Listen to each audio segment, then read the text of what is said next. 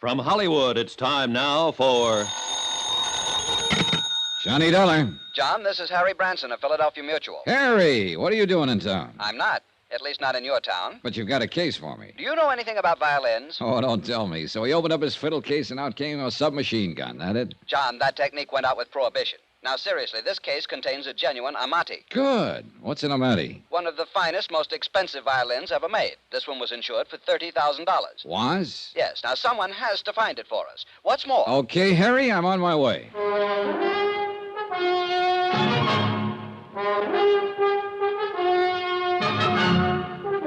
Tonight and every weekday night, Bob Bailey in the transcribed adventures of the man with the action-packed expense account, America's fabulous freelance insurance investigator. Yours truly, Johnny Dollar.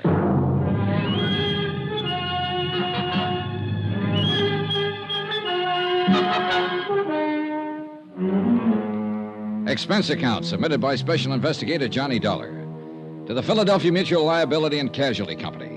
The following is an accounting of expenditures incurred during my investigation of the Ricardo Amerigo matter. Expense account item 1, 1240, train fare and incidentals to Philadelphia, Pennsylvania. I took the train because Harry Branson didn't seem to be in any particular hurry, and I kind of like a slow look at the countryside this time of year.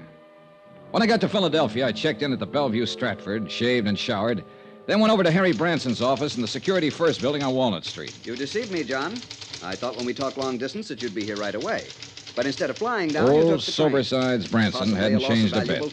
Hair a little grayer than the last time I'd seen him, perhaps. But still the same serious lad who always acted as though he was carrying the weight of the world on his shoulders. Now, I feel a deep personal concern over the whole matter because it was a man I put in this office myself who issued the policies, both of them. 2 policies on this fiddle you were talking about? No, John. One on the Amati violin, $30,000. Yeah. And one on Ricardo Amerigo himself for $20,000. Who is Ricky? Who? Well, isn't that what you said his name is? I'm sure I didn't mention anyone by the... Oh, Ricardo Amerigo, yes.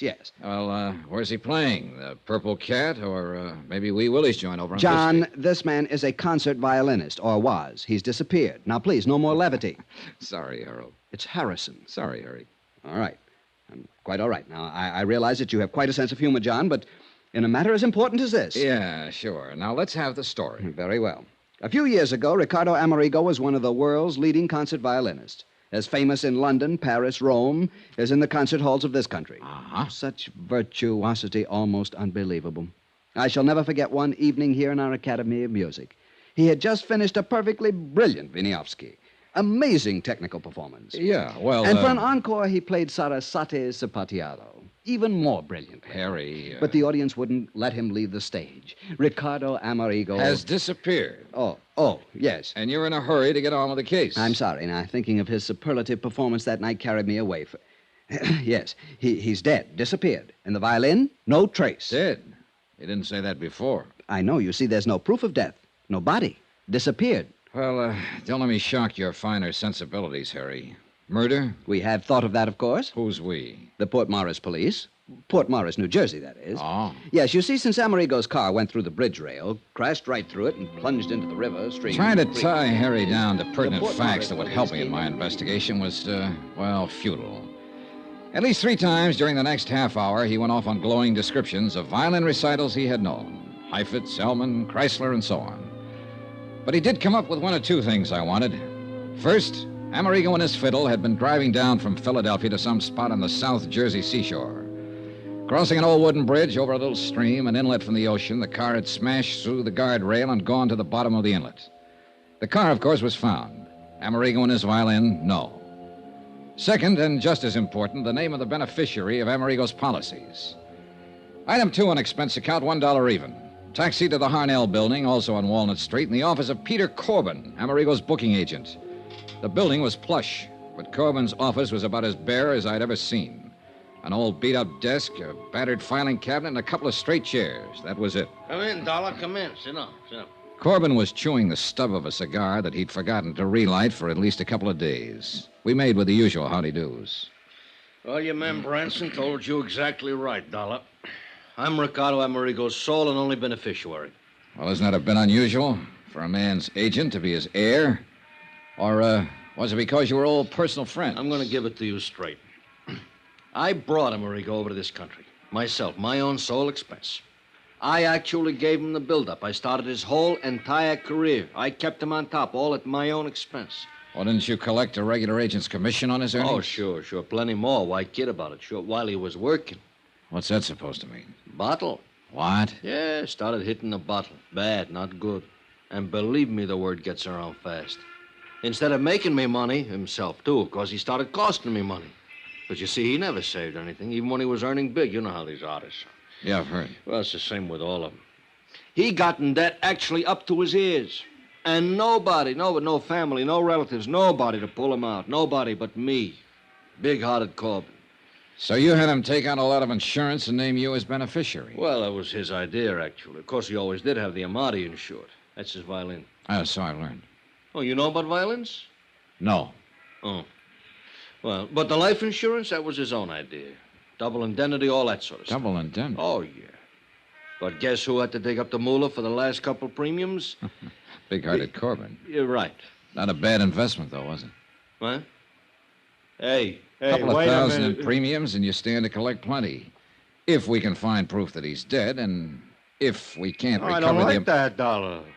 I don't either, Corbin. It doesn't smell good. Oh, you think me, his own agent, actually rigged something like that for one of my best friends? You think that... Listen, wise guy. Even if I did have any of a such idea, it'd be crazy. Anything actually as obvious as that. Well, sometimes the most obvious is the best cover-up. Oh, get out of here, Dollar. Unless you want somebody to start collecting on your insurance. Even if it isn't you, huh? Get out! So help me. Yeah, pretty obvious. And every time you open your mouth... Oh, no, you don't. Why is it that people who telegraph their punches are always the first to start swinging? I don't know. Anyhow, I left Corbin to pick himself up and start thinking about some alibis he might need. And in the cab back to my hotel, I did a lot of thinking myself. Sure, the obvious off times is the best cover-up. And yet it might be too obvious. Far too obvious. Branson here? Johnny Dollar here. Oh, John, good. Listen, at least there'll be no double indemnity to pay in the Amerigo matter. For accidental death, that is. You see... Wait a minute. About an hour ago, you weren't even sure he's dead. Did somebody find the body? No, unfortunately, but I've just received a call from the Port Morris police. They completed their examination of Amerigo's car. After they pulled it out of the creek, of course. I hope so. John, they found conclusive evidence of murder. Harry, I'll call you from Port Morris. Expense account, item 2. Subway, ferry, train, and bus fares to South Vineland, New Jersey. South Vineland because Ad Bowles lived there, and I knew that if anything at all happened in the heart of sunny southern Jersey, Ad would know about it. Retired and raising some of those wonderful South Jersey sweet potatoes and peaches with plenty of hired help, he amused himself by moseying around, getting to know everybody and everything that happened in his section of the state. He had an insatiable curiosity and money enough to keep it satisfied. Hi, you conniving, chiseling son of a gun. I've been waiting for you to get here. What took you so long? Hey, what was that conniving, chiseling crack, son? We're still on expense account, aren't you? Yeah, sure. Sure, and so help me, nobody in history ever had the knack of padding out an expense account the way you can. And collect those fancy commissions on top. When I was a private investigator... Who is retired? You call this retired 270 acres of sandy soil from which to try to wrestle the poor living? Oh, no, wait a minute. That Cadillac Eldorado out front, that belongs to one of the hired hands. 983 peach trees. And isn't that a landing field I see out there through the window? A lot of sweet potato land to be cultivated. Well, yes. Say, why didn't you fly down or let me know and I'd have picked you up? Look, with all the time I have on my hands... I thought you said you were very busy. Yeah. How long are you going to stay? So I can figure out where we'll go or what we'll do. Ed, I'm on a case. Well, sure. Ricardo Amerigo and his priceless fiddle. Oh, no. It was easy. When I heard about him going over the bridge, I contacted Barney Peters of the Port Morris PD. From Barney, I learned all about the next of kin. His agent, that is. Pete Corbin. Right. And that boy at Philadelphia Mutual, Harry Branson. And I knew Branson wouldn't call anybody but you in on the case. So here you are. Still a private eye, aren't you, Ed? Gotta have some way of killing time. And I suppose you have the whole case solved. Yep. Well, according to Harry Branson, who heard from the Port Morris police just before I left Philly, it was murder. Oh, you point killer. I thought I'd be the one to tell you that. No, sorry. The cops knew it first. Second, I told them. Huh? Yeah, I showed them where somebody'd used a hacksaw on the steering arm of Amerigo's car when they dragged it out of the creek. Uh-huh. So that was it. Yep. And who wielded the hacksaw? Well, Pete Corbin. Who else? Why? Who else stood to benefit by Amerigo's sudden trip to the great beyond? No. It's too easy, Ed. What's more, he's the only one who had constant and complete access to Amerigo's car. Why, he not only mothered little Ricky, clothed and fed him and kept him in booze, but he paid his rent, swept out his apartment, serviced his car. No, it's too easy. And Johnny, that car was even kept locked in Pete Corbin's own garage. And Corbin had the only key. Where did you learn that? From Corbin's landlord, by phone, of course. Said he thought Corbin did that so Ricky couldn't go out driving when he was drunk. And me? I think it was the other way around. He'd only let him drive when he was drunk, huh? Instead a good chance of smashing up what would look like accidental death. So that Corbin would collect the double indemnity. It's open and shut. Any proof, Sherlock? Just get to Corbin, throw it all at him, and break him down. Maybe he'll even find the hacksaw tucked up his sleeve. Too easy. Any bets that it isn't Corbin? Yeah, I'll bet you. You name it. My commission on the case. I'll match it. Oh, and plus your expense account. Look, Ed, I want to see that car and the bridge and the creek, anything else I can find. Sure, I'll fly you down there. Then we can go on over to Atlantic City, hit some of the night spots. Your treat. You know, so we can build up the expense account enough for me to collect plenty.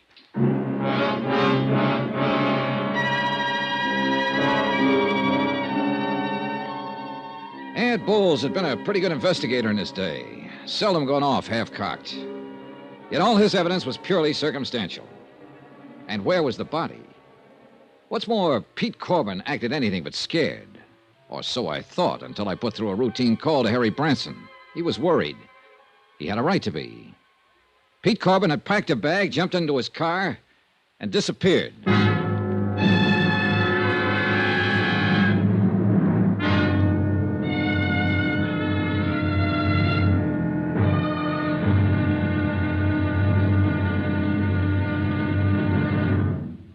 Now, here's our star to tell you about tomorrow's intriguing episode of this week's story. Tomorrow, a soggy day in a soggy South Jersey swamp. And a discovery almost too good to be true. Join us, won't you? Yours truly, Johnny Dollar.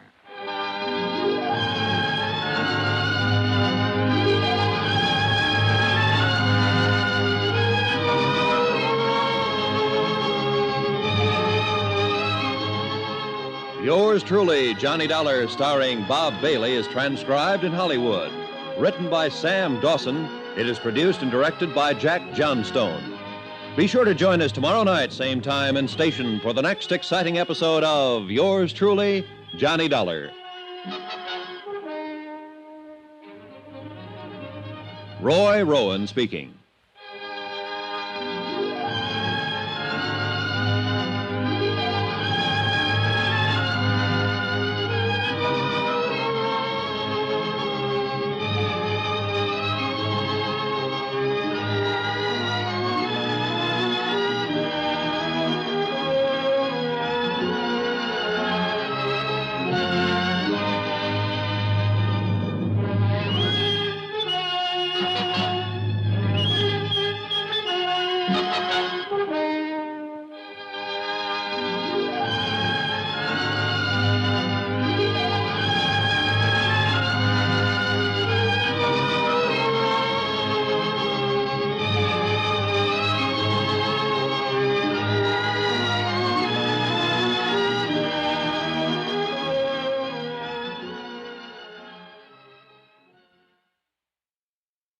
From Hollywood, it's time now for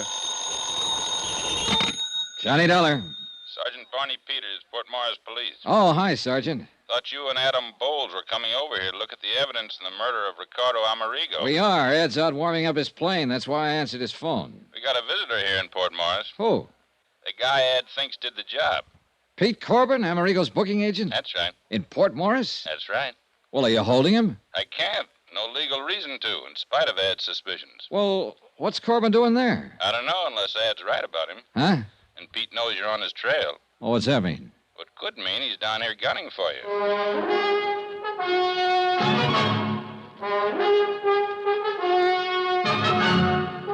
Tonight and every weekday night, Bob Bailey in the transcribed adventures of the man with the action-packed expense account, America's fabulous freelance insurance investigator. Yours truly, Johnny Dollar.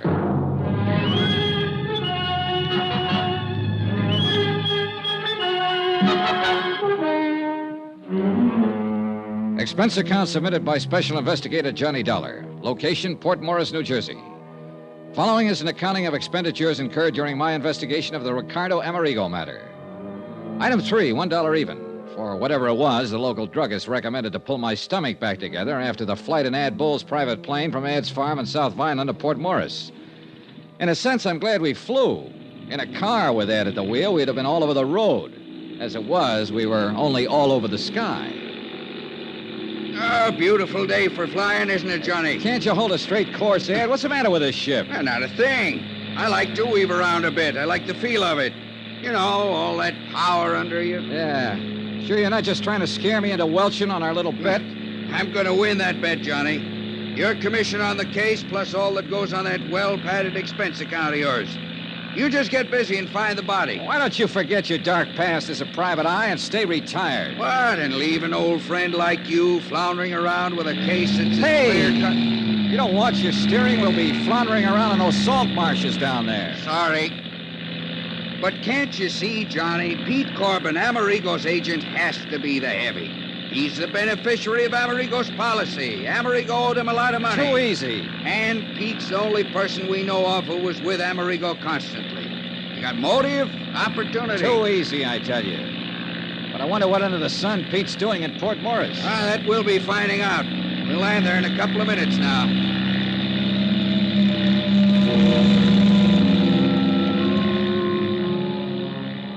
The little town of Port Morris was set on the edge of one of the wide salt marshes that border a lot of the South Jersey shore. Just a vast expanse of salt hay indented with little coves and inlets. Soggy, swampy country. Ideal breeding place for the famous Jersey mosquitoes. And I guess for me, the ideal breeding place for trouble. Sergeant Barney Peters met us at the mucky little landing strip just outside town. And we headed out on a narrow, muddy road across the marshes. Yes, sir, Mr. Dollar. If I were you, I'd try to pin down this Corbin. Where is he now? Back in town. Got Alf McCracken keeping an eye on him. Alf's the boy you saw Amerigo crash through the bridge that night, you know. Barney, I still wish you'd cooked up something to hold him. But what, Ed? Sure, Ed. Every bit of evidence you think you've got on Corbin is purely circumstantial. What else have you got to go on, John boy? Oh, we'll see. We'll see. After I have a look at the bridge Amerigo busted through in his car. It's just up ahead a bit. Crosses the Lucky Hoe Creek. I'd also like to know who could have... Well, I'd like to know what could have happened to his body. To that $30,000 Amati violin. You'll see.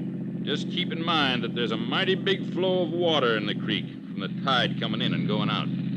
Tell me, Sergeant. Johnny, I checked it. Huh? Tide had just turned, was on its way out to the ocean at the time Amerigo's car went over the bridge. Right, Barney? That's correct, Ed. Right now, though, it's probably about as low as it'll... Whoa! What's the matter? Just pulling over to let this car that's coming pass us. Otherwise, one of us might sheer off into the swamp. Yeah, these roads weren't meant for two-way traffic. Darn fool's coming pretty fast for a road like this. If he isn't careful... Hey, look, Pennsylvania plates. Huh? He's right. That's Corbin's car. Corbin, huh? Swing across the road. Block him. Quick! Son of a gun. Oh, now, where's Corbin, all right? Well, then swing around. Go after him. On this road, he'd slide off into the swamp so fast, by the time we go on up to the bridge and turn, he'll be halfway back to Philadelphia, blasted. Well, we had the bird in hand and didn't know it. What are you going to do now, Johnny? Just exactly what we started out to do. You're losing valuable time. Now, if I were still in this Ed, racket... why don't you stay retired? We drove slowly on up to the bridge, stopped and got out. And although the tide was almost low now, it was easy to see how that rush of water would easily carry a violin or a body or most anything right out to sea. Or could it? The tide was running this same way when it happened. Out. Yeah. And the current was a lot stronger than it is now, so you can imagine what it would... Huh? Yeah. What's the matter, Johnny? Well, that big bird nest, whatever it is, down there at the side of the creek, 50, 60 feet. Oh, that's just where the reeds and hay got matted up. Does look like... Hey. Yeah. If that isn't a fiddle case propped up on top of it. Sure looks like one. Sure it is. Sure. The tide was higher then. The fiddle's stuck in those reeds. Wait here. Well, now, Johnny, don't. You come back here. Dollar! Dollar, it's like quicksand. Stay out of it. You darn fool. It was like quicksand, too. You'll never make it. Black, glowy muck. And I sank into it up to my knees. I almost had to swim through it, hanging onto it, pulling myself along by the reeds and bulrushes. But half of this case hung on that $30,000 Amati violin, and I wasn't going to let it slip out of my hands.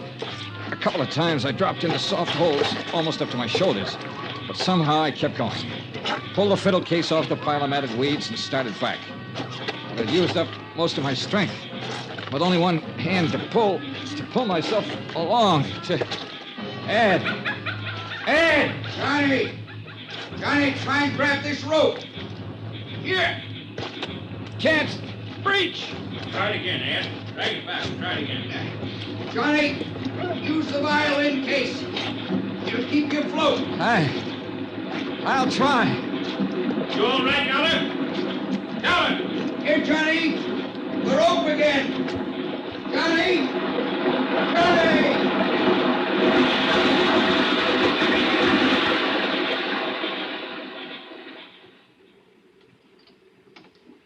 I hadn't passed out. So help me, I hadn't. Not entirely, that is. Or I'd never have been able to grab the line that Ad Bowles threw to me. Needless to say, I took a lot of kidding from Ad and Barney Peters on the drive back to Port Morris, especially since I didn't really know what had happened until I came to in the back seat of the car, clutching the fiddle case. Jerk. If you'd held onto the rope with the death grip you have on that violin case, we'd have got you out of that muck before you swallowed half the salt water in that inlet. Yeah, sure. I'll say this for you, Mr. Dollar. You don't give up easy. The fiddle. The $30,000 Amati. At least I had half of this miserable case in hand in my hands. There'd be no insurance collection on that violin. And then I saw it. What's the matter, Johnny? You passed out again? No, Ed. You should have cleaned me up before you piled me into this car. What? Look. Well, what is it? Piece of shirt. Ricardo Amerigo's shirt. Is that? Yeah, look. Monogram on the pocket, R.A. And what looks like bloodstains. Hey, you're right. Where'd you get that? I must have picked it up when I picked up the fiddle. Well, at least it proves that Amerigo went down with his car. No doubt of it. What I didn't tell him was that the piece of cloth from Ricardo Amerigo's shirt was fastened to the violin case. Deliberately put there. But by whom? By Pete Corbin, Johnny. That's your man. Are you listening? Yeah, I'm listening. Beneficiary, confidant, caretaker of both Ricky Amerigo and his car. Who else could have sawed through the steering bar that made the car run off the bridge? And a guy who was smart enough to have it happen in this godforsaken salt Now, marsh. just a minute, Ed. Okay, Barney, in the heart of sunny southern Jersey, where he expected nobody'd find car or body or even the fiddle until long after the insurance claim was met. Thanks to a tide that'd carry everything out to sea. For indeed, my friend, if your deputy, Alf McCracken, hadn't actually seen Amerigo's car slip through the bridge rail... Oh, wait a minute. Yeah. If Pete Corbin had planned this whole thing, he would have made sure the corpus delicti would be found. Johnny, that's why he had the accident happen where somebody saw it. Yet that somebody, Alf McCracken, didn't see the fiddle float away, didn't see the body float away from the car. Oh, stop it, John, boy. You know as well as I do that this whole thing was engineered by Corbin. All right, tell me, investigator, what was he doing down here today? Lord knows, and I don't care. Probably to plant that piece of shirt. Johnny, I've given you all the help I'm gonna on this case. From now on, you either follow my tip and lose your bet to me, or you don't and give yourself a black eye with insurance company. Johnny. Oh, yeah, Barney. Ed's a good detective. He'd have to be to retire on that nice farm of his over in South Vineland. He even broke a burglary case for me once here in Port Morris a couple of years ago when I couldn't break myself. Pastime. But you've got guts. I like you for it. Thanks a lot. And to me, the Pete Corbin theory looks, Well, too easy. Oh, not you, Barney. That's what I've been trying to preach to that stubborn egghead sitting beside you. I'll lend you a suit of clean clothes, and you can chase this thing down in the way you want to, without the dubious help of somebody who's just trying to win a bet from you. Traitor. And if I were you, I'd hunt up a few other people who knew Ricky Amerigo besides his press agent, Pete Corbin. You are a mind reader. Gentlemen, I have only one thing to say. And, Johnny, it's addressed to you. When you finally find that Pete Corbin done it, you know where to send the check to me.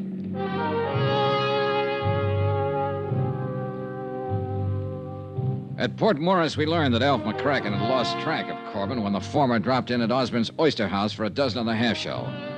Hadn't even seen him take off in his car, much less leave in a hurry after spotting us on the road to Lucky Hole Creek. I took advantage of Barney's offer, borrowed a suit of his clothes, and accepted a ride from him to the crossroads of Woodvine where I could get a bus back to Philadelphia. Sure, half my job was done. I'd recovered the $30,000 Amati violin, but I could still hear the oh-so-pleasant voice of Ad Bowles, ex-investigator, not so retired. You know where to send the check to me, Johnny boy. Expense account item 5, $4.95. Bus fare from Woodvine to Philadelphia. And believe me, it's a long bus ride. As soon as I got to my hotel and changed into my own clothes, I called Harry Branson at the insurance company. Mr. Branson here? This is Mr. Dollar, Mr. Branson. Yes, Mr. John. Yeah, I'm back at my hotel, music lover. And I've just won the $30,000 Amati. What? Yeah, I got the fiddle for you. Well, thank heaven you recovered it. What of Ricardo Amerigo? Later. Do you want the Amati? I'll be right over.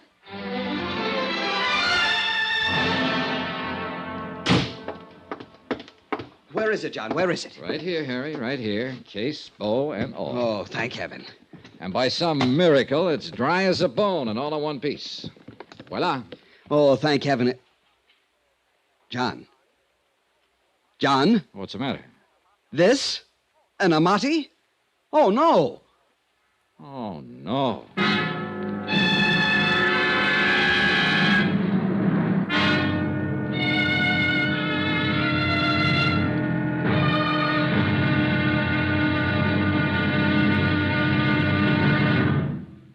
Now, here's our star to tell you about tomorrow's intriguing episode of this week's story. Tomorrow, the results of a poker game. And believe me, there are times when the cards can be really stacked against you. Join us, won't you? Yours truly, Johnny Dollar.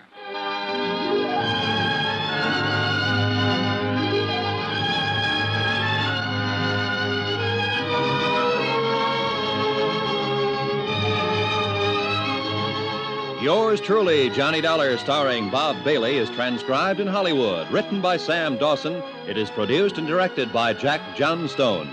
Be sure to join us tomorrow night, same time and station, for the next exciting episode of Yours truly, Johnny Dollar. This is Roy Rowan speaking.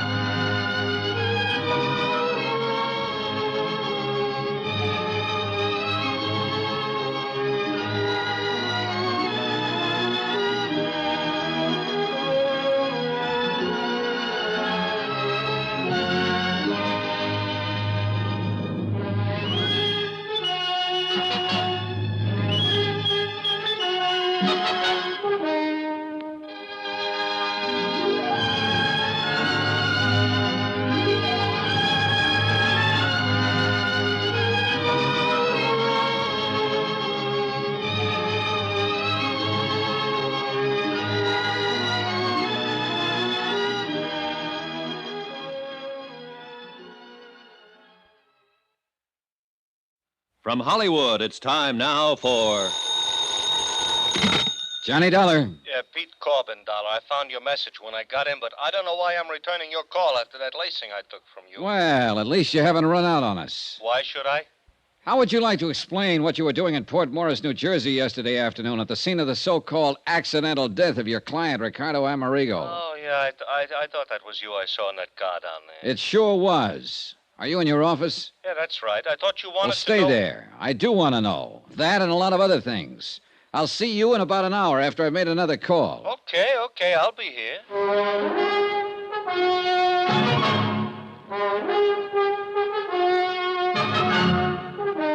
Tonight and every weekday night, Bob Bailey in the transcribed adventures of the man with the action-packed expense account, America's fabulous freelance insurance investigator. Yours truly, Johnny Dollar.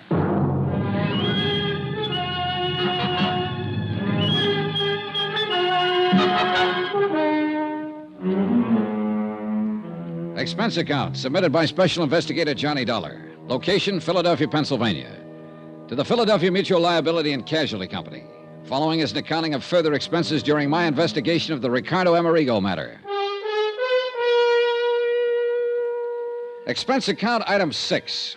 $33.75. Dry cleaning and new shirts, socks, and so on, including one pair of shoes to replace the ones I lost in the South Jersey swamp while rescuing what I thought was a priceless Amati violin in a muddy tidewater inlet called Lucky Hoe Creek.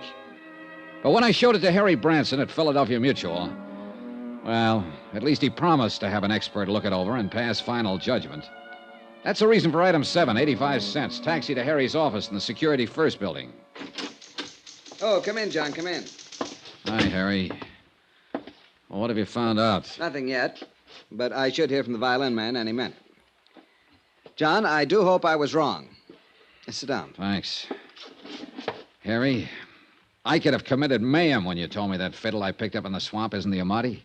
To think you nearly drowned retrieving it. Oh, brother, that's putting it mildly. But I'm sure Foresto will know. Foresto? Foresto's Nigliario, however he pronounces it, the violin man. He really an expert? Well, he's the one who okayed the $30,000 policy on Amerigo's violin. Let's just hope this one's it. Did you learn anything in Port Morris? Only confirm what you'd already learned from Sergeant Peters down there. That someone had sawed through some steering connection on Amerigo's car before it crashed through the bridge. Yeah. Still no sign of the body? Nope. Oh, a man named Adam Bowles called. Oh, he's an old friend. Used to be a private detective and just can't get it out of his system. Oh. Well, he called me, you know. I know. And I must confess, John, that I'm inclined to agree with him. That Peter Corbin, Amerigo's agent, did it? Agent and beneficiary, John. And apparently the one person who knew Amerigo well enough. I said it to Ad Bowles until I was blue in the face, Harry, and I say it again. Too easy. But who else? I don't know. That's what I came back here to find out. All the evidence. Circumstantial evidence. The kind of man that'd be a fool to let pile up against him if he really was guilty. Even so. Harry, let me do it my own way, huh? What if this Corbin tries to skip out? Then will be the time to... Excuse me. Yes. Mr. Cherniero to see you, sir. Cherniero. I knew that was it. Send him in. Our man is here, John. Foresto? Yes, sure. Oh, well. Come in, Foresto. Meet Mr. Dollar. Yes, how do you do, Mr. Dollar? You brought the fiddle? Yeah. Right here on the desk. Well? Thank you. I'll open up the case. Well, is it? Mr. Bronson, Mr. Dollar, I'm sure. Well? Well, Mr. Cherniero? Cherniero. Look, you've only got to look now that I've cleaned away some of the mud and the salt from the swamp where it was found. We're lucky it did not do any real damage to change the appearance. But nobody could tell the way you gave it to me. Well, how about now that you've cleaned it up? Yes. You see here. The shape of the F holes, the curve to the belly. Yeah? The beautiful shape, the signs of age, and above all, here, you see, the label. Label? Through the F hole, you can see it. There, Niccolo Amati. Then it is Amerigo's. See? You're sure, Mr. Cherniero? The label says. And Foresto says. Well, look, I talked with a fiddle player in the orchestra at my hotel last night. He told me there are literally thousands of imitations of every important violin ever made. Shape, size, label, and all. Now, listen, Foresto. See? Tell me the truth. Do you really consider yourself an expert? Well, I'm a seller violins in my store. Violins, harmonicas, ocarinas, victrolas. How good are the violins you sell? Oh, good ones. Some as high as $65. Harry, do you mean to tell me... With all due apologies, Foresto, do you mean to tell me he was your authority for a $30,000 policy on Ricky Amerigo's violin? Well, of course, a representative from the Wurlitzer collection in Chicago verified Foresto's opinion at the time. See, the Wurlitzer know every good violin in the world. Yeah, Harry, let me have it. I'll give you a receipt for it. I'll bring it back when I'm through with it. Whatever you say, John. I assume you want to check further on the authenticity. And you are right. John, Yeah. to put it bluntly, you've still not accomplished very much insofar as Amerigo himself is concerned. With this fiddle under my arm, I think maybe I will. See you later.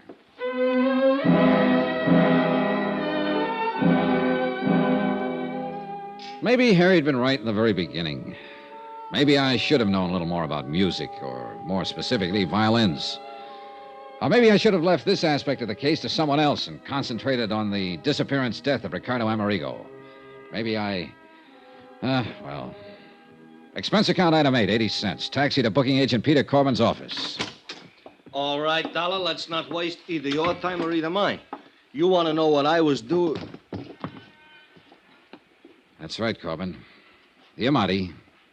I found it right where you planted it, in that swamp near Port Morris. You actually found it. What do you mean where I planted it? What else were you doing down there in the South Jersey swamps? Is that where you found Well, it? you ought to know.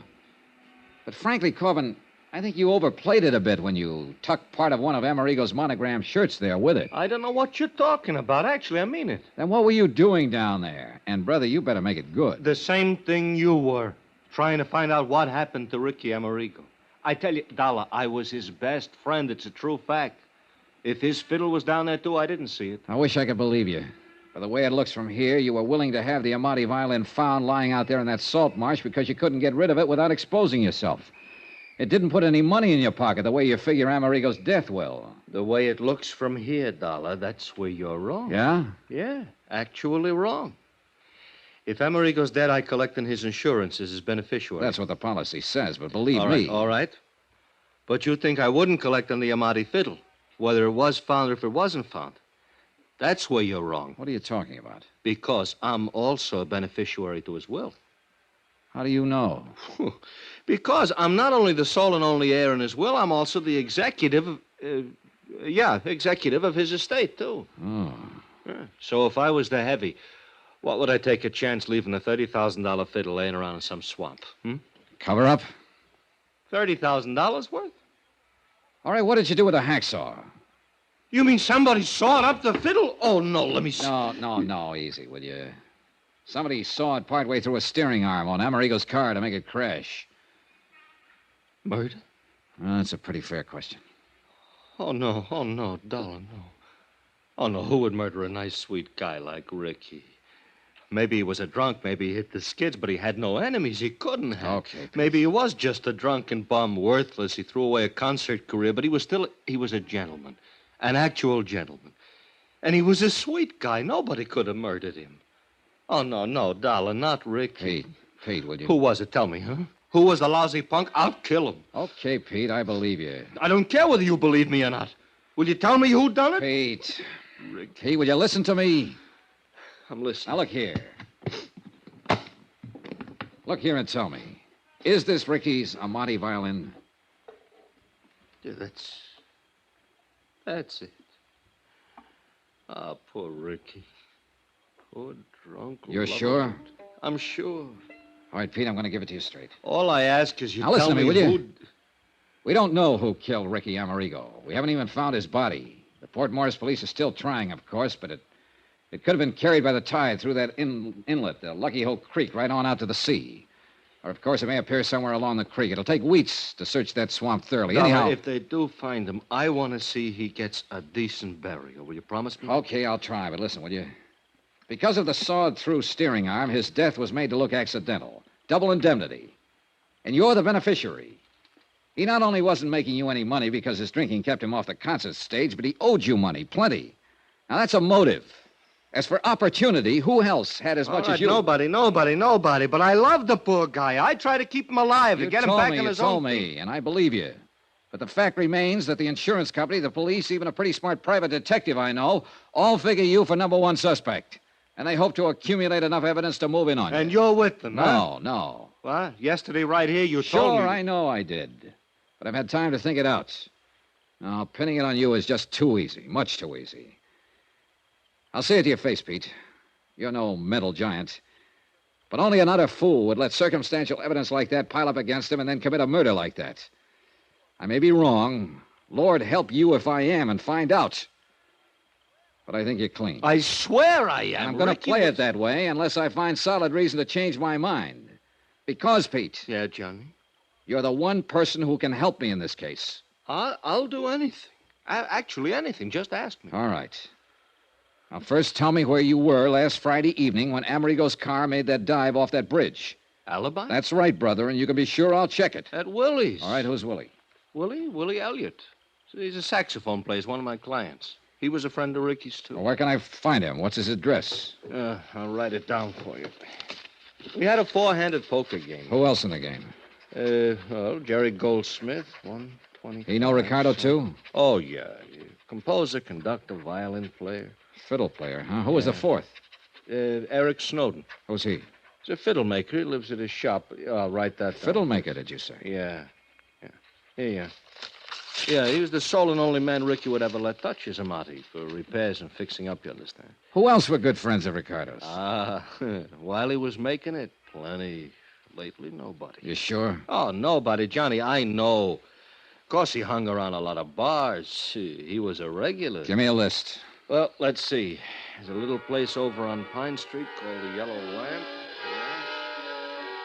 Expense account item 9, $370. A quick sandwich for Pete Corbin and myself and a flock of phone calls to Pete's poker pals. Just to make sure they were in and available when I could get around to see them. I had to phony up an excuse for seeing each of them. A friend of Pete's, just in from out of town, suggested I give you a call, that sort of thing. And apparently it didn't arouse any suspicion. At least it was a start. And for the first time, call it a hunch or whatever you like, I felt I was going to get somewhere in this case. As it turns out, I was. Believe me.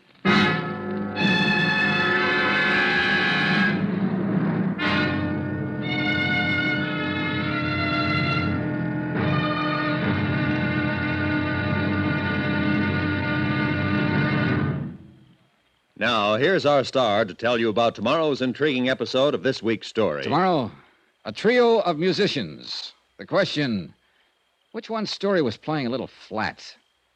Join us, won't you? Yours truly, Johnny Dollar.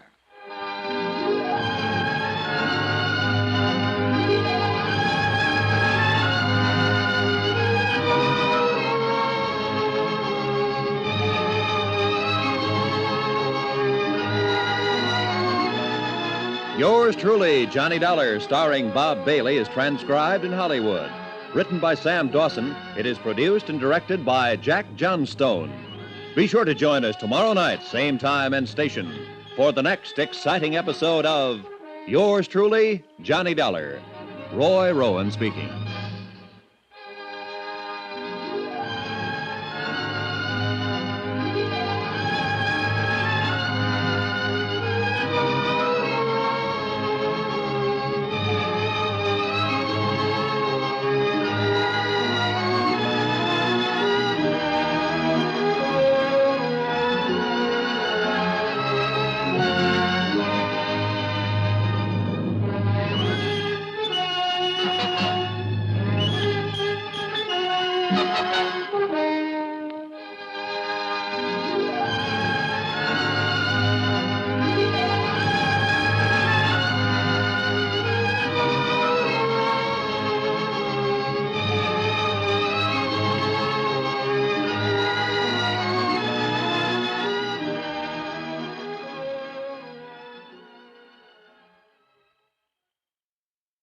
From Hollywood, it's time now for... Johnny Dollar. You are investigate. Hello? What'd you say? Who is this? You are investigate Ricardo Amerigo. Yeah, that's right. I'm investigating the Ricardo Amerigo matter. Who are you? Hello? Hey, listen, do you have some information, a tip on the case? Who are you? Hello? Hello. Hey, what is this, a gag? Yeah. Or is it supposed to be some kind of a cockeyed threat, a warning for me to get off the case? Believe me, this is no gag. Hello? Hello?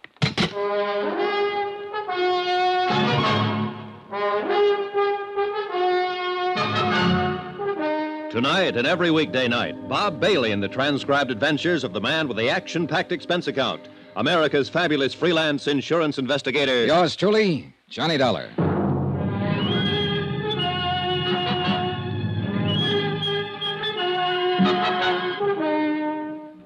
Expense account submitted by Special Investigator Johnny Dollar. Location, Philadelphia, Pennsylvania. to the Philadelphia Mutual Liability and Casualty Company.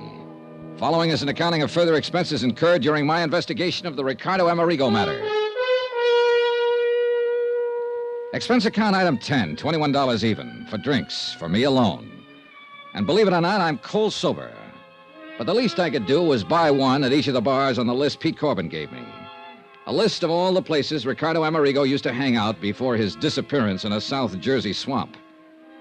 In spite of all the circumstantial evidence pointing his way, I still wasn't convinced Corbin had engineered an accident to kill Amerigo. Pete had also given me a list of Amerigo's closest personal friends, 3 of them. I told him I'd see them later. Meanwhile, I hoped to learn something helpful from the places where he apparently spent most of his time during his last few months on this earth. But the result can pretty much be summed up at the last bar on the list, the Hangover Club. There you are. Cost you 80 cents. Here, keep the change. Oh, thanks. Yeah, it's just like I tell you, mister. You'd come in here, buy a few drinks, sit and drink them, leave. Well, didn't he ever talk to anybody? Not even me. Just sit there and get plastered until one of his friends would come in and drag him away. Who? Did you know any of them? Oh, sure. Willie Elliott, saxophone player at the Crystal Room. Oh. Who else? Jerry somebody, fiddle player. Jerry Goldsmith. Yeah, they're on my list. Huh? Anybody else? No. Oh, yeah, wait, sure. His agent, Pete Corbin. Yeah, that's it.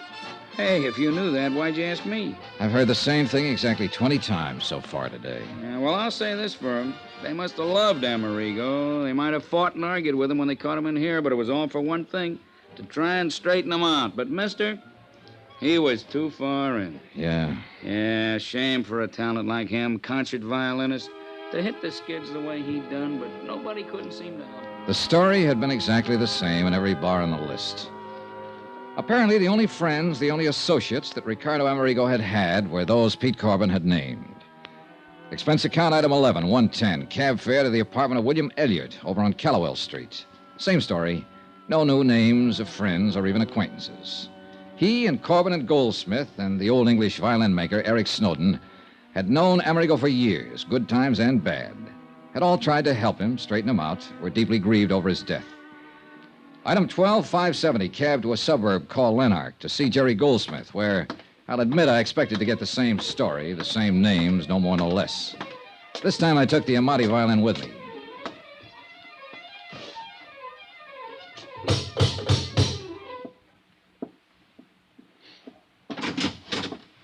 Hi. Who are you? I'm Johnny Dollar. Oh, yes, you called. Come in. Friend of Pete Corbin's, you said. Sit down. Mr. Goldsmith, I'll get right to the point. I'm an insurance investigator, and I came in... That violin case. That looks like Ricardo's. It is. And the Amati? Yes. Oh, thank God. I found it down in a South Jersey swamp where Amerigo's car plunged off the bridge. It had been lying there, hidden by the marche for several days. Is it all right? May I see it? Well, one reason I brought it along was so you could substantiate identification. I make no bones about it, Mr. Dollar. I coveted this violin like nothing else in the world. I've played many fine instruments, Strads, Guarnieri, even this, my Stainer. I see. But Ricardo's Amati, there was something between that violin and myself that could exist for no one else. Not even Ricardo Amerigo when he was at his greatest. And when he started his terrible downfall. You, wanted it even more, huh? Yes, more than anything else in the world. Enough to kill for it? Mr. Dollar, I should kill you for even thinking such a thing. I loved Ricardo. Okay, sorry. The fact remains somebody sawed through a steering arm on his car. I still can't believe that. No one could have killed Ricardo, no one. Only 3 others beside myself even knew Ricardo these past few years. Corbin, Elliott, and Eric Snowden. Pity him, feed him, clothe him, try to fight him away from the liquor that had ruined his brilliant career, yes. Even hate him at times for what he'd done to his life, but murder... I'm sorry. May I? Sure. It, is the Amati. Yes, I know it as well as I know my own. May I play it? Sure.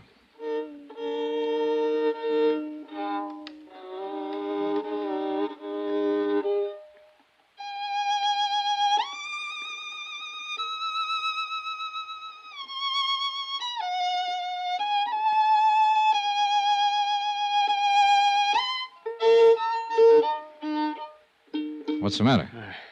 I don't know.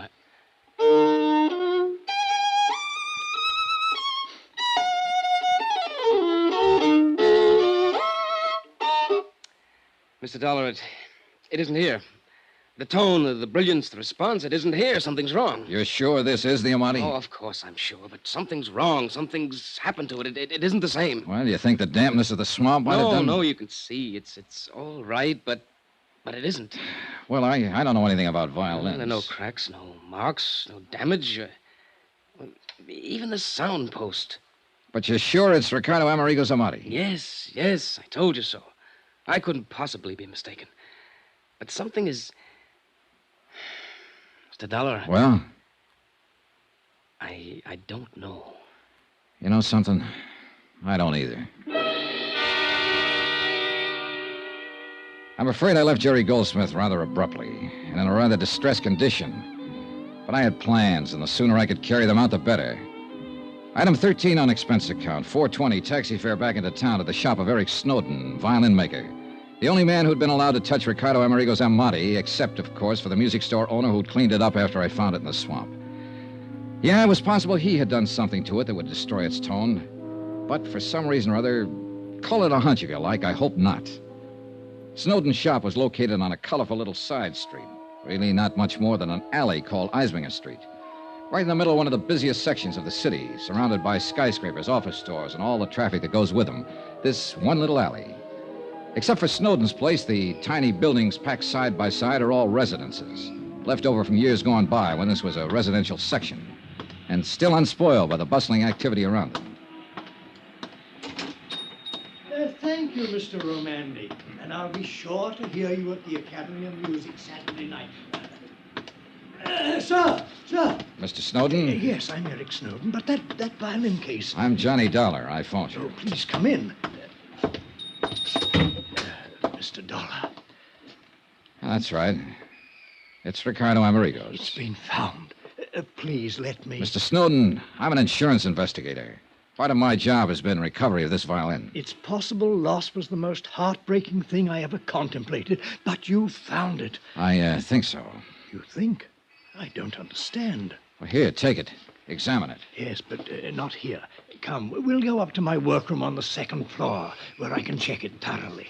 I'll lock this front door so we won't be disturbed. Now, come with me, please. I can't believe it. It's so wonderful you found it. It would have been a terrible loss to the world. Yeah, I guess so. You're not a violinist yourself? No. I'm afraid the only violin music I know is what I hear in... Now, here we are. Oh, quite a shop. Most of the finest violins in the world have been here, one time or another. The Stradivarius of Yasha. It was quite a shop. The violins The of... walls were lined with fiddles in the making, and with tools. Some familiar and some that were... Wait a minute. Hacksaws. A couple of them small and delicate, but one a big one and dirty. As Eric Snowden turned away to open the violin case, I ran my fingers over the blades. There was grease on one. Axle grease. Now here.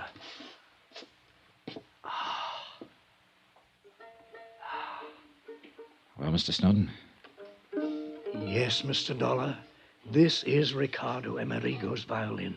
You're certain of that? Eh? Do you think that I, of all people, wouldn't know? Mr. Dollar, aside from Ricardo himself, I am the only person who has touched this magnificent instrument for years now. I must confess I resent your least question of my judgment. All right, I'll be honest with you.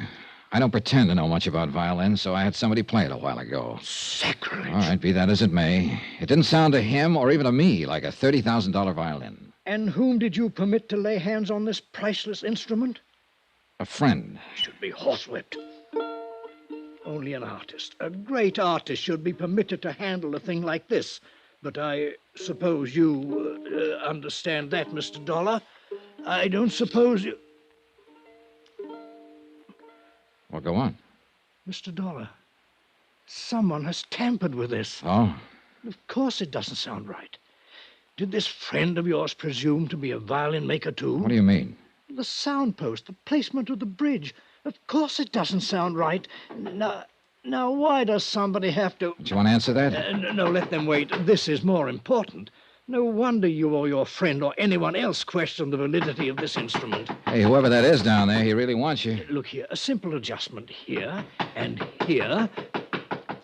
Oh, bother. Go ahead, I'll wait. All right, I shall be right back. It was a quick suspicion when I spotted the hacksaw on the wall, and I couldn't forget the warning over the phone. While Snowden waited on his customer, I poked around the shop some more, looking for goodness knows what. And I found exactly nothing. No doubt Snowden was telling the truth. Until I started to sit down to wait for him, and as I pulled over a stool, I knocked open the door of a cabinet next to his workbench. I started to close it again, and then I saw it. Hanging there on a hook was a violin.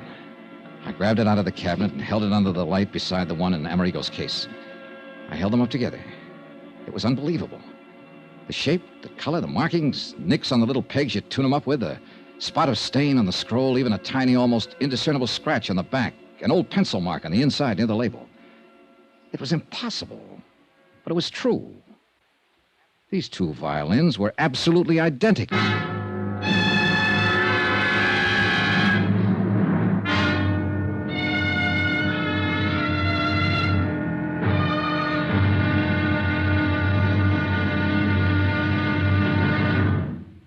Now, here's our star to tell you about tomorrow's final intriguing episode of this week's story. Tomorrow, well, it's a wind-up.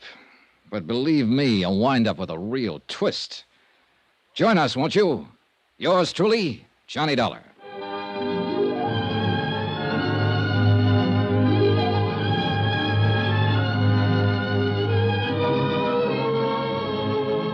Yours truly, Johnny Dollar, starring Bob Bailey, is transcribed in Hollywood. Written by Sam Dawson, it is produced and directed by Jack Johnstone. Be sure to join us tomorrow night, same time and station, for the next exciting episode of Yours truly, Johnny Dollar. Roy Rowan speaking.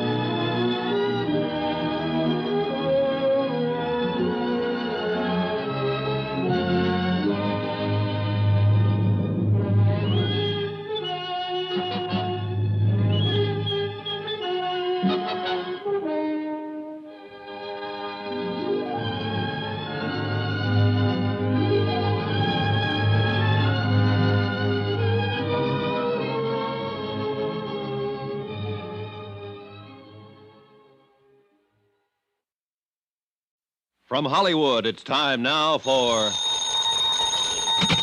Johnny Dollar. John, this is... Don't tell me. Harry Branson at Philadelphia Mutual. Yes, it is. Listen, John, I know you found his Amati violin. Are you sure? But Ricardo Amerigo himself, nothing. And after all, there's not only the $20,000 policy on him, but... What do you mean, am I sure? Are you sure it was Amerigo's Amati violin I found? Why, of course... What do you mean? What if it wasn't? What if it was just an imitation? John, stop it. That's What do you mean? That $30,000 well-insured fiddle I picked up in the South Jersey swamps may be a phony. Oh, no. For heaven's sakes, come over here to the office and tell me... Oh, take it easy, Harold boy, until I've had time to find out a few things. John? See ya.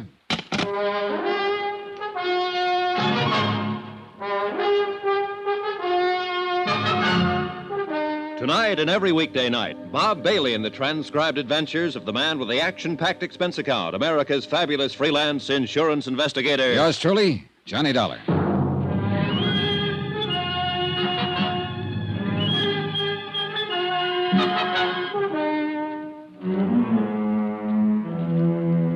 Expense account submitted by Special Investigator Johnny Dollar, location Philadelphia, Pennsylvania, to the Philadelphia Mutual Liability and Casualty Company. Following is a final accounting of expenditures incurred during my investigation of the Ricardo Amerigo matter. When Ricardo Amerigo's car was hauled out of a swamp somewhere near Port Morris, New Jersey, there was no sign of his body. Only a sawed-through steering arm on the car that indicated somebody had done him dirt. However, I did find the fiddle, the $30,000 Amati that had helped him become one of the world's top concert violinists. Anyhow, with a fiddle under my arm, I ended up at the shop of violin maker Eric Snowden for final confirmation that it was the genuine Amati that I'd found. This Eric confirmed. However, while we were in the second-floor workroom of his shop on Eisminger Street talking about the fiddle, somebody pounded on the street door downstairs. Oh, bother. I'll be back in a moment, Mr. Dollar. And that's when I accidentally, and so help me it was accidental, I knocked open the door of a cabinet and discovered another violin, identical in every respect with the one I'd found in the swamp at the scene of Amerigo's accidental death. Okay, so I did exactly what you would have done. I put the one in the cabinet into Amerigo's case and the one from the case into the cabinet. One of them was the genuine Amati. But which one? I'm sorry, Mr. Dollar, but he was so insistent. I thought he was one of my, shall we say, better clients. As it turned out, it was just a youngster who wanted to see one of the new G-strings. A youngster? Oh, I see you're joking. But now, let me take this magnificent instrument, readjust the sound post and bridge so that it... No, wait, Mr. Snowden. Eh? It's later than I thought. There are some things I must do immediately. Suppose I come back here later. Very well. Meantime, I shall make the adjustments on the Amati to restore its No, tone. I've got to take it with me. But I don't understand. There are a few things in this case I don't understand right this minute, but I hope to before very long. Mr. Dollar, you talk in riddles. Why don't you leave the violin? No, and let thanks. me- I'll see you later. But please be careful with it. If anything should happen to that priceless... Don't worry. Nothing will happen to it.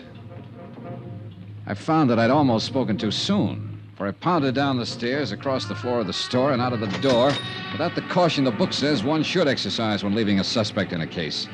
I'd no sooner got out on the street... It was a flower pot big enough to have killed a horse in its fall from the upper story window ledge. Oh, no. Good heavens, wait, Mr. Dollar. That was an accident. But I didn't wait. Was Expense account item 14, 10 cents. Phone call to Harry Branson at the insurance company to have the police put a man on Eric Snowden's shop immediately to make sure he wouldn't try to skip. Item 15, $7.50 for a cab to the house of fiddle-playing Jerry Goldsmith out in Lanark. Mr. Dollar. Hello, Goldsmith. I didn't expect it. You left in rather a hurry earlier. Sorry, I had to keep a date. Hey, look, Jerry, when I was here before... You still have the violin? Yes, when I was here earlier and you played it, you didn't seem to think it was really Ricardo Amerigo's Amati. No, I didn't say that. At least At least it didn't sound like it when you played it. Yes, Mr. Dollar, that's right. Now, think a minute. You were a bit upset, excited, whatever you want to call it, when I brought it to you. Yes, that's true. Nevertheless... And I think you were also afraid I might have suspected you of Amerigo's murder when you admitted his violin was the one thing you wanted more than anything else in life. Except, of course, to have Ricardo straighten out. Become himself again. Become the artist again. Deserve to have this... Oh, I don't know. Whatever I say seems to make it sound like a... I don't know. All right, now, look, Jerry, calm down, will you? I'm not trying to pin a murder rap on you. Calm down and do something for me, will you? Why, yes, of course. What? Here. Have you had something done to it to restore the tone it used to have? It hasn't been touched by anyone else since I laid my hands on it. But I want you to play it again. Yes, of course I will. But didn't you say that some old fool with a music store cleaned it up? Jerry, it hasn't been touched by anyone else since I laid my hands on it. Now play it. All right. Go ahead, Jerry.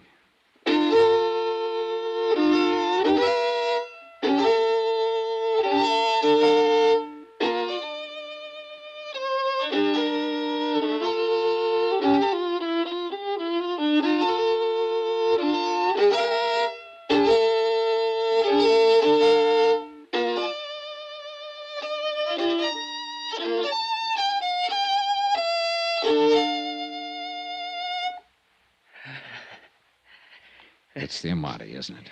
Yes. Yes, it's the Amati. A beautiful, wonderful...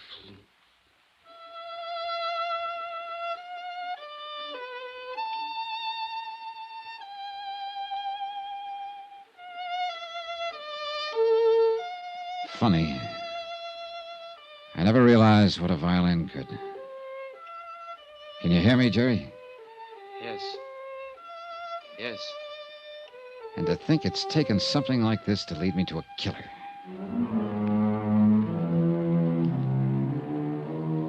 Expense account item 16, $4.20. Cab to Philadelphia Mutual, the office of Harry Branson. But if you're right, John, you mustn't go out there alone. Don't you understand if he's the man who planned the murder of Ricardo Amerigo? He wouldn't stop.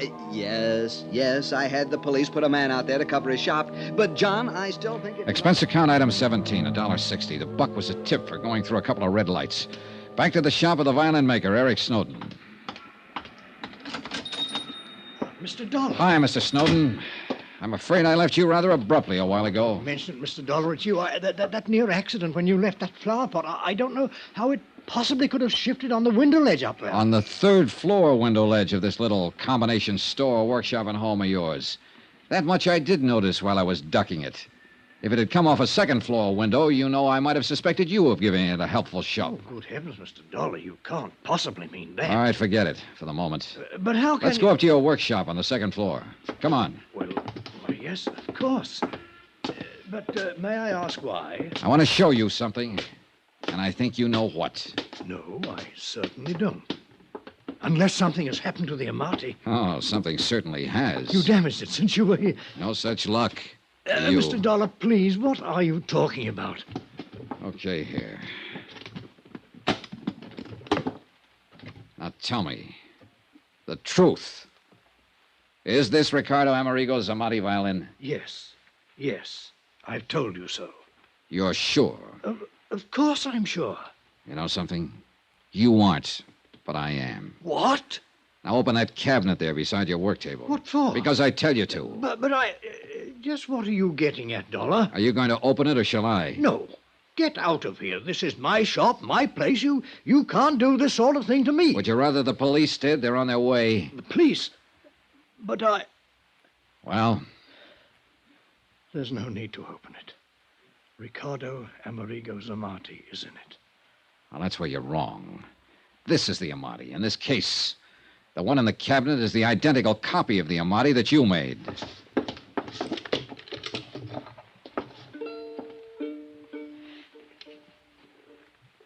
Yes, Mr. Dollar. Why, Snowden? Because the loss of this priceless instrument would have been unthinkable. $30,000 insurance on it. Oh, money doesn't buy a violin like this. It must be played by an artist, by many artists, like the artist Ricardo was. So when Ricardo disappeared... Or was murdered? When Ricardo disappeared, I had to make sure that the Amati would still... I didn't murder him. Isn't this the hacksaw that cut the steering rod on his car? Well, Snowden, isn't it? Yes. No, I mean... mean... And because of it and your crazy plan to keep the real Amati, you and you alone are going to take the rap for Amerigo's murder. No, please. Ricky. No use, Eric. That's right, Mr. Dollar. I'm Ricardo Amerigo. You're what? The dirty, drunken has-been that started all this. Sawed through the steering rod on my car, wrecked it in the swamp, left some of my clothing there. That phony fiddle was my idea. Not to collect the insurance on it, not that alone. But to make sure it could come back again. Be played again by somebody that deserved to play it. The way perhaps one time I deserved to play it. But, Ricardo... A man disappears, murder, or whatever. There's a fuss about it for a while, and it's over. But this, no, this must live. This violin, it will now. The world will be the better for it. But you, and this apparent murder... The insurance was my last hope of paying back Pete Corbin, my agent, and the others who tried so hard to straighten me out. Pay back some of the money and the heartbreak they spent on me. Or let your insurance company pay them back. Because I never could. I couldn't even leave my hiding place here in Eric's house. Because I knew that sooner or later he'd pity me enough to give me more of the drink that's been all I've been living for. Eric, God bless him, Eric knew, of course, but only he. Be kind to him, if you can. Ricky. That's all, Mr. Dollar. Oh, unless... Will you buy me a drink before you call in the police?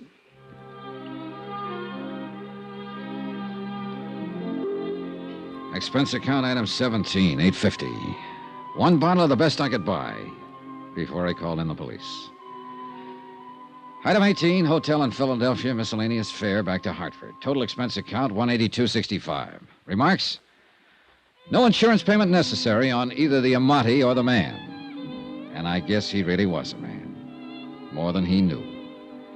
What the courts will do about him and about Eric Snowden, well, the courts will do. And I'm glad I have to have no part in it. You know, it's funny. Somehow I think I have a little better appreciation for music now than... Oh, well. Yours truly, Johnny Dollar.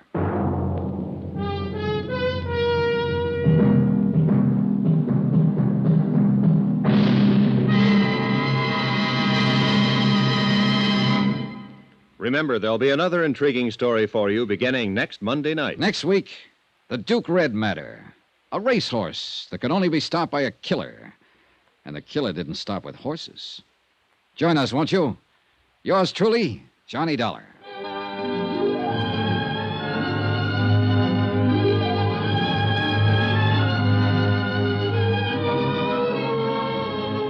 Yours truly, Johnny Dollar, starring Bob Bailey, is transcribed in Hollywood. It is produced and directed by Jack Johnstone, who also wrote this week's story. Heard in the cast were Harry Bartell, Lawrence Dobkin, Victor Perrin, Barney Phillips, Forrest Lewis, Eric Snowden, Herb Vigran, and James McCallion.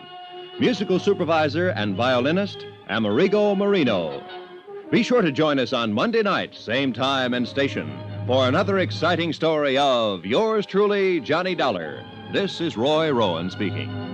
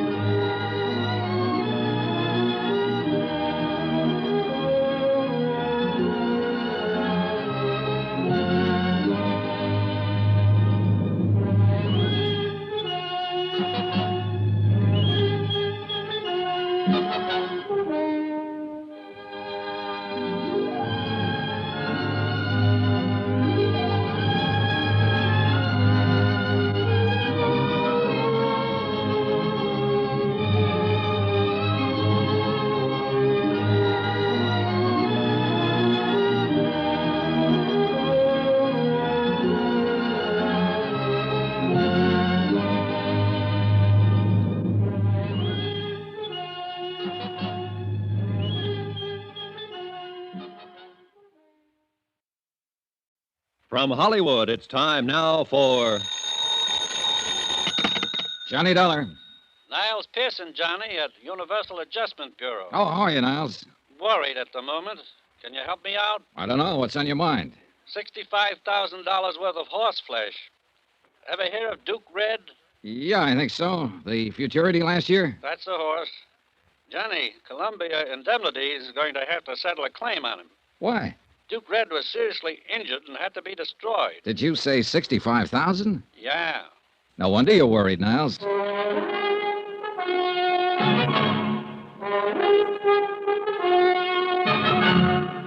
Tonight and every weekday night, Bob Bailey in the transcribed adventures of the man with the action-packed expense account, America's fabulous freelance insurance investigator... Yours truly, Johnny Dollar.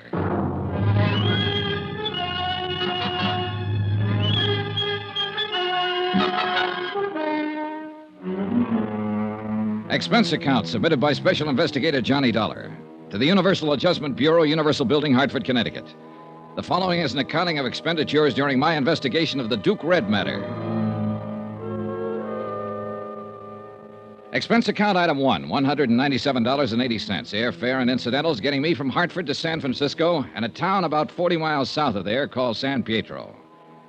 At the San Pietro Hotel, I learned that the Abbott Ranch was some 5 miles outside of town, but that the Abbott stables maintained offices in San Pietro.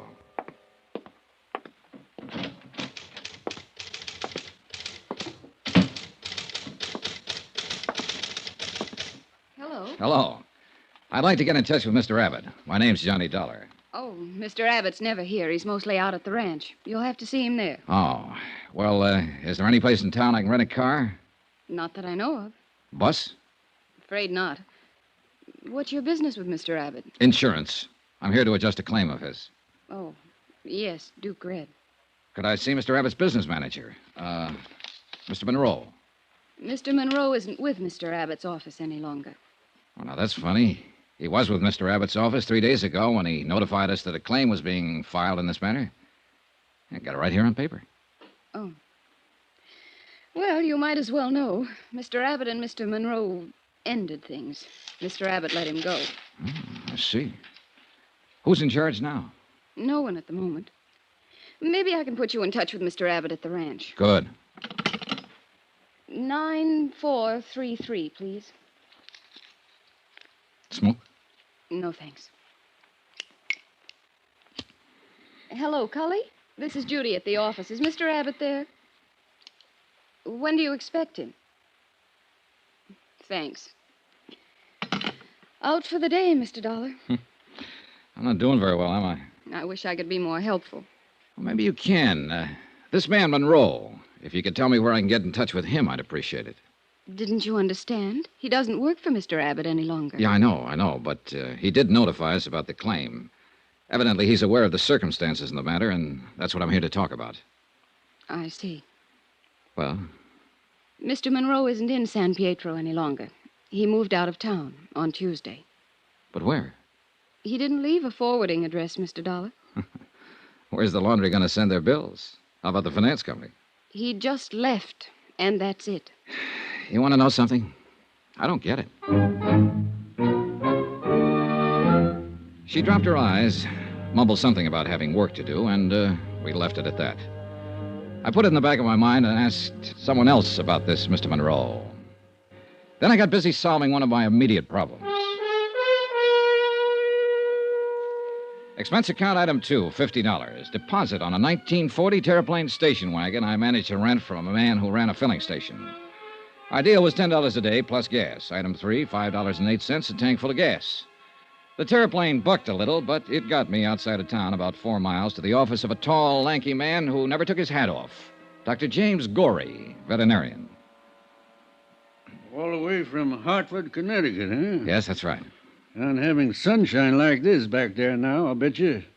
You're here about the Duke, huh? Duke Red, yes. The people who wrote the policy want me to look into the matter. Hope there's nothing wrong. Is there? No, matter of procedure, Doctor. Mr. Abbott's filed a claim for $65,000 indemnity, the loss of his racehorse. Mr. Monroe, who handled these matters for Mr. Abbott, is no longer around. Oh, yes. I understood they quarreled. Yeah. Mr. Abbott isn't around at the moment either, so I came to you. I don't believe I understand this. If Ben Abbott's bought that much insurance, he's sure got a right to file a claim for damages. Well, it's just good business to get the facts, Dr. Gorey, that's all. Quite a bit of money involved here. Yes. Red was worth lots more than that, though. Oh? That horse would have won over $500,000, in my opinion. Full racing terminal. Yeah, well, it's too bad about all this. I understand from Mr. Monroe's correspondence that you treated the animal, Doctor. Yeah, yes. I take care of most of Ben's stock when they're here, when he's not on the road racing. Uh-huh. I'd like to know exactly how the accident happened, Doctor. There was something about a piece of machinery? A tractor with the blades up. Huh? Duke Red stumbled back into it hard. Cut through his right hamstring all the way to the bone. I see. Do you make out a report in a case like this? In any case, Mr. Dollar, an animal is just like a human. This one's more valuable than most, I guess. Any of them liable to get sick or hurt sometime. Here's the report. Thanks. They're pretty careful out there with all those animals. Naturally, they constitute a considerable investment on Ben Abbott's part. Yeah, sure. Oh. Most of the tendons cut, huh? Yes. Them as wasn't severed were ruptured. Mm-hmm. Uh-oh. What? Well, there's a notation about the carcass. Cremated on the premises? Yeah? Well, let's see. The accident happened Sunday night, cremated same night. Why so fast, Doctor? Ben Abbott wanted it that way. Can't blame him, I guess. Maybe not. But it'll make my job a little more complicated. Unless some x-rays were taken of the injury. There was no need for me to go into x-rays. Paralysis had already set in by the time I got there. Yeah, but that doesn't help me much, does it? Huh? What do you mean? No carcass, no proof of the extent of injury to the animal. Lord, man, the animal was in a bad way. It was a mortal injury. How was he destroyed? Shotgun. Could he have lived? I mean, long enough for me to... You don't understand, Mr. Dollar. It'd have been wrong not to destroy him with injuries like that. Mr. Abbott called you in right after the accident happened, did he? Yes, I got out there maybe 15 minutes later. Ben was alone with the horse. The minute I laid eyes on that animal, I knew he was finished, that he'd have to be destroyed. You advised Mr. Abbott that the horse had to be destroyed? I didn't have to. He knew it. He knows horse flesh as good as any vet alive. Well, did you consider calling in someone else? What? Another doctor for consultation. I tell you, man, there was no use in going into anything like that. Did Mr. Abbott ask you to call in another vet? No, he did not. Who else was there? Nobody. No stable hand? No member of Mr. Abbott's family? No. Well, who saw the accident? Mr. Abbott. Who else? I don't know, Mr. Dollar. Like I said, just Ben was there when I got there. I haven't any proof that the animal was injured. You just read my report? I've got $65,000 to worry about, Dr. Gorey. I'll need more than just a report. Young man, I've been in business here over 30 years. I've done business with Ben Abbott over 20 years. You come here asking me if I called in another vet, if I did this, if I did that. There isn't a man around here who won't take my word. Why don't you? Part of my job, Dr. Gorey. Huh? I can't take anybody's word for anything.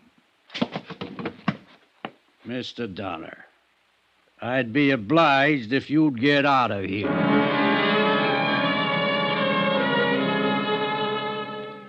I obliged, Dr. Gorey. I got out of there. Driving back to San Pietro in my terraplane, it struck me as odd that Gorey, certainly aware of the value of the injured horse, had not taken so much as a photograph to verify the story of the accident. For that reason, I decided to verify Dr. Gorey himself. Well, hello. Hi. How you doing? Oh, I don't know. Maybe you can help me. All right, try me. Well, this Dr. Gorey, is he new around here? You're joking. No, I'm not. He's a fixture. He's been in this part of the country 30 or 40 years. They say he's the best vet this side of Lexington, Kentucky. That takes in quite a bit of real estate.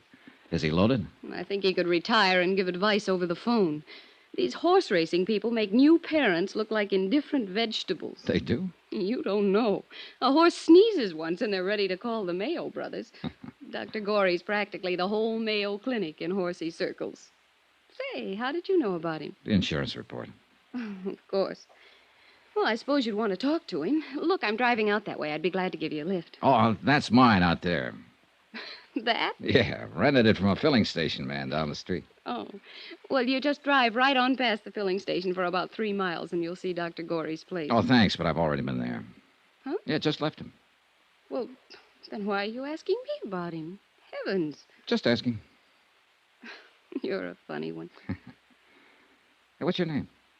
Judy Brown. About finished here for the day? As a matter of fact, yes. Well, Judy Brown, let's you and I go get something to eat and drink. How do you know I haven't got a husband? I don't. Have you? No.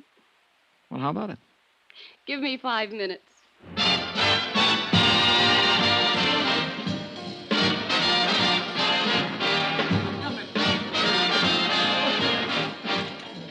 Judy, I'm going to get right to the point. How long have you worked for Mr. Abbott? A year and a half. Why? You're from San Pietro? No, San Francisco. I answered an ad. I wanted to get out in the country for a while, away from the city life. Mm-hmm. All right. What happened between Monroe and Abbott? They had a quarrel. A loud quarrel. Mr. Abbott's very good with a quarrel. Oh, is he? Yes. You know, even I've wondered about that. What? Mr. Monroe quarreling with Mr. Abbott and then just leaving all of a sudden. Probably went to San Francisco. I don't know where else he... Oh, What's the matter, Judy? that looks like Mr. Monroe now. Monroe? Yes, end of the bar. I thought he was away. It's him, all right. Oh, I'd like to talk to him. You'll have to hurry. Looks like he's getting ready to leave. Yeah. Excuse me. Sure. Hey, just a minute. You calling me? Yes, Mr. Monroe? Yes? Johnny Dollar, Universal Adjustment Bureau. I'm in town about the claim on Duke Red. But I heard you'd left town. I had. You talked to Mr. Abbott about that claim. Well, you had power of attorney for him and signed the claim. I wonder if I could talk to you. I'm leaving town again. Right away. Well, look, can't I just have a minute of your time? It wasn't my horse. Belonged to Ben Abbott. Talk to him. Now get out of my way. Oh, hey, wait a minute. Let him handle his own dirty business. Look, Mr. Monroe. Get out of my way.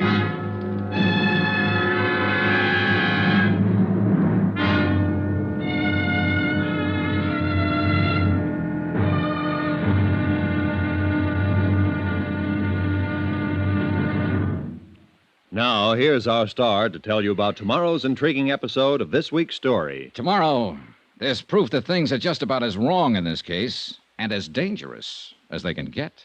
Join us, won't you? Yours truly, Johnny Dollar.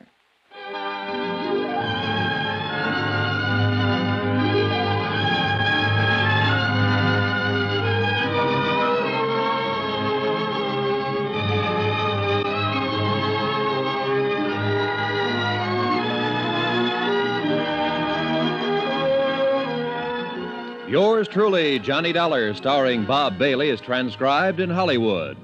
Written by John Dawson, it is produced and directed by Jack Johnstone. Be sure to join us tomorrow night, same time and station, for the next exciting episode of Yours truly, Johnny Dollar.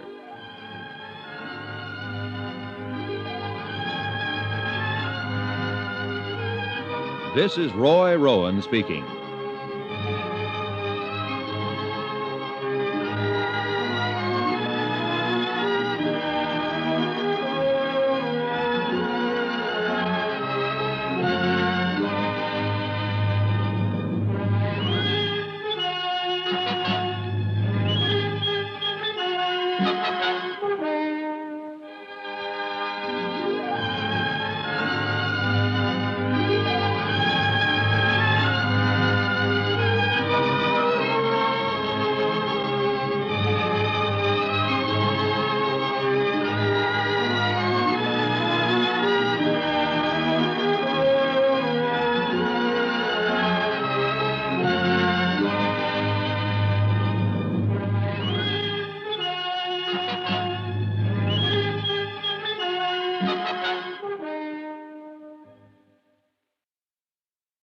From Hollywood, it's time now for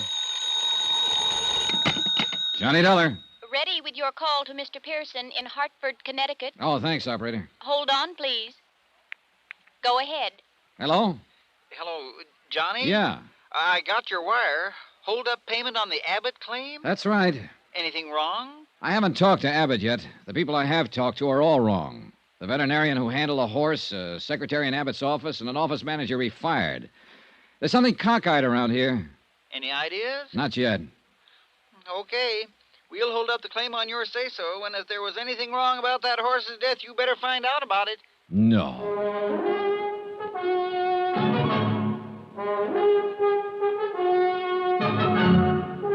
Tonight and every weekday night, Bob Bailey in the transcribed adventures of the man with the action-packed expense account, America's fabulous freelance insurance investigator. Yours truly, Johnny Dollar.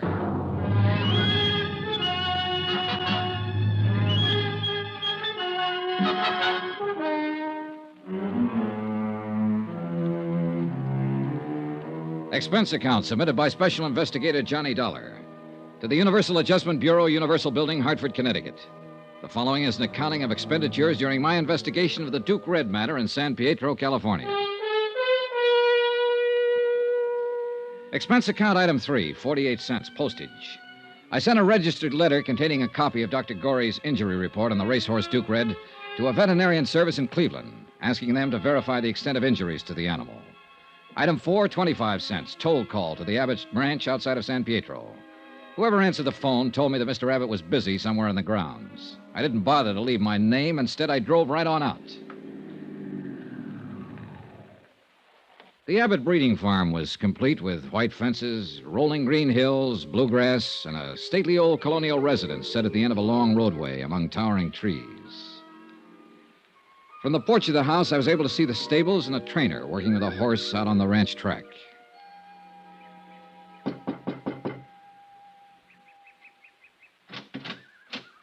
Yes, sir.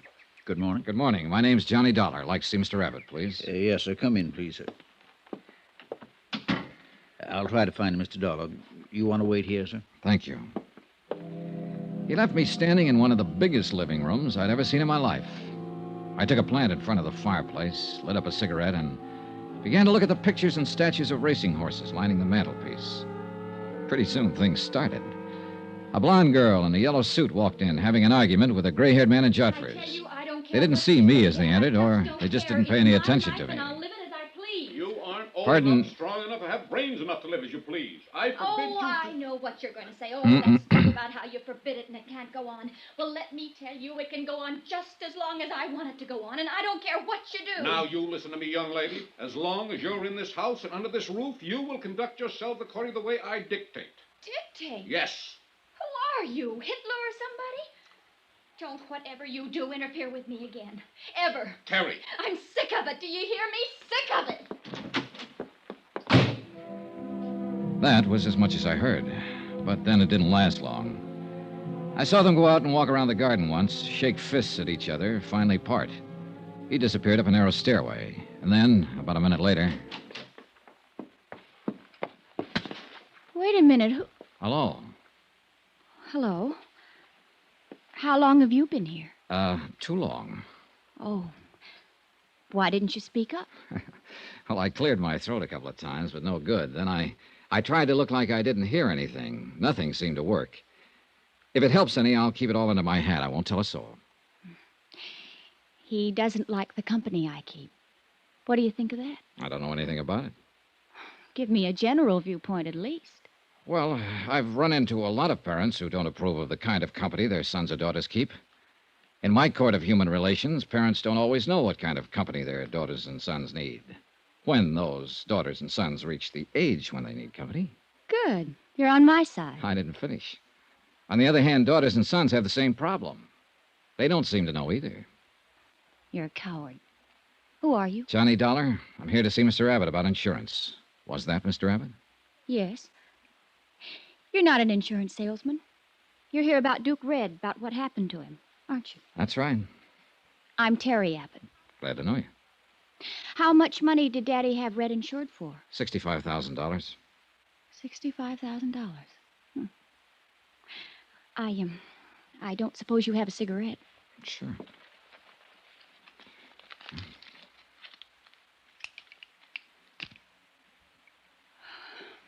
Thank you. Has the claim been paid yet? No, not yet. If Red had made the tracks this year, he would have doubled that. Tripled it, probably. There's not enough money in the world to replace that horse. He was a great running horse. I've heard that before. Dr. Gorey mentioned it. Look, I'm sorry all this happened. Dad shouldn't have shot Red. We understand he was injured beyond hope. That's a lie. That's a what? Dad shouldn't have shot him. He just shouldn't have done it.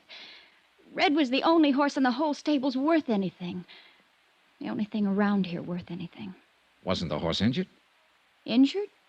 Oh, that's what you'll hear. They'll all tell you that.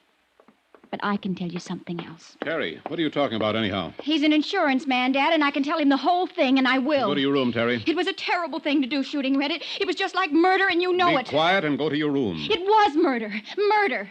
Murder. Stop it! Now go to your room. Thank you for the cigarette, Mr. Dollar.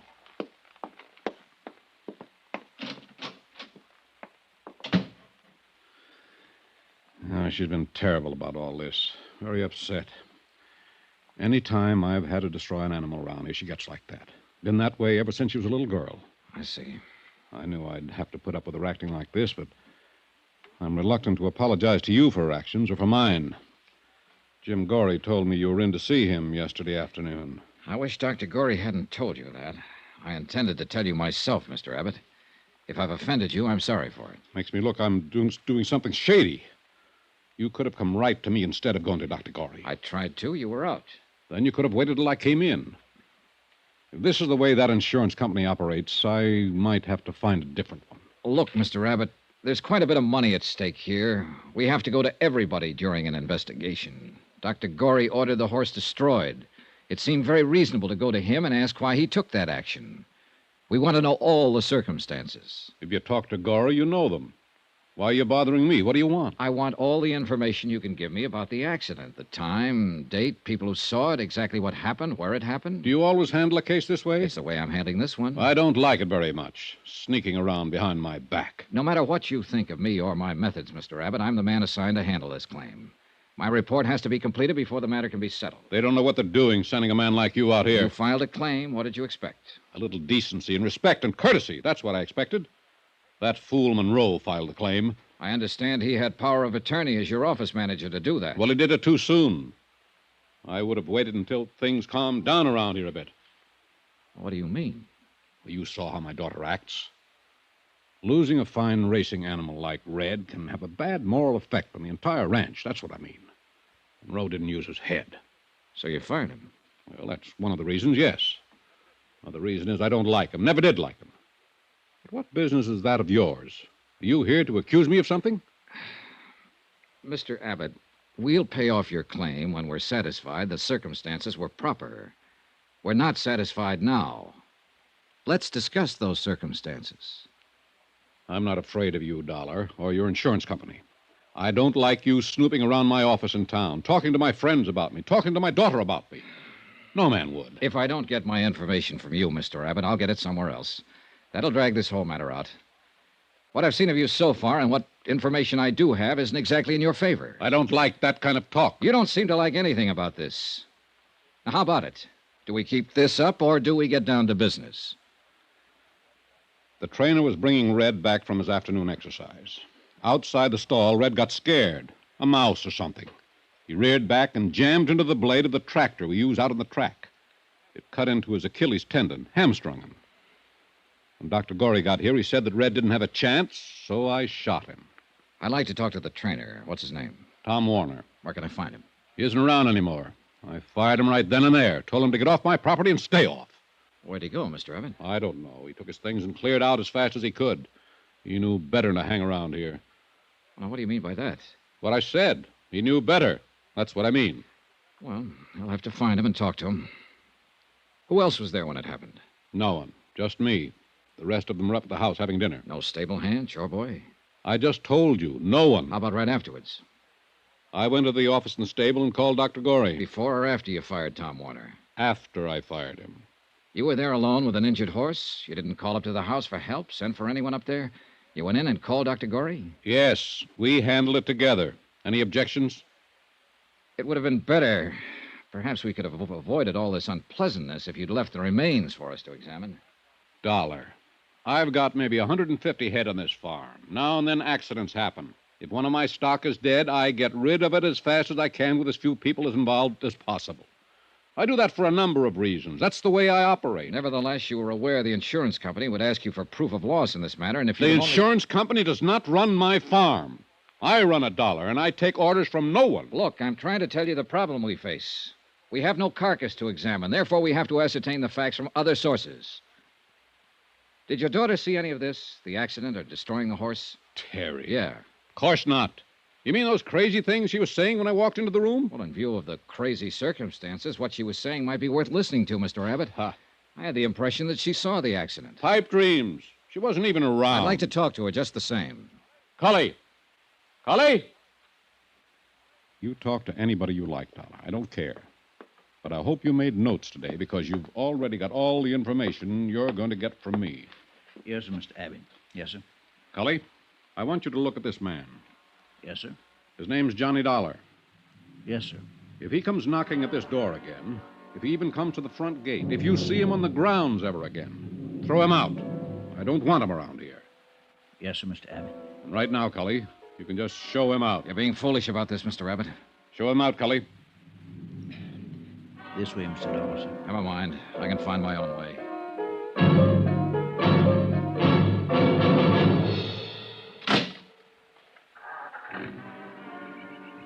Mr. Dollar, sir.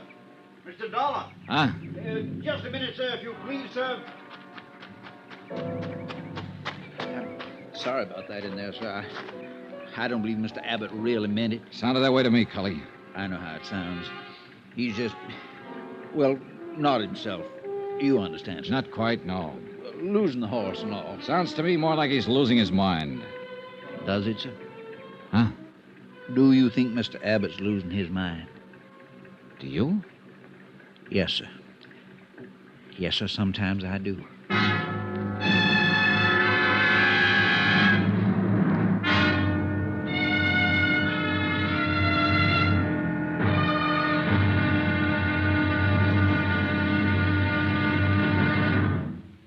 Now, here's our star to tell you about tomorrow's intriguing episode of this week's story. Tomorrow, the whole case starts to fall apart like a man full of bullet wounds, which is just about the case. Join us, won't you? Yours truly, Johnny Dollar.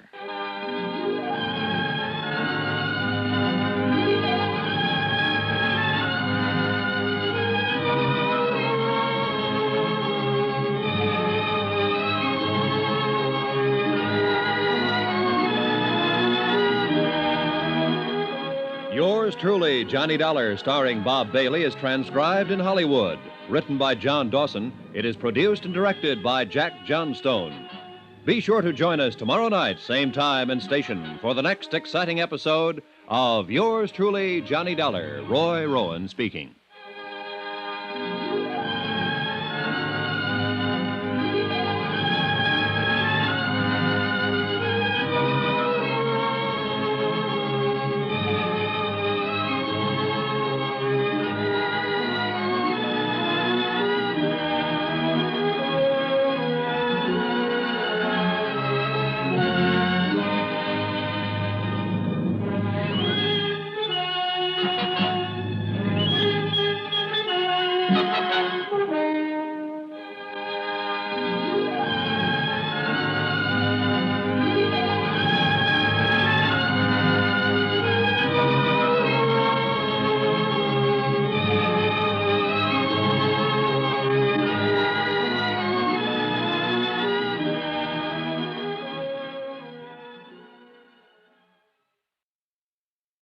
From Hollywood, it's time now for Johnny Dollar. Who? Johnny Dollar, the insurance investigator. This is Miss Abbott, isn't it? Yes. What are you doing in the stable office? Waiting for you to call me. Your father threw me off the farm a few minutes ago. A man named Cully who works for your dad said he really didn't mean it. Said he'd fix it up for me to talk to you. Cully. I guess that's why he asked me to phone the stable office. You told me the horse wasn't injured, shouldn't have been destroyed. Oh, I hope you didn't believe all that, Mr. Dollar. Well, now look, I've got to settle a $65,000 claim on the death of a racehorse. The carcass was cremated, and I have no evidence that the horse was destroyed or even injured. I don't know what to believe yet, but I can tell you this. Don't ever talk to an insurance investigator the way you did earlier today, not unless you can back it up. My, you sound grim. You sound like it's a laughing matter. Hardly anything's a laughing matter. I'll be right down.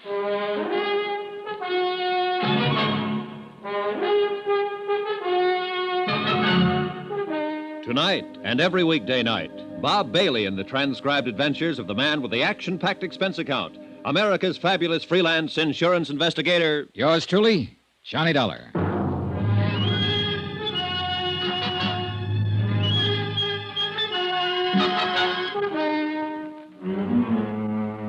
Expense account submitted by Special Investigator Johnny Dollar. Location, San Pietro, California. To the Universal Adjustment Bureau, Universal Building, Hartford, Connecticut. The following is an accounting of expenditures during my investigation of the Duke Red matter. 15 minutes after I spoke with Terry Abbott on the phone, I looked out the window of the stable office and saw her starting down toward the stables. She'd changed clothes. This time she was wearing blue jeans and riding boots. She carried a quirt in one hand, a cigarette in the other. There was a scarf or some such tied around her hair. All in all, it was a classic impression. Rich girl, racing horses, and fast cars. She wore a disdainful pout, also classic. Hi. How do? Father asked me where I was going, and I told him I was going for a ride. Why'd he throw you out? He didn't like questions I asked him, I guess. I don't know. Maybe I won't like the questions you ask me. Possibly. Probably. You don't really work very hard trying to please anyone, do you? Industrial hazard in my business. Hope it doesn't bother you too much, Miss Abbott. Nope, I like it. You're so darn sure of yourself, and you know so darn little, and you look like you might be thinking all kinds of things. How tall are you? No, let me guess. 6'1"? Not quite. Well, you're tall enough, I suppose. Do you like this office? I suppose you've been opening the files and going through all of Father's papers. That's what you're supposed to do, isn't it? Nope. Well, unless you know something about horses, the papers around here wouldn't mean much to you. Times, weights, whole schedule and chart for every bit of stock on the place. Do you know anything about horses? Just one. Duke Red. Oh. He was insured for $65,000. And he's dead now. You know, I didn't think I'd ever see you again. I wanted to talk to you before I left. What about? I didn't insure Duke Red. My father insured him. Your business is with my dad, not me, Mr. Dollar. Pardon me if I seem a little confused, but earlier today you were very anxious to tell me something about all that. Was I? Yes, you were. Hey, what is this anyway? I wish we hadn't met. But we did, and you mentioned there was no need to destroy Duke Red after he'd been injured. Now, did you say something like that to me because you were angry at your father? Or did you say it because there was some truth to it? Well, now, what's that supposed to mean? Do you just stand around and pout when people ask you questions? Did you mean that horse wasn't injured, or that he was injured, but that he could have been saved? Well, did you have any reason at all for saying the things you did? I've been very upset lately. All of us around here have been very upset. Yeah, I'm getting that way myself. Duke Red was the best horse we've had around these stables in 5 years. His father was a real champion, Earl Red, and maybe you've heard of him. He earned $190,000. We've all been counting on Duke Red since he was a colt. He had it then. This was going to be his big year. When this stupid accident happened, it just turned all of us upside down. Uh-huh. Is that your explanation for the things you said to me? Yes, for the moment. Now, please, don't ask me any more questions right now. One more. What? Your father fired a couple of people I wanted to talk with. One of them was a Howard Monroe. Dad's office manager. Yes, I met him a couple of nights ago. He wouldn't talk. He was too mad. Said something about letting your father handle his own dirty business. What? Now, I don't know what that meant, and I don't think I care just now. But the other man who was fired was a horse trainer named Warner, Tom Warner. According to your father, it was Warner's neglect that caused the horse to stumble and back into the tractor blades. What? Warner isn't around here now, but he must be somewhere, and I want to talk to him. Now, where can I find out his address? He's from Baltimore, Maryland. Baltimore. What about his address? Well, it'd be in the personnel files. You can get those at the office in town, in San Pietro. Okay. Do you think he went there? I don't know. And what's more, I don't care.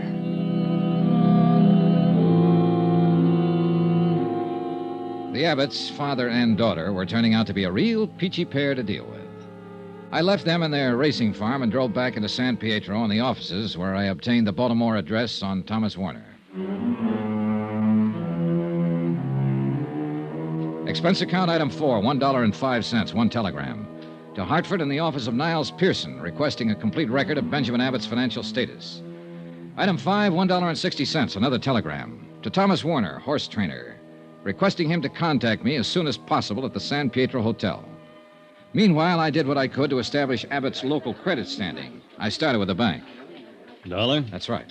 What's it about? I'm an insurance investigator. I'm working for Universal Adjustment Bureau. We have a claim in on a property of Benjamin Abbott. Duke Red? That's right, $65,000. Wow. Yeah. That's quite a load. What can the bank do for you? Tell me about Abbott's credit situation, for one thing. Oh. He does bank here, I presume. Yeah, for years. My name's Dale Orion. We better go in my office. Sure. Grab a chair, Dollar. Thanks. Miss White? Yes, Mr. Orion. Bring in Mr. Abbott's file, please. Up to date. Yes, sir. It'll take a few minutes, Dollar. All right. Maybe you can give me a rundown on how things are generally. Maybe. This is all confidential, I suppose? Absolutely, Mr. Orion. I have no axe to grind. You must have something to grind, or you wouldn't be here.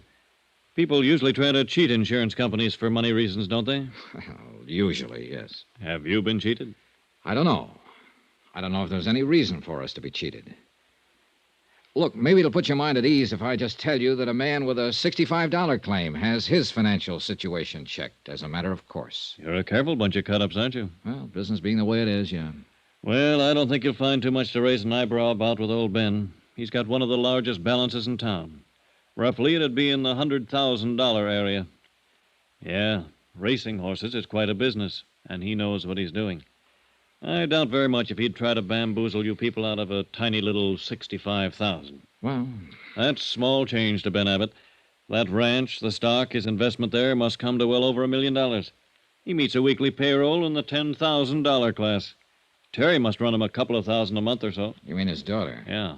You met her? Yeah. Well, when Terry wants a new car, she just parks the old one she's been driving and takes a plane to San Francisco and buys a new one. She might even feel like having a vacation and fly over to Honolulu. She's very expensive that way. If what you say is true, she must be. No doubt about it. Well, she'll probably be marrying somebody one of these days as soon as she can find a guy who can stand the freight charges. I figure it'll be one of that Los Angeles oil gang or somebody from Texas. Oil's her best bet, don't you think? Well, that is, if she wants to stay in her social circle. It isn't very wide, naturally. Naturally. Oh, yes? Mr. O'Ryan. Oh, come in, come in. Mr. Abbott's folder. Oh, thanks. Well, here it is. See for yourself. Yeah. There's a lot to it. You want to take that office over there and look this over, Mr. Dollar? Mr. Dollar. Yeah, I think I'd better.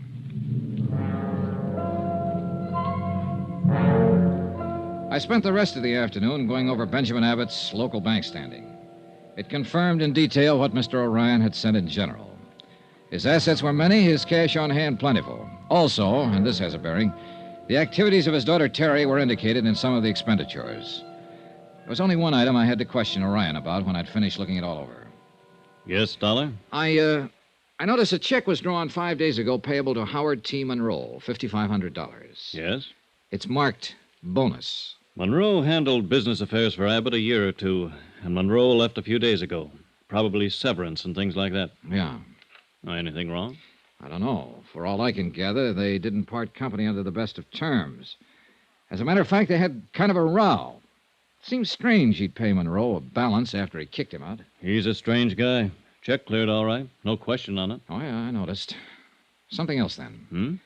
Monroe was fired last Tuesday. Monday, a man named Thomas Warner was fired, too. Tom Warner, the trainer? Yeah. Abbott told me Warner was responsible for the accident with Duke Red. Funny. What? Well, according to these books, Abbott should still owe Thomas Warner a month's salary, $700. Let me see. Yes. No bonus, no salary, no severance. Seems to me Tom Warner's got a kick coming. Why doesn't he kick, Mr. O'Ryan? I don't know. I would. Most anybody would.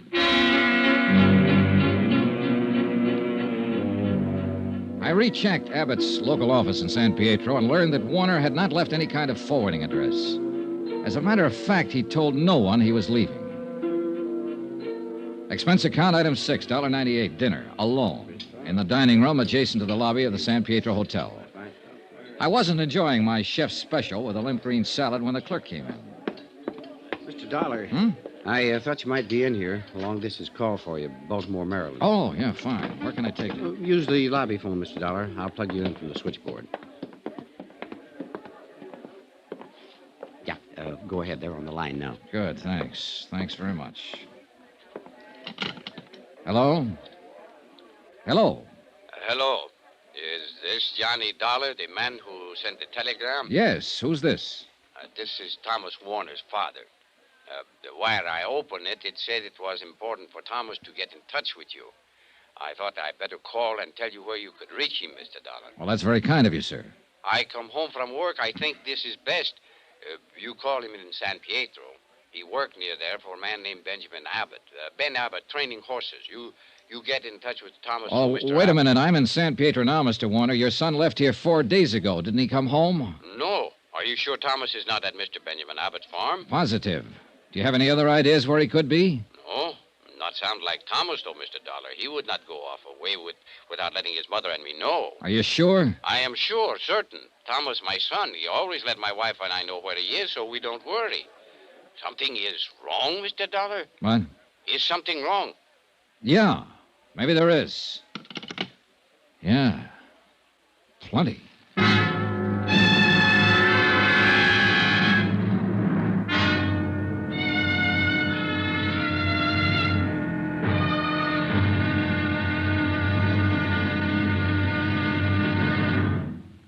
Now, here's our star to tell you about tomorrow's intriguing episode of this week's story. Tomorrow?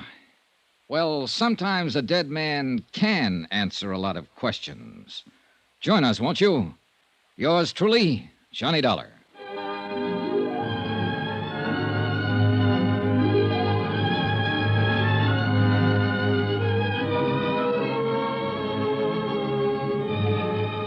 Yours truly, Johnny Dollar, starring Bob Bailey, is transcribed in Hollywood. Written by John Dawson, it is produced and directed by Jack Johnstone. Be sure to join us tomorrow night, same time and station, for the next exciting episode of Yours truly, Johnny Dollar. Roy Rowan speaking.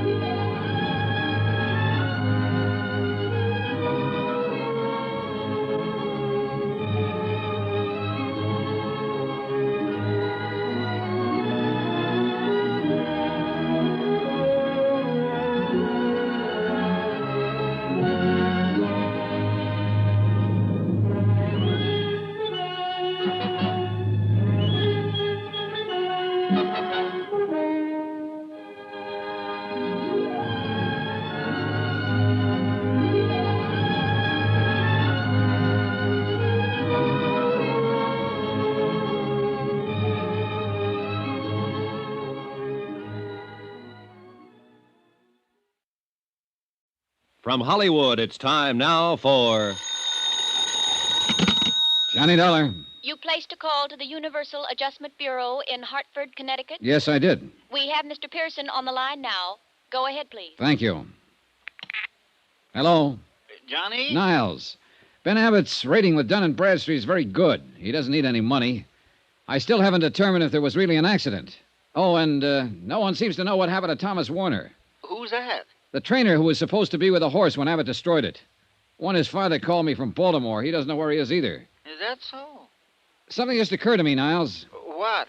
Abbott's claim was filed over a week ago, yet he hasn't threatened to sue us or go to the insurance commission.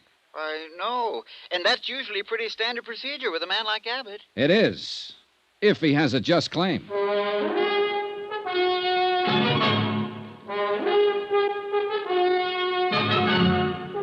Tonight and every weekday night, Bob Bailey in the transcribed adventures of the man with the action-packed expense account, America's fabulous freelance insurance investigator. Yours truly, Johnny Dollar.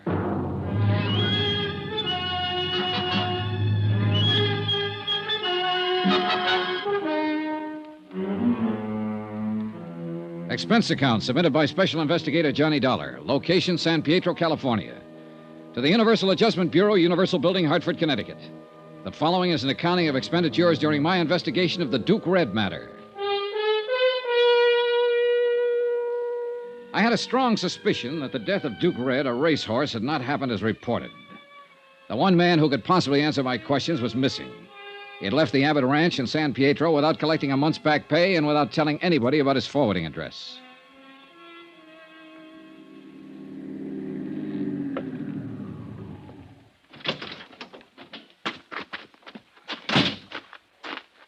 Just a minute there, sir. Hi. Mr. Dollar. Hello, Kelly. Mr. Dollar, you can make this pretty hard for me. Mr. Abbott told me I shouldn't let you on the ground. Well, now, you didn't strike me as the kind of fellow who took that order too seriously. What do you want, sir? I want Thomas Warner, wherever he is. Well, he isn't here. I know that, Kelly. I want to find out where he is. Probably went home. I talked to his father in Baltimore. His father hasn't heard from him. Oh. Wouldn't you like to know where he is? Men come and go, Mr. Dollar. You're friends with them for a little while, and you never hear from them again. I reckon that's the way we have to look at it. Now, maybe you better go now, Mr. Dollar. Suppose he didn't want to go without saying goodbye. Suppose he didn't have a choice. What do you mean? I mean, a man doesn't pass up a month's pay just to make a fancy exit.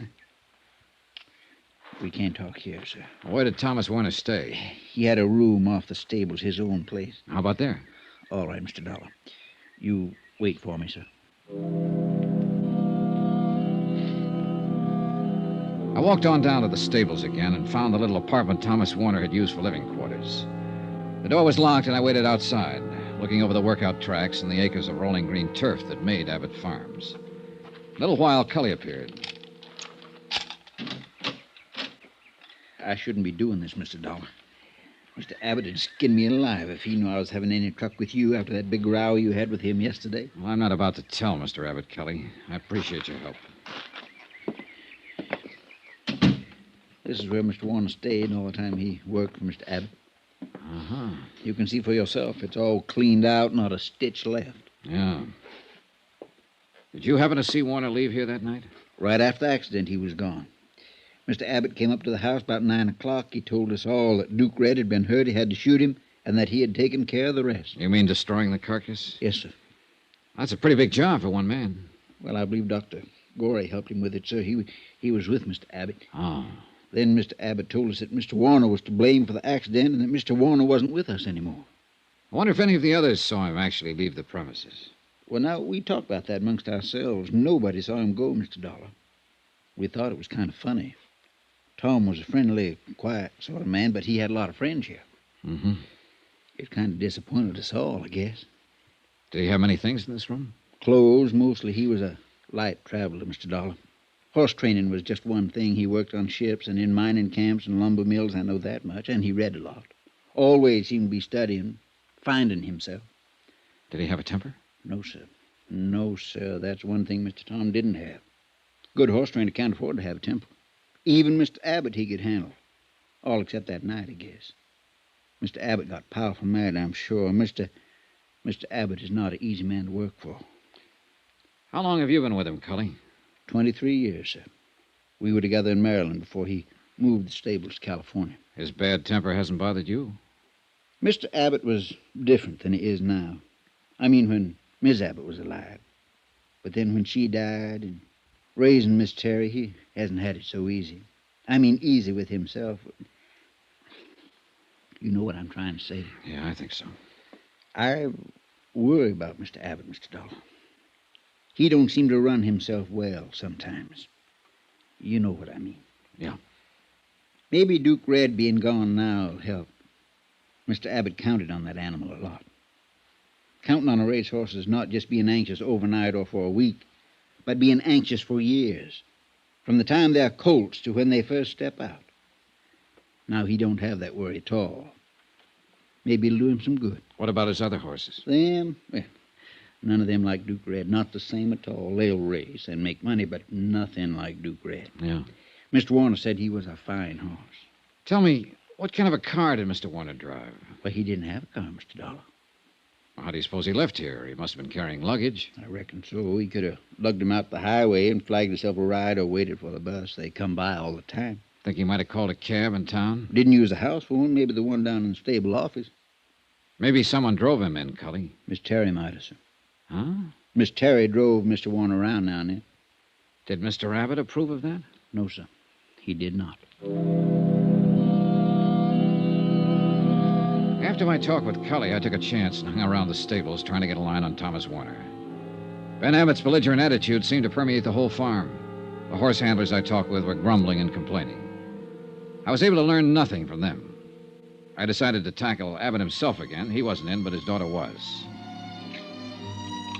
Well, you came around just the right time, Mr. Dollar. We haven't had too much excitement around here all day long. I think they're supposed to toss you out on your ear when you show up. That should be interesting. Would you like a drink? No, not right now, thanks. Not right now, thanks. Now, isn't that the end, the bitter end? So precise, so efficient, so determined, so anxious to do a good job. To be a sober, steady, substantial, expert bore. Now, what is it? Who are you mad at, Terry? Tom Warner? Why should I be mad at him? Horse trainer. Because he left and didn't say goodbye? Maybe. You know, when I first came in this house 2 days ago, you were arguing with your father. I couldn't help overhearing it. Was that about Tom Warner? Yes. Dad said he wasn't good enough for me.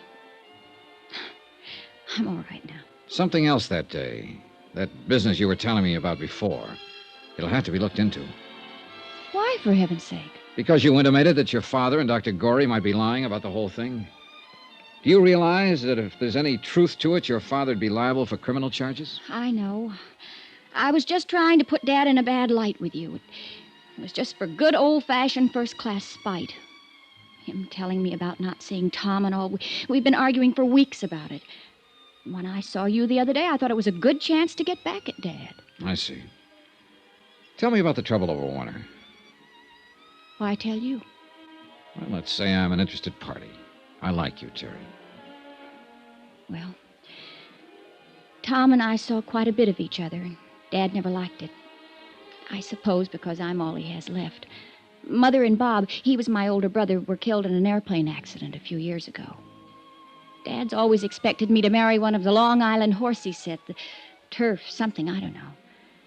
Anything but a horse trainer. He's been looking for an excuse to get rid of Tom. Your father doesn't strike me as the kind of man who'd have to give an excuse to fire someone he didn't want around. Well, he found an excuse. He blamed the accident on Tom. Do you think he's mad? What's that? Nothing. Do you suppose your father will ever calm down so I can talk to him? I don't know. The Abbotts have always been a terribly angry group of people, very emotional. There doesn't seem to be much of a let-up these days. Terry, is that what you meant when you asked me if I thought your father was mad? I suppose so. It's almost as if he's been on the verge of something lately, something desperate. His moods frighten me sometimes. They didn't used to. I don't easily frighten. But looking back, 2 years ago, Daddy bought a new car. We were out driving one day right after he bought it, and something went wrong. The gear shifter, some little thing. Well, Daddy was so angry, he just backed the car up and smashed it into a cement wall and left it. That was when he first frightened me. The first time that I can remember. Have you been frightened much? Since then? Oh, yes, many times. That's why Tom was so nice to have around. He never became angry. Never did things like that. Like the men I know. Tom sat quietly, and he let me sit beside him, reading, talking. I'm not that kind, really, of course, but I liked it with Tom. I liked it very much. You asked me about him, Johnny. Well, I'll tell you. If he'd come to say goodbye to me, there would have been no goodbye. I would have gone away with him anywhere. I was in love with him from the first day he came to work here. I still am. I always will be. Well, that's all there is to tell. Did he know this, Terry? Yes. And he knew I meant it.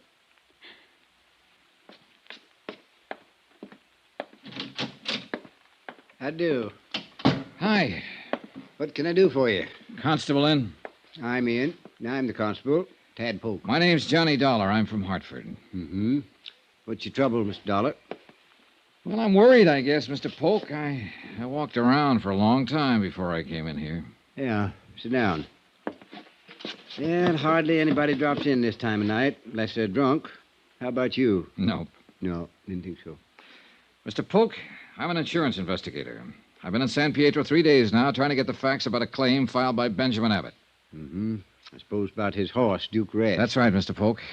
I can't seem to locate a man named Warner. Thomas Warner. Worked as a trainer for Abbott up until the day of the accident. Go ahead, sir. Warner and Abbott had an argument over the accident. Warner left. He was fired. His folks in Baltimore haven't heard from him, and they're worried. I can't seem to get a line on him myself, and I need to talk to him. Yes, well, what exactly do you want me to do for you, son? Help me find him. You sure he's missing? He isn't around. You want to make out a missing persons complaint, that it? I suppose so, yes. Yes, all right. Now, you just sign here. All right. There. You guarantee results? I might surprise you, mister. I'll let you know what happens.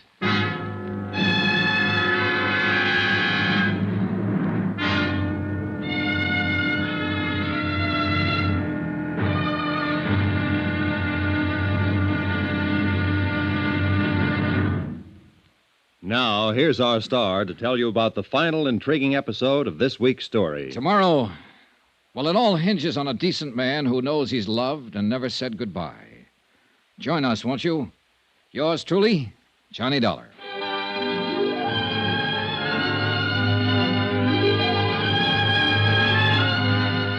Yours truly, Johnny Dollar, starring Bob Bailey, is transcribed in Hollywood. Written by John Dawson, it is produced and directed by Jack Johnstone. Be sure to join us tomorrow night, same time and station, for the next exciting episode of Yours truly, Johnny Dollar. Roy Rowan speaking.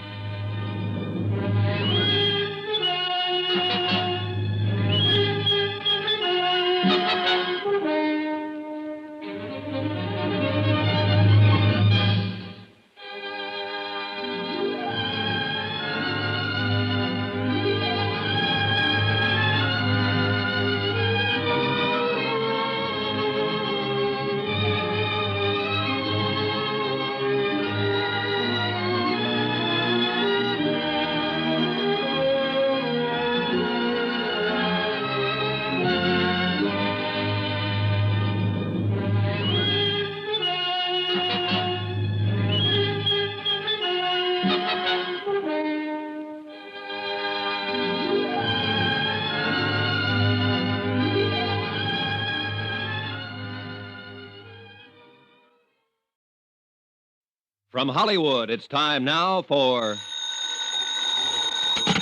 Johnny Dollar. This is Dr. Gorey. You left word for me to call? Yes. Wonder if I could see you sometime today, Doctor. What about? About the Abbott matter. No. I'm kind of busy today. I talked to you once, Mr. Dollar. What else can I say to you? That's up to you, Doctor. Entirely up to you. I can tell you this. I have reason not to believe what you said before. Now, look here, young man. I have reason to believe that Duke Red wasn't destroyed exactly the way it was reported. I'm not going to listen to any tall tales about a horse. Then maybe you'll listen to one about a man. What? Thomas Warner, Duke Red's trainer, is missing. I've turned the matter over to the police. Oh. Yeah. How about it, Dr. Gorey? Do we talk? All right, Mr. Dollar.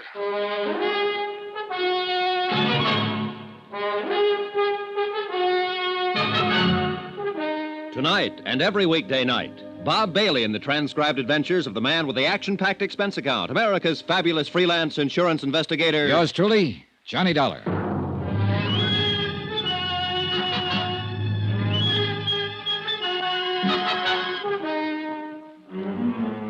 Expense account submitted by Special Investigator Johnny Dollar. Location, San Pietro, California.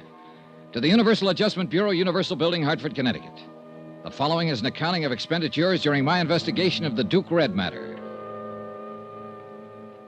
Expense account item 8, 90 cents. Breakfast for me and coffee for Constable Tad Polk, San Pietro Police Department. Yes, sir. I'm glad we could get together this morning, Mr. Dollar. You know, I thought a long time about you reporting Tom Warner missing. Well, maybe I'm worried for nothing. But I do know I don't like the circumstances of his disappearance. You using me, Mr. Dollar? What? You know I got a police force of 4 men. We can't conduct any sizable investigation into a disappearance. Just aren't equipped for it. I thought it might be something like that. I don't want to be spending civic money to satisfy some doubts in the mind of your organization. It's not my province, Mr. Dollar. Look, the man's missing. Nobody knows where he is. He didn't leave a trace. He did leave a month's pay behind him. He left after an argument with Abbott. Nobody saw him leave that farm, Constable. No one knows where he is now. Now, just hold on to your britches, boy. I didn't say I wouldn't do anything about it. Huh? I'm going out and have a talk with Ben Abbott, Mr. Dollar. I've known him for a long time. Think maybe I can find out something about this. We'll see what happens there first, then make some plans. That sounds fair enough, Constable. Where can I get in touch with you in case I have to? I'm going over to see Dr. Gorey this morning. After that, I'll be at my hotel. Fine. Dollar? Yeah? You think something might have happened to Tom Warner? Yeah, Constable. I sure do.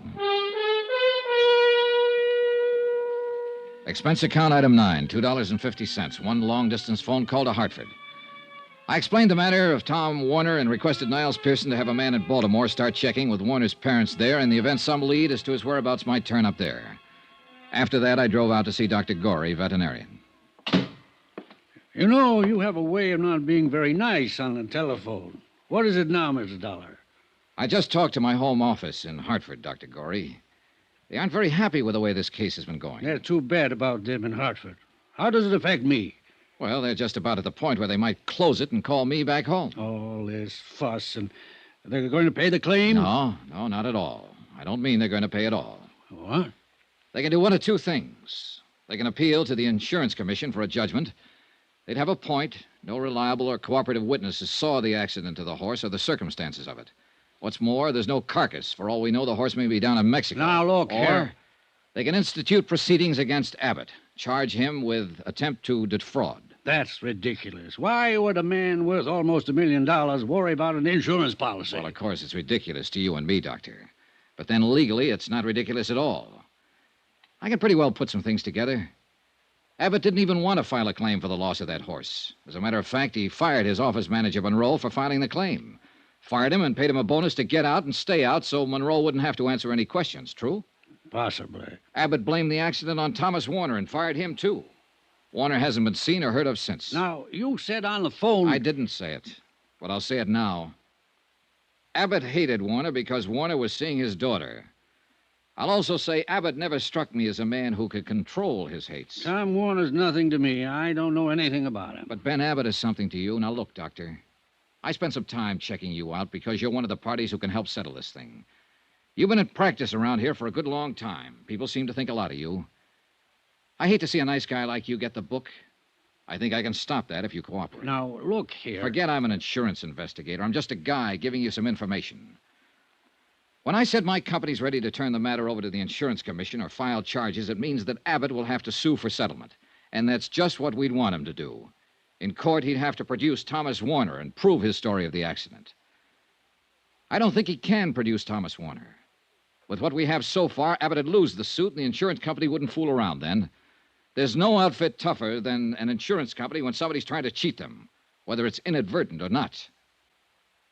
You'd have to be in court, too, Doctor. Oh. Do you see what I mean? Yes. Well, how about it? Can you give me the real story now? I've been Ben Abbott's friend for 20 years. And he asked you to lie for him. That's understandable to me. In a court, though, it's perjury. What did it do to him? That's up to the company. I'll have to hear your part of it first. Duke Red was dead when I got out there that night. Ben had shot him. Duke Red hadn't had any accident. Ben made me promise to tell you that he had. Ben had just shot him. Shot him? But why? Duke Red wasn't the horse Ben counted on or thought he was. He had good conformation, but he just wouldn't run. Couldn't run, I think. Ben got mad about that and shot him. And Tom Warner saw it happen, is that it? Yeah. Ben told me Warner saw him shoot the horse. He gave Warner some money and told him to go away. I don't know. Ben's losing his mind, I think. I've heard that about him before. From who? His daughter. Terry. Yeah. Poor Terry. Yes, she'd have reason to say that. Huh? Now what? I'll have to talk to Abbott. Sure. One thing still worries me. What's that? I went over his bank record. He paid out money to Monroe, but he didn't pay out anything to Thomas Warner. He told me that he did. Okay, then. I'll ask him about that, too.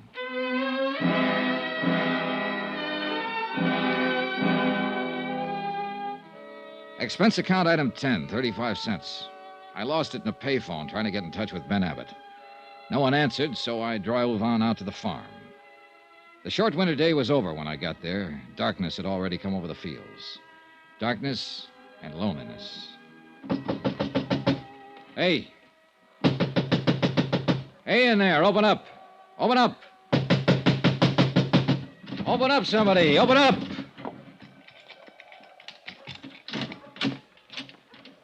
Mr. Dollar, sir. Good evening. Hello, Cully. Didn't you hear me? Mr. Dollar, sir, maybe this isn't such a good time to be coming around. Is Mr. Abbott here? Yes, sir, he is. But Constable Polk was out here this afternoon asking him questions, and he got powerful mad. There's no telling what he might do. He's awful mad. Well, I'm a little mad myself. I'd like to see him. Tell him I'm here. Mr. Dollar, please. That's all right, Cully. You go ahead. All right, Miss Terry. I'll find Mr. Abbott, Mr. Dollar.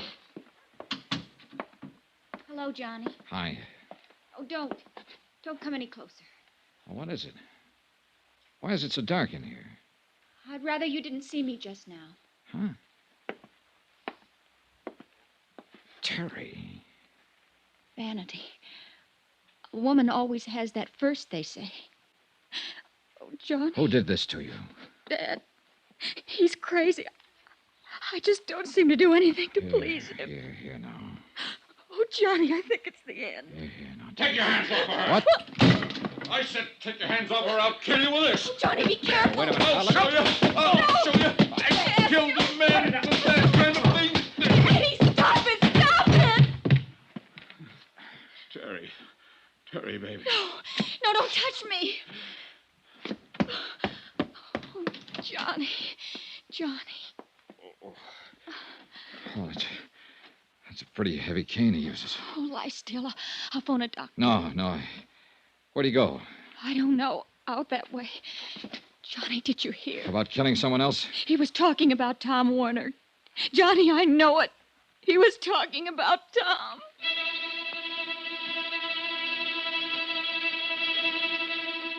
I placed a call to Constable Polk's office, told him what happened. He said he'd start right away. After that, I took a look around the grounds. All the cars were still in the garages. Then I heard some sort of disturbance down by the stables. Dollar! Don't come any closer. I've got a shotgun this time. I have a gun, too, Mr. Abbott. Go away from here. Get in your car and go away from here. The police will be here in a few minutes. Look, this won't do you any good. Abbott, did you hear me? It'll be better for you if you're in the house ready to make a statement for them when they come.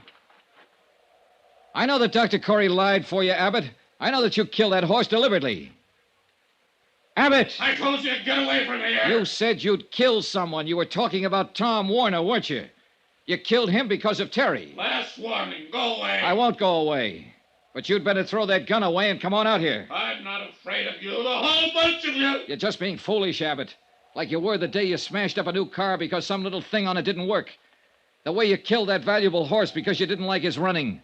The way you killed Tom Warner without reason. You're smashing your whole life now this way. Put down that gun and come out. Abbott! That's enough.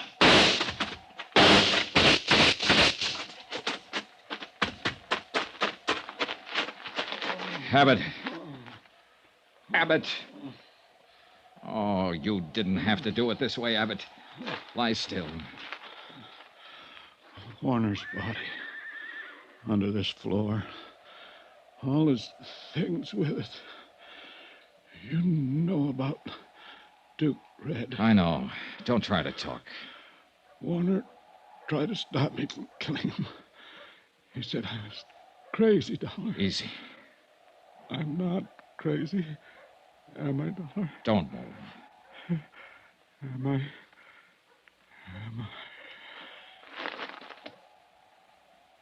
No. You're not crazy. Not anymore.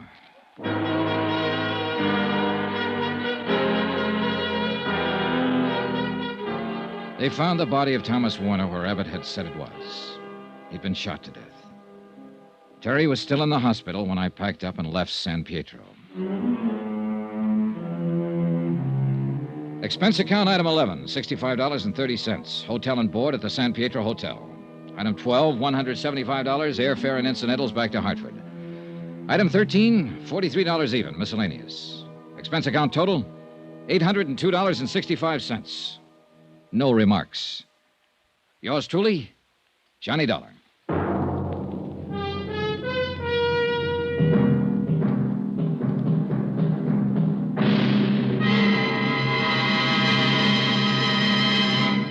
Remember, there'll be another intriguing story for you beginning next Monday night. Next week, the Flight 6 matter.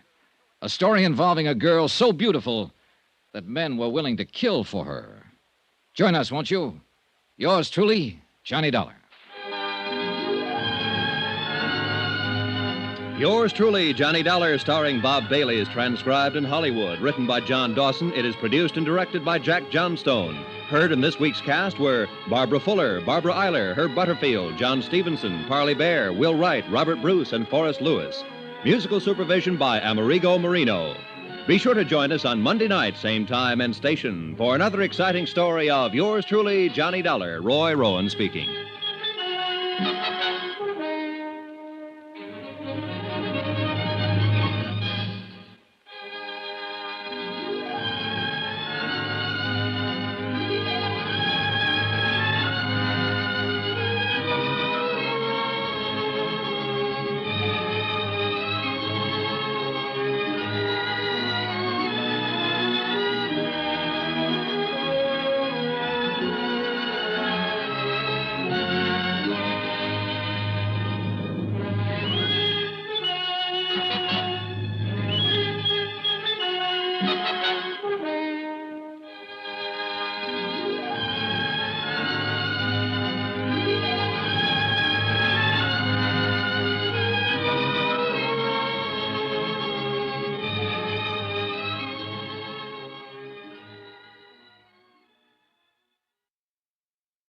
From Hollywood, it's time now for...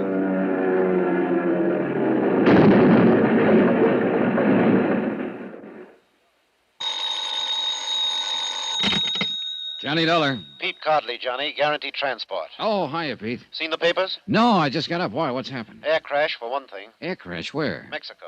Flight 6, Aztec Caribbean line, Mexico City to Havana. Crashed in the mountains 10 minutes after takeoff. 7 passengers and a crew of 3. Survivors? The way it sounds, none. Oh, tough.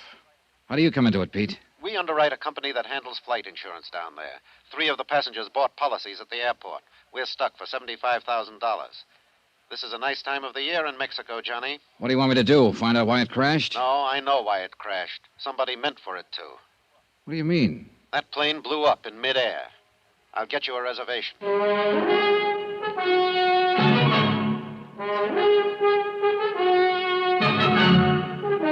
Tonight and every weekday night, Bob Bailey in the transcribed adventures of the man with the action-packed expense account, America's fabulous freelance insurance investigator. Yours truly, Johnny Dollar.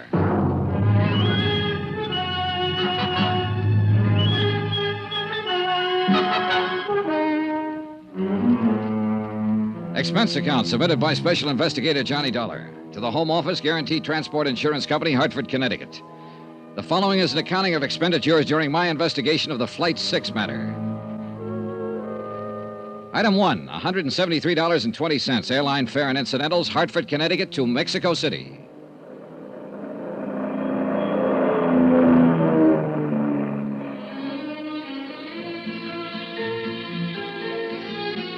I checked my baggage through customs and started making inquiries, and more inquiries, and then some more. And after the 14th Quien Sabe, maybe is better you ask him, I found the office I was looking for. Or at least I thought I'd found it. The flowery Spanish title on the door translated roughly into Inspector General of the Department of Civil Air Transport. But when I opened the door, I wasn't so sure. Come in, Jack. Make yourself to home. Oh, I'm sorry. I was looking for You found him. That's me. Don't let the big words on the door fool you. I'm all there is. There ain't no more. So come in. Shut the door. All right, thanks. Is your name Dollar? That's right, Johnny Dollar. Macklin here. Macklin. One-time mongrel from the south side of Chicago. I got a wire from your office. Said you'd be in on Pan Am Flight 12. Pull up a chair and squat, will you? All right. Or what were you expecting? Spanish grandee with a white silk shirt, a black silk tie, and a second cousin on the cabinet? Well, maybe. At least I wasn't figuring on a South Side Mick with a 17th century desk and a cotton sweatshirt. Well, now, here's what little dope we've got on the crash. Most of it you probably know already. I left on 20-minute notice. All I've seen is one newspaper item. I can use a lot more. Well, you won't get much more out of that report. We got a crew over at the wreckage around 2 hours ago. Survivors? No, he didn't have a chance. That crate is scattered over 10 acres of mountainside. Didn't catch fire, though, so we might turn up something or other. Oh, I got a good man in charge up there, Juno Romero. You'll meet him later. I'm sending another jeep up there in a few minutes, and you can go along if you want. Thanks, I will. My company figures sabotage. Any chance they're wrong? Could it have been accidental? Equipment failure, personnel failure, something like that? Well, if I thought so, I'd be up there at the wreck myself. That'd be my kind of job, but this one's different. You know, it's detective work, your kind of job. And Gino Romero's. Now, he talks as soft as a girl out of finishing school. Looks a little like one, in fact. But underneath it, he's as sharp as a tack and tougher than an old boot full of nails. What actually happened when the plane went down? All I've heard is that it blew up in midair. That's right. Well, a few Indians were the only ones who saw it. They were burning charcoal up on a slope at about 9,000 feet. They were watching the plane circle, gaining altitude. Then one big flash, the tail blew off. Pilot didn't have a chance. He rode it straight into the side of the mountain. The tail? That sounds like the baggage compartment. That's the way I figure it. An explosive of some kind, a time bomb smuggled on board before the takeoff. I'm covering that angle from this end. I'm rounding up every one of the baggage gang, the maintenance crew, anybody who had a chance to get near that plane before it left the field out there. And what have you found out? Well, so far, nothing. We're trying to check back, too, on the individual passengers, the plane crew, trying to find out who might benefit by having any one of them dead. Well, I guess that'll be your angle, too. Yeah, at least as far as insurance is concerned. Well, there were 3 flight policies issued, and the names are in the reports here. Yeah, I know. I've got them. The Home Office gave them to me, along with the names of the beneficiaries. I haven't talked to any of them yet. I figured that you know how to go about it better than I would. And there's another possible insurance angle, and that's the cargo. You know if there was anything valuable on board? Worth destroying for the insurance, you mean? No, it was done by somebody who deliberately set out to kill one of the 10 people on board that plane. And who didn't mind killing 9 others to get that one. It was premeditated, cold-blooded. Now, you get him, Johnny. Get him for me, and then just leave me alone with him for about... Come in. One of you is Senor McLean, Inspector General del Departamento... Yes, that's me. What can I do for you, Jack? They will not give to me any information, Senor McLean. Not the police, nor the airline office, nor Oh, any... who are you, and what information do you want? I am Ramon de Lagos, Senor, and I am here... De Lagos? Wait a minute. That's the name of one of the... Yes. Look, are you related to Maria de Lagos? My wife. She was on the plane.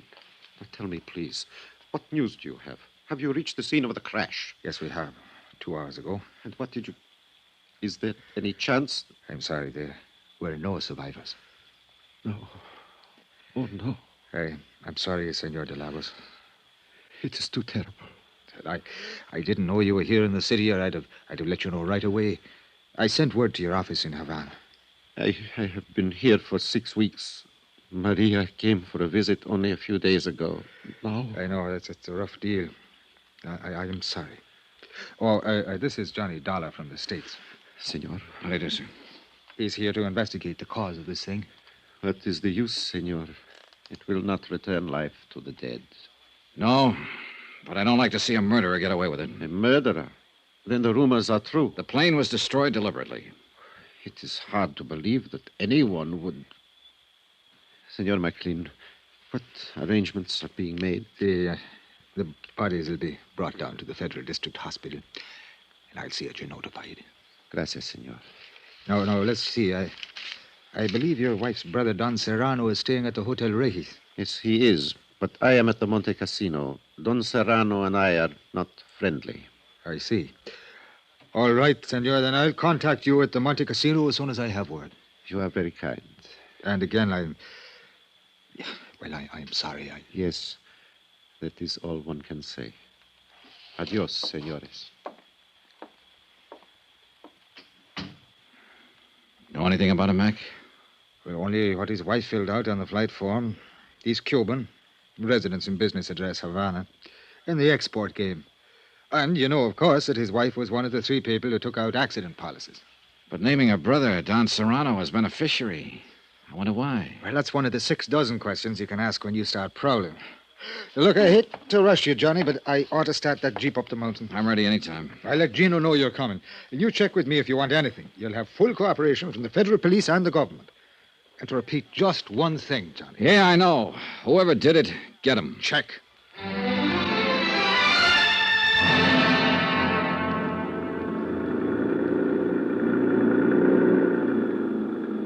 The Jeep driver was a young Mexican boy who'd been brought up in the best and wildest chauffeuring traditions of the capital. He knew only one way to drive, with both accelerator and horn wide open. Since most of the other drivers were playing the same game, it was a sheer miracle that we ever got through the narrow streets of the city and finally reached the open valley. Maybe the colored postcard pasted on the dashboard, a picture of the Virgin of Guadalupe, had something to do with it. We finally left the last cart road and bumped along a narrow woodcutter's trail, cleared and widened enough now so that we could drive into the crash area and miss the 1.5-mile walk the first rescue party had been forced to take. For some reason, only a small part of the wreckage had caught fire and burned, and the rest was strewn piecemeal along a great raw gash through the trees and brush. Men in uniforms of the Mexican Army searched through the tragic debris, lifting, sorting, and collecting. And nearby, a silent group of Indians were watching, with the age-old sadness in their eyes. You are Senor Dollar, no? Yes. Gino Romero, senor. Oh, glad to know you, Gino. It's a terrible thing, no? Yeah. Any ideas yet? Not of importance, but it's certain nowadays. It was caused by one explosion which has occurred in the baggage compartimento. Véngase. Come on. We have found many pieces which can be identified, can be known which part of the plane they are in before the crash. I see. Toward the front, these pieces are more large, but in the back, near the tail, they are very little. Oh, here, you look. These are pieces of the baggage, muy pequeño, very tiny. Oh, yeah. The crash itself wouldn't have done this. It had to be an explosion. Seguro. And look, it's burnt a little, each one of these pieces, but these more big ones from the seats of the plane, they are not burned. Here, you smell these ones. Hmm? Yeah, I see what you mean. Either dynamite or nitroglycerin. Was dynamite. We have found little tiny pieces of red paper from the wrappings on the sticks. Was dynamite. Any idea how much? How big a charge? One of the soldados, Pascual, who have used much explosive, is think maybe 30 or 40 pounds. Light enough to be put on board in a piece of luggage. It's going to be tough, Gino. Plenty tough to. They're bringing out the bodies. The Indians set up a low, wailing dirge. And one of them tapped softly on a native drum. A wordless terror before the ancient mystery, death. One by one, the bodies passed us, borne by the silent soldiers. Madre de Dios, may they find peace. Then, for the first time, I noticed the girl, standing alone some distance away, watching without expression as the stretchers passed her. She was young, blonde, and beautiful. Not conventionally so, but beautiful as a young animal is beautiful. And she looked very much out of place. You are observing the señorita, no? What's she doing up here? ¿Quién sabe? She's strange, that one. Always she's look for danger. She's what you say, the daredevil. But it's like she's always have the charm. Death has never find her. So perhaps she has come here to look on his face. Do you know who she is? Pues sí. She's American. Her name is Marvel Terrence. Marvel Terrence? You have heard of her, senor? I'd heard of her, all right. And I'd wondered what kind of a girl would have a first name like Marvel.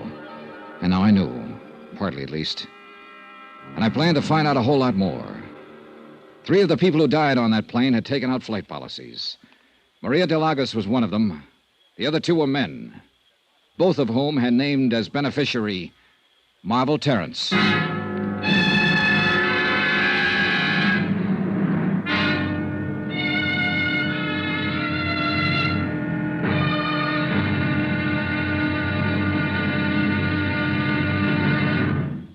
Now, here's our star to tell you about tomorrow's intriguing episode of this week's story. Tomorrow, a fighting girl and a lucky break.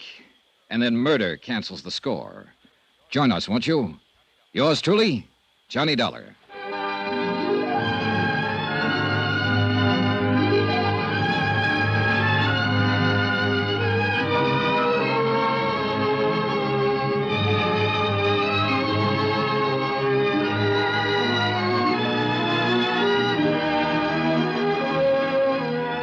Yours truly, Johnny Dollar, starring Bob Bailey, is transcribed in Hollywood. Written by Les Crutchfield, it is produced and directed by Jack Johnstone. Be sure to join us tomorrow night, same time and station, for the next exciting episode of Yours truly, Johnny Dollar.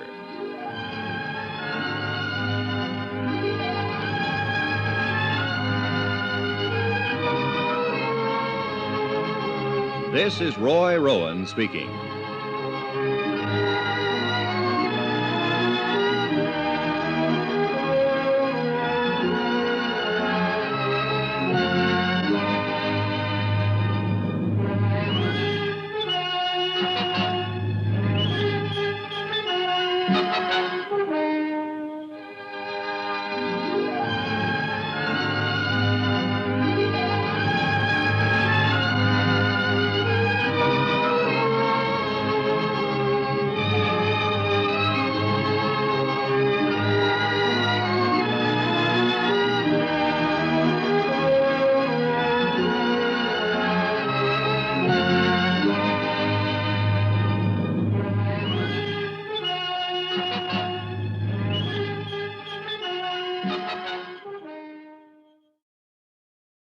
From Hollywood, it's time now for... Johnny Dollar here. Go ahead. Macklin, Johnny. Is Gino around? Yeah, he's over across the slope at the moment. They're getting the bodies out of what's left of the plane. Well, how does it look? Anything new? Nothing we hadn't already guessed. It was an explosion, all right. Dynamite in the baggage compartment. Probably put on board in a piece of luggage. Well, that figures. I've run into something down here in the city along those same lines. What do you mean? The ground crew remembers one of the baggage handlers acting strange before Flight 6 took off last night. A man named Ramirez. What do you mean, strange? They say he had one suitcase that he wouldn't let any of the other handlers touch. Put it on the plane himself just before takeoff. Hey, you know anything about tigers, Mac? Tigers? I'm about to tangle with one.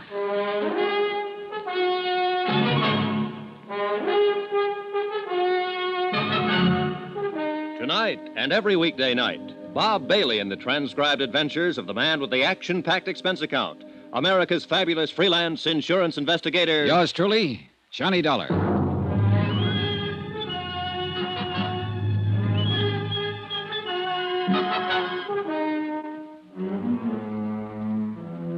From Special Investigator Johnny Dollar, location Mexico City, to the Home Office Guaranteed Transport Insurance Company, Hartford, Connecticut. Assignment, the Flight 6 matter. Expense account continued. I was taking Gino Romero's word for it that the girl was a tiger. His word and my own instincts. At first glance, she seemed soft, shy, and lovely. Then you sensed a wildness about her, a kind of suppressed violence that brought you up short and made you stop and reappraise her. She leaned against a tree, watching the bodies of the plane crash victims being carried down the slope and placed in the Army Jeep, with no sign of emotion on her face. Cool, detached. She had no reason to be here, and I wondered why she was. The only way I knew of finding out was to ask her. Yes, what is it? You're Marvel Terrence, I believe. That's right, and I've not met you somewhere before. No, but you're about to. My name is Johnny Dollar. I'm an investigator for an insurance company up in the States. I'm sure it must be very interesting work. Sometimes, on some jobs.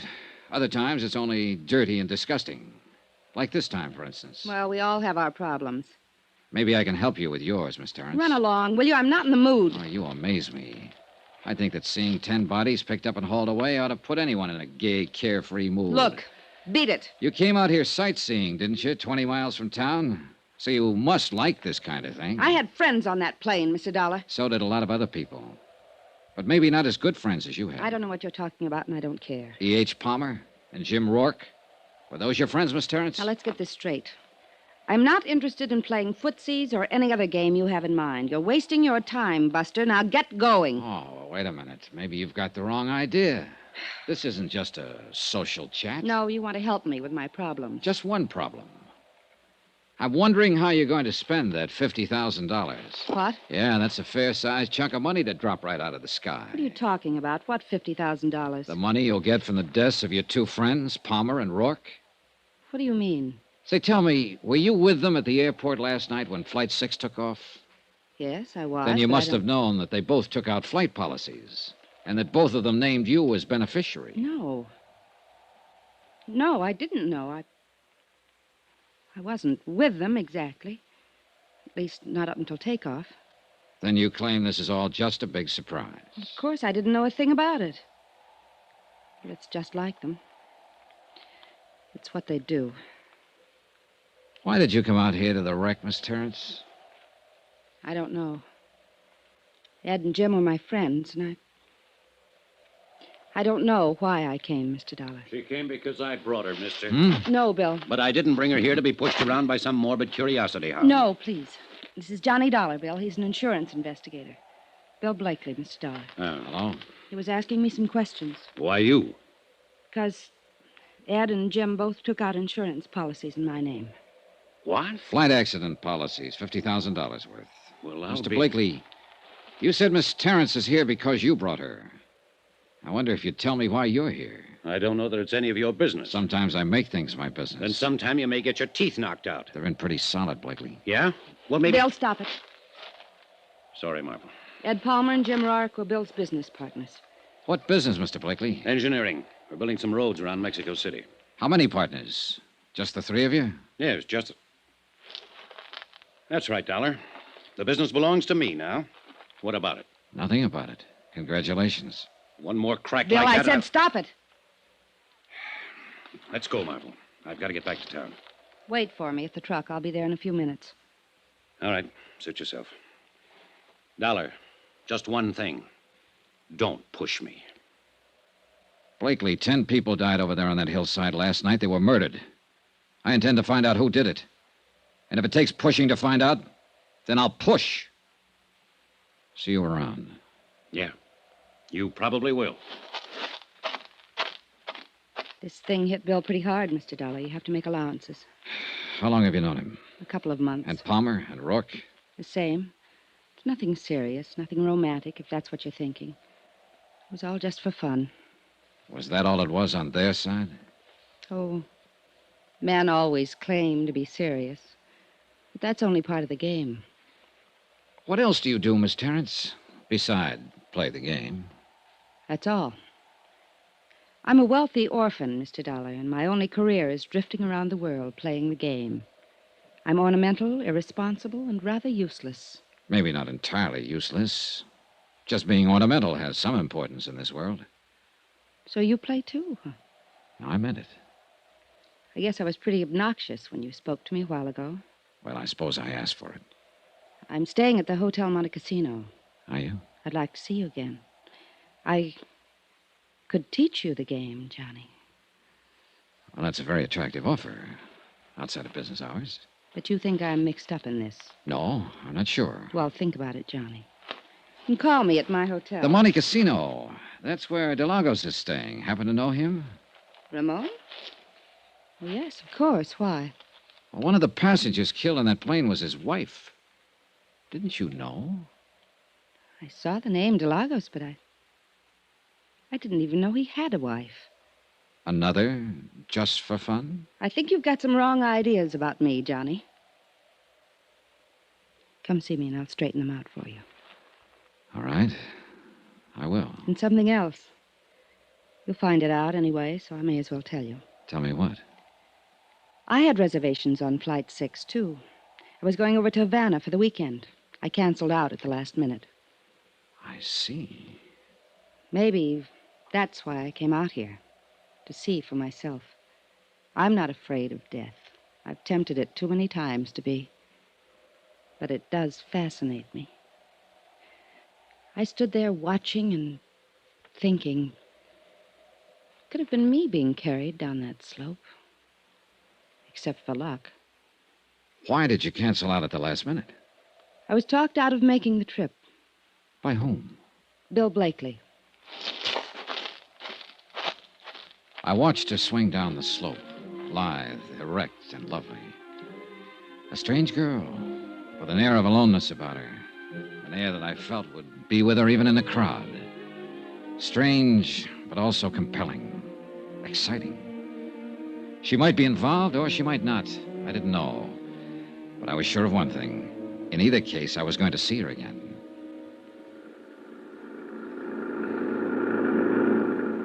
An hour later, Chino Romero and I were heading back toward the city in the government jeep, leaving behind us the wrecked plane, the crushed trees, and the lonely slope on the mountain. You have found the young lady of interest, senor? Yeah, I found her of interest. Always she's doing the crazy things. Daredevil, flirting with the eyes, looking for danger. Playing the game, she calls it. Si, senor. Playing the game. Qué lástima.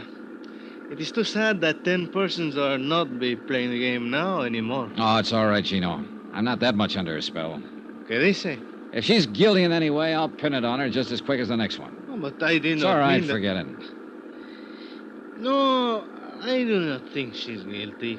It is not a thing she would do, and she does not need the money. She's very rich. Do you know that? Everybody says so. Well, that's what I mean. It's worth checking into. Es posible, but I still do not think she would do such a thing. It is too terrible. And she's too beautiful. Maybe I ought to give you the advice, Chino. Before the beauty of a woman, senor, we are all as brothers, like Senor Blakely. I see he will look very disturbed. Yeah, he did get a little hot under the collar. What do you know about him, Chino? Almost nothing.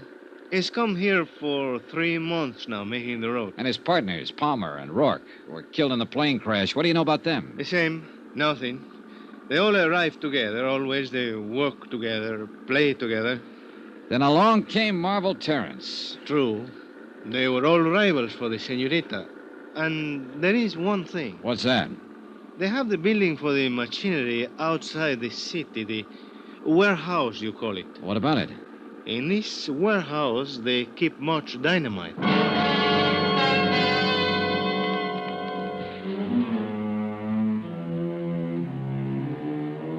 Gino dropped me at my hotel, the Del Prado, on Avenida Juarez. I changed clothes, cleaned up, sent some telegrams to the States. And about that time, Mac Macklin phoned up from downstairs and asked me to join him in the bar. Expense account item 3, $16.40. Drinks and dinner with the chief inspector of the Federal Department of Civil Air Transport. And then some more drinks. I've been here 7 years, Johnny. I like it. I feel at home here. I like the people and their way of life. But it'd still be good to see old Shy again. The snow piling up along the loop, and the wind ripping in off the lake. The crazy little joints along Baker Street. When were you there last, Mac? 1932. Oh, then you're about due. Well, why don't you take a couple of weeks and fly up there? No. Too much water under the bridge, Johnny. Too many little wars here and there in the world since 32. And too often McMacklin was flying in them. On one side or the other. Oh, what of it? Well, you know, Uncle Sam frowns on that kind of thing, Johnny, so we've got a sort of an understanding. I stay the heck away, and he forgets about me. I see. I've got no complaints, actually. I'm doing all right here, but sometimes I sure do get homesick for the old town. Of course, it's probably changed so much that I... Oh, yeah, yes. Con permiso de telephone, Senor McLean. Oh, thanks. I plug it in. Hello, yeah? What? All right. Well, have you told the federal police? Yeah, I'll be here for a while. Adios. Well, we just lost our best angle, Johnny. What do you mean? That baggage handler, the one I figured slipped the dynamite on board the plane. The boys just now located him. His throat has been cut.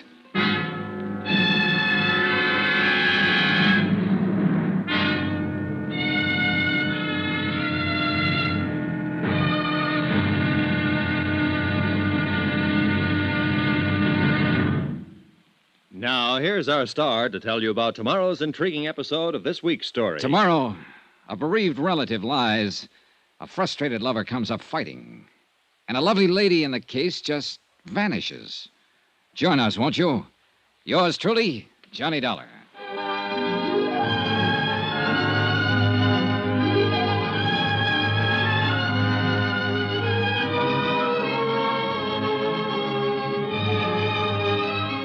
Yours truly, Johnny Dollar, starring Bob Bailey, is transcribed in Hollywood. Written by Les Crutchfield. It is produced and directed by Jack Johnstone. Be sure to join us tomorrow night, same time and station, for the next exciting episode of Yours truly, Johnny Dollar. Roy Rowan speaking.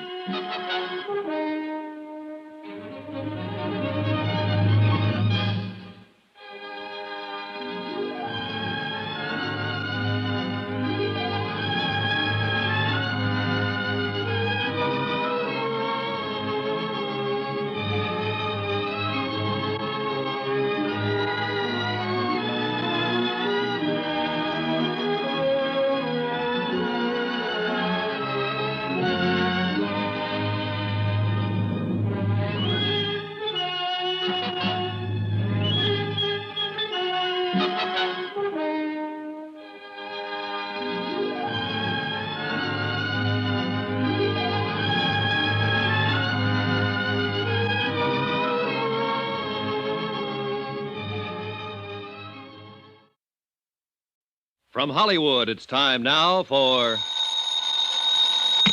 Johnny Dollar. This is Don Serrano de Almeida y Pico. Oh? We have not met, Senor Dollar. No, all right. I've been sure to remember the name. Don Serrano. Oh, wait a minute. You're Maria Delago's brother. That is correct. I was planning to call on you this morning, Don Serrano. Well, that will not be necessary, Senor, since I am taking the liberty of calling on you. I am downstairs in your hotel at this moment. Oh, I see. I believe I may be able to cast some light on the unfortunate tragedy which overtook my poor sister and the other passengers of that ill-fated airplane. You know something that hasn't come out? Rather a great deal, Senor. I know the crash which resulted in the deaths of 10 innocent people was the evil work of a diabolical maniac. Yes, well... A product of the warped mind of a scheming, worthless, unspeakable dog, a sneaking, money-hungry snake, a scurrilous, unprincipled... Don Serrano. Si, Senor. Come on up.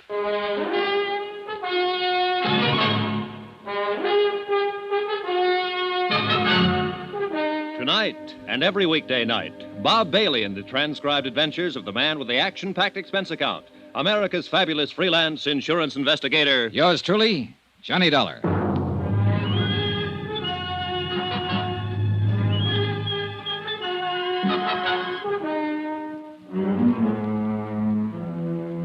From Special Investigator Johnny Dollar, location Mexico City, to the Home Office Guaranty Transport Insurance Company, Hartford, Connecticut. Assignment, the Flight 6 matter. Expense account continued. Item 5, $3.90, room service. Breakfast for myself and a pot of coffee for my visitor, Don Serrano de Almeida y Pico, I think. He was a thin, straight man with a small goatee and the face of a hawk. Stiff, formal, unbending. A classy grande type from an old school long out of business. And a man of much suppressed violence and hate. Once upon a time, senor, there existed a gentleman's code for the settlement of such matters as this. The duello, as it was called. But we are living now in lesser and more decadent times. A man is no longer permitted to kill his enemies. He must suffer interference by the police, the Civil Air Transport Department, the government. And even special investigators from the States, huh? Is that what you mean? I was not speaking personally, Senor Dollar. You are as much a victim of the times as I am. Well, it doesn't seem to be irritating me as much. More coffee, Don Serrano? Gracias, no. Perhaps it is because you have not lost your dearly beloved sister, senor. Oh, maybe. In that, at least, you have my sympathy. But let's get to the point. You've done quite a lot of talking about wanting to kill somebody, but I'm still not too sure who or why or what. It is very simple, senor. Not to me. Suppose we start at the beginning. As you like. But who can ever say what is the beginning of anything? All right, then let's be arbitrary about it. Let's start 3 weeks ago when your sister Maria came here from Havana to join her husband, Ramon de Lagos. I believe you said Ramon had been here for a month at that time on some kind of a business deal. A business deal? Do I look like a fool, senor? Oh, now, let's stick to the point. Women. That is his business, senor. Women with money. Then a week ago, Maria wired you, said she was terribly unhappy, and asked you to come at once. And when you got here, she told you what was the matter. She said Ramon was carrying on with an American girl named Marvel Terrence. A Jezebel, senor. So you took over. You got Maria an airline reservation back to Havana on Flight 6, the one that crashed, and told her you'd handle Ramon. Oh, she was putty in his hands. He lied to her every day since they were married, and she always ended up by believing him. I told her in the beginning he was interested only in her wealth. Which amounts to how much? Oh, much. Even after Ramon's foolish dissipation over the last few years. What happens to her estate now? Half of it she was permitted to dispose of as she wished. She made a will some time ago in favor of Ramon. Against my advice, I may say. What about the other half? That reverts to me, senor. Oh? It is a matter of family tradition. Who managed your sister's estate before Ramon came into the picture? I did, senor. And quite profitably. I did not waste my energies on illicit follies and ludicrous intrigues. All right. Night before last, then, you took Maria to the airport and saw her off on the plane. Si. What was she planning to do when she got back to Havana? Was she going to divorce Ramon? My sister was a very pious woman. May she rest in peace. Her religion would never permit such an act. I see. And, of course, there was the matter of family tradition. Oh, naturally. Did Ramon go to the airport with you? I had not seen Ramon since the night before, nor had Maria. We had quarreled violently over his disgraceful conduct. Did Ramon know that his wife was taking Flight 6? I informed him the night before. Did you or Maria see him at the airport? Oh, no, senor. He was much too clever. He managed to keep out of sight. Then how can you be sure he was there?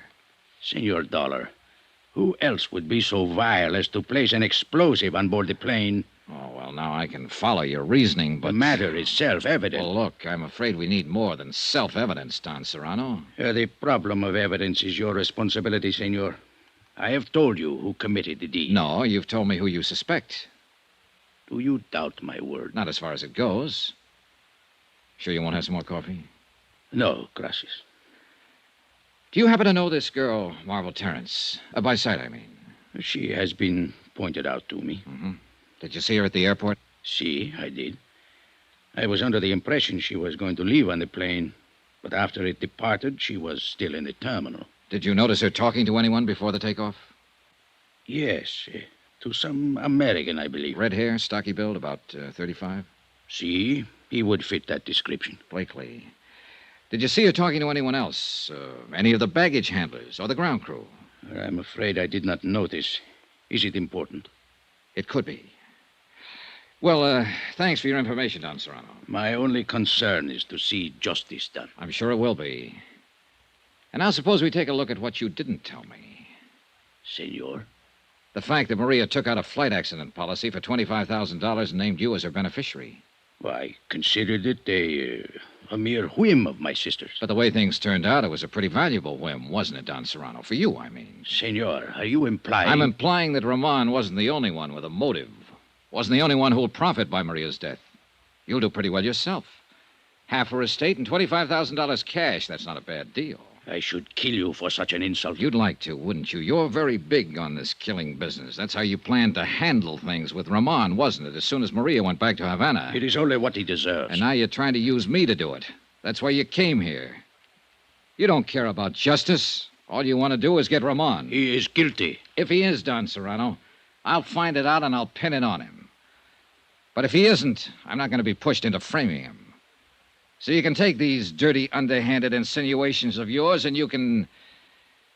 Get out, Don Serrano. Expense account item 6, $12.60. Taxi fares in and around Mexico City. I checked with the federal police first. They had their best men working on the murder of the baggage handler at the airport. And so far, they'd turned up nothing. They didn't have a single lead. I went through their files on the other 7 people who died on the plane. Nothing. The 2 pilots and the stewardess were Cuban and apparently had no close friends or enemies in Mexico City. 2 of the passengers were Brazilians and were only traveling through en route from the States. And as far as the other 2 were concerned, there seemed to be no motive. So it came right back again to the 3 I was already working on. Maria de Lagos and the 2 business partners, Ed Palmer and Jim Rourke. The 3 people who'd bought flight insurance policies. And that left me with 4 possible suspects. Ramon de Lagos, Maria's husband, Don Serrano, her brother, Marvel Terrence, and Bill Blakely, the partner of Palmer and Rourke. I checked with Inspector Mocklin, but he'd made no progress. With Gino Romero, no progress. I tried to reach Blakely, but he hadn't shown up at his office. I phoned Marvel Terrence and got a reluctant agreement from her to meet me for lunch. I waited for her at the Vendome for an hour. She didn't show up. Finally, at 1 o'clock, I went to her hotel. Oiga, mozo, traiga el equipaje del cuarto número 85. Ahorita vaya. Ándale, pues. Si, senor. What can I do for you? I'd like to see Miss Marvel Terrence. I wonder if you... Miss Terrence. Que señorita tan bonita, tan hermosa. Yeah, well, if you'll... She's the most beautiful woman who has ever stayed at this hotel. Yeah, she's pretty gorgeous, all right. Would you mind Sometimes I think everybody in the world is in love with this señorita. All day long, it is one man after another which call up to talk to Miss Terrence. Well, would you ring her and tell her I'm waiting... 2 times so many calls we get on the switchboard while the señorita is live here. That's very interesting. And now would you You must forgive me, amigo. When I think of Miss Terrence, I lose all sense in my head. All right. You're forgiven. Now, if you... What is it you wish, senor? Will you ring Miss Terrence and tell her I'm waiting down here in the lobby? Immediately, senor. Your name, please? Johnny Dollar. Johnny... D-O-L-D-O... How do you spell it, please? D-O-L-L-A-R. L-A-R. Gracias. I will tell her at once that you... Sacre nombre. I had forgot. Forgot what? She's not here no more, senor. What? She has checked out of hotel at 11 o'clock this morning. Expense account item 7, $2.10. Lunch at the Monte Casino Hotel, alone. I was sorry she'd skipped.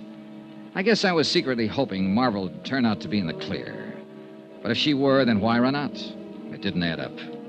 I paid my check and started to leave the dining room. And at the entrance, I ran square into a man I was planning to see later in the day. He didn't seem very happy about it.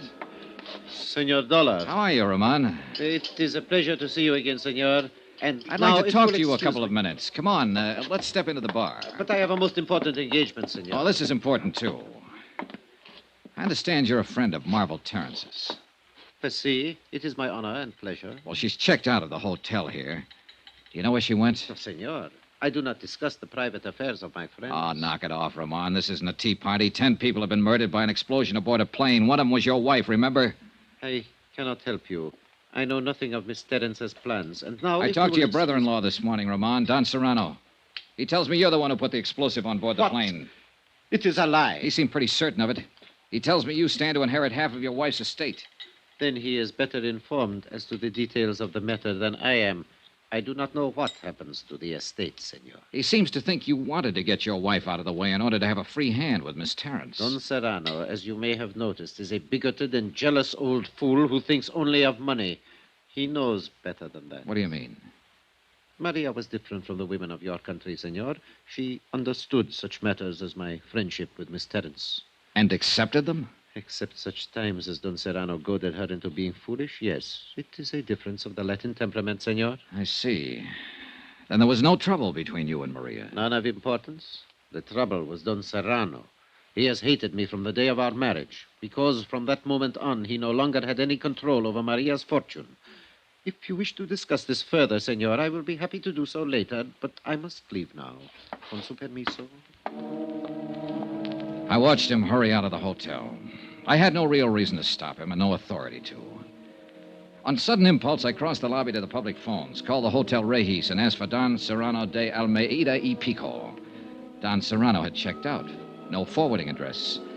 I called the Del Prado and asked for Bill Blakely. Mr. Blakely had checked out. No forwarding address. I left the phone booth and hurried back to the desk. The clerk was very sorry. Ramon de Lagos had checked out earlier in the day.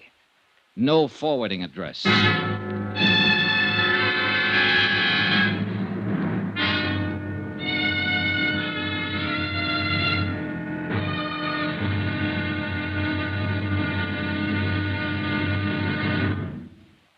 Now, here's our star to tell you about tomorrow's intriguing episode of this week's story. Tomorrow, a rendezvous in a tropic port. And a lot of things come together. Things like romance, desire, and death. Join us, won't you? Yours truly, Johnny Dollar.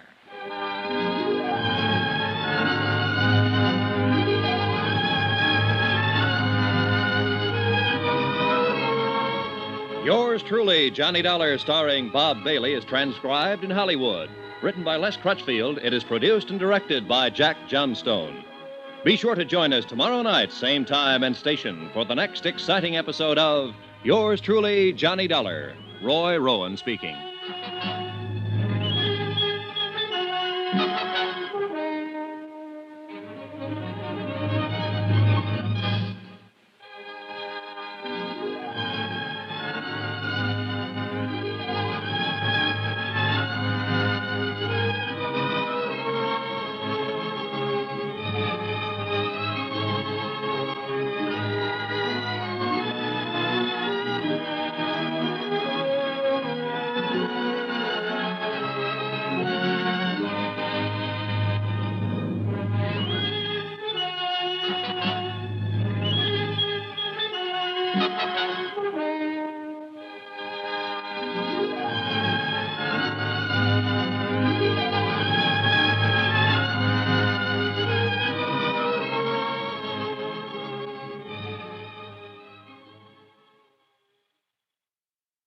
From Hollywood, it's time now for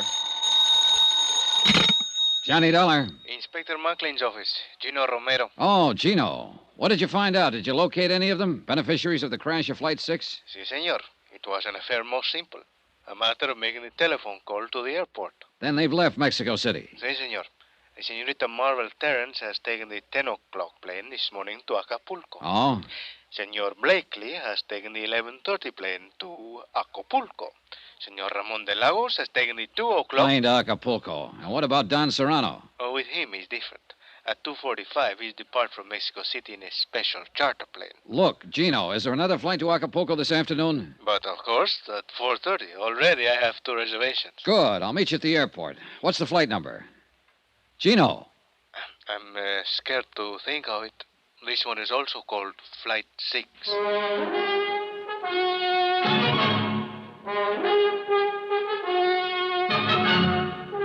Tonight and every weekday night, Bob Bailey in the transcribed adventures of the man with the action-packed expense account, America's fabulous freelance insurance investigator. Yours truly, Johnny Dollar.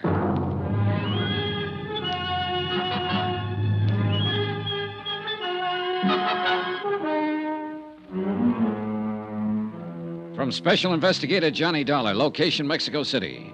To the Home Office, Guaranty Transport Insurance Company, Hartford, Connecticut. Assignment, the Flight 6 matter. Expense account continued. Item 9, $63.45. Incidentals in Mexico City and plane fare to Acapulco. One more of the sharp contrasts of Mexico. We left the stiff formality of the city behind us, the cool, thin air of the high plateau, and 50 minutes later, we stepped off the plane and into the steaming heat of the tropics. Barefoot tourists in shorts and barefoot natives in white cotton dungarees. Soft brown skins and flashing teeth. Mangoes, papayas, and the heady scent of tropical flowers. Blue sky, blue Pacific, and a burning sun. And a bay so bright and beautiful it breaks your heart. Acapulco.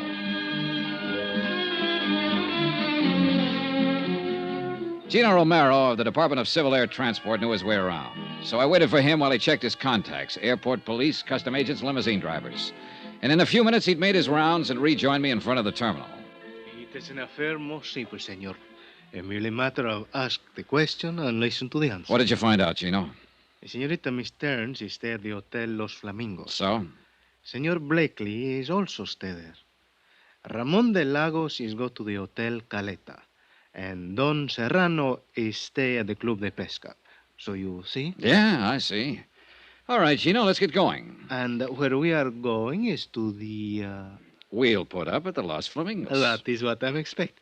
Oh, she's very beautiful, senor. True, but there are even better reasons for staying there. ¿Qué dice? Well, in some way, I'm not yet sure how, I think this whole thing centers right around Marble Terrace. You think it's possible she's guilty of the crash of the Flight 6 to collect the insurance? Maybe. Or she might have been used. Or maybe... Oh, I don't know, Gino. But it's about time we found out.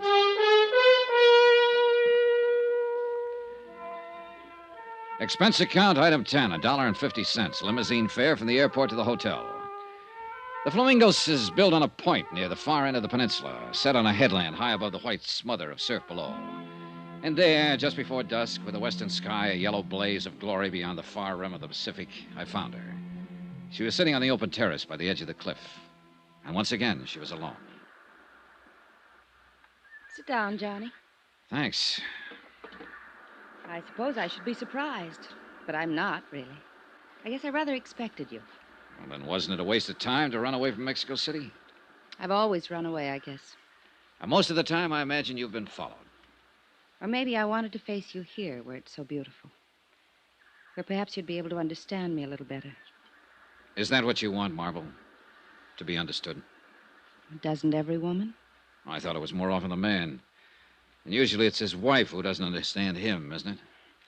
I see this isn't going to be just a social chat. Oh, I doubt if it could ever be just a social chat. Not with you. Now, you got too much impact for that. A compliment? That's a fact. There's no place else in the world with sunsets like the ones here. Every evening.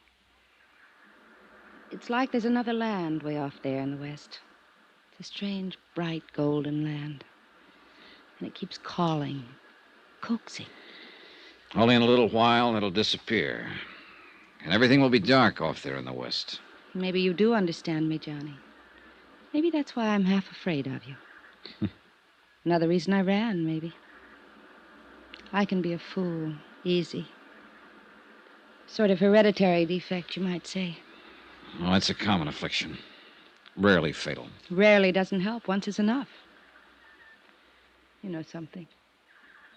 When I die, I want to be buried up there in the middle of a sunset.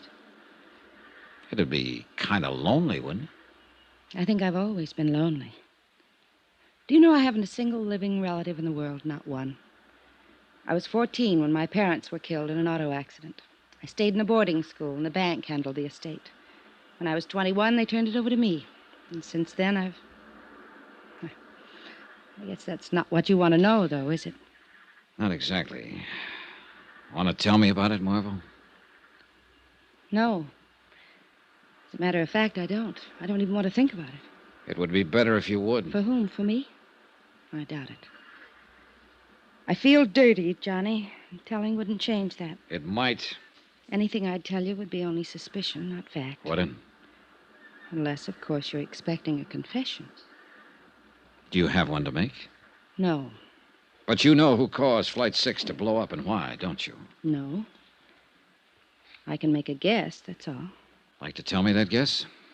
You'll find out soon enough, Johnny, and I'd rather it didn't come from me. 11 people have died, Marvel. I know. 10 on the plane that crashed, and the baggage handler who was murdered later, and You whoever... don't have to remind me of it. I couldn't forget it if I wanted to. I told you how I felt, now drop it, Johnny. All right. I didn't know. That's all I can claim. I just didn't know. What do you mean? Nothing. Look. It's dark out there now. And sunset's gone. There's always another one. I wonder. Have you ever met Don Serrano, brother-in-law of Ramon de Lagos? No, but he was pointed out to me. Did you see him at the airport the night Flight 6 was blown up? I don't remember. I don't think so. Did you see Ramon? No. Did he know you'd canceled your reservation that night? He didn't even know I had one. Have Ramon and Bill Blakely ever met? Yes, they met. And detested each other on sight. Well, that's understandable in view of the circumstances. Oh, I guess, but why are people like they are? Did you arrange for Blakely to follow you here? I didn't tell anybody I was coming. And he was a good guesser. So was Ramon and Don Serrano. I know. They're all here. Why? They don't even know me. They don't want to know me. Not in any real way, but they're here. Oh, yeah, they're here. And I think you ought to tell me what you know, Marvel. Tomorrow, maybe. Not tonight. Let me have just one night, Johnny. All right. Take me to dinner. Dance with me. Laugh with me. Give me just one evening. Will you, Johnny? Sure. And thank my lucky star for the chance. You're sweet. I'm saying it now. Without any strings. No matter how things work out. I'll still mean it. You're a sweet guy, Johnny. Give me time to change.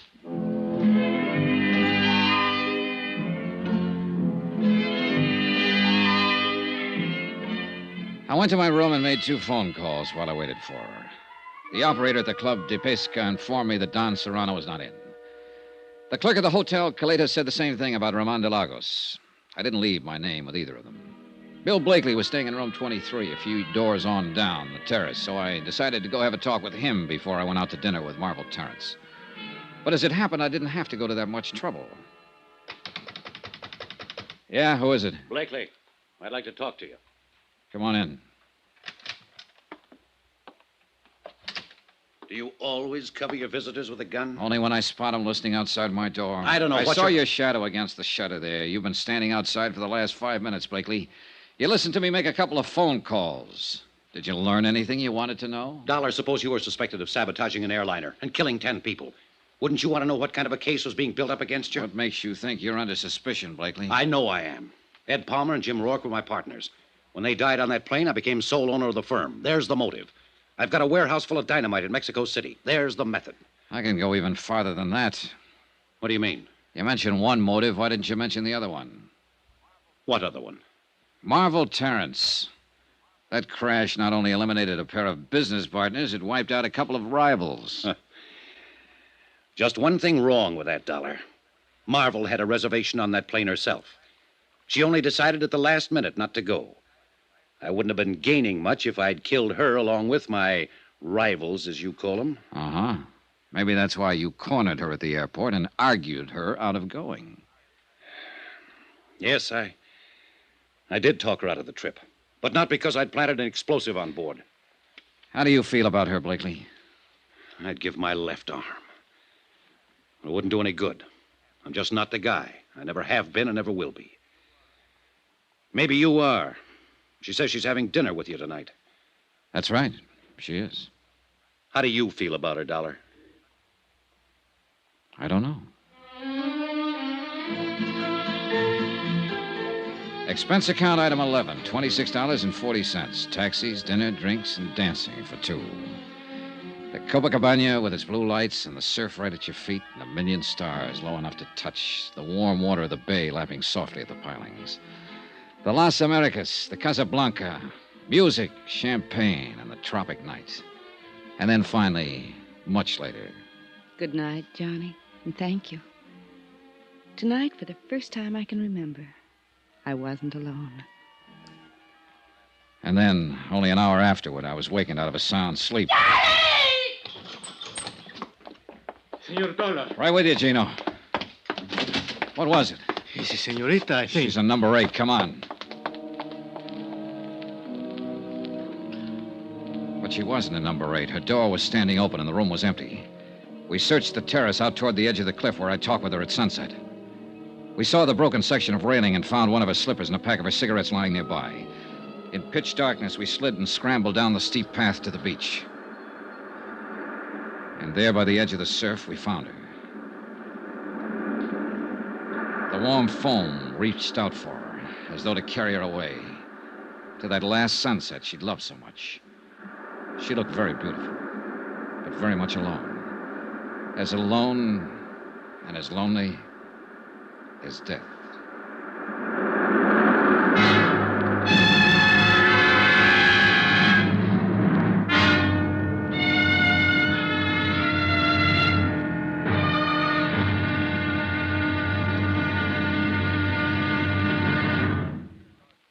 Now, here's our star to tell you about the final intriguing episode of this week's story. Tomorrow, a desperate killer is cornered and strikes back in a deadly counterattack. Final showdown. Join us, won't you? Yours truly, Johnny Dollar.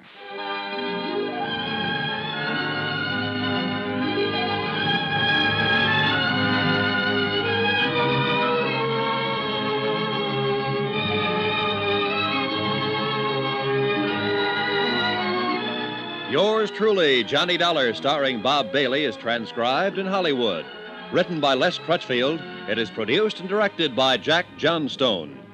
Be sure to join us tomorrow night, same time and station, for the next exciting episode of Yours truly, Johnny Dollar. Roy Rowan speaking.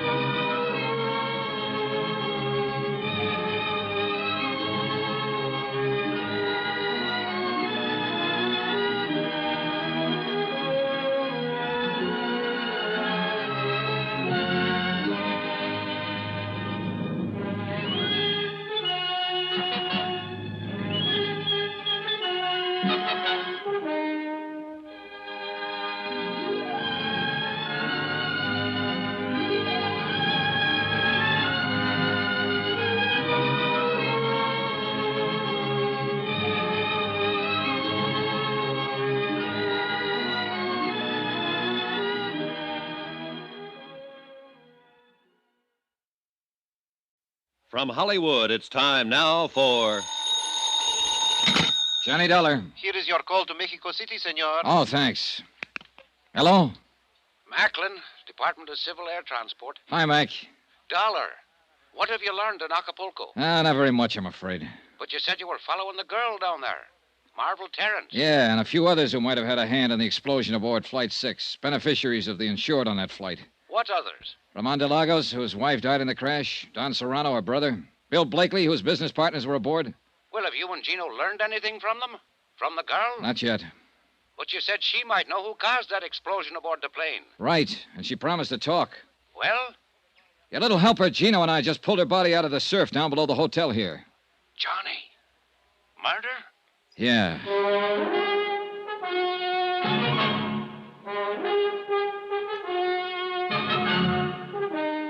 Tonight and every weekday night, Bob Bailey in the transcribed adventures of the man with the action-packed expense account, America's fabulous freelance insurance investigator. Yours truly, Johnny Dollar.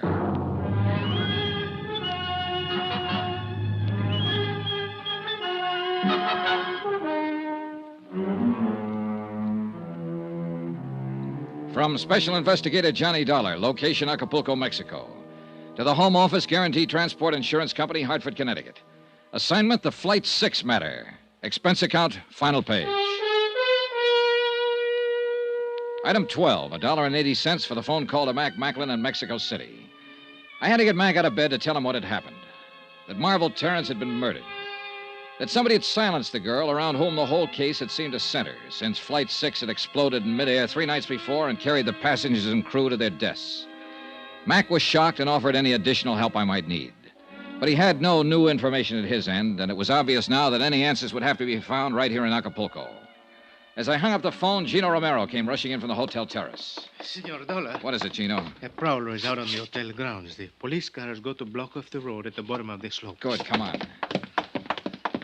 The stairs are over this way, senor. Right with you. A little light wouldn't hurt anything down here. It's no time. This way, into the brush, is a footpath. All right, lead the way. Over there is only 100 feet to the cliff. The other side is the road for the hotel. Here is the only place anybody can go. It's down this slope. Yeah, but there are plenty of places to hide. Si, senor, but it's a matter... Oh, wait. Huh? Listen. We could hear someone moving through the jungle growth a few yards away, moving swiftly but cautiously. Then a sudden silence. Whoever it was had also stopped and was listening for Gino and me. We waited for the fugitive to move again, straining our ears, trying to tag the location. Seconds passed. Then a slight rustle ahead of us. Gino nudged me, and we slipped quietly toward the sound.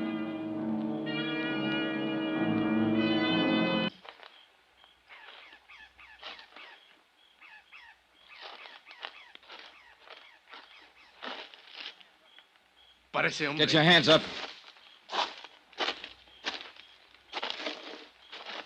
Well. Buenas noches, Senor Dollar. You seem to be quite a night owl, Don Serrano. Not ordinarily, Senor.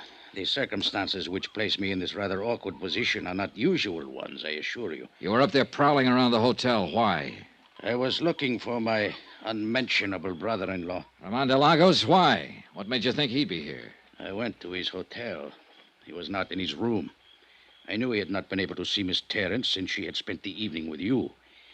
So I assumed he might be waiting for her here, at her hotel. And my assumption has, of course, been proven correct. Did you see him? No, but I heard the police discussing the murder of Miss Terrence. It was obviously Ramon's handiwork. Still after him, huh? My feeling about Ramon is not a secret, Senor. Nor his about you. So why did you go to his hotel? To kill him. Why else? Time was running out, so we took Don Serrano back to the hotel to the police. One very important person hadn't put in an appearance. Gino went down to Bill Blakely's room, knocked on the door, then opened it with a passkey and went in. Blakely wasn't there. We searched the room. The bed has been sleeping, senor. Yeah, I notice. But for how long, that's the question. It's possible he was wake up when the senorita screams before she is killed. He might have been. He must have dressed. His pajamas are there on the floor. I wonder. Quien sabe if it was a quarrel of lovers, the jealousy. He did not like it when the senorita was go with you tonight. I don't think it's that simple, Gino. Let's get this bag open, have a look inside. Maybe we can... It's not even locked. He seems to have been traveling light. There on the top, senor. Yeah, I see. What is it? Box of 38 caliber cartridges spilled open. And that piece of oilcloth. He had a gun packed in here. No, it's gone. He got up, loaded a gun, and left. Took the gun with him. If it was before the scream, that's one thing. But if it was afterward, then... What are you thinking, senor? I think we'd better take the police with us, get over to the Hotel Caleta, and check up on our third suspect. Ramon? But Don Serrano said he is not there. Don Serrano could say anything. I think we'd better get over there, Gino, and do it fast.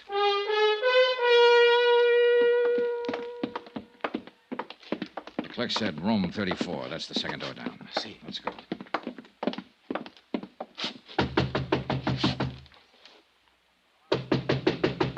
Ramon. Ramon.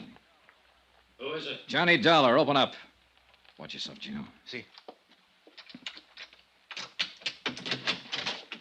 Come on in, Dollar. You're Blakely. Yeah. Better hand over the gun, Blakely. You won't get a chance to use it now. The police are out in the lobby. Okay. All right, thanks. Ramon didn't show up, huh? I wish he had. That's all I was asking, just one clear shot at him. Are you sure he's the one who killed her? Sure enough. Did you see him? No, but he's the one. She was scared of him, Dollar. She told me earlier in the afternoon, before you got down here to Acapulco. Told you what? She said Ramon had followed her here from Mexico City, that he'd been acting strange. She said she was glad I was staying at the same hotel, and that she didn't want to see him or talk to him. Yeah, it figures all right. It checks with what she said to me last night. If she'd only given me a little more to go on. She was a real great kid, Dollar. The greatest as far as I was concerned. Yeah. As soon as I realized what had happened, I loaded my gun and came here to wait for him. I figured he'd try to get back to his room. But he didn't show. It's too bad. She was a real great kid. And I'd have died for her if she asked me to. I loved her. She was the... Mira, ahí está, there he is. Come on, Gino. Si, senor. Ramon had been spotted. He started to enter the hotel, saw the police, turned and ran. He was armed with a pistol. He'd fired a shot at one of the police officers and then jumped over the balustrade and disappeared into the dark curve of Caleta Beach. The police cars quickly threw a cordon along the bayfront street and blocked off both ends of the stretch of shoreline. For the moment, Ramon was trapped somewhere on that beach. He'd tipped his hand now, and he was desperate and dangerous, and he had a gun. Gino and I went out on the beach after him. There's many places to hide here. Not for long. They'll have some more police here within a few minutes. Come on. It's maybe better we wait, senor. I do not think Ramon is planned to be taken alive. I can still see that girl, Gino, lying at the foot of the cliff. Si, senor. I remember. Spirit. What is it? There by the water is... No, I am wrong, senor. It's only a boat pulled up on the sand. Yeah, it's a paddle boat. Well, I think it's better maybe we separate, senor. I look in the pavilion, the cabañas. You stay close by the water. In this way, we'll have him between us. good idea, Gino. But you've got the rough end of it. Take care of yourself. Si, senor. Well...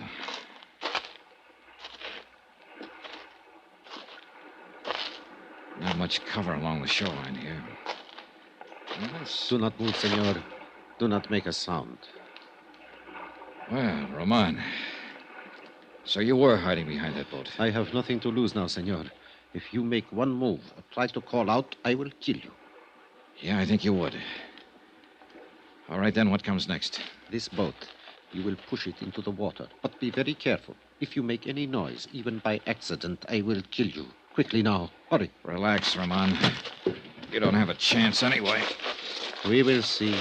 Careful now. Be quiet. Good. Now get in, quickly.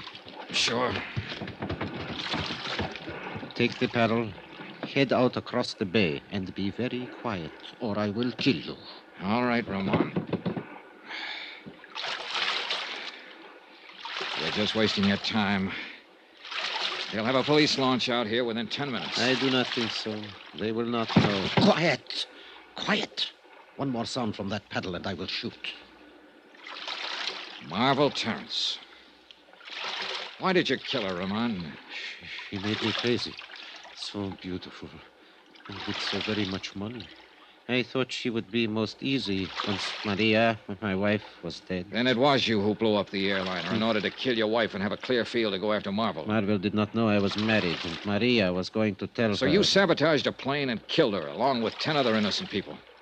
And what happened tonight? Did Marvel turn you down? She said she was suspicious of me, and she was going to tell you about it in the morning. And she said she was falling in love with you.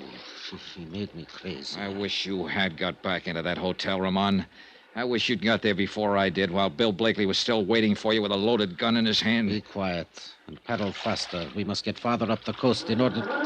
What is that? Police launch. What did you think? I told you didn't have a chance. No, they could not get here so soon. Well, I forgot to mention the fact that they'd already phoned for one. And then they do not know yet we are out here. Good. Keep paddling. Quickly. He half turned his head to look back toward the launch. I took a chance and swung the paddle. His shot went wild, and he didn't get a second try. I caught him back of the ear, and he dropped like a log.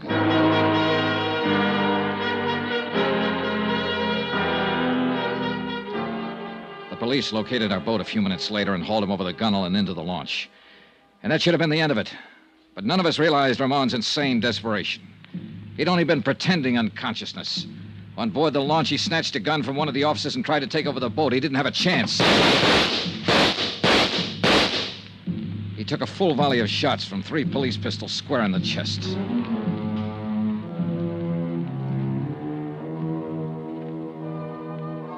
Expense account item 13, $312.20. Hotel and incidentals in Acapulco and Mexico City and plane fare back to the States. Expense account total, $608.10. End of expense account, end of report. Remarks? I'll never see another sunset now without thinking of her somewhere out beyond it. I hope she doesn't feel alone anymore. Yours truly, Johnny Dollar.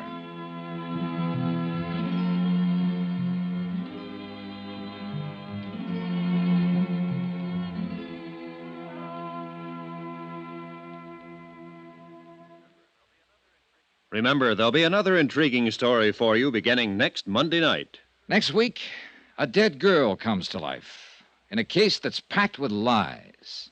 Yet every one of them comes true. Join us, won't you? Yours truly, Johnny Dollar.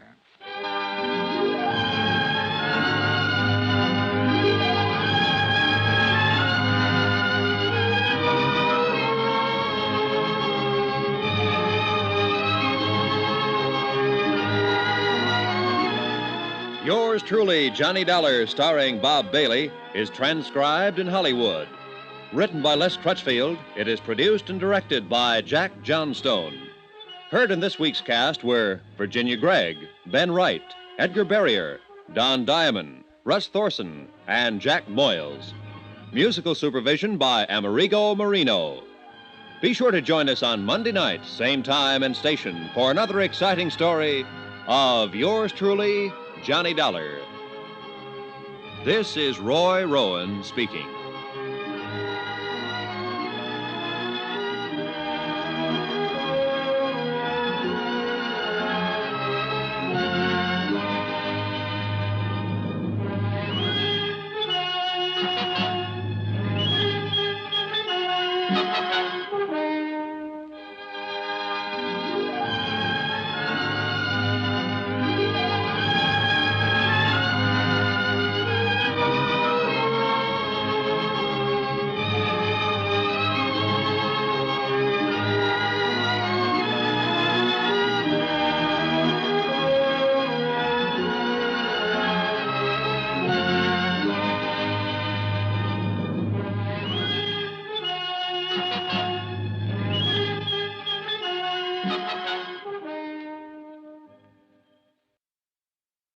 From Hollywood, it's time now for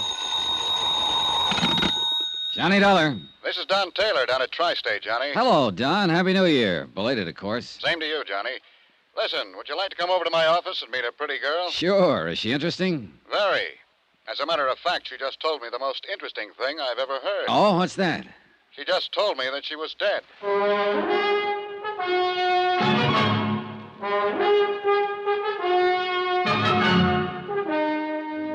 Tonight and every weekday night, Bob Bailey in the transcribed adventures of the man with the action-packed expense account, America's fabulous freelance insurance investigator. Yours truly, Johnny Dollar.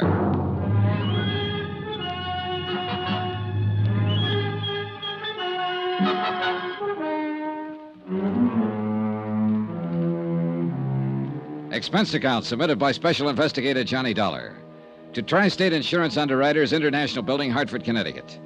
The following is an accounting of expenditures during my investigation of the McLean matter. Expense account item $1, cab fare to the International Building in Don Taylor's office. He was sitting behind his desk when I walked in, talking to a tall, dark-haired girl in her late 20s who was standing casually looking out the window at the street below. She was pretty, she was quiet, and she was well-dressed. Hello, Johnny. Thanks for coming right over. I'd like to have you meet Mrs. McLean. How do you do? Hello. Sit down, Johnny. Make yourself comfortable. Take my desk. How are you going? I'm going to let Mrs. McLean talk to you alone. She has a most unusual story. Yeah, something about being dead, isn't that what you said? Yes, something about being dead. Mrs. McLean, Mr. Dollar will be handling this matter for Tri-State. I wish you'd tell him exactly what you've just told me. Ring the buzzer when you're through, Johnny. Oh, sure. Would you like to sit down? He thinks I'm crazy. That's what he thinks. Well, isn't it? Well, I doubt that. Well, sit down. Let's talk it over. Of course he does. It's the first I've told it to anybody. It's fantastic. What'd he say your name was? Johnny Dollar. Dollar. What do you do? I'm an insurance investigator. Oh. For him? For anybody who hires me. Here. Try one of these, Mrs. McLean. Thank you. I suppose I'll be put in jail, don't you? Look, Mrs. McLean, why don't you try to tell me some of the facts about, about whatever it is. The facts are, I'm legally dead, Mr. Dollar. And my husband collected on my insurance policy. Mm-hmm. When did all this happen? 2 years ago in Los Angeles. How much money did your husband collect on your insurance policy? $10,000. Where is your husband? In Los Angeles. I suppose you tell me how it worked, Mrs. McLean. My husband's a doctor, Mr. Dollar. His name's Dave McLean. One night he had a patient come in, a girl. Oh, she was in pretty bad shape. She'd been drinking somewhere, and she just came in off the street. Saw his shingle outside the office. I was there helping Dave as a receptionist. Oh? Dave took her into one of the examining rooms to see what the matter was. She had a heart attack. She died on the table. Well, there was nothing he could do for her. Nothing anybody could do for her. Mm-hmm. She died on the table, and then what? Well, Dave came out and told me what had happened. We looked in her purse to find out who she was and where she lived. There wasn't anything but an address in Jersey City. No Los Angeles address? No. Her name was Teresa Corbett. She was from Jersey City, and that's all. Then what? Well, Dave called long distance to the place in Jersey City. It was an apartment. He talked to the manager there. I see. Go on. Well, Dave didn't say anything about Teresa Corbett being dead. He didn't have a chance, really. The manager was very upset. He told Dave that Teresa's mother had died very suddenly 2 days before. He said he'd been trying to locate her there in Los Angeles. Oh, he was very frantic. Well, go on. It was just one of those crazy things. The apartment house manager was just about out of his mind. Teresa's mother had died in one of his apartments on his premises. He himself had assumed responsibility for the body. He didn't know what to do about a funeral or anything else. He told Dave that Teresa was all the old woman had in the world. Nobody else. And Teresa Corbett was dead in your office at the time? Yes. Well, Dave hung up. I didn't know what he was thinking at first, and then he said to me, "We're in luck." Hmm. I asked him what he meant by that, and he said that the girl who had died in our office didn't have anyone in the world, and no one would know the difference. Then he told me we'd use her body. Just like that, huh? Yeah, just like that.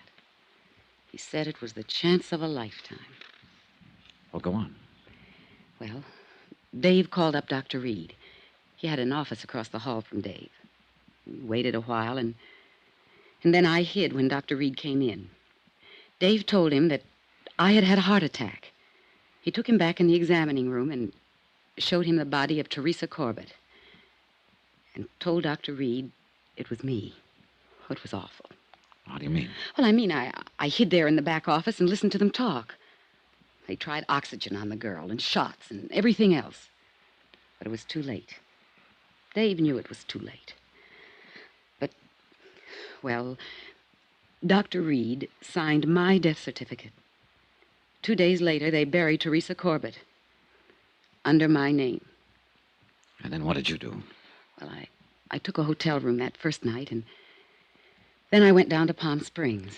Dave said he'd meet me there. Wait a minute. Dr. Reed had the office across from your husband's?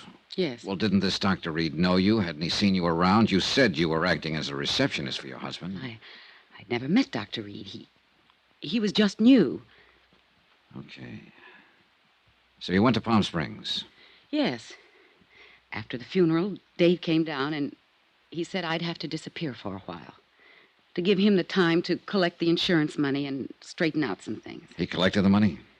Yes. Yes, he did. All of it. Then what happened? I came to New York to live.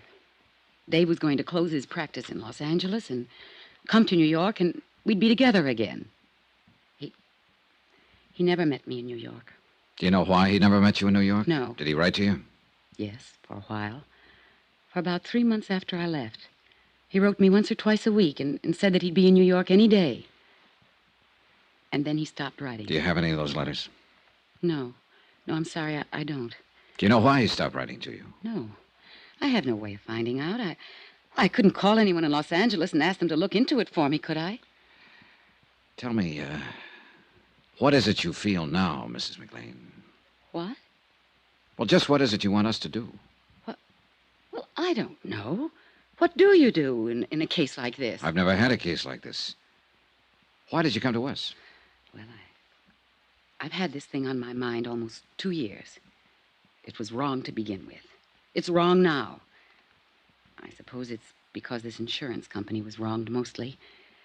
My husband and I cheated them out of $10,000. At least my husband did. What about this Dr. Reed? Well, he didn't have anything to do with it. I mean, he just signed the death certificate, but he didn't know the difference. You sure about that? Quite sure about that. I don't want to get anyone into trouble. I mean anyone. Including Dr. Reed. Yes. Well, I know how fantastic all of this must sound, but it's the truth. Do you think I'm crazy? You don't look crazy to me. What's the saying? What saying? Oh, something about how you can leave home, but eventually you have to come back to count the spoons. I guess that's what I'm doing now, telling you all this. Mm-hmm. It's good to tell it to someone after all this time. Did you get any of the insurance money, Mrs. McLean? Not a dime. Were you supposed to? Oh, I suppose so, yes. If Dave had met me. Would you say the whole thing was his idea? Yes.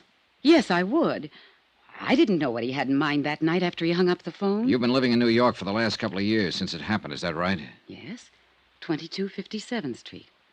Apartment 23. What have you been doing? How do you live? I've been working. I took a job in a medical lab. Under your own name? No. I used the name of Patricia Kennedy. Is there any way you can prove you're actually Doris McLean? I could in Los Angeles. How? Well, people there know me. Friends I've had all my life. Were you ever fingerprinted there? No, I don't think so. During the war, did you work in a defense plant, maybe? No. How about a California driver's license? I don't drive, no. Would you be willing to furnish me with a list of names of people who might be able to identify you? People in Los Angeles? Yeah, sure, anywhere. Well, yes, I would, if it's necessary. It's necessary. Don't you believe me? All of this has to be checked, Mrs. McLean. Now, what was the reason for trying to cheat the insurance company? Oh, Dave was badly in debt. He needed so many things that... Well, it seemed a good way to get them without too much trouble. You mean burying a girl named Teresa Corbin under your name? Yes. A girl without any family anywhere, with a mother who died 2 days before. Yes. Very few people in this world are without somebody, somewhere, Mrs. McLean. Teresa Corbett didn't have anybody, Mr. Dollar. I know that. Do you know any more about her than what the apartment house manager said on the telephone to your husband? No. Do you remember the name of the apartment house manager in Jersey City? No. The address? No. Is there anything else you'd like to tell me about all this? Well, I can't think of anything. No. Before I ask Mr. Taylor to come back in here, I want to ask you again, why did you come to the insurance company? What? Why did you come here to Hartford to the insurance company? You asked me that once, and I told you. The insurance company were the people that were wrong. Now, look, obviously, you've been living and working in New York and getting along. No one knows anything about this. There was no need for anyone to know anything about it. No need for us to know about it. Now, you'll pardon me, but you don't seem like the type of person who wakes up one morning with a big pain in the conscience. Not at all. Now, you sat here and told me about your husband, how your husband thought of the idea, how your husband hung up the phone, how your husband called in a Dr. Reed to sign a death certificate, how your husband handled every detail, all of it. Not you, Mrs. McLean, your husband. He's the one you want us to get, isn't he? Yes. He didn't have to meet me in New York once he got his hands on that money. He didn't have to do anything about me. I was dead on paper, and I couldn't go back. I buy a Los Angeles newspaper now and then, and I saw a notice yesterday that he's going to get married again. I see. But I'm still his wife. He tricked me. You helped him to do it. Who's he going to marry there? I didn't recognize her name. How old are you? I'll be 30 next June. I'm going to ask you something else, Mrs. McLean. Have you ever been in trouble before? No. Well, you're in trouble now, if all this is true. Well, it is true. Now, Would I just you be willing told to sign a statement in front of witnesses containing all the information you've given me here today? Yes. Yes, I would. Okay. Yeah, Johnny? You can phone your legal department, Don. Mrs. McLean is willing to make a statement regarding this whole matter. All right. Mrs. McLean, you can make your statement in front of Mr. Taylor and whatever witnesses he wants to use. I'll see you in about an hour or so, Don. Good. You're all through with me? No, there's one more thing, Mrs. McLean. You realize that if what you've told me is true, both you and your husband will be criminally charged? Well, yes. Yes, I realize that. Oh, Johnny, for heaven's sake, you're trying to scare him. I just wanted that part understood. I'll see you. Johnny, wait a minute. Don't worry. I'll be around. Plenty.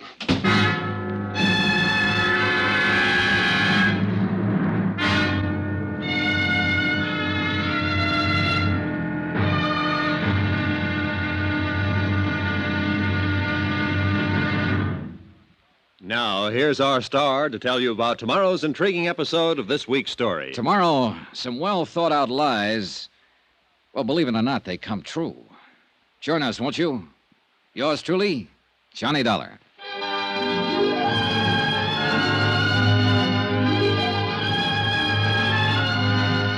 Yours truly, Johnny Dollar, starring Bob Bailey, is transcribed in Hollywood. Written by John Dawson, it is produced and directed by Jack Johnstone. Be sure to join us tomorrow night, same time and station, for the next exciting episode of Yours truly, Johnny Dollar. Roy Rowan speaking.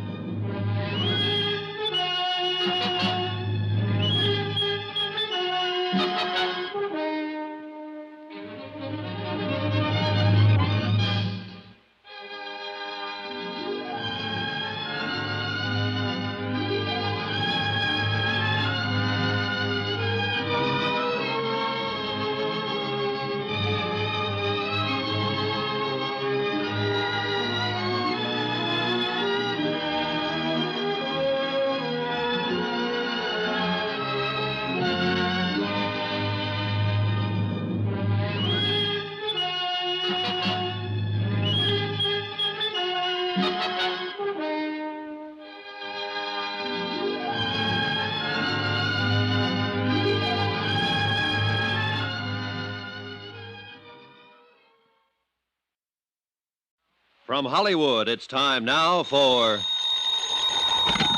Johnny Dollar. Don Taylor, what do we do about Doris McLean? Find out if she's telling the truth about being legally dead and having her husband collect her insurance, Don? No, Johnny. I mean right now. You can't press any charges against her or him until we get some facts. Well, she gave us a statement admitting everything. Can't we file charges on that? I'd rather not. Huh? Why? Oh, just a feeling. Call it a hunch if you like. Now, wait a minute. Don, I don't think she's told us the truth.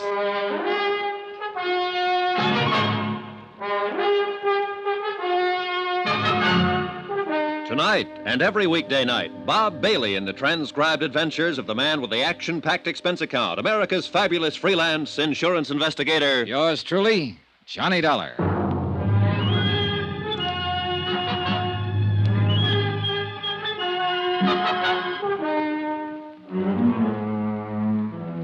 Expense account submitted by Special Investigator Johnny Dollar to Tri-State Insurance Underwriters International Building, Hartford, Connecticut.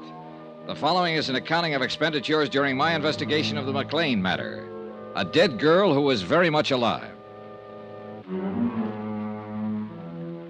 Expense account, item 2, $5. Lunch at a little place called the Copper Kettle for myself and Don Taylor.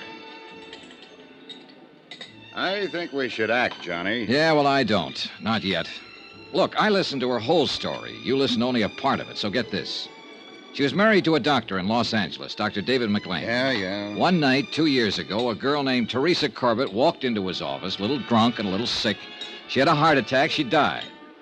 The doctor found a name and a Jersey City address in the girl's purse. He called up the New Jersey address, and an apartment house manager told him the girl's mother, her only living relative, died 2 days before. Dr. McLean hangs up and tells his wife he'll bury the other girl under her name and collect the insurance. No sense in going into all this, Johnny. Now, wait a minute. Doris McLean agreed to this. Her husband calls in another doctor and has the death certified. Doris McLean goes to New York. Her husband collects the insurance. But didn't meet her in New York, as he said he would. 2 years ago this happened, Don. Today she comes in and says, I'm tired of waiting for him. We cheated you. Do something to us. She also said she'd read a notice that her husband's going to marry some other girl. Makes sense to me. Yeah, well, not to me, Don. At least not all of it. Why? Why not? What are you looking for? The holes, and there are plenty of them, Don. Look, for one reason, she told it the same way both times. For the second reason, if all this happened on the spur of the moment in Los Angeles, that is, the girl came into the doctor's office off the street and died suddenly, why would the doctor bother to call New Jersey? Why wouldn't he call the Los Angeles police, for instance? Because he had the insurance thing in mind? Well, what do you think? Now, look, Johnny, I think you're pushing too hard in here. I'm trying to tell you what we're up against. All we have to do is verify her story. Yeah, well, there's something cockeyed in the way it comes out. According to Mrs. McLean's statement, the doctor thought of the insurance trick as he went along. That is, after he called Jersey City and found out the dead girl in his office had no one else in the world because her mother had died a couple of days before. After he saw he had a good chance. Yeah? He wouldn't have known he had a chance to pull the trick if he'd done what he was supposed to do and called the Los Angeles police. Yes, but... Now, that's important. And look, here's another thing. Mrs. McLean says she was acting as a receptionist in his office when this strange girl came in. Now, I don't know about you, but every receptionist I've ever seen in a doctor's office will ask you your name and address before you see the doctor. Mrs. McLean didn't do that at all. But... They'll get your name and address unless they already know it. Where's Mrs. McLean now? Over at the New Hartford Hotel. I asked Sam Benson to keep an eye on her until we file charges and take her into custody. Well, you can call him off. Now, look here, Johnny. Every word she has told us will have to be verified before we can take any action like that. Every word. I don't know whether I want you to handle this or not. It's okay with me. Either way, Don. Now, wait, Johnny. You want some more coffee? No, thanks. Let's not argue anymore. Okay, let's not. Mrs. McLean admitted she helped her husband cheat us out of $10,000. We've got that on paper. Look here. I made a check on the policy. We issued a straight life policy endorsed Mary McLean in Los Angeles, April 23rd, 1945. According to our records, Mrs. McLean passed away February 1st, 1954. Yeah. Claim was filed by the beneficiary, husband, David Earl McLean, M.D., February 4th, and paid off on the 10th. $10,000, full claim. Here you are. Uh-huh. That's a photostat of the death certificate attached. Yeah. Cause, coronary thrombosis. Now look at that signature. Dr. Willis Reed. That's the same doctor she said her husband called in. I know. What else? Business about her living and working in New York in a medical lab. This is the name of the place. Mm-hmm. She said she'd used the name of Patricia Kennedy. Well, I put in a call to their personnel manager. I described Mrs. McLean to him, and he said that sounded like her. Checked out. He'd been with him almost 2 years. Yeah, that's about it. Well, I called the airport, and they'll get me out to Los Angeles by tomorrow morning. Thought it'd take a few hours in New York to check some other things out. Sure. That looks pretty definite to me, especially with her statement and all the things she said. So what have you got to worry about, Johnny? All the things she didn't say. Expense account item 3, $38.14. Transportation, Hartford, Connecticut to New York, New York. I checked my bag at Idlewild and took the limousine in as far as the Waldorf. Expense account item 4, $3, cab fare and tip. Number 22, 57th Street. Doris McLean's residence, where she'd lived as Patricia Kennedy, apartment 23. I talked to the manager. This is her apartment, Mr. Dollar. I see. How long has she lived here? Moved in 2 years ago next month, March 1954. Good tenant? Very quiet. Ever talk to her? Not much. Christmas time, we had a drink together down in my apartment with my wife. First time I knew she worked in a medical laboratory. Mm-hmm. Does she have any friends in the building that I could talk to? Not that I know about. She keeps to herself, minds her own business. May I ask where she is now? In Hartford, Connecticut, at the New Hartford Hotel, if you want to talk to her about anything. I might want to talk to her about you. So? You knock on my door and say you're an insurance investigator and you want to look at her apartment. I saw your credentials and all that, but I don't know about you now. She asked me to investigate a matter. This is part of the investigation. Well, if you feel any better, why don't you telephone her long distance, tell her I'm here. I'll pay the charges. Oh, that's okay. Do you mind if I look around? I'll have to stay with you, Mr. Dollar.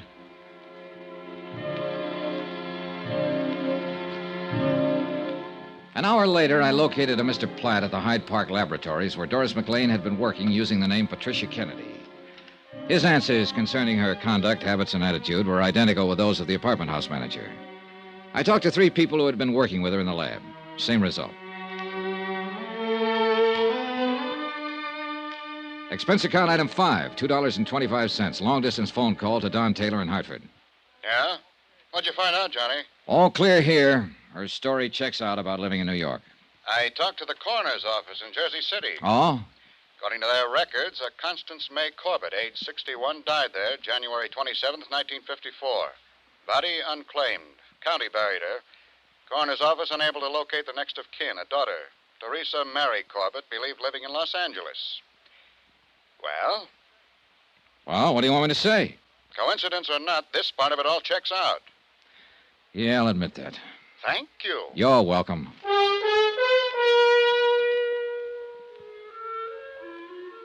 Expense account item 6, $113.65. Transportation, New York to Los Angeles. We landed at International Airport in a heavy fog at 8:35 in the morning. By 9:35, I was in my room at the Statler Hotel sleeping. At 4 o'clock in the afternoon, I got up and showered and shaved and had something to eat. There was a special delivery airmail folder for me at the desk from Don Taylor.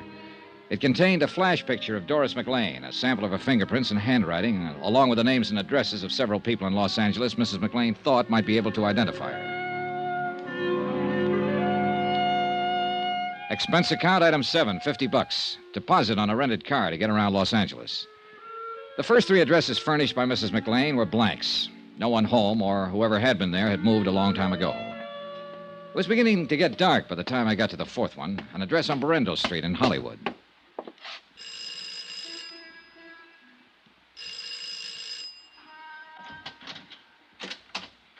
Hello? Hello, I'm looking for Pauline Henderson. What do you want? I want to talk to her for a minute. My name's Johnny Dollar. Well, I'm Pauline Henderson. Oh, may I come in? What's your business? I'm an insurance investigator. Well, I don't have any insurance and I don't want any. Well, it's about a case. Wait a minute, I'll put on a roll. Yeah, sure. Hope you aren't going to try to talk me into buying an annuity or something like that. No, nothing like that, Miss Henderson. Oh, all right. Johnny Dollar, huh? Yeah, that's right. Insurance investigator, did you say? Yes. Come in. I thought maybe you could help me. Well, I'll try. I'm in something of a hurry. Only take a minute, Miss Henderson. I'd like to have you look at this.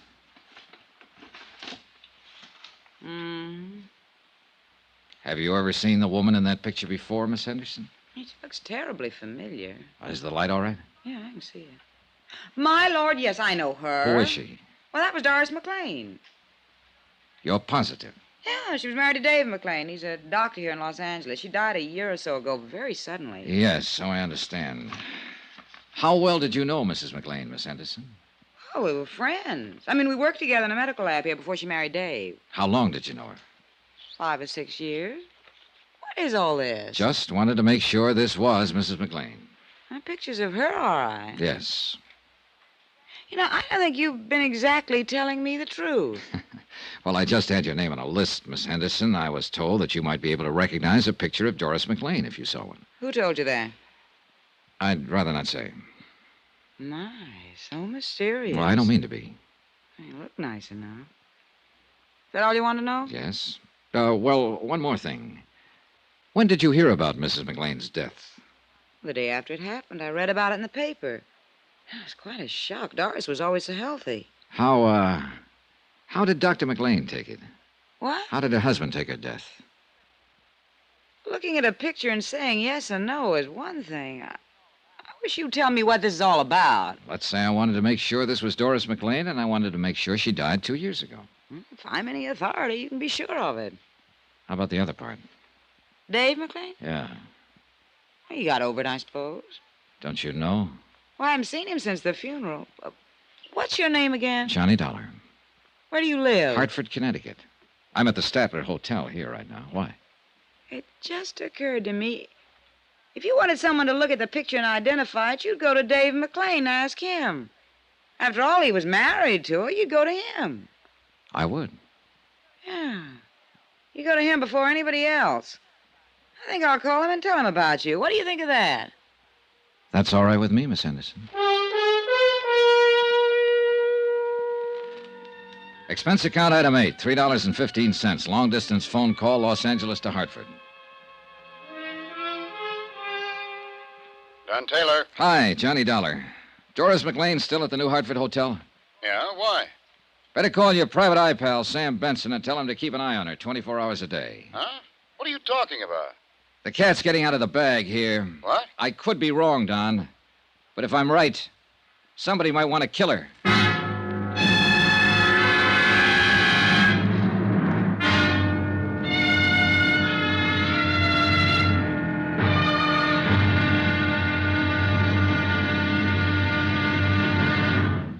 Now, here's our star to tell you about tomorrow's intriguing episode of this week's story. Tomorrow, a bit of information about a girl who had a date to die.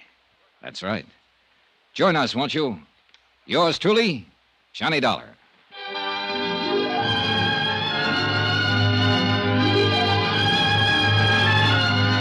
Yours truly, Johnny Dollar, starring Bob Bailey, is transcribed in Hollywood. Written by John Dawson, it is produced and directed by Jack Johnstone. Be sure to join us tomorrow night, same time and station, for the next exciting episode of Yours truly, Johnny Dollar. Roy Rowan speaking.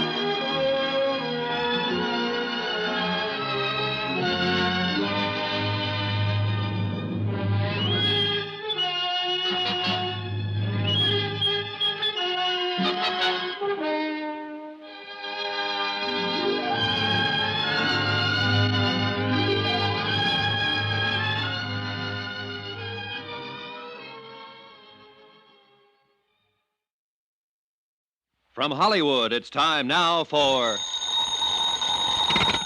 Johnny Dollar. This is the desk, Mr. Dollar. Your number's ringing now. Good.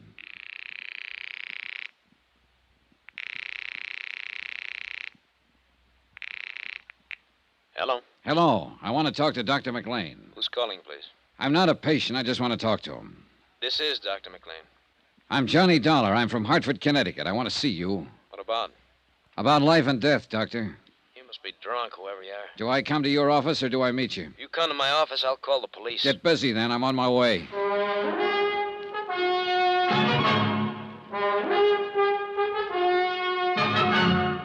Tonight and every weekday night, Bob Bailey in the transcribed adventures of the man with the action-packed expense account, America's fabulous freelance insurance investigator. Yours truly, Johnny Dollar.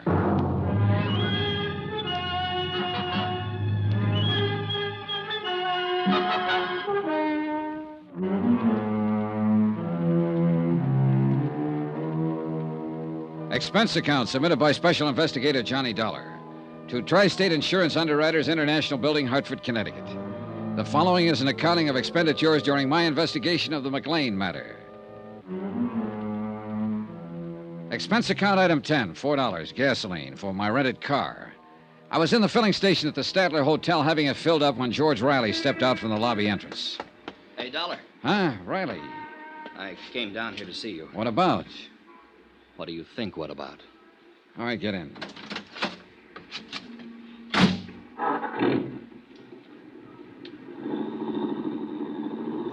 I got to thinking after you left me today about my girl, Terry.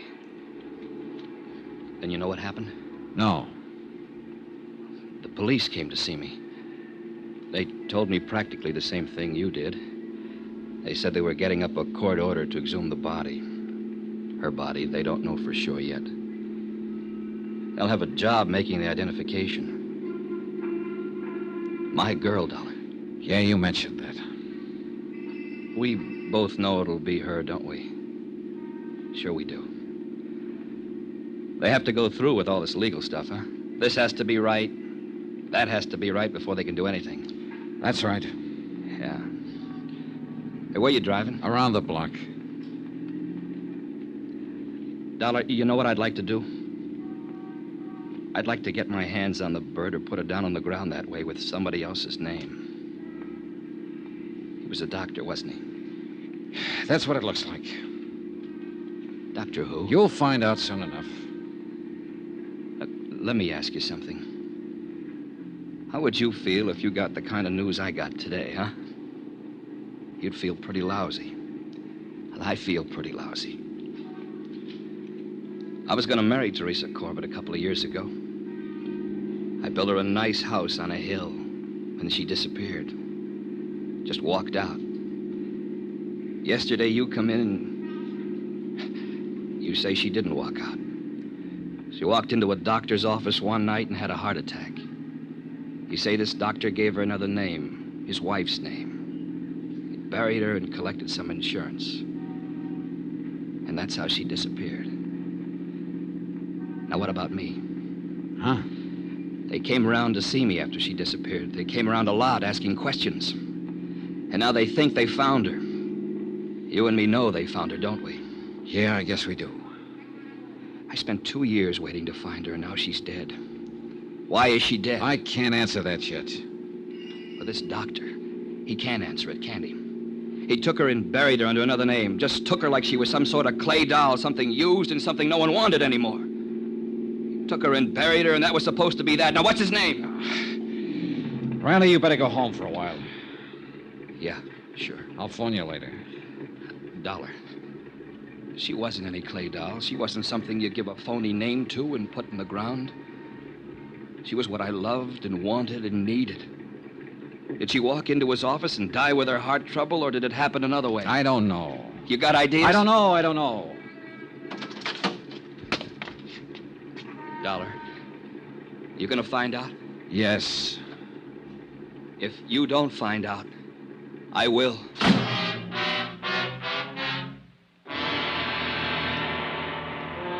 I stayed right there and watched George Riley lurch across the street and hail a cab. Then I turned back and found the freeway, rode it out to Sunset and all the way to the Pacific Palisades in the office of David E. McLean, M.D. Come in, Mr. Dollar. Sit down. He was a tall, broad-shouldered man in his early 30s. I shook hands with him and sat down. Well, that was a pretty startling telephone call, Mr. Dollar. I confess I was intrigued by it. You said you'd call the police. Well, I didn't.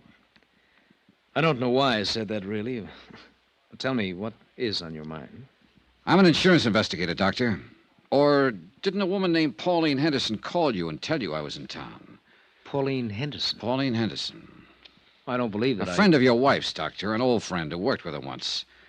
The kind of a woman who would recognize her picture if she saw it. I don't believe I remember her. Then she didn't call you and tell you I was in town. Well, that's all right, too. She said she might do that, though. Don't you want to know why, Doctor? Well, I suppose so. Yes. Why? Because I went over to see this Pauline Henderson the night I got in. She was one on a list of names of people who might know your wife on sight. Oh? She got kind of upset about my going there and asking her questions. I don't blame her. I'm a stranger to her. She finally said she'd tell you about it. I said, go ahead and tell you. And so? You just don't have any questions about anything, do you? I'm completely baffled by this whole thing. What's your point? Don't you really know why I'm here, Dr. McLean? I haven't the least idea, but I can tell you we're wasting a lot of time. This is a nice office, Doctor. How long have you been here? A year or so. Why?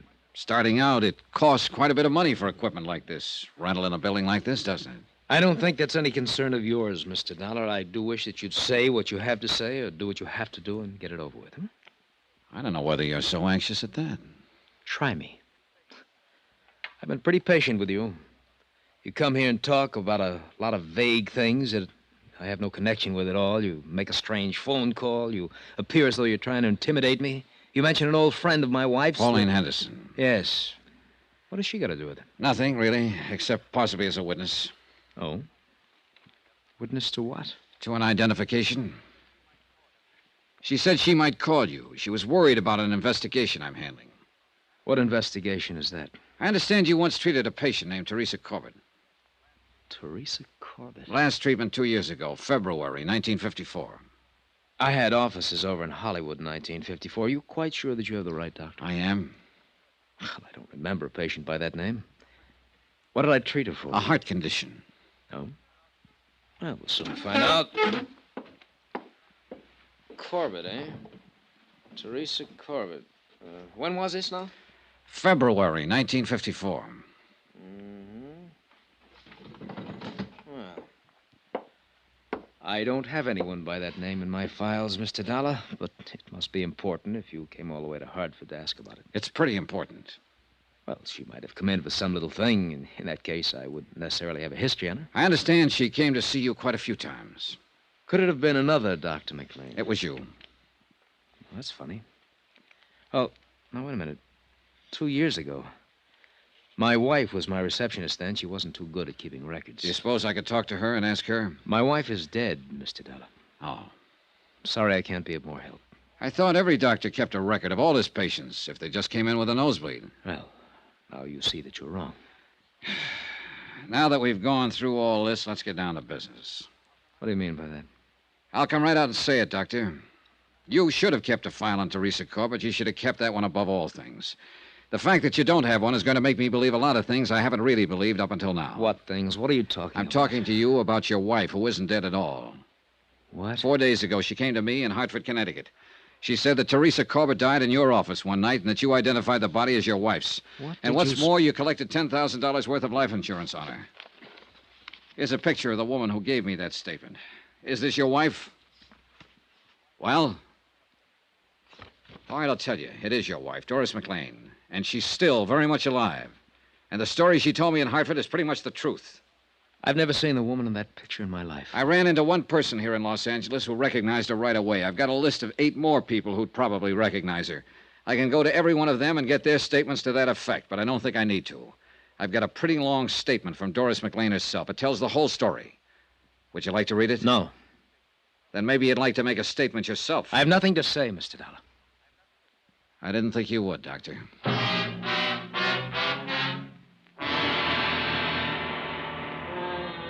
On the strength of the evidence already assembled, I preferred charges against Dr. David McLean. He was taken into custody and arraigned for defrauding an insurance company. He refused to talk at the arraignment and afterwards when he was held in the city jail. Expense account item 11, $2.20, telegram. I wired Hartford advising Don Taylor of the events in Los Angeles. The following morning, I received an answer from him to the effect that he was bringing Doris McLean to Los Angeles. That should have made the case complete. That and the fact that the coroner's office had exhumed the body and it had been identified as Teresa Corbett.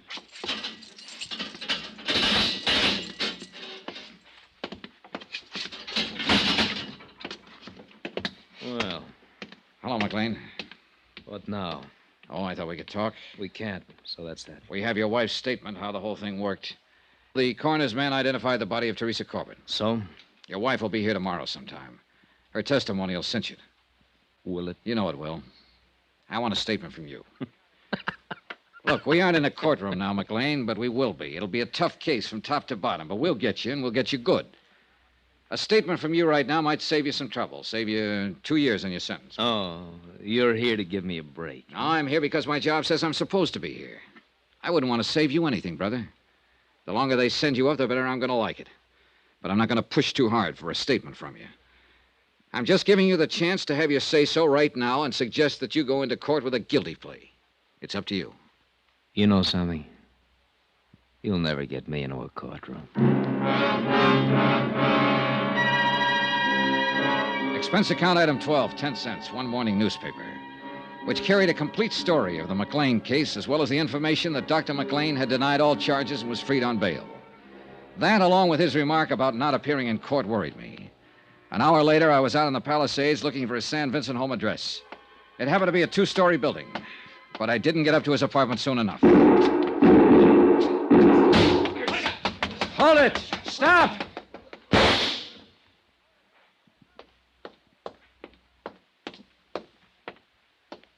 Riley. You don't have to worry about your doctor friend anymore. You fool, you crazy fool. The court would have taken care of him. No. I wanted to do it personally. Oh, Riley. For my girl, Johnny.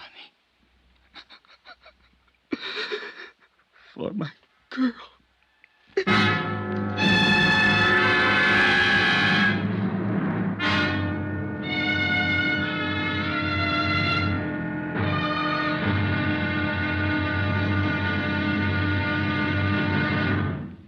Now, here's our star to tell you about the final intriguing episode of this week's story. Tomorrow, a brand new, a rather startling statement from Mrs. McLean, without lies.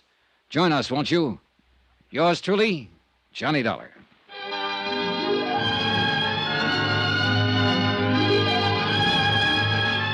Yours truly, Johnny Dollar, starring Bob Bailey, is transcribed in Hollywood. Written by John Dawson, it is produced and directed by Jack Johnstone. Be sure to join us tomorrow night, same time and station, for the next exciting episode of Yours truly, Johnny Dollar. Roy Rowan speaking.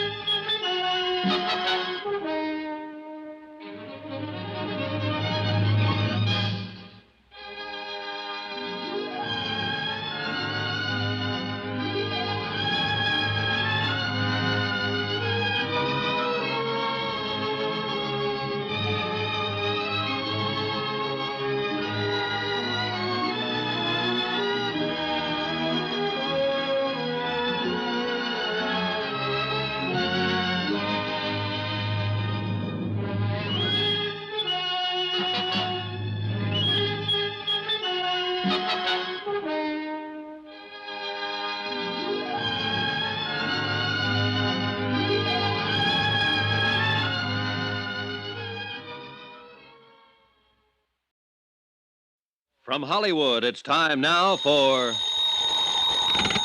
Johnny Dollar. Johnny, Don Taylor. Are you here in L.A.? With Mrs. McLean. Why didn't you meet my plane? Dr. McLean's been shot. What? Teresa Corbett's boyfriend, a guy named Riley, pumped 3 slugs in him this afternoon.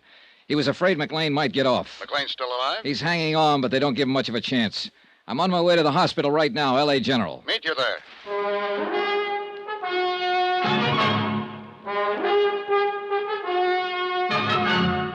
Tonight and every weekday night, Bob Bailey in the transcribed adventures of the man with the action-packed expense account, America's fabulous freelance insurance investigator. Yours truly, Johnny Dollar.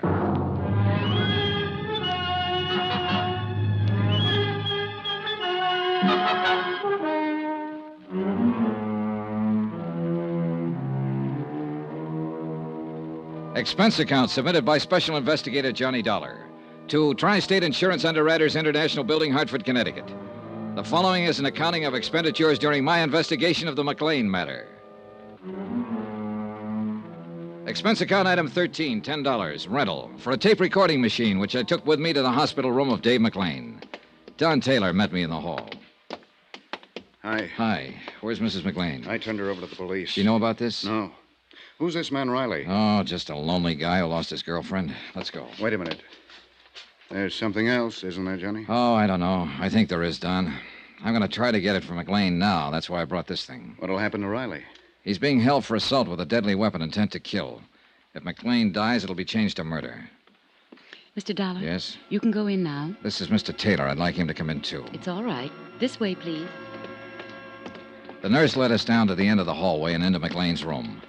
Transfusion equipment was rigged up on one side of him, intravenous on the other. He watched us walk in without a word, until he saw me set up the recording equipment. What do you think that's for? You, McLean. That statement we were talking about. What statement? You know how bad off you are. It doesn't make any difference now. Who's this man?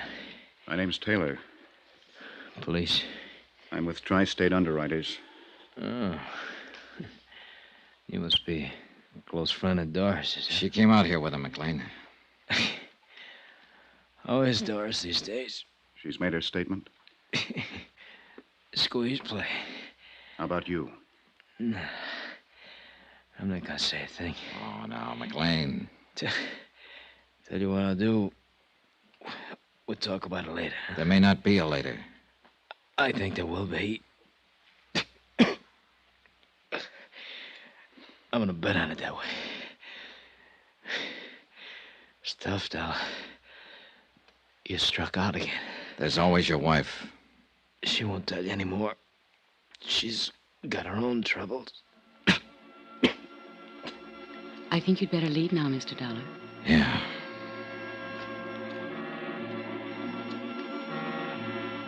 McLean's chances for recovery were 1 in 10. That isn't very good odds. But as he said, he was going to bet on himself. And he won. 3 days later, he took a turn for the better. Within a week, he was walking around the hospital. The trial date was set for him to answer charges of defrauding an insurance company. Mrs. McLean was named co-defendant. All set. When do you take off, Don? About 5 minutes. Good night for flying. Yeah. Now, what's the matter, Johnny? Oh, I don't know. This whole case, the people in it, I just don't know. You ought to be satisfied. You've certainly done your job. McLean's are going to stand trial, and there's no doubt they'll be convicted. You testify in court, and that's about it. I know. Don. Yeah? There's more to it. Why? I know there is. There has to be. McLean's slick enough not to open his mouth. He hasn't admitted anything. His wife's done all the talking. Sure, that's true, but what she said was enough for us. Was it? Well, wasn't it? Not for me, Don. Johnny, what is it? Riley, I suppose, and that poor girl, Teresa Corbett. A couple of little people who walked into it. Riley's suffering worse than the McLeans, than they'll suffer. He lost somebody he loved. She died naturally. He would have lost her sooner or later. The McLeans had nothing to do with that. Didn't they? No. Well, I've been thinking about it. Just go in and testify in court and come home and try to forget about it, will you?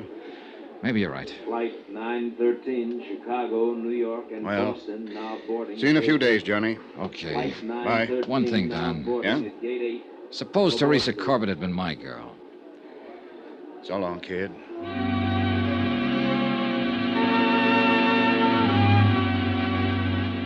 John Taylor went back to Hartford and left me to wrap up the details and testify in court. The day before the trial, I went over to the county jail to interview Mrs. McLean just once more. Hello. Hello. The uniform isn't too attractive, but they say it's a very healthy life in here. I mean, the regular hours and all. I suppose I should try to get used to it. Yeah. How long will I have to go to prison? Well, that's hard to say exactly, Mrs. McLean. Well, my lawyer said not over 3 years if they convict us. 3 years isn't too long. No. Sit down. Where's my husband? Where's Dave? He was transferred to the county jail today. Is he all right? Seems to be getting along fine. I haven't seen him, you know. You'll see him in court. Oh, I wish it were all over. So do I. But it isn't, is it? Practically. Not at all. Well, what do you mean? So far, we have enough evidence to prove conspiracy against you and your husband, and we'll prosecute to the limit on that. There'll be some other charges against him, the business with the body and so on. Let's not go into that now. But there's something else here I want to get straightened out. This is your statement. Yes. Let me read you this. A girl, whom we later found out to be Teresa Corbett, walked into the office on the night of February 1st, 1954, and complained of feeling ill. She had been drinking. My husband took her into the examining room where she died a few minutes later of a heart condition. Those are your own words on this sworn statement, Mrs. McLean. Yes. Let me go on. I had never seen or heard of Teresa Corbett until that night. I was with my husband when he placed a call to her residence in Jersey City. He spoke with a man there who managed an apartment house and so on. Mrs. McLean, that call was never made. I was in the room when Dave made it. The phone company has no record of it, no bill for it. I mentioned this to you because we are going to mention it at the trial tomorrow. You have my statement. Are you trying to make a liar out of me? The fact remains that call wasn't made. Were you in the examining room when Teresa Corbett died? No, I was in the front office. Isn't it a fact that she was a patient of your husband's before that night? No. I found out, I'll tell you. Teresa Corbett was one of your husband's patients. Why, She came here to live in Los Angeles because of a heart condition she had. He was the doctor she went to see. She just didn't walk in that night and drop dead. If that's true, I didn't know it. That night, you said you were acting as a receptionist in your husband's office. When Teresa Corbett walked in, she must have given you her name when she asked to see the doctor. Well, she didn't. Frankly, I thought she was just a little drunk. She'd been drinking. I could smell it. And you just took her right on back to your husband without asking a name, where she lived, anything about her? Yes. Now, look, Mrs. McLean, a lot of things you've told me and put into this statement are true. They've all been checked and rechecked. That's my job. But some of them just don't make sense. What are you trying to do? You wouldn't have known anything about it if I hadn't come to the insurance company. Maybe that's so. Maybe it would have just gotten by. But you did come to us. And whether you knew it or not, we have to know everything now. Everything, Mrs. McLean. Why do you think we've gone to all the trouble and expense of checking all this? I'll tell you. Because your story was too good to be real. It couldn't happen that way, even though the facts seem to say it could. A girl alone and friendless in Los Angeles dying of a heart attack in a doctor's office. A doctor who needs money and has a wife who's heavily insured. That's too much for me to take. Teresa Corbett was a patient of your husband. She had been for several months. She came in like anybody else. You or your husband took her personal history. And you noticed that she had only one living relative, a mother in Jersey City. Will you please tell me what you're talking about?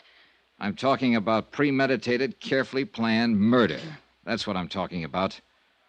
When Teresa Corbett's mother died suddenly, there was nobody left to worry about her. Nobody to ask questions about her anymore, right? That's what you thought, anyhow. But there was a man, George Riley. But he didn't know where to go or who to ask. You didn't know about him. All right. Teresa came in several times, and you and your husband got to know more about her. She was the patsy right from the beginning. Wasn't she? Wasn't she? Yes.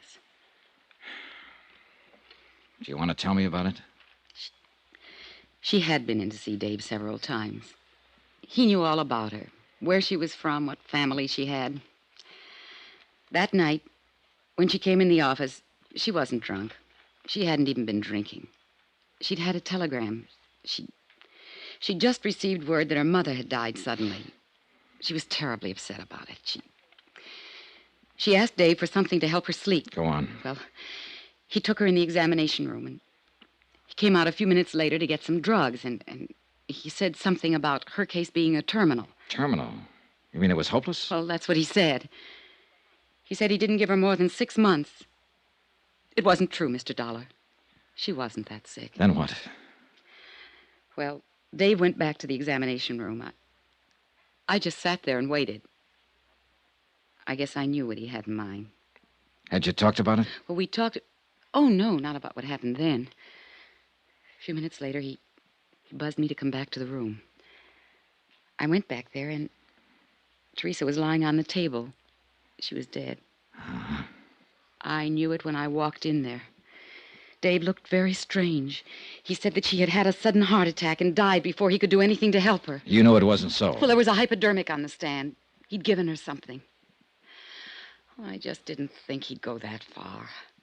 Are you sure you hadn't discussed this before? No. I swear he hadn't said a word to me before that night.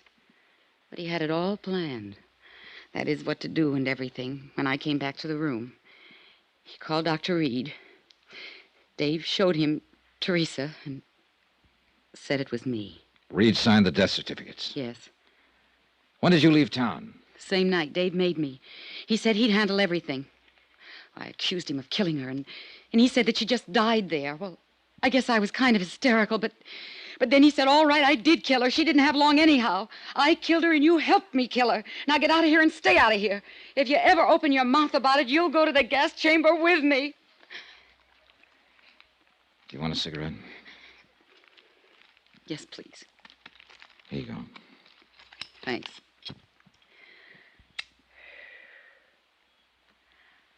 I told you that story. I mean about the phone call and all. To get back at him.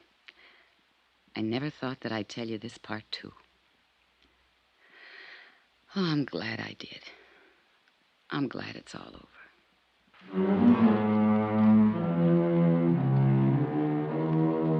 Expense account item 14, $85.40. Hotel and board while in Los Angeles.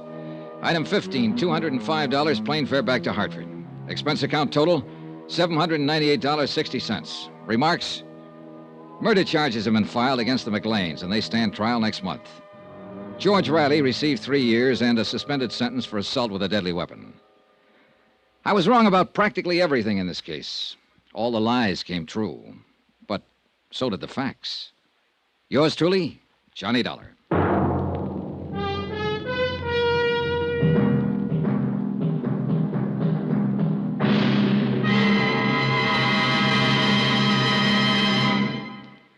Remember, there'll be another intriguing story for you beginning next Monday night. Next week, cui bono. That's Latin for who benefits. And believe me, it isn't the killer in the case. Join us, won't you? Yours truly, Johnny Dollar.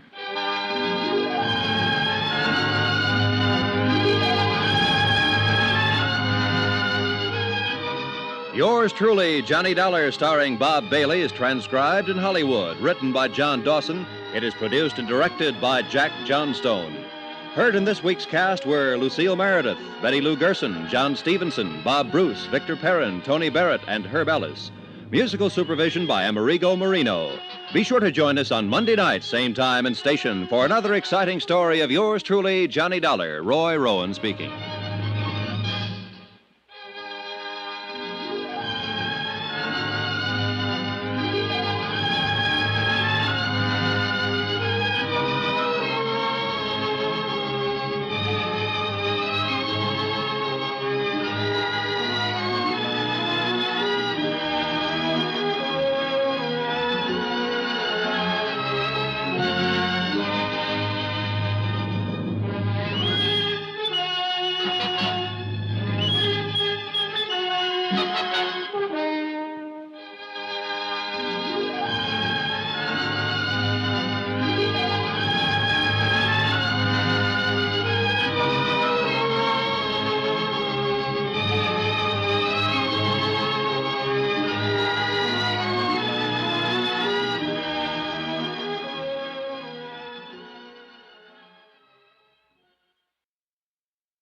From Hollywood, it's time now for... Johnny Dollar. Don Hancock, Johnny, Surety Mutual. Hi, Don. What's on your mind? Cui bono. Qui who? It's Latin, kiddo. Cui bono. Who benefits? All right, I'll bite. Who does? A little doll named Luann Parker down in Green Pass, Virginia. $100,000 worth, Johnny. Double indemnity. Wow, what did she do? Answer the question? She sure did, with a .38. 2 bullseyes right in her foster papa's heart. Well, then if it's an open and shut case, you don't need... Oh, it's that all right. She's the gal what done it. She admits it. But the coroner is about to call it an unavoidable accident. Seems little old Magnolia Blossom thought Papa was a prowler. And what do you think? Just what I said. Cui bono. So? I think you'd better put yourself on the payroll.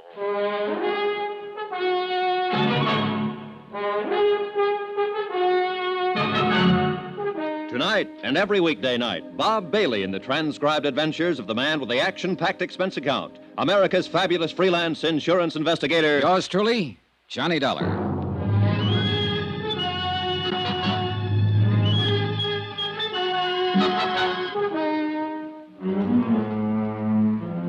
Expense account submitted by Special Investigator Johnny Dollar. To the Home Office, Surety Mutual Insurance Limited, Hartford, Connecticut.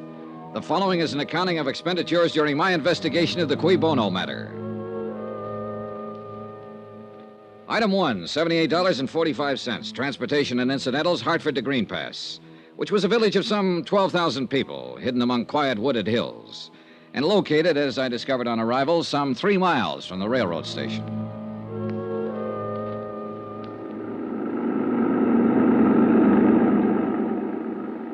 Nice weather we're having. Yeah, it's fine. You from New York? Well, near there, Hartford. Bet you ain't been having weather like this up there. No, it's been pretty cold. You say your name was Dollar? Yeah, Johnny Dollar. I'm Jake Deagley. You here on business? That's right. Well, I wouldn't count on finding much here. Green Pass is what you might call a one-horse town. 1 hotel, 1 bank, 1 taxi, that's me, 1 newspaper. And 1 county attorney. Yep, just 1... Oh, and you've heard about our tragedy, about Dan Parker getting shot. Yeah, that's why I'm here. I'm an investigator for an insurance company. I see. Well, it was a terrible thing. It was... Oh, doggone it! If old man Hawley don't fix up them fences, he's going to be short a cow one of these days. That's the 3rd time this week they've been out the road. How do people around here feel about Dan Parker? Was he well-liked? Well, he'd been reelected for 5 straight terms. No personal enemies? Not a one. There ain't a man in Green Pass that... Hey, what difference does it make whether he was well-liked? You know how he was killed, don't you? Yeah, I understand he was shot accidentally by his stepdaughter. That's right. And what difference does it make whether he had any enemies? Well, none, probably. But when an insurance company holds a policy as large as the one they carried on Dan Parker, they want to know the full circumstances surrounding the death. Well, there ain't no mystery about it, Mr. Dollar. That poor girl took him for a burglar and shot him, that's all. And it mighty near broke her up. Say, what about her, Jake? Is she well-liked? Well, let me put it this way. I'm 52 years old. I got a grandson, 17. And we're both in love with Luann Parker. I see. And there's 5,000 other males in Green Pass that feel the same way. She get along all right with her stepfather? They worshipped each other. She was all Dan had since Mrs. Parker died 9 years ago. They was thicker than thieves, them two. Rode horseback together, went fishing, took trips together.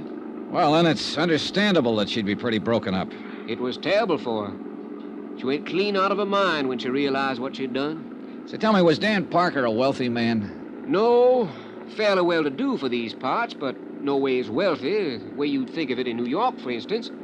Then I imagine the Parker girl would think of $100,000 as being a pretty sizable fortune. Mr. Dollar, let me give you a little advice. Oh? You got a job to do, fine. But if I was you, I'd be mighty careful how I went about doing it. Why so? Well, people up here in the hills are kind of standoffish at best. And if you go around hitting what you seem to be hitting at, you're going to get yourself a mess of trouble. I don't deal in hints, Jake. All I'm trying to do is dig up all the information possible. Let the company know exactly what happened. That sounds fair enough, Mr. Dollar. But you take my advice. Dig easy.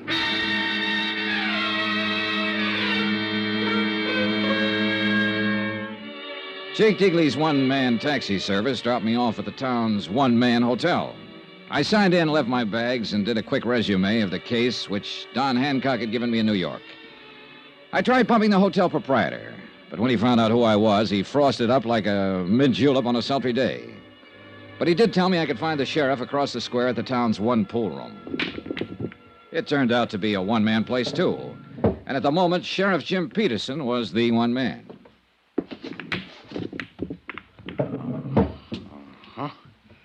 Oh, glad you know him, Mr. Dollar. Just a second now. Watch me get that there 3-ball down there. Good shot. No, that was a setup. You couldn't miss one like that if you wanted to. Got something on your mind, sir? Yes, I'm an insurance investigator. I'm here in connection with the Parker case. I'll see. Doggone it. Well, I don't think I'd call it a case exactly. It was an accident. Ain't no mystery about it, far as I can see. I didn't mean to imply that there was, Sheriff. As it stands now, this is a routine investigation, nothing more. I'd just like to get the facts, find out exactly what happened, in order to furnish my company with the report they need to pay the claim. I'd appreciate your cooperation if you've got the time. Oh, I got the time, all right, sir. How much you know about it? Well, not much. Dan Parker, as I understand it, was your county attorney here. His stepdaughter, Luann Parker, who is the beneficiary under our policy, mistook him for a prowler, shot him, and killed him. Now, that's about it. Well, the thing happened 3 nights ago. Dan been up to Richmond on business. He come back in on the midnight train. He walked down from the station. Walked 3 miles at that time of night? Well, it's a little over 2 to his place. It's outside of town a ways. Well, that's still quite a walk. Why didn't he call this taxi driver, Jake Digley? Yeah, well, he probably did try to, but Jake wasn't expecting any business, so he took a night off. He was out at Happy Hollow. See, that's a kind of a roadhouse about 5 miles up the highway. Does Dan's daughter have a car? Yeah, she does. But I figure he didn't want to bother her at that time of night. See, he wasn't due in till the next afternoon. But it appears like he finished up his business and decided to come on back at night without letting Luann know or anybody else. Now, let me see here. Was he in the habit of coming back unexpectedly from trips? No, I wouldn't say he was. Well, go on. Huh? Oh, well, Dan didn't take many trips. And when he did, he most always made arrangements with Jake or Luann to meet him at the station. I see. So, anyway, walked home that night, and he took a shortcut through the lane and come on in the back way across the terrace. And right there was his fatal act. Oh, what do you mean? He bumped against the lawn chair. And the sound woke up Luann. And then she heard him fumbling with the lock of the back door and heard him come on in the house. She took a .38 pistol from a drawer of her night table and went to the head of the stairs. When she heard him start up, she fired twice and killed him. Mm-hmm. Were there any lights on in the house? No, she was afraid to turn on any light. And I reckon Dan was trying to keep from waking her up. 2 shots, 2 bullets in the heart, firing down a stairway in pitch darkness. That's pretty good shooting, Sheriff. Oh, Well, she can outshoot me, Mr. Dollar. And I'm known as one of the best in these here parts. Who taught her? Well, Dan taught her himself. He figured the girl ought to be able to protect herself. So tell me something, Sheriff. Did she have any reason to think it might be a prowler? Have you had any trouble of that kind around town? Oh, 3 weeks ago, there was a house broke into over on the south side, and twice since then, Dan called me in the night to come out and take a look around his place. Oh, why? Well, seems Luann thought she heard somebody trying to break in. And did you find anybody? Nope. Was Luann alone in the house the night of the shooting? Well, Mary Jackson was there. Who, Well, she'd been housekeeper for the Parkers for the last 15 years. What's her version? Same as I told you. She heard the shots, saw the lights in the hall come on, and heard Luann scream, "Father."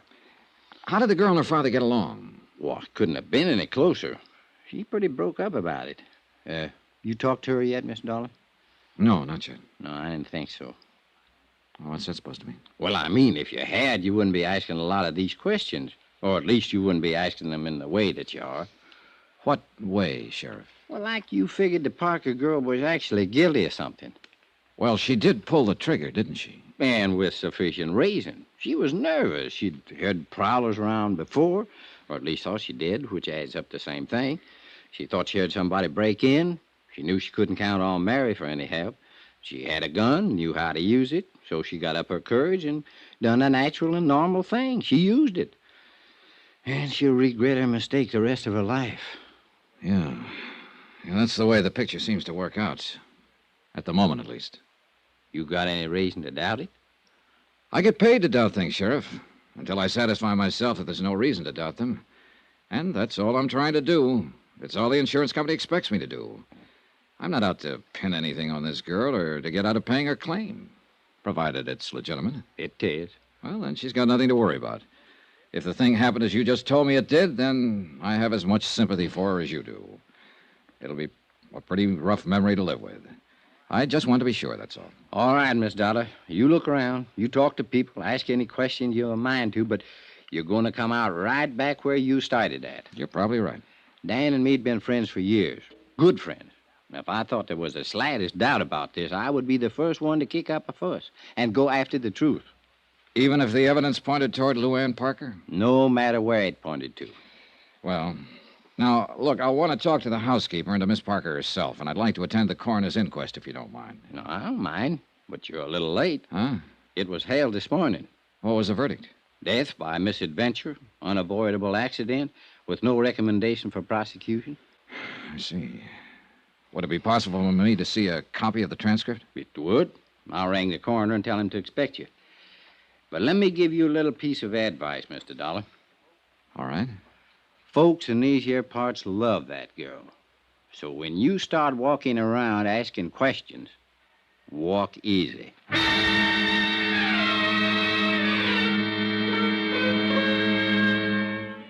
I went over the coroner's report and found nothing. Luann had been called as a witness and appeared to have answered all questions in a frank and a straightforward manner. I checked her school record. She was regarded as an unusually bright girl and had stood at the head of her class all through high school. She'd been elected cheerleader in her junior year, won the lead in the class play, had been chosen queen of the senior prom. She was the town's darling. They worshipped her. And I could see that casting any aspersions on her would be like an attack on the crown jewels. I began to feel like a peeping Tom, like a louse, like I was wrong. And yet, cui bono? Who benefits? 2 bullets in a man's heart and a $100,000 payoff. I had to be sure.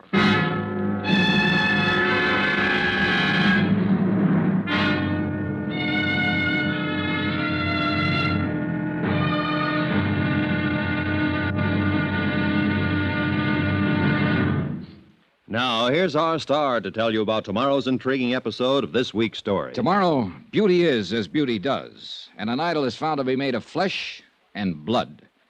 Join us, won't you? Yours truly, Johnny Dollar. Yours truly, Johnny Dollar, starring Bob Bailey, is transcribed in Hollywood. Written by Les Crutchfield, it is produced and directed by Jack Johnstone. Be sure to join us tomorrow night, same time and station, for the next exciting episode of Yours truly, Johnny Dollar. Roy Rowan speaking.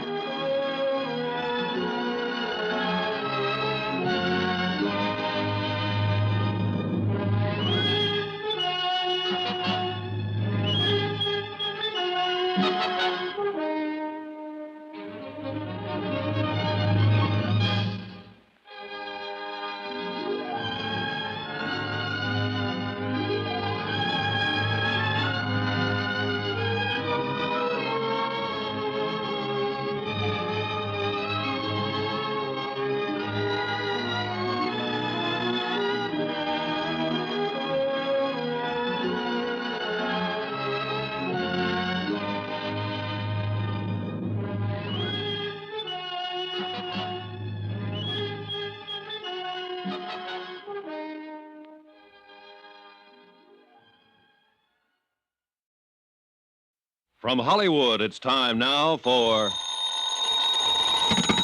Johnny Dollar. Tom Bates, Mr. Dollar. Tom. I'm acting county attorney since Dan Parker's death. Oh, yes. I was looking for you earlier. So Sheriff Peterson said. What was it you wanted to see me about? Didn't Peterson tell you why I'm in town? Yes, of course. You're an insurance investigator. You're here in connection with Parker's accident. Accident, did you say? I thought the sheriff straightened you out on that. He tried his best. Well, I'm afraid I can't tell you any Mr. more. Bates, are you in your office at the moment? Yes, I am. Stay there, then. I'll be right over.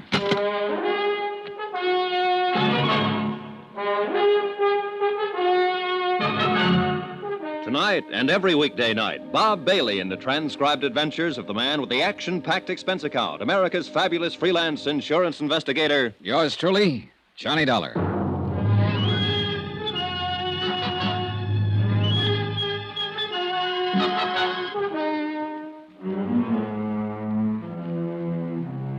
From Special Investigator Johnny Dollar, location Green Pass, Virginia, to the Home Office, Surety Mutual Insurance Limited, Hartford, Connecticut. Assignment, the Cui Bono matter. Expense account continued.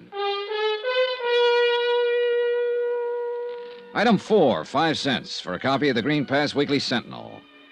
I glanced through it as I walked across the square from the hotel to the courthouse. The big news, of course, was the tragic death of longtime county attorney Dan Parker. And 2 columns of the editorial page were devoted to eulogy and sympathy for the dead man's adopted daughter, Luann, who had mistaken her father for a prowler and shot him to death with his own gun.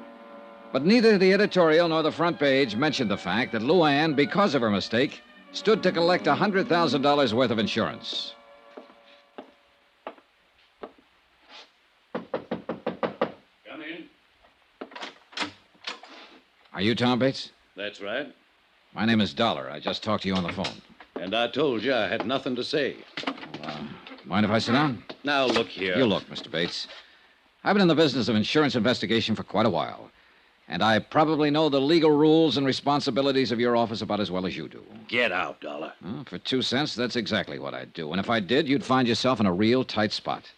What are you talking about? The company would have a battery of high-powered legal eagles in town by 8 o'clock tomorrow morning. And they'd have a subpoena, a restraining order, an order to show cause so quick it'd make your eyes bug out. And that's where it would start to get embarrassing, Mr. Bates. When you tried to explain to the court why you were withholding evidence and refusing to cooperate.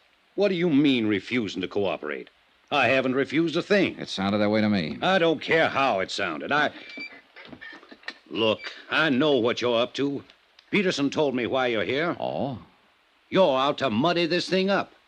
You're trying to pin something on Miss Parker so you can get out of paying the insurance claim. And subpoena or no subpoena, you'll get no help from my office on a crooked deal like that.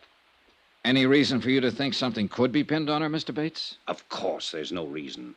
You saw the transcript of the coroner's inquiry, didn't you? I did. Well, did you find one single hint of suspicion anywhere in it? No. Not much of anything else, for that matter. Are you always as gentle with your witnesses as you were with Miss Parker? The girl was half out of her mind with grief, on the verge of a breakdown. We got the facts. What more do you want? Maybe we should have thrown her in jail, beat her up with a rubber hose, starved her till she thought of something to confess. Is that the way you'd have done it? Oh, relax, Mr. Bates. You're not in a courtroom. No, and by heaven, I'm not going to be. Not on this case. Because there's no reason.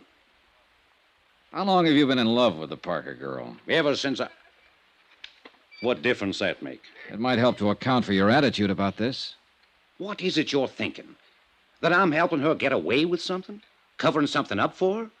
Or that all of us are, maybe? Everybody at the inquest?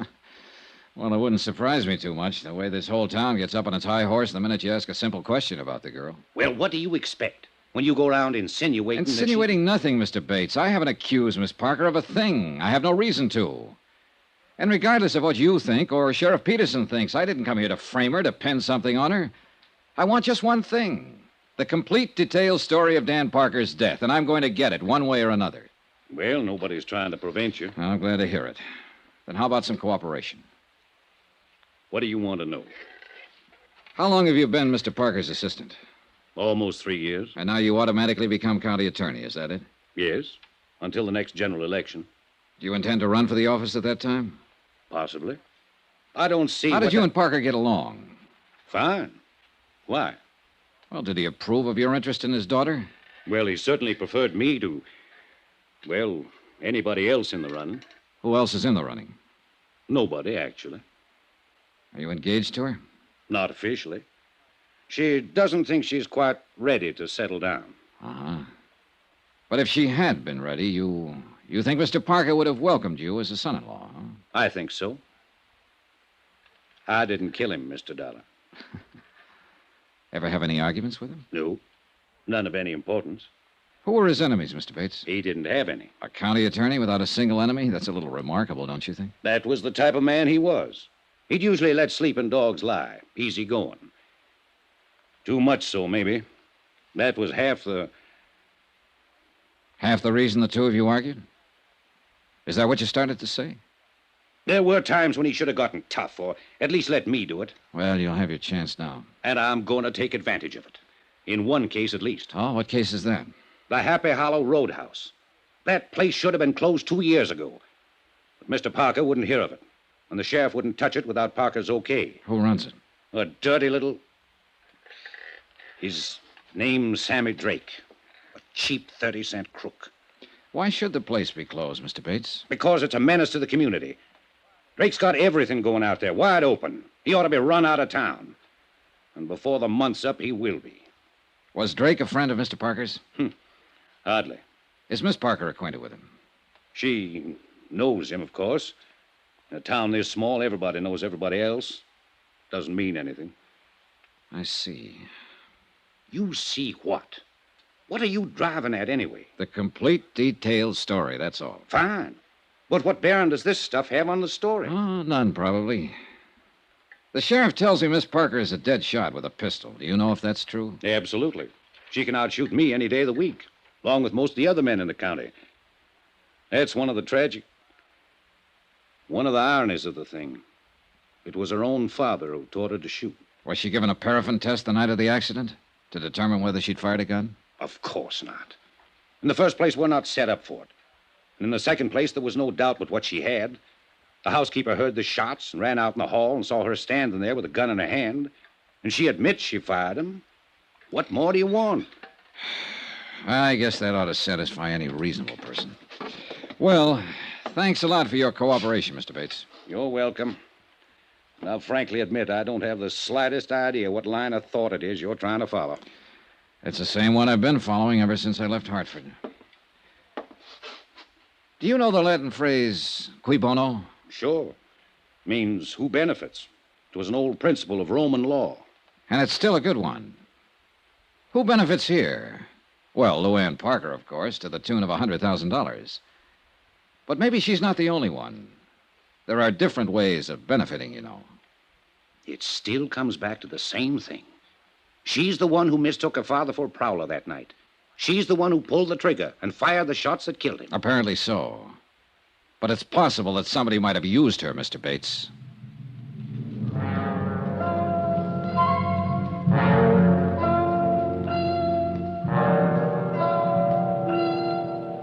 Expense account item 5, $6 even. Flat rate payment to Jake Deagley for a couple of hours' use of his battered old taxi.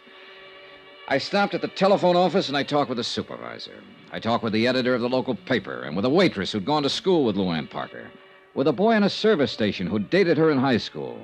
And all of their remarks fit the same picture. A sweet, fresh, all-American girl with an adored father who'd showered her with gifts and attention. And now her own personal tragedy was the town's public one, and they all wept for her. Not a fact out of line. So finally I decided I'd filled in the background enough for the moment, and it was high time I met the little princess face to face.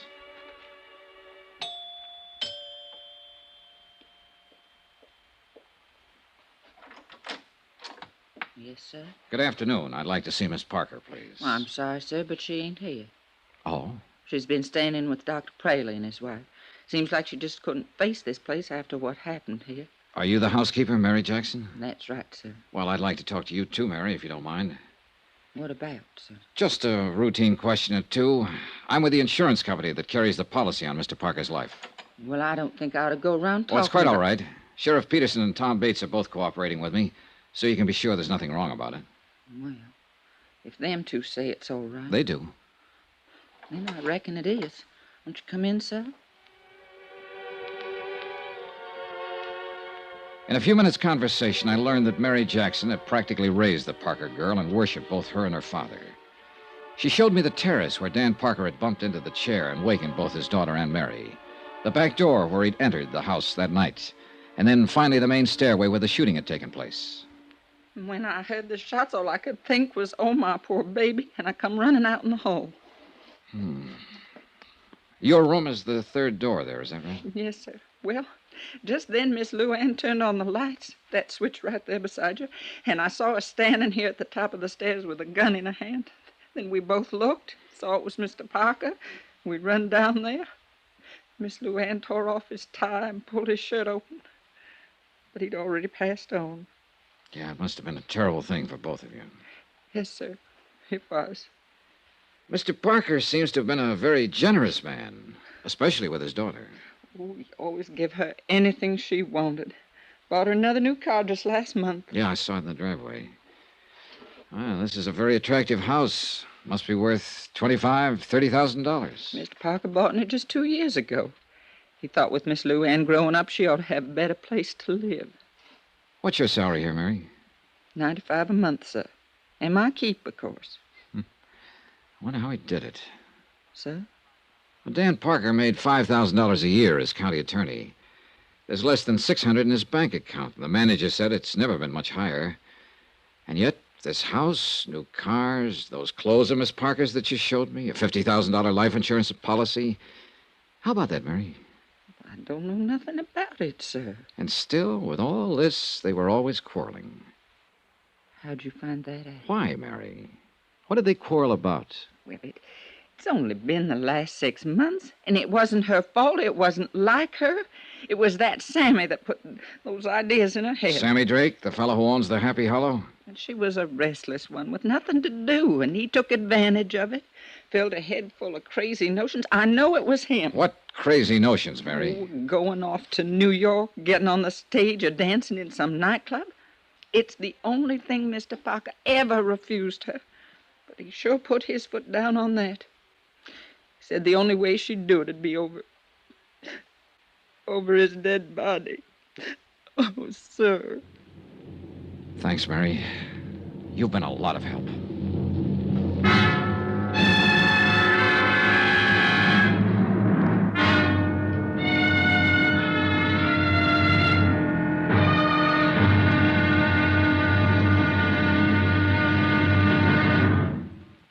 Now, here's our star to tell you about tomorrow's intriguing episode of this week's story. Tomorrow, the net tightens. A rat runs for cover.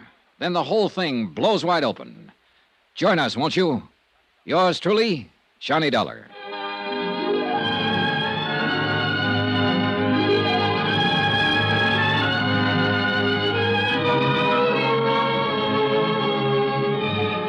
Yours truly, Johnny Dollar, starring Bob Bailey, is transcribed in Hollywood. Written by Les Crutchfield, it is produced and directed by Jack Johnstone. Be sure to join us tomorrow night, same time and station, for the next exciting episode of Yours truly, Johnny Dollar. Roy Rowan speaking.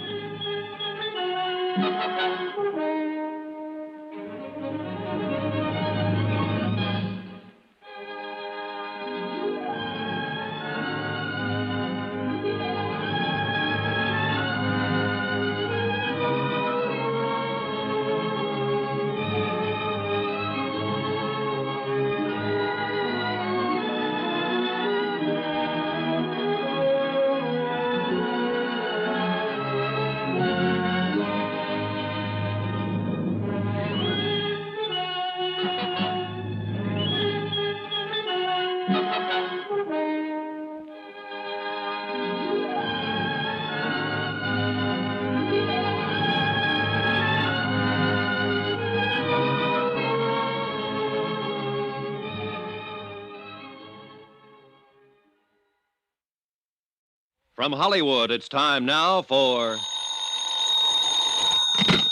Johnny Dollar. This is Tom Bates. Oh, how are you? Dr. Praley just called me, Mr. Dollar. He says you've been threatening him. Oh, I wouldn't call it a threat, Mr. Bates. I simply told him that if he won't let me question Miss Parker, then I'll have to get a court order to do it anyway. Well, as acting county attorney here, I think I could block that order, Mr. Dollar. Maybe, but I doubt if it would be a very smart move. Now, you look here. She's in no shape to answer questions. She's under doctor's care. It's been 5 days now since the shooting. She's still very upset, nervous. She might say things that could be misconstrued, that she didn't mean. Oh, what things? How would I know? I just thought you might. Since you've already questioned her once, right after she killed her father. Wasn't she upset then? Did she say anything you misconstrued? I'm warning you, Dollar. And I'm warning you. I'm going to talk to that girl one way or another.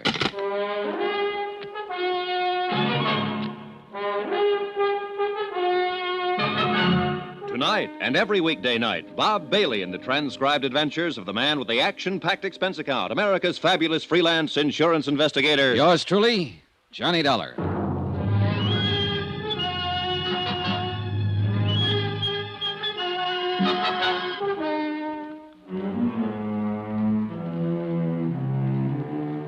From Special Investigator Johnny Dollar, location Green Pass, Virginia, to the Home Office, Surety Mutual Insurance Limited, Hartford, Connecticut. Assignment, the Cui Bono matter. Cui Bono, Latin for who benefits. Item 8, $1. Transportation out to Sammy Drake's Happy Hollow Roadhouse on the highway north of town. On the way there, I thought over what I'd learned so far, and I realized it wasn't much. On the face of it, the thing was simple enough, no mystery at all. 5 nights ago, Dan Parker, the local county attorney, had returned from a business trip and entered his sleeping house. His adopted daughter, Luann, mistaking him for a prowler, had shot him to death in the darkness. There it was, an accident, pure and simple. The coroner said so, the sheriff agreed, and the whole town was determined to keep it that way. But I still couldn't buy it quite that easily. Not when there was a $100,000 life insurance policy payable to Luann Parker, the girl who'd pulled the trigger. Maybe I'd find some answers at the roadhouse.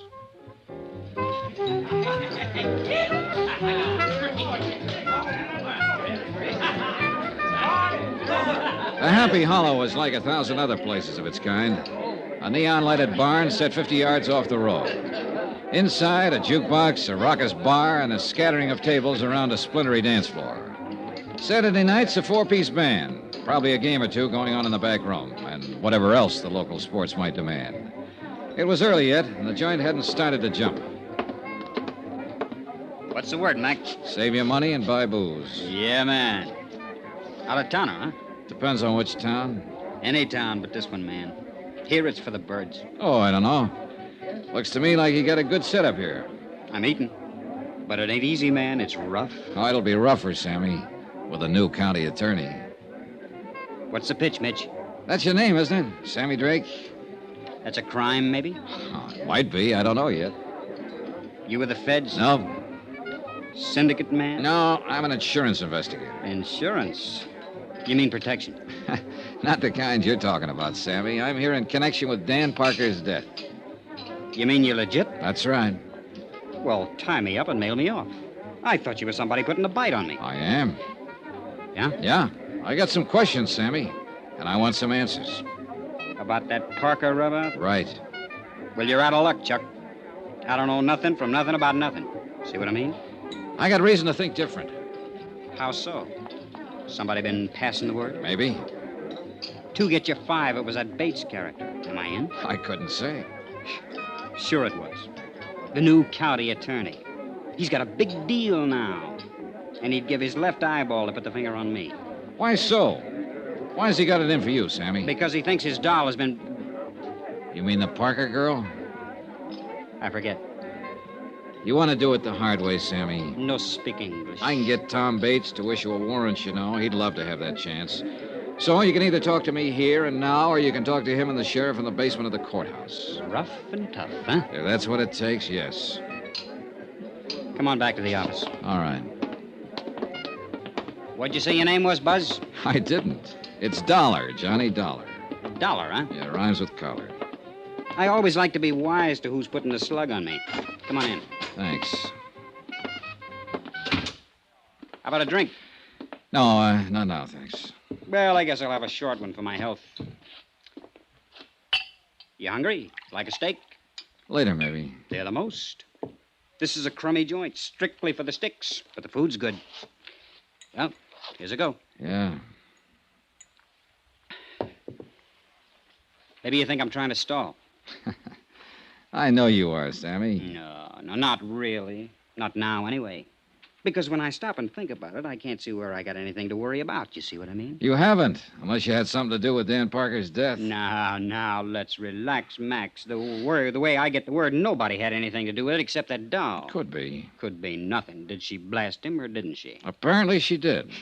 Thought he was a burglar. That's a rich one. And she's halfway right at that. Meaning? Look, Dollar, I'm on a level with you. If you got any idea that I wanted Dan Parker knocked off, you're way out there. You want to know why? I can probably guess. I'll tell you why. He was my fix in this town. 3 years I've had this place open, and I've never been touched. So why would I want to put myself out of business? Oh. How much was the payoff? $1.50 a month. Maybe you figured you could make a better deal with somebody else. Yeah? Who? Not with that stuffed shirt Bates. He's just been itching to get at me. But Parker kept a lid on him. How about the sheriff? Who knows? I'm going to give him a pitch, of course. It's my only chance now to stay in business. But I don't know if he'll play. See what I mean? All right, Sammy. Let's go back to the question I asked you outside there. Why does Bates have it in for you? Because he's got the drooling goose for that Parker kid. And he didn't like it much when she kept hanging around me. How'd you feel about it? You want the truth? I didn't like it much either. Why not? She was too wired up and spoiled. Used to getting her own way. Oh, this town's treated her like a queen or something. She figured she could do as she pleased. Well, that don't go in a joint like this. What do you mean? Well, these lads come in here, get a few shots under their belt.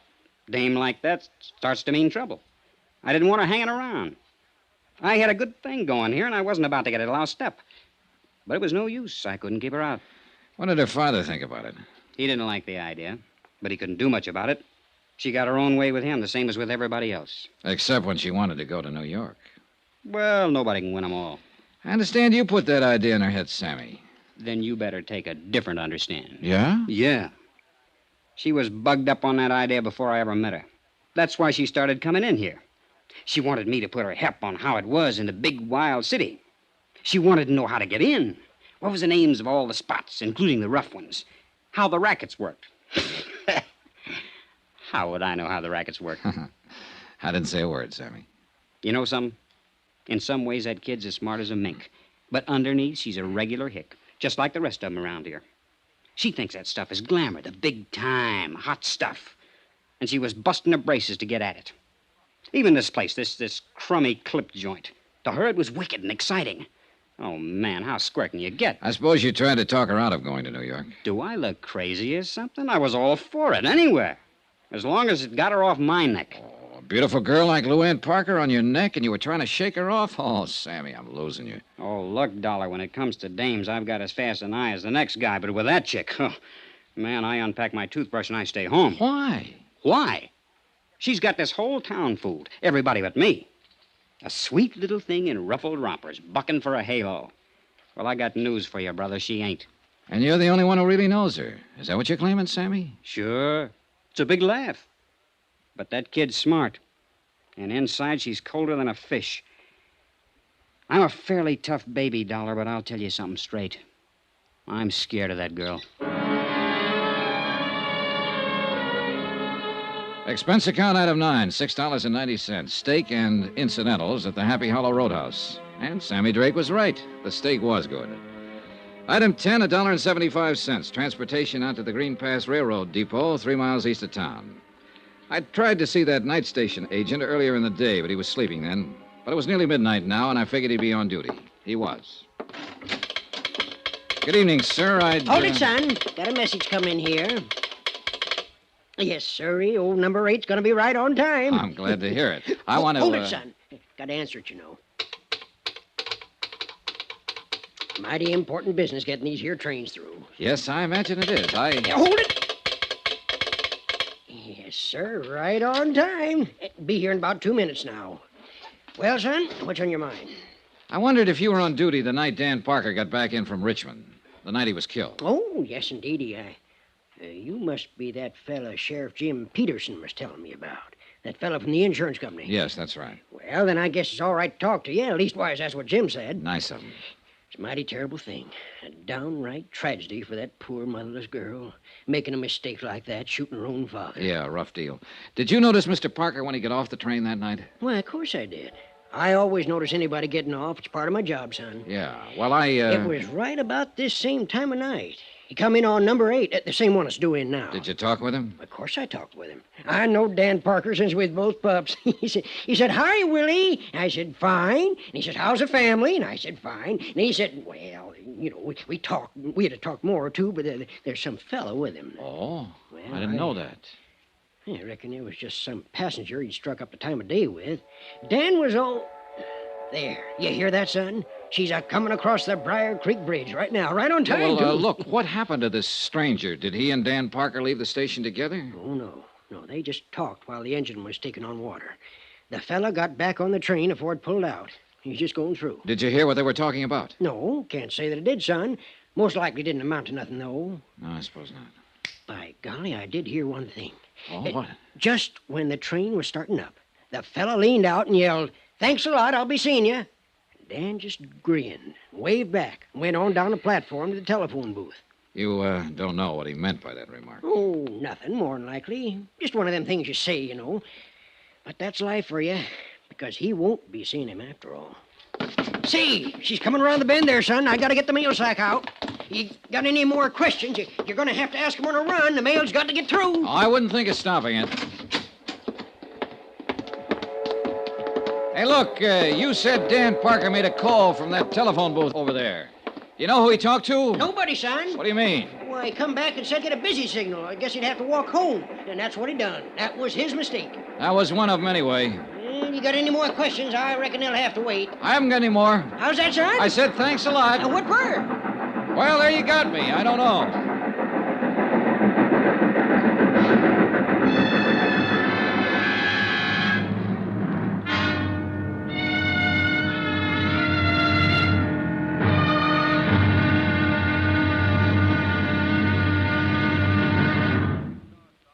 Now, here's our star to tell you about tomorrow's intriguing episode of this week's story. Tomorrow, a tense interview, a subtle attack by a shrewd and dangerous opponent, and complete surrender.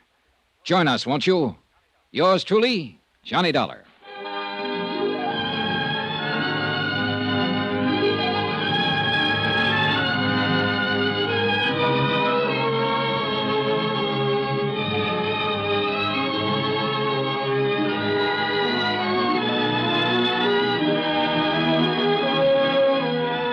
Yours truly, Johnny Dollar, starring Bob Bailey, is transcribed in Hollywood. Written by Les Crutchfield, it is produced and directed by Jack Johnstone.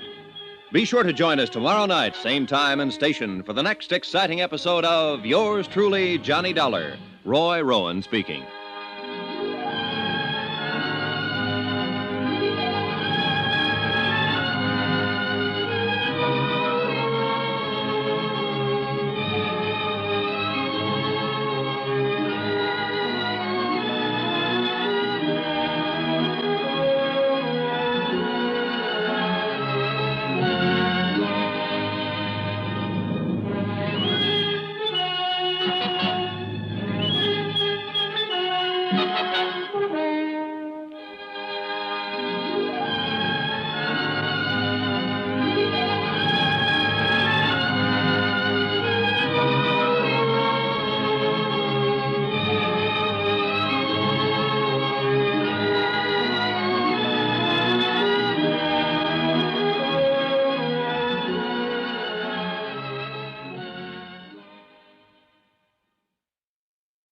From Hollywood, it's time now for...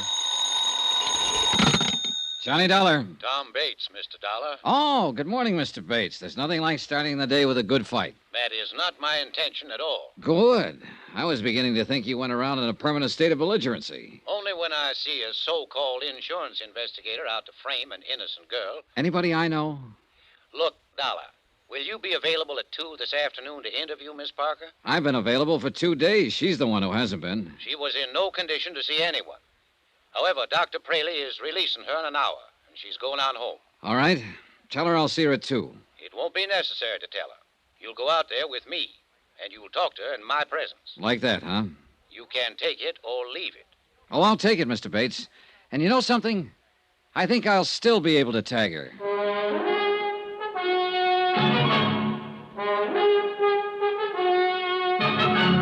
Tonight and every weekday night, Bob Bailey in the transcribed adventures of the man with the action-packed expense account, America's fabulous freelance insurance investigator. Yours truly, Johnny Dollar.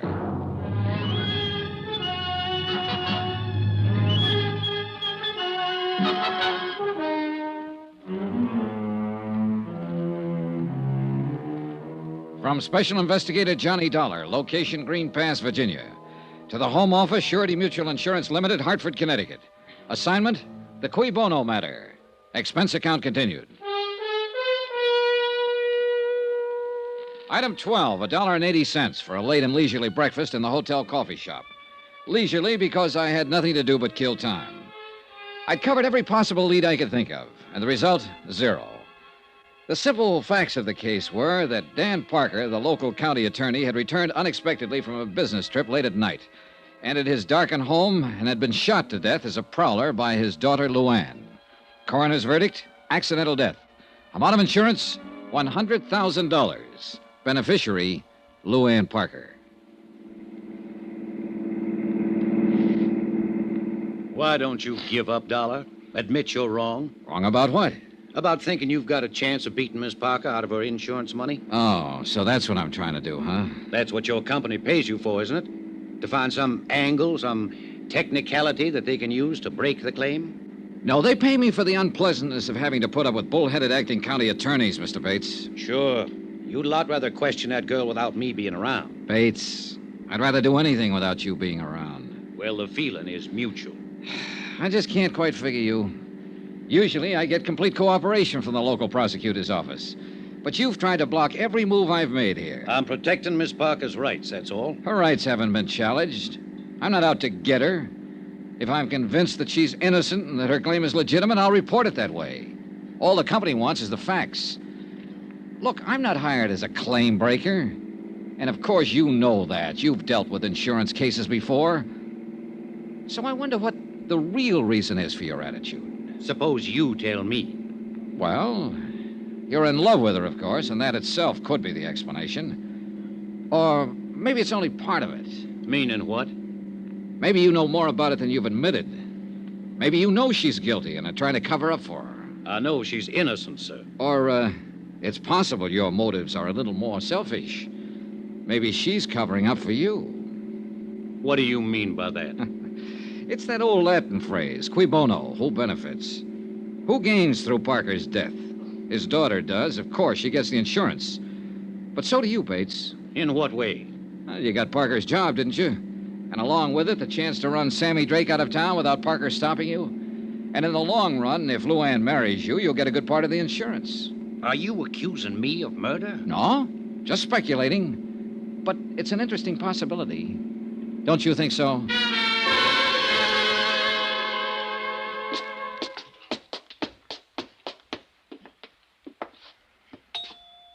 Any particular subjects I should avoid, Mr. Bates? Ask anything you want, as long as I'm here to advise her. Oh, hello, Tom. Luann, this is Mr. Dollar from the insurance company. How do you do, Miss Parker? Mr. Dollar, won't you come in? Thank you. I guess we better go in the study. Mary's cleaning the living room. In here. Just sit down anywhere. How do you feel, Luann? Oh, I'm all right now. For a few days after it happened, I couldn't feel anything but horror, self-loathing. I wanted to kill myself. But the last 2 days, I've done a lot of thinking about what Daddy'd say if he was still here. He was a wonderful man, Mr. Dollar. Yes, the whole town seems to agree on that. I'd give my life gladly to change what happened. But it can't be changed. Daddy used to say, Luann, remorse is only self-pity in disguise. The future is a question mark. All you have is the present, so live it. He believed in those ideas, Mr. Dollar, and I'm going to try to live my life by those beliefs, because I loved him very much. Miss Parker, I have a few things I'd like to ask you in order to complete my report. Do you feel up to answering some questions? Yes, of course. Whatever you wish. I insisted, Luann, that I be present during this interview. Why, Tom? His job is to save money for the insurance company. He'll try to trip you up, lead you into saying things you don't mean, things that could be misinterpreted. Tom, that's ridiculous. I've nothing to hide. Of course, hon. But he'll make it seem as if you do. I'd say you're making it seem that way, and for no more reason than just a silly kind of suspicion. Luann. Mr. Dollar, would you rather talk to me alone? I think it would work out a little better that way. Tom, it's been nice to see you. I'm not leaving. Yes, you are leaving. Right now. Honey, you don't... I said now. All right, Dollar. I guess you will. Phone me later, Tom. Sure, Luann. He's nice. He means well, but sometimes he can be an awful idiot. Oh, his actions are fairly normal for a man in love. Or one who thinks he's in love. Well, it usually adds up to the same thing. Cigarette, Miss Parker? Oh, thank you. Well, what is it you'd like to know, Mr. Dollar? First, let me tell you a few things. I've talked to quite a number of people during the last 2 days. They all worship you. In fact, only one person in the whole town said anything against you. And he's a man whose word on anything would be a little questionable. Sammy Drake, I suppose. Yes. Well, I don't know what he said, but I imagine he thought he was being honest. You see, Sammy's never understood me at all, and I guess I have given him a kind of a bad time. How do you mean? By pretending to take him seriously. Most people seem to think of me as a child, Mr. Dollar, but actually in my attitudes and awareness, I'm quite a lot older than my age. Of course. And I saw right through Sammy the first time I met him. He's just a silly little would-be tough, but he likes to think of himself as a smooth, wicked mobster type. So I pretended to go along with it, even put on an act of my own in return. And what do you think happened? You had another Tom Bates situation on your hands. Sure. Sammy took me seriously. Well, I didn't want any part of that, so of course I ran for cover. And he has never forgiven me. Well, I guess you can stand having one detractor, Miss Parker. You got a big team on your side. I like people. I guess that's why they usually like me. I've had a wonderful life, Mr. Dollar. And I'm very grateful, especially to Daddy. He did everything possible to make me happy. I think if I'd asked for the moon, he'd have tried to get it for me. There was one thing, though, that I understand you disagreed on. You mean my wanting to go to New York? That's right. I guess the only arguments we ever had was over that. If I'd only known how short a time he was going to be with me, well, it didn't matter that much. I felt I was right, that the only reason he was against the idea is because he still thought of me as a child. Parents usually do that. I know. And it just didn't matter enough to hurt him when he had so little time. But you can't go back. I wonder if you would try to go back for just a moment, Miss Parker, and tell me in your own words just what did happen that night. Well, Daddy had gone to Richmond on business. None of us expected him back that night. All right, go on. Well, Mary, she's our housekeeper. She went to bed early. I read till about 11, and then I went to bed. And shortly after midnight, something woke me, a noise down on the terrace.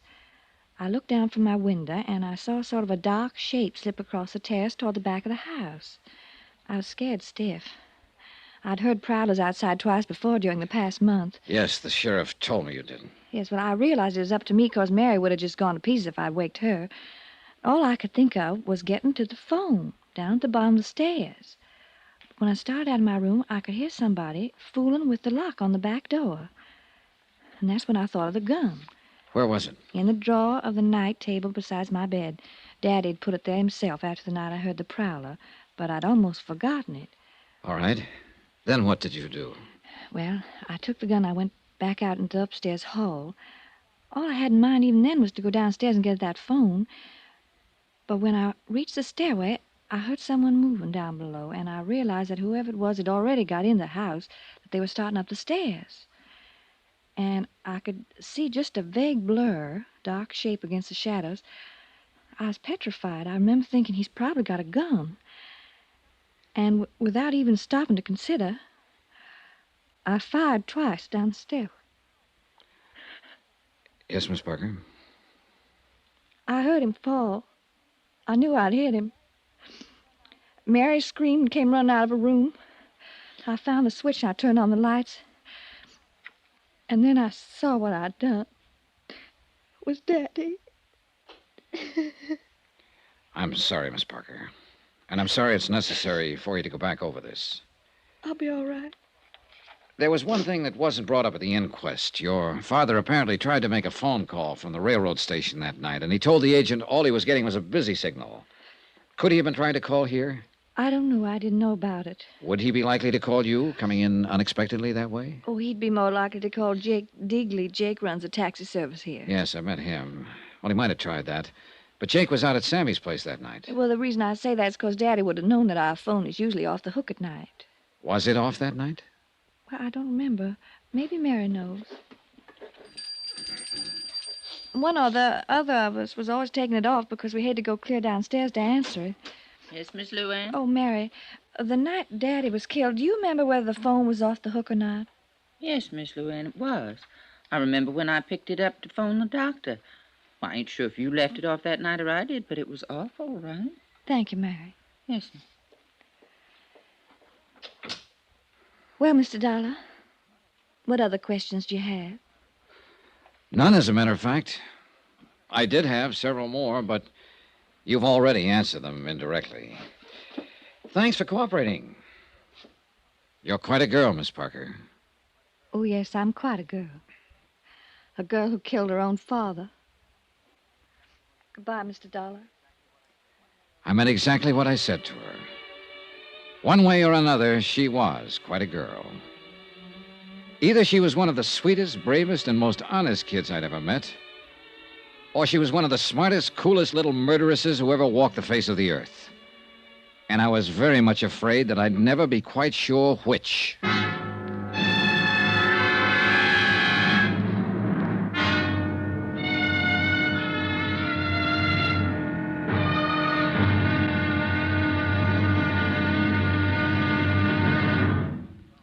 Now, here's our star to tell you about the final intriguing episode of this week's story. Tomorrow, one slip of fate, then the avalanche. And a wind-up that'll raise the hair on the back of your neck. Join us, won't you? Yours truly, Johnny Dollar.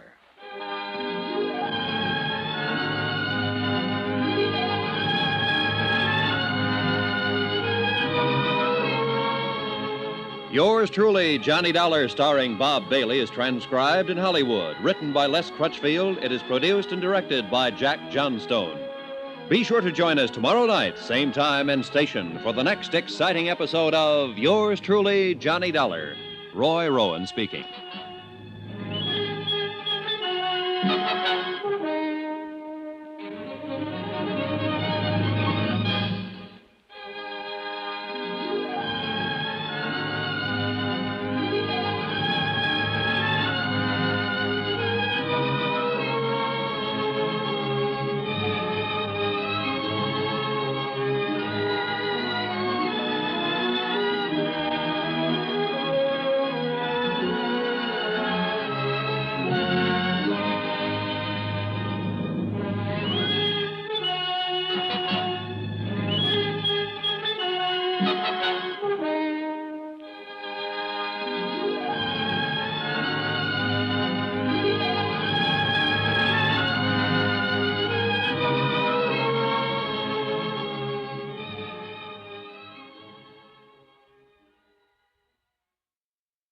From Hollywood, it's time now for Johnny Dollar. Jim Peterson, Mr. Dollar. Oh, hiya, Sheriff. I understand you talked with Miss Parker this afternoon. That's right, I did. Well, what do you think now? I think I'm going back to Hartford the first thing in the morning. So you finally decided the girl is innocent. I don't know, Sheriff. And I probably never will know. I'm just finishing up my report now. I'll send you a copy of it. Well, I'll be mighty interested in seeing it. On the basis of my investigation, I'm sure the company will pay her claim without question whenever she's ready to file. I'm beat, hands down, and there's no use denying it. Well, you can't win every time, Mr. Dollar. It's not that, Sheriff. But this is the first time I've ever had to end a report with a question mark.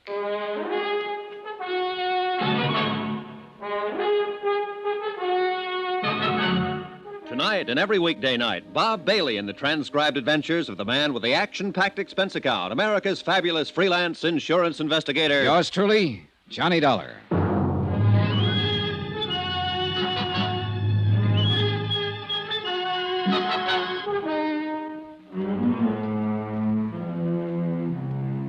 From Special Investigator Johnny Dollar, location Green Pass, Virginia, to the Home Office, Surety Mutual Insurance Limited, Hartford, Connecticut. Assignment, the Cui Bono matter. Expense account, final page. Item 14, 50 cents. Notary fee on a 20-page report. A report that covered everything and told nothing. But it was the best I could do. I had no more leads, no new ideas. The bare facts of the case still stood. Dan Parker had returned unexpectedly from a trip, entered his darkened home late at night, and had been shot to death as a prowler by his daughter, Luann. Amount of insurance, $100,000. Beneficiary, Luann. I checked through a half a dozen theories and been forced to throw out every one of them. And the whole case finally came down to just one simple question. When Luann pulled that trigger and fired down the dark stairway, did she or did she not know that she was shooting at her father? I couldn't answer it, and I didn't believe anyone else would ever be able to. Except, of course, Luann herself. Item 15, $1 even. Transportation out to the Happy Hollow Roadhouse, where the steaks were good, the drinks were good, and a beaten-down guy could kill an evening. Well, wrap me up and nail me south. Here's that dollar man again. How's it going, Sammy? Business gets any worse, I'll open an artery. You here for kicks tonight, or are you going to put the arm on me again? Let joy reign unsuppressed. That's the word, man. That's the word. Come on over. I'll let you buy me a drink. You're riding on a swindle sheet. Or better yet, I'll let you buy me one. You own the joint. Okay. Set us up, Joe. Make mine a usual fusel. What'll you have, sir? Scotch on the rocks. You ever get through to that Parker chick? Yeah, I talked to her this afternoon. Well, what do you think, man? Was I right or was I right? About what? Is she a cool fool or not? I don't know, Sammy. She's a tough one to figure. She's just a tough one, period. Well, here's to the housekeeper's daughter. Yep. Whew. This stuff is murder. I don't know why the customers stand for it. So what comes next, Tex? I'm going back to Hartford in the morning. And little Cookie gets her payoff. 100 G's. Man, it's really going for broke. If she is on the level, it's not enough to pay for the way she'll probably feel for the rest of her life. Feel? That one? I'm telling you, man, I know that little fluff. She's got a heart about as big and warm as the olive in a martini. You could be right. I know I'm right. She's took you, man. She's took you good. Bang, bang, and the little lady wins a prize. Maybe so. A big, fat 100 G's. And bad old Papa in the cold, cold ground. Man, she was really shooting for new shoes that night. Well, if she was, she's got 'em, Sammy. There's nothing more I can do about it. So that's life. What is it? You win a little, lose a little, and taxes take the rest. Why, Parker's got it made, man. Safe and cozy in his little box. No more worries. Oh, sure. But we can't all be lucky. Sometimes it... Well. Brace yourself, Sammy. It looks like you're raided. What? Oh, it's the sheriff. Right on time. On time? Relax, Max. He's just come to tell the tale and do the deal. Protection? Well, sure. Same setup I had with Parker. And the sheriff says he'll keep Bully Boy Bates in line. How about that, huh? Well, life goes on, I guess. Well, I wasn't expecting to run into you out here, Miss Dollar. I don't imagine. Finish your report? Yep. Right down to the last comma, Sheriff. And the last question mark. Oh, now, I don't reckon there's any question mark. You got to the truth, all right. Just wasn't what you'd expected, that's all. Maybe so. You got a minute, Sammy? Sure thing, pal. Let's go back to the office. Stick around, Dollar. The joint will be jumping. Fine. I can hardly wait. Let's have another one here, bartender. Coming up. Sir, would you do me the honor of having a little drink with me?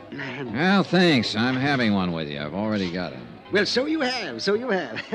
Well, another little one never hurts, though. Later, maybe. Thanks anyway. Any time, friend. What line you in? The insurance record. Sure. Well, that's all right, I guess. Oh, thank you. Thank you, bartender. Thank you very much. I'm in ladies' ready-to-wear myself. Must be fascinating. A wholesale. I work out of Baltimore. Cover 3 whole states. Oh, I got a great little line of merchandise. I really don't need any. Oh, the heck with business. Let's live a little, shall we? Mr. What? Dollar. Johnny Dollar. Oh, yes. Well, here's looking at you, Dollar. You know, I always believe in living while I can. Because you never know. Now, that's a very profound thought. No, sir, you just never do. Because it can happen to anybody. Just like it did to a fellow I met last week. Man right here in this town, too. A fellow named Parker. Parker? That's right. He was a fine chap. I met him on the train coming out from Richmond. And I was on my way to Roanoke. Oh, we were laughing and we were joking and everything. And that very night he got killed. And I read about it in the paper. So you just don't never know. Hey, look, tell me something. Are you the man who got off the train with him, talked with him on the platform while the train was standing in the station? That's right. That's right. He wanted me to meet his daughter. And that's all he talked about. It was his daughter. Oh, he was crazy about that kid. Well, did he expect her to be there at the station? Yes, but she wasn't. I guess they got the wires crossed. He tried to phone her, but he didn't have any luck. So I get back on the train. He walks off down the road, and a half hour later, he's dead. I'm telling you, you just never know. On the train, on the way down, what did he say about his daughter? Oh, you know, the way a guy talks about his kid. He worshipped her. Yes, he did. That's all. He was telling how they were always kidding each other, and they were... Oh, say, here, take a look at this tie I'm wearing. Yeah, sure, it's a nice tie. Sure, it's a nice tie. That's what anybody would think, just to look at it. Yeah, it's a nice... Come on. I want to show you something about this tie. Well, can't you show me without going... No, you got to go outside, so come on. Mr. Parker gave me this tie. He was wearing one on the train, and I liked it, so he gave me one. He said he had 3 of them. His daughter gave them to him the week before. He got them from some novelty house. So come on. Well, look, what is it you want to show me about it? Oh, come on. We got to go down there at the corner of the building. Oh, boy, this'll knock you out. No, I'm telling you, it's just real crazy. Yeah, it must be. Parker never would have given it to me, except he had 3 of them. He figured he could never wear them all, so... Well, come on, let's see the trick. All right. Look, it's just a nice necktie, isn't it? That's all. Yeah, that's nothing out of the ordinary. Now, come on around the corner here, out of the light. Oh, boy, this is going to fracture you. Now, look. Well, I'll be... Good Lord. How about that, eh? Is it crazy? That daughter of Parker's really must be something, huh? Yeah, she is. Can you imagine a kid thinking up an idea like that? Can you? Giving her dad a necktie that glows in the dark.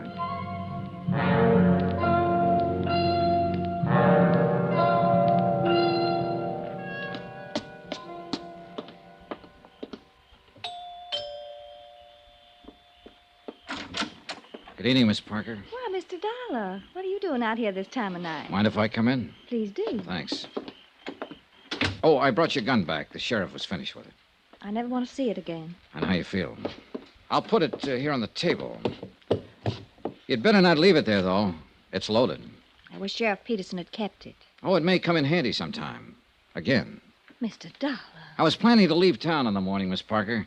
I'd already made out my report and given you a clean bill of health. Well, I didn't even realize I was under suspicion. What was I supposed to have done, Mr. Dollar? Deliberately murdered your father in order to collect $100,000 in life insurance. You've got a pretty horrible mind, haven't you? Maybe, but I wouldn't trade it for yours. Haven't you noticed my necktie, Miss Parker? I thought you'd tag it the first thing. Why should I? Because it belonged to your father. A special gift from his loving daughter. He gave it to a man he met on the train, and I bought it for $10 this evening. So now you know what happened to the 3rd tie. That's probably been bothering you. Because I imagine you carefully destroyed the other 2. I think you're a little more than slightly insane. Oh, it was a neat plan. Simple and sweet. You got the idea a month ago when the sheriff caught a prowler over on the south side of town. And suddenly you began to hear prowlers at night. You bought your father a set of ties that glow in the dark. And then you waited. And when he came back from that trip, you got your chance. You've got quite an imagination. Oh, it was a great setup. A dark house and him wearing a tie that glowed in the dark, just like this one, Miss Parker. It was a perfect target. You couldn't miss. It's almost a shame that you were beaten by one unforeseen accident. Your father talked to a stranger and gave him a tie. And that tie is going to hang you. No, I don't think so, Mr. Dollar. Turn on those lights. You were right, you know. It is a perfect target. You were very clever, Mr. Dollar, but not quite clever enough, or you'd have known. Sheriff. Yeah, I've been standing out there on the terrace. You... No, Luann. You better give me the gun. No use pointing it, honey. It's loaded with blanks. You all right, Miss Dollar? Yeah, I'm all right. much, Sheriff. A little sick, that's all. That anybody so beautiful could be so rotten. You faked it. You tricked up the whole thing just to frame me, you filth, you dirty evil. That's enough, Luann. That's enough. Nobody tricked you except yourself. That's hard for me to believe. Dan and me used to take you fishing with us when you wasn't no higher than that. You was the prettiest little thing I think I'd ever Oh, seen. shut up, you old fool. Now I got to take you someplace again. Wish I hadn't ever lived to see this day. And I'm mighty glad that Dan ain't here to see it. Come on, honey. We better get started.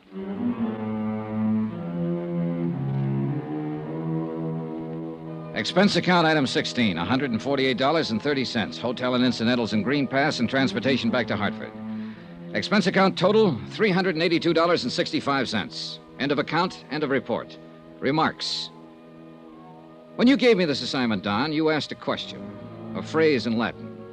Cui bono? Who benefits? So here's your answer. Nobody. Yours truly, Johnny Dollar.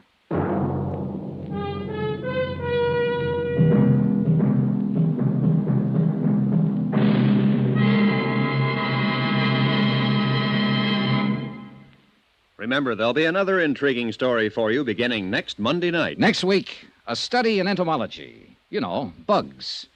And this one's the deadly variety, a firebug. Join us, won't you? Yours truly, Johnny Dollar.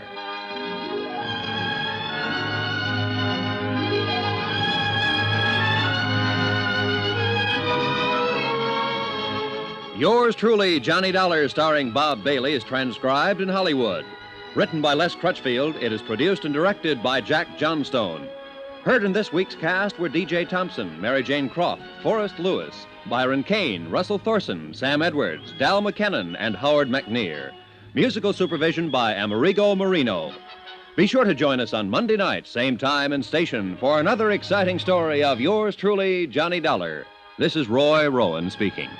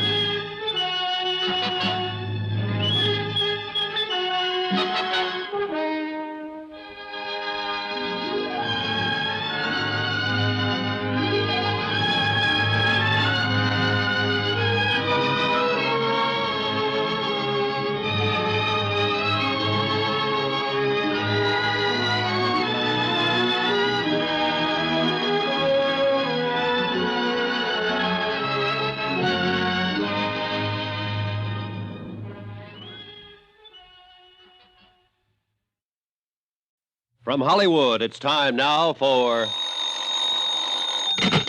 Johnny Dollar. Andrew Cord, Johnny. How'd you like to go to San Francisco? What's up, Andy? Well, we've written a lot of insurance for an independent contractor out there, a man named Arnold Bennett. Uh-huh. Last night, his latest project went up in smoke. An office building he completed a month ago. How much is the policy worth? There were 5 companies involved. They took it on at $100,000 apiece and turned it over to us. $500,000? Yep. I talked with the arson inspector for National Fire Underwriters in San Francisco. He said the fire looked phony. I'll pack my things.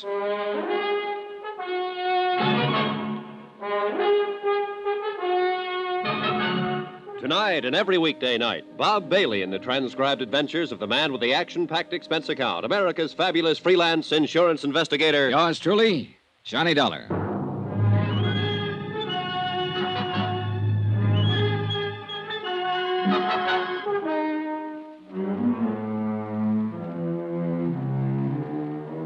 Expense account submitted by Special Investigator Johnny Dollar to the 4 State Fire Insurance Corporation, 4065 Spear Boulevard, Hartford, Connecticut. The following is an accounting of expenditures during my investigation of the Bennett matter. Expense account item 1, $15, flowers for my girl. I wasn't able to keep our date. Instead, I met 4 State Fire Investigator Andrew Cord at his office, and we made immediate arrangements to fly to California. Item 2, $25.06, 1 raincoat. Item 3, $144.15. Air transportation, Hartford, New York, San Francisco. En route, Andrew Cord filled me in on the details concerning Arnold Bennett. Oh, Johnny, as things stand now, Bennett hasn't filed claim yet, although I imagine that'll be coming through pretty fast if I know him. I met him once when he was in New York getting money to finance one of his big subdivisions. Yeah, it seems I've heard of him. Oh, he's made time and life a couple of times each. Oh, yeah. When I met him, I said to myself, Andy, look well on this man. He may be the last of his kind. Oh, how's that? Well, Arnold Bennett must be past 60 now. He's been everything in his lifetime. Sailor, soldier, lawyer, financier, bootlegger, gun runner, Lord knows what all. Talked fast, worked hard, and what he couldn't get one way, he got another. All in all, he's done pretty well. It shows all over him. I didn't like him, Johnny. Well, go on. Well, maybe I was just jealous of his aggressiveness, or maybe it's that I've just heard stories of how he ran roughshod over big and little. Well, about this new building of Bennett's that burned down. Yeah. Well, the man in San Francisco is pretty sure the fire was of incendiary origin. Well, can he prove it? Well, that'll be up to him, and you, and me. 4 state and national fire underwriters are going to handle the investigation. Federal, Great Atlantic, and tri-state underwriters aren't going to send any men at all. They figure it's best not to clutter things up. Yeah, but proving the fire was incendiary may not be too easy, Andy. Well, we'll see when we get there. There's a standoff motive in the whole thing. We can start with that. What's that? Bennett's in financial trouble, big trouble. Taxes, so on. The fire was an out. I see. Well, who's the arson man in San Francisco? Billy Underwood. Oh, good. Bill Underwood's one of the best arson men in the business. Well, it's going to take all of us to get Bennett, Johnny. Now, we'll split it 3 ways. We'll let Underwood handle the fire evidence. You can play front force with Bennett, and I'll comb around in the financial situation. Yeah, well, we sure got our work cut out for us. But listen, Andy, you sound sort of scared of this guy, Bennett. I am, kind of. Why? Nobody's ever beat him. Expense account item 4, $7.50. Incidentals upon arrival in San Francisco. Andy Cord and I checked in at the Fairmont, then went downstairs, rented a car, and drove out to the scene of the fire. Bill Underwood was already there, had been there all day. We all shook hands, and then Underwood broke it down. Bill was a bit of a pedant, had things pretty well organized for us. Now, it's this way. The watchman on duty saw a man loitering in the vicinity of the building when he came to work at 6 o'clock. Uh-huh. 3 other witnesses remember the same man. A druggist, a filling station attendant on his way home from work, and a newsboy. Got a description? Mm-hmm. I did. Male, Caucasian, 25 to 30, medium build, approximately 170. Dark hair, dark complexion. That's it. Have you talked to the police yet? Haven't had a chance, Billy. You know they got 8 men on this? Well, with that much of a description, it might make it easier. I sure hope so. So far, the description hasn't fitted anyone in the files yet. The newsboy swears that he saw this man sneak around the side of the building about 6 o'clock. The fire broke out about 6:30. Anybody see him leave? Mm-hmm. The newsboy says he saw him catch a bus on the corner right before the fire broke out. Might help us. But the bus driver on the line wasn't any help. He's pretty busy that time of night. Have you had a chance to go over this yet? Well, we started. I'm working with a fire inspector on it. And as soon as we come across anything, I'll let you know. We can't overlook any possibility on this, Billy. Any. Yeah. I know about Bennett. He's been out here asking me who I am, what I'm doing. He doesn't like it. Oh, he doesn't? Yeah. He learned to swear somewhere along the line. Oh, has he filed claim yet? No, we haven't heard. It's a professional firing job, I'm sure of it. You're sure? Well, I haven't got what I need in the way of concrete evidence yet, but I'll find it. Somewhere in these ashes. The place burned too well and too fast to be anything but professional. It was drafted. The fire got hot and going before anybody even spotted it. Well, this is a little out of my league, Billy. Tell me more, will you? Well, you see, an amateur will mess it up generally. It'll smoke a lot and somebody will spot it. Now, a bug, a nut, he'll do as good a job as a professional. Oh? But he'll stick around and watch it burn. Stand a good chance of getting caught. He might even call up somebody and tell him how happy he is.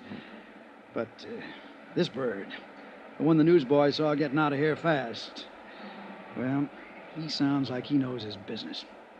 Mm-hmm. It's business with him. Then it'll be my job to connect him and Bennett somehow. And that's the tough part. Yeah. All I got to do is play around in the ashes. Oh, Johnny. Yeah? Watch your step with Bennett. Sure. He doesn't care about anybody.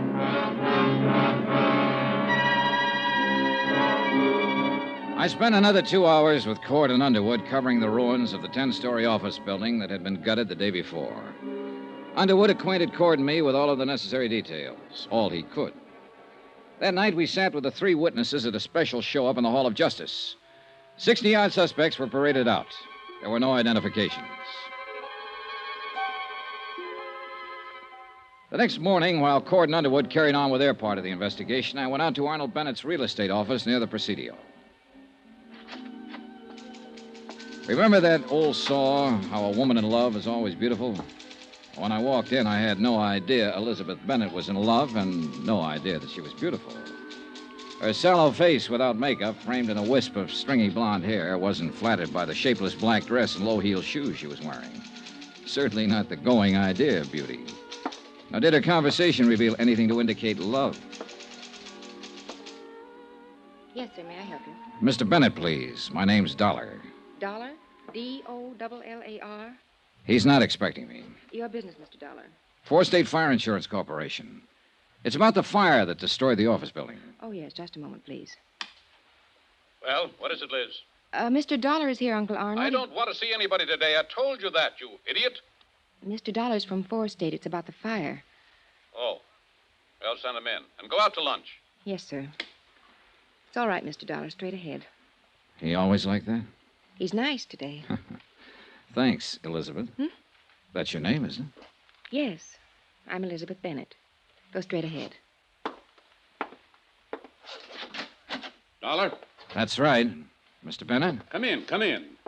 I'm not going to ask you to sit down. I know why you're here. You have insurance investigator written all over your face. Well, in that case, we can get right down to the business at hand. What caused the fire? I don't know yet. It was deliberate. What? Somebody started that fire, that's what. And I know who. Get him and you'll save yourself some work. Tony Midas. Tony Midas? Who's that? The crackpot that set fire to my building.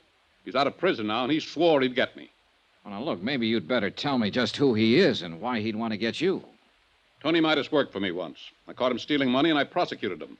He was sent to prison for 5 years, and he's the one you want. You seem pretty certain of that. Of course I'm certain of it.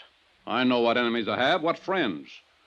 Don't tell me I'm going to have to pussyfoot around with someone like you and get any place in this whole affair. Well, there are some witnesses who got a look at the man who started the fire, or at least it's a good bet he's the one we're after.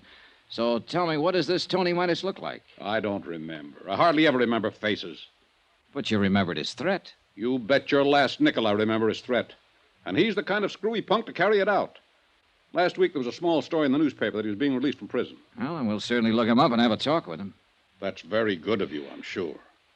Oh, now, look, this can be a very difficult thing all the way around, or we can all cooperate, Mr. Bennett. I'll cooperate. I know why you're in town. I know who you came with. I met that glorified fire inspector yesterday. Underwood, you people don't fool me, and I'm not trying to fool you. Get Tony Midas, and you've got your man. Did you tell the police about Midas? No, I was waiting for some bird like you to walk in here with your high-handed attitude. Now I've told you, now you can get out and get busy looking for him.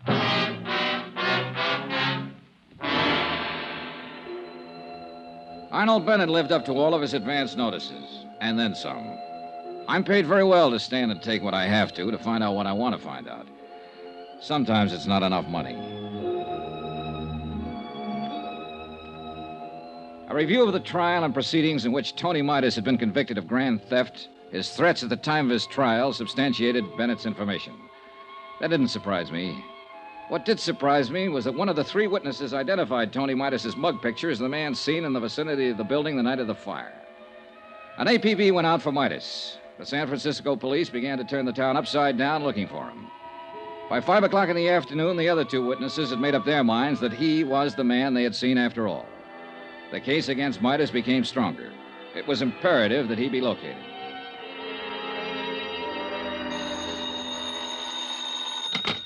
Johnny Dollar. This is Elizabeth Bennett, Mr. Dollar. Remember in my uncle's office? I remember. Mr. Dollar, you're looking for Tony Midas, aren't you? You don't have to answer. I know you are. I think I can help you find him, but he's not the one you're looking for. Look, if you turn him in... Let me finish, and then we'll talk about him. I live at 1038 Murata Drive. I'll be home in an hour. We can talk there. 2 minutes later, when I was putting on my coat, I received another phone call. This one from Bennett's lawyer. He advised me that Arnold Bennett had filed claim and would bring suit if his claim was not honored in the prescribed length of time. I thanked him for the information and went downstairs and began to look around for a cab.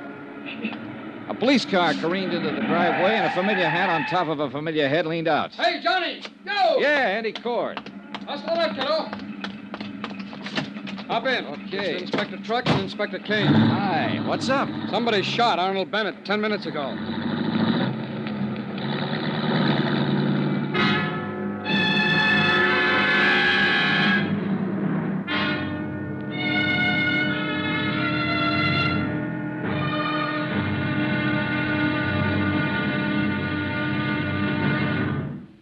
Now, here's our star to tell you about tomorrow's intriguing episode of this week's story. Tomorrow, the trail gets so rough, a couple of people just fall off dead. Join us, won't you? Yours truly, Johnny Dollar.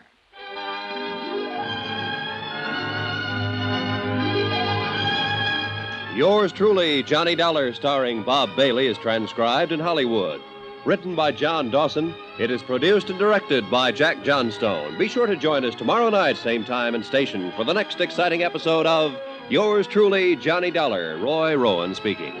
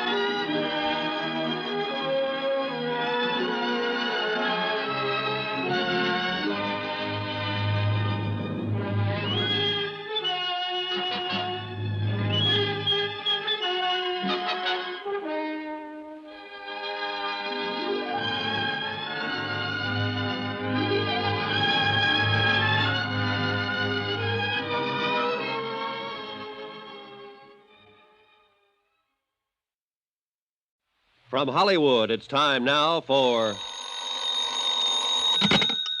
Johnny Dollar. Billy Underwood, Johnny. They're trying to get you all over town. The hotel said to call you at this Skyline number. I'm out at Arnold Bennett's house. He's been shot.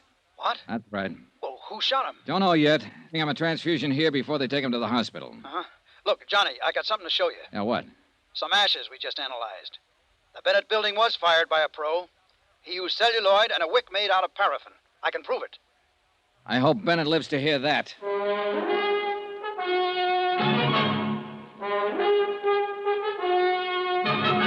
Tonight and every weekday night, Bob Bailey in the transcribed adventures of the man with the action-packed expense account, America's fabulous freelance insurance investigator. Yours truly, Johnny Dollar.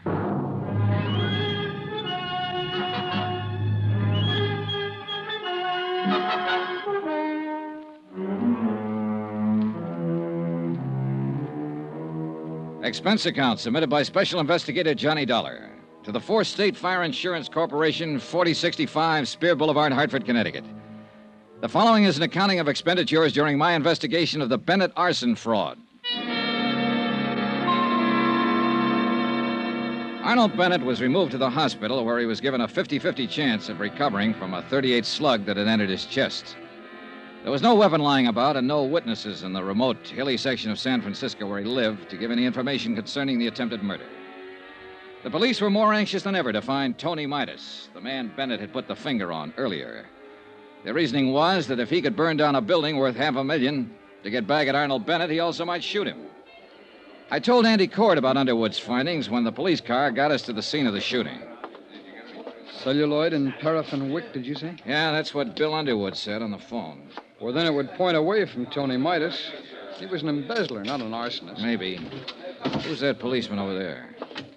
Oh, that's Inspector Dickens. Well, I talked to him about it for a while. He said Midas lived in San Quentin with a man named Hanley. A professional burner. Yeah? Well, Hanley could have taught Midas a few tricks of the trade. Yeah, it's possible, Johnny. I don't know. At least Underwood is sure that he can prove it had an incendiary origin. Well, that's the first hurdle. Maybe we can't tie it to Bennett at that, Johnny, if Midas did it. Now, let's wait and see what Bennett has to say when he can talk. I think I'll get on over to the hospital. Okay. Oh, here's something that came up. Yeah? Now, you said Bennett attributed everything to this Tony Midas. Mm-hmm. Well, there might have been something personal in it, too. Midas is married to Bennett's niece, Elizabeth. He's what? Yeah, she married him a month before he was convicted. Well, that might explain some things. Yeah, she called me tonight and said she had some information for me about Midas. I was on my way to see her when this happened. Oh, you haven't talked to her yet, huh? No, let's see. It is 1038 Murata Drive. Wonder if that's far from here. No, Johnny, not far at all. This happens to be 1038. Right here. Oh? Well, we better tell the police about her, Andy. Andy Cord went on over to the hospital to await results on Arnold Bennett. I spoke to the inspector in charge and told him the information about Elizabeth Bennett. The police added the name to the APB already out for Tony Midas. And that's the way the case stood at midnight. By morning, the hospital reported that Arnold Bennett would recover from the gunshot wound. Elizabeth Bennett had not been located, nor had her husband, Tony Midas. I always fix my own dinner. Poached egg and half, ulcers. Name's Dollar? Yeah, that's right. Insurance investigator. You want something, do you? Coffee, maybe? No, thanks, Mr. Engel. Mind if I finish? Go right ahead. What led you to me? The notations about the trial, Mr. Engel. You were the defense attorney for Tony Midas. We're anxious to talk to him. I defended him, yes. I don't think I'm going to be much help, Dollar. I haven't seen him since he got out. I've no idea where he is. We'll find him, Mr. Engel. What's it all about? Well, Tony Midas has been identified as the man who started a fire in the Bennett building. Or at least who was seen in the vicinity of the building when it went up. I'm sorry to hear that. Are you, Mr. Engel? Tony Midas was a nice kid who got in a little trouble. Everything was against him at the trial. Bennett poured it on. He didn't have to, but he did. He could have let him off. You were Midas's lawyer. Did you try to talk Bennett into letting Midas off? No, I didn't. Nobody talks Arnold Bennett into anything. Oh? Tony never would admit taking the funds. He said he was framed, but he didn't have a prayer with all the evidence against him. Yeah, I read a transcript of the trial. Then you know Tony Midas pleaded not guilty in the face of everything, and he went up. I wanted him to make a guilty plea and rest on the mercy of the court. It was his first offense. Well, he's out now, and it looks like he's trying to get even with Bennett for prosecuting him. All for a lousy 10 grand. Yeah. Did he ever get in touch with you? I told you no. No phone call? No. Do you have any idea where he'd be in town, Mr. Engel? No, I don't. Okay. Then I guess I leave you to your eggs. Dollar. Yeah. If you find Tony Midas, I'd like to know about it. Why, Mr. Engel? Oh, just curious. I'd like to see him. I'd like to see what 5 years in prison does to a kid like that. Mr. Engel, Arnold Bennett was shot in his home last night. No. That's all you have to say? What else is there to say? Well, you could have asked, is he alive or is he dead, for one thing? Suppose I don't care. Okay, he's still alive. They think he'll pull through.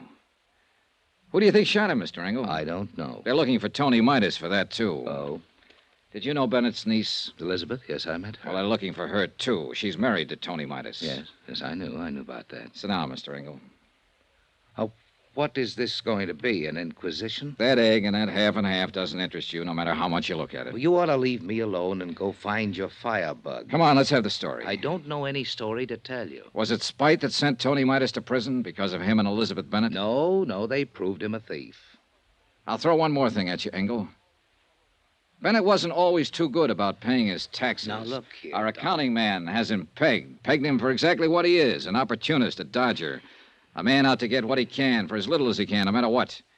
Yeah, we cover everything in a case like this. You'll never get Arnold Bennett. He's too good for you, Dollar. Too good for your insurance company, your fire investigators, everybody. No man stronger ever lived. We've already got evidence that proves the building was fired. I'm here to get all the story, and I think you're the man who can tell it. Why me? Because you work for him. I never worked for him, never. All right, we'll let that go for now. But you can tell me this. Was Tony Midas the kind of man who'd start that fire?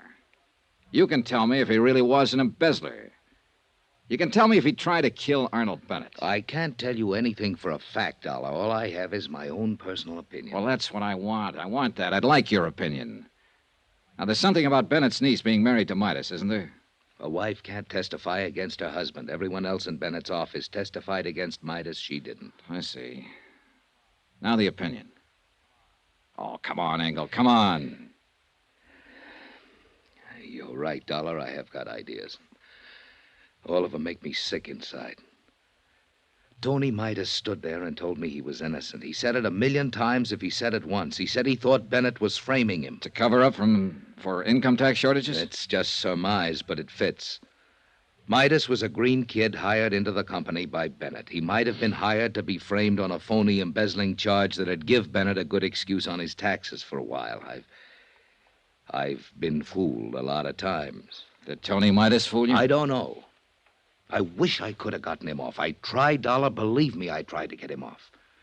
You come here to me and say he's out of prison now and getting even. He's burnt down a building and tried to murder Arnold Bennett. Tony was a nice boy, Dollar. But now his whole life's gone, and for what?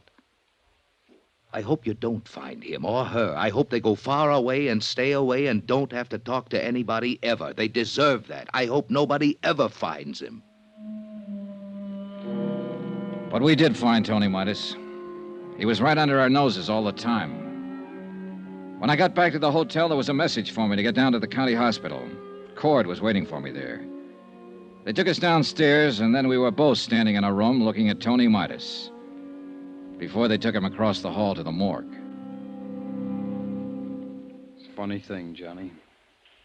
There's been an alarm out on this guy for 36 hours. Everybody's been looking everywhere for him, and he turns up right here. Only he's dead. Yeah. What killed him? TB. He had it awful bad in San Quentin. It's in the sick ward his last 2 years. When his time was up last week, he made them release him. But he wound up here and died in this hospital. It's rough. He's just a kid. Yeah.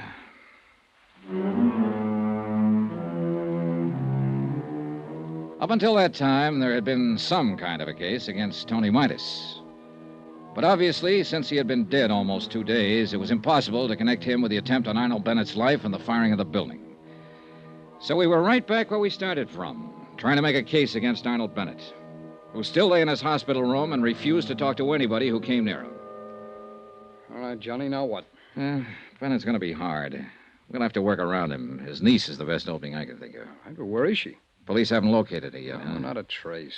Andy, she had some information for me when she called last night. I still want to get it if I... Oh, hello, Bill. We got a break. George Foley's in town. Who's that? Best celluloid and wick man in the country. If you happen to want a building burnt down. One of the policemen at the hospital spotted him in the lobby trying to see Arnold Bennett. That'd tie it, Johnny. Where is he now? They followed him to an address on Baringo Street. They aren't going to move in until we decide something. 12 minutes later, Andy Cord, Bill Underwood, and I were standing in front of a decrepit-looking boarding house on Baringo Street talking to the 3 policemen from the San Francisco Police Department.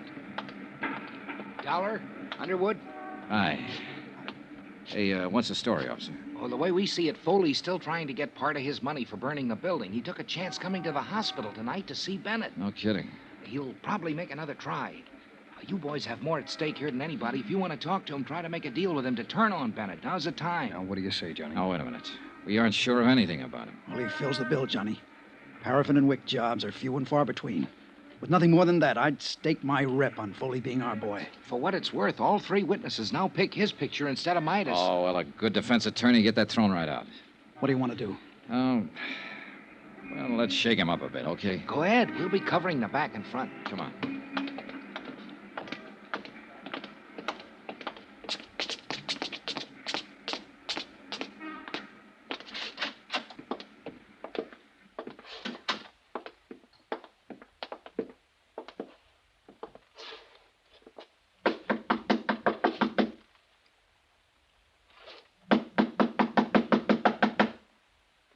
We know he's in there, Johnny. Let's bust it in. No, wait.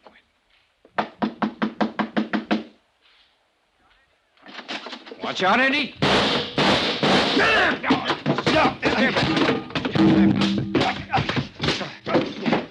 All right. That's enough. You okay, Bill? Andy? Okay. Yeah. All right, tough boy. Get on your feet and let's get out of here.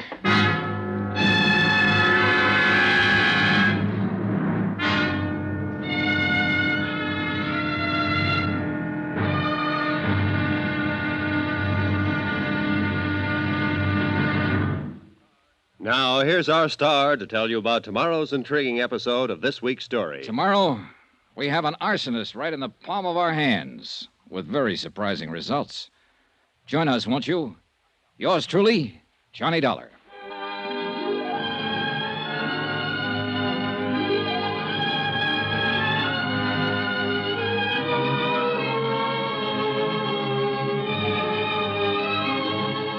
Yours truly, Johnny Dollar, starring Bob Bailey, is transcribed in Hollywood. Written by John Dawson, it is produced and directed by Jack Johnstone. Be sure to join us tomorrow night, same time and station, for the next exciting episode of Yours truly, Johnny Dollar. This is Roy Rowan speaking.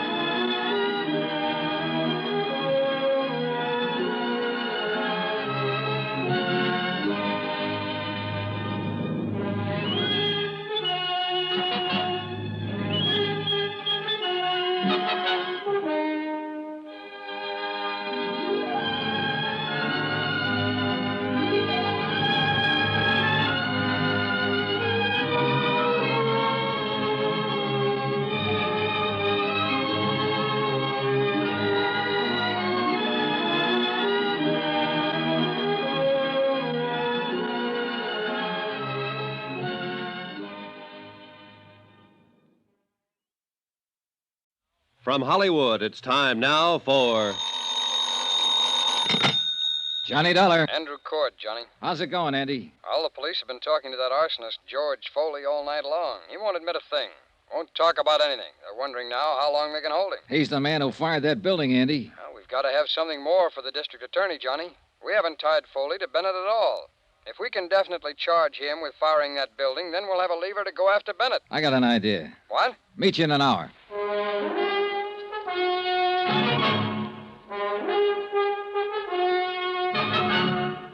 Tonight and every weekday night, Bob Bailey in the transcribed adventures of the man with the action-packed expense account, America's fabulous freelance insurance investigator. Yours truly, Johnny Dollar.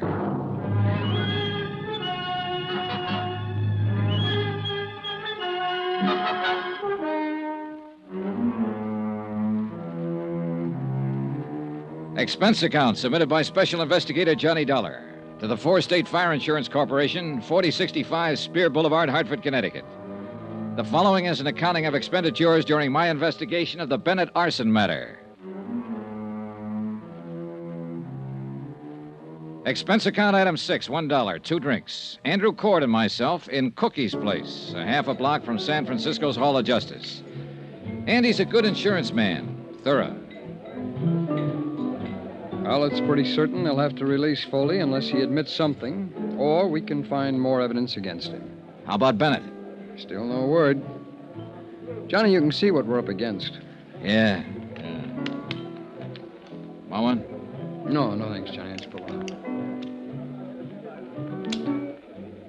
Listen, we had this case tied into Tony Midas until he turned up dead. A vengeance motive against Bennett for sending him to prison 5 years ago. Yeah? All right. Now we know it wasn't Midas, and we're sure it's this George Foley. At least according to Bill Underwood, and Bill certainly knows the arson racket. Yeah, no man better. All right, then.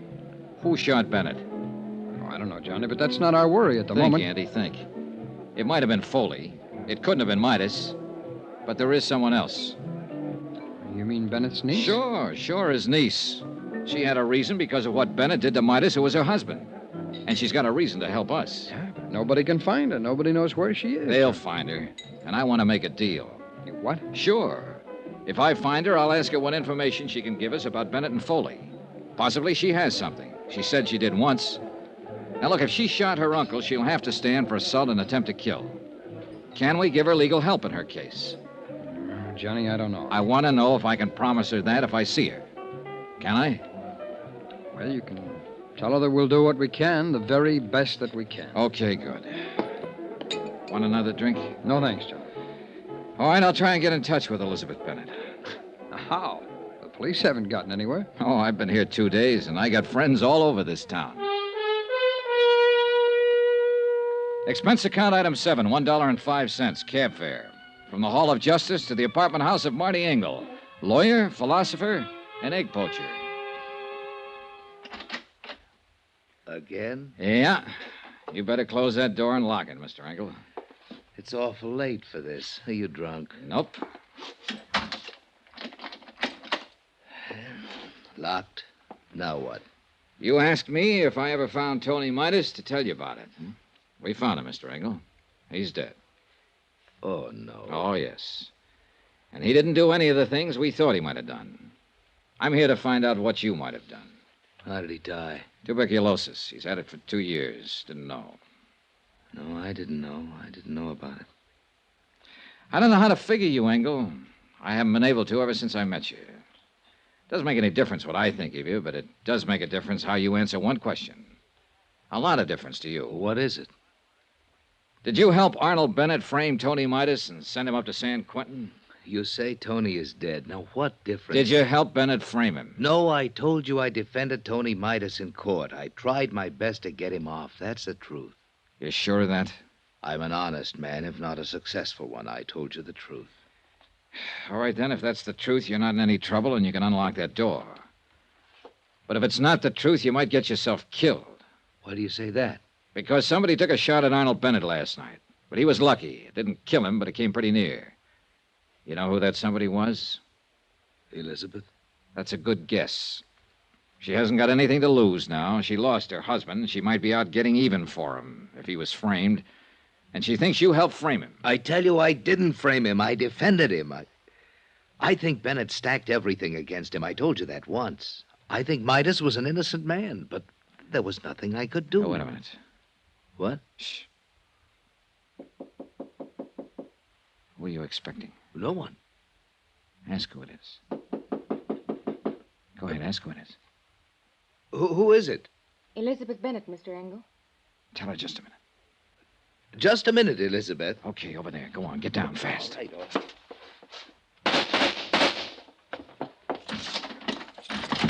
No, you don't! Engel, call the police.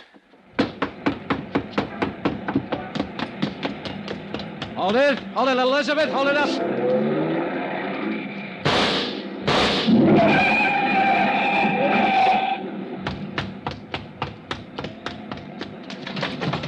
Are you hurt? You? Are you hurt? No, I'm all right. Did I kill him? Did I kill him? Oh, Elizabeth, you didn't kill him.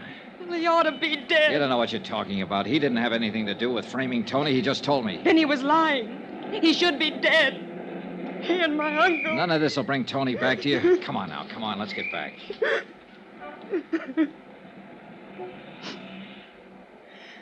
How many tramps have you met in your life, Mr. Dollar? A few. Come on, come on. When you met my Uncle Arnold, you met a real one. He stole money from himself and made it look like Tony did it. And that one in there helped him. Why didn't you let me kill him? You're wrong about Engel. He didn't help your uncle. He tried to help Tony, honestly. Well, then I'm glad I didn't kill him. How's my uncle? He's getting better. Will he go to prison? We have to prove he hired somebody to fire the office building. He hired George Foley. I know that. Would you swear to Yes. it? Can you? Yes. He blamed it on Tony. When I went over to see Tony last month in the prison hospital, he was dying. Oh, I knew it. He had that look in his eyes. Helpless.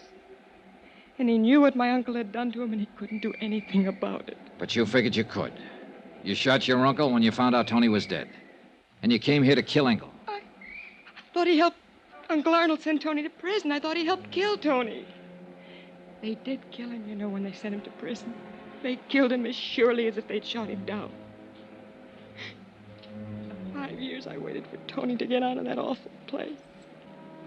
I waited to hold him in my arms and tell him it was all over. 5 years I waited to help him forget his hate and my hate. Loving him so much every day that...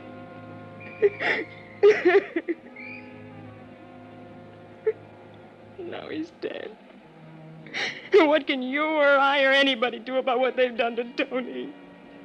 Look at me, Mr. Dollar. I'm not what you'd call beautiful. I'm not even pretty. Nobody ever looked at me twice until Tony. He looked at me and he loved me. And now he's dead. And I'm dead inside. I'm dead inside, and I'll be glad when I'm dead outside.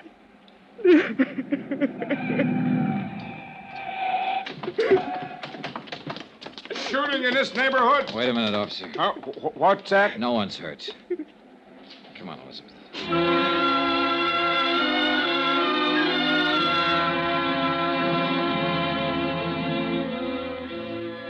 Elizabeth Bennett made a statement down at the Hall of Justice admitting she fired a shot at Arnold Bennett, hoping to kill him.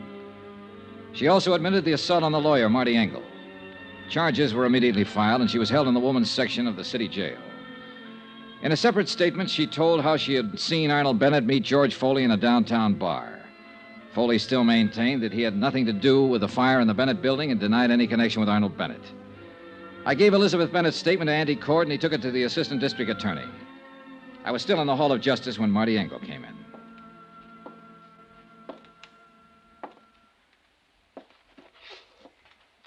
Dollar? Oh, hello, Mr. Engel. How is Elizabeth? They're holding her. I'm not going to press any charges. Well, that's pretty decent of you, Mr. Engel. She's a pretty unhappy girl. I'd like to help her. Her uncle will probably press charges against her. I'd like to defend her. What? She needs a lawyer. I didn't do very well for her husband. Maybe I can do better for her. I hope so. Funny world, isn't it? Not tonight, it isn't. No, I guess not. Yeah. Well, I'll see you, Mr. Dollar. Right. Johnny? Oh, Andy, hi. Well, kid, you ought to pat yourself on the back. They're going to go ahead against George Foley for the arson job. Enough for them now, huh? That's a pretty good case against him, whether he opens up and talks or not. A statement from him would still be better. Always. But he's been around, Johnny. He hasn't given anybody the time of day yet. Yeah. Oh, about Elizabeth Bennett. I can arrange counsel for her. She's already got a lawyer, Andy. Okay, then we'll pay his fee. He doesn't want any fee. What's the matter, kid? Boy, maybe all this has been a little too much. Hey, what time is it? 10:15. There's a plane out at midnight. If you don't need me anymore, I think I'll be getting back to Hartford. Sure, Johnny. Sure, I'll look after things here.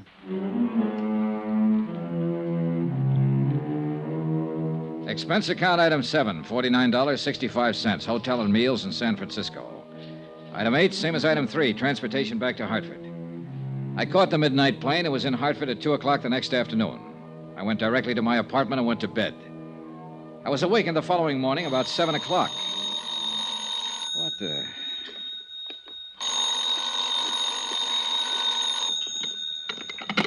Johnny Dollar. San Francisco calling, Mr. Dollar. Okay. Is this Mr. Dollar? Yes, yes. Mr. Andrew Cord is calling. One moment, please. Go ahead, please. Johnny? Hi. Can you come back to San Francisco right away? Should I... Well, I just got home. We need you again. Jake Eggleston is going to defend Foley in court. Eggleston? He's already got him out on a writ. What? This case is worth $500,000 to us, Johnny. If anything happens that Foley gets off, we won't have a chance to get Bennett. You sound scared. I am. Somehow, Bennett's holding the best cards again. We got a good case against Foley. Once that's settled, we can get Bennett. I want to make sure. Okay, I'll get the first plane. Thanks, Johnny. Even as I hung up the phone, I was thinking of Marty Engel's words. You'll never get Arnold Bennett. He's too good for you, Dollar. Too good for your insurance company, your fire investigators, everybody. No stronger man ever lived, he said. And somebody had to prove Engel was wrong.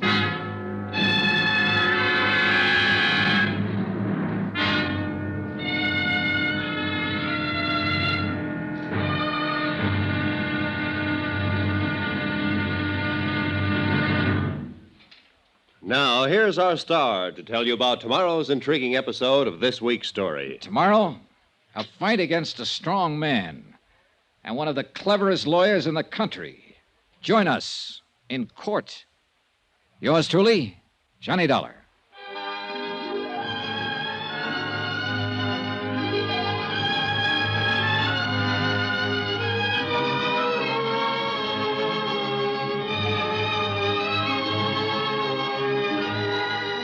Yours truly, Johnny Dollar, starring Bob Bailey, is transcribed in Hollywood. Written by John Dawson, it is produced and directed by Jack Johnstone.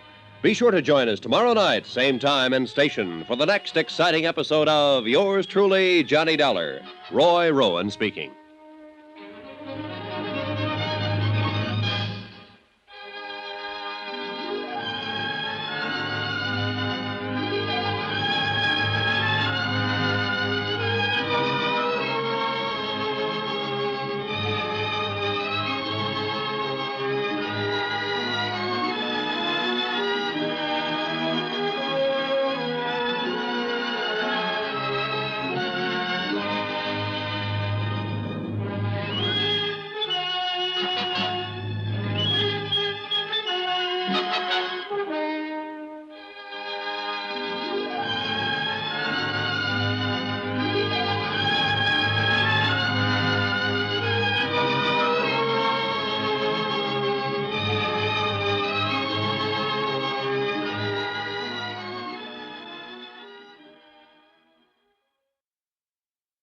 From Hollywood, it's time now for Johnny Dollar. Andrew Cord, Johnny. Did you have a nice trip back here to Frisco? I slept most of the way. How's it going? Good and bad, Johnny. Good that we've got George Foley on trial for setting fire to the building. Bad that we haven't connected him to Bennett yet. And Bennett's the guy we want. Well, once you get a conviction on Foley, you can go after Bennett. A lot of expert testimony's been thrown around here, and the jury's been sleeping through most of it. Besides that, Foley's got one of the best defense men in the business, Jake Eggleston. Yeah, I've heard of him. He's pretty slick. He's going to make us lose this case, Johnny. Not if I can help it.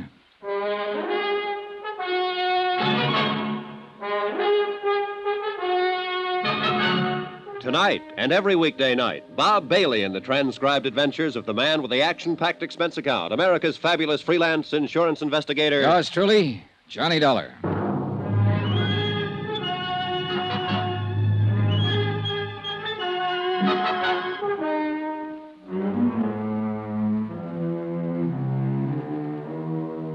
Expense account submitted by Special Investigator Johnny Dollar to the Four State Fire Insurance Corporation, 4065 Spear Boulevard, Hartford, Connecticut.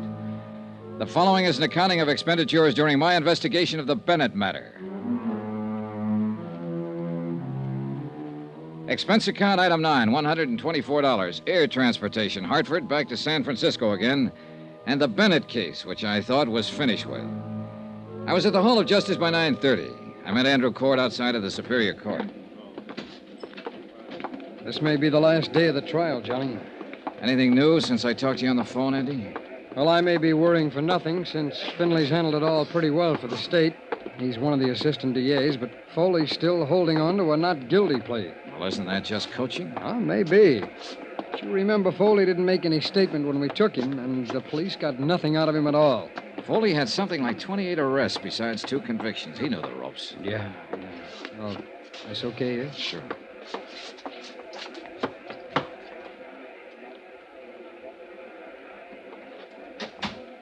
Oh, just in time. Yeah, seems to be the clerk now. Yeah. Court is now in session. His Honor, Judge William J. Bainbridge presiding. Everybody stand.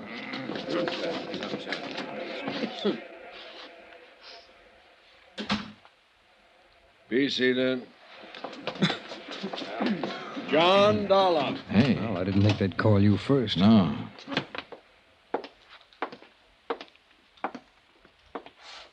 Raise your right hand. You solemnly swear the testimony you're about to give is the truth, the whole truth, and nothing but the truth, so help you God? I do. Be seated. As you know, I'm Charles Finley with the District Attorney's Office. State your name, please. Johnny Dollar. State your occupation, please. I'm an insurance investigator. How long have you been engaged in your profession as an insurance investigator? 10 years or more. Tell us, please, prior to that, what kind of work did you do? I was in the United States Marine Corps for 4 years. Before that, I was Detective Sergeant second grade with the New York Police Department. Do you have any papers or letters in your possession that verify your professional status, Mr. Dollar? Yes, I do. I have letters of reliability from 13 insurance companies and adjustment bureaus I've been associated with, and my record as police officer. Thank you. Will the court clerk please hand these papers to counsel for the defense so he may examine them? Yes, sir. Thank you. Now, tell us what your connection with this case is, Mr. Dollar. I was employed by the Four-State Fire Insurance Corporation of Hartford, Connecticut, to conduct an investigation in regard to one of their policyholders. Arnold Bennett. Yes, Arnold Bennett. Will you please tell the court what the results of that investigation were? The Bennett building was destroyed by fire. I worked with arson experts from my own organization and with the police here to determine the cause of the fire. Go on, please. At the scene of the fire, our expert, William Underwood, located certain items which we recognized as part of the paraphernalia generally used by professional arsonists. Will you please state what those items were? A scrap of celluloid and a paraffin wick. Anything else? Samples of the ashes, which were later analyzed and proved to be celluloid ashes. I wish to remind the ladies and gentlemen of the jury that the public fire adjuster, the gentleman from the Skyline Laboratories, and the two gentlemen from the Fire Inspection Department have previously testified as to the identity and uses of these items. Will you continue, Mr. Dollar?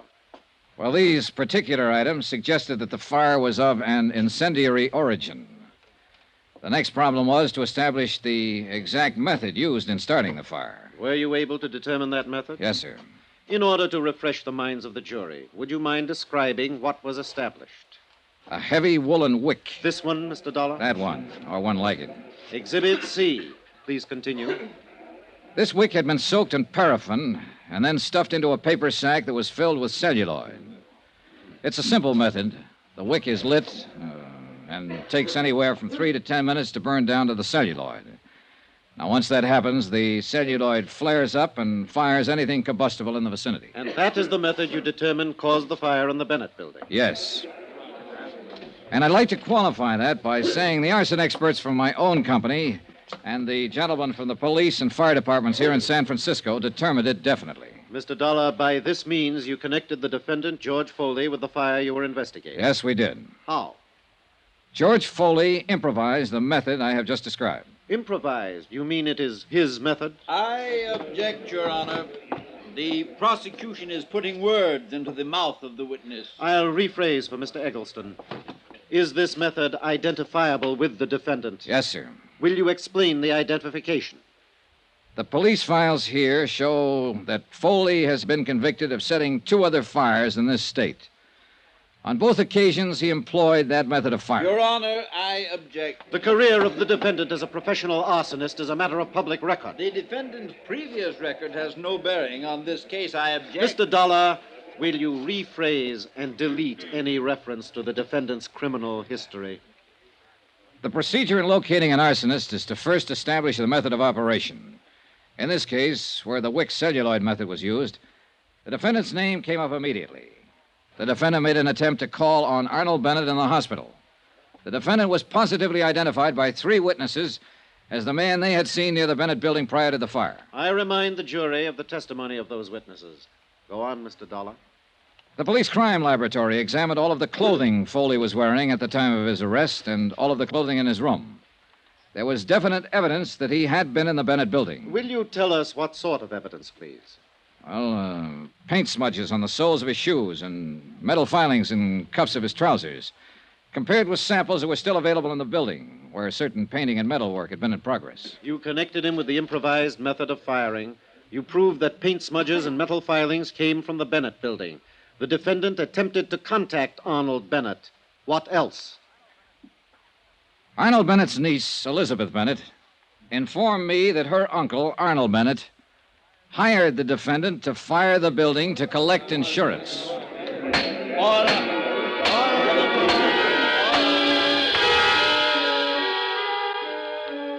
I was on the stand all the rest of the morning. When Finley ended his questioning, he turned me over to defense counsel Eggleston. Eggleston contested every bit of established testimony and recommended that my remarks be stricken from the trial records. The summations came right after that, and then the case went to the jury. Expense account item 10, $3, lunch for Andrew Cord and myself. Foley has to be convicted, or we'll be on the defense when Bennett's insurance claim comes to court. And we'll probably get stuck with it. Hey, while the jury's out, why don't I go over to the jail and talk with Foley? Now, what good would that do, John? Well, Foley must know they'll give him the works if he admits something He'll to us. admit nothing. He sits there in court like they were talking about someone else. Oh, Johnny, it's too late. Yeah, but if he did, you could go ahead and file criminal charges against Bennett. Beat him to the punch. Well, I'd like that. Oh, we get Foley and we've beaten Bennett, and I like that. The job of getting to a prisoner who's standing trial isn't an easy one, especially when he's under the surveillance of a smart defense attorney like Eggleston. I talked to Judge Brainbridge in his chambers and told him what I had in mind. I broke down the case against Foley as the insurance company saw it, and the possible case against Arnold Bennett if Foley was found guilty. Judge Brainbridge arranged for me to see Foley. He was sitting on his cot. Eggleston was standing nearby. Hello, Dollar. Hello, Eggleston. Hi, what do you want? Well, I thought we ought to talk about this thing while there's still time. If it's okay with you, Mr. Eggleston. It's okay with me, Dollar. I'll be right here. Still time for what? To get you part of a break, Foley? Oh, that's a real good one, that is. You sit on a witness chair all morning, you tell them what a bad boy I am, then you walk in here and tell them you want to give me a break. I do. Go away. Now, wait a minute, George. It won't hurt to listen to him. Oh, you're a great one, you. I'm the guy who's sitting in this cell. Both of you can walk out of here and have a good steak for dinner tonight. All right, George. Listen to him. This isn't a courtroom.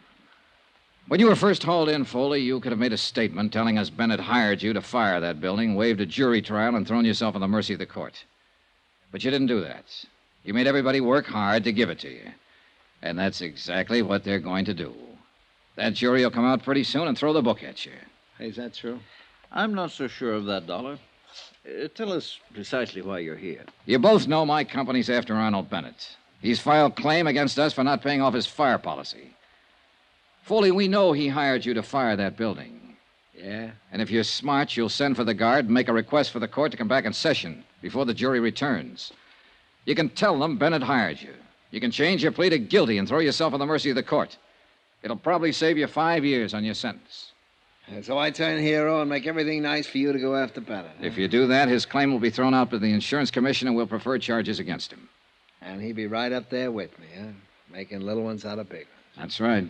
You're overstepping your province here, Dollar. Oh, now, look, there isn't much time. Dollar, Foley, this man can advise you to wait until the jury comes in, and that won't be very long. But then it'll be too late for you to help yourself. I don't like this high-pressure stuff. I don't care what you like or dislike, Mr. Eggleston. Now, listen, Foley.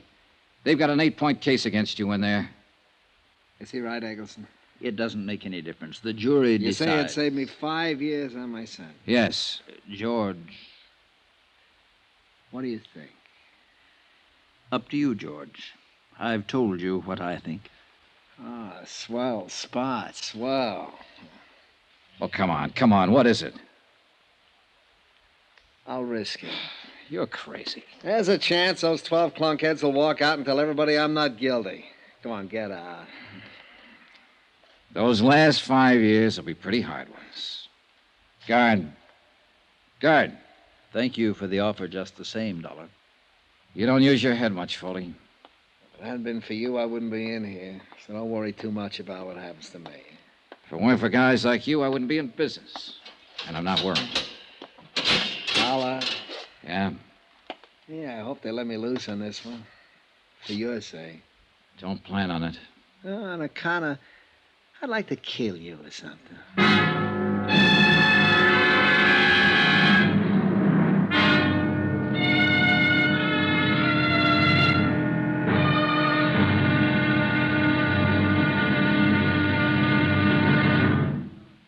Now, here's our star to tell you about the final intriguing episode of this week's story. Tomorrow, a verdict in and out of a courtroom. The wind-up. Join us, won't you? Yours truly, Johnny Dollar.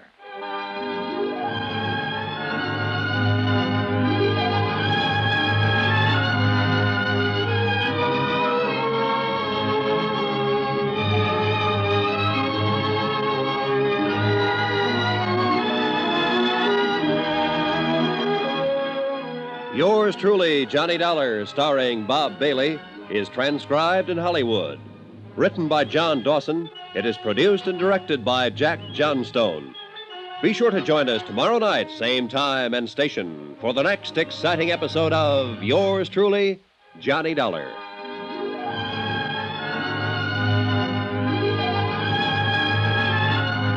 This is Roy Rowan speaking.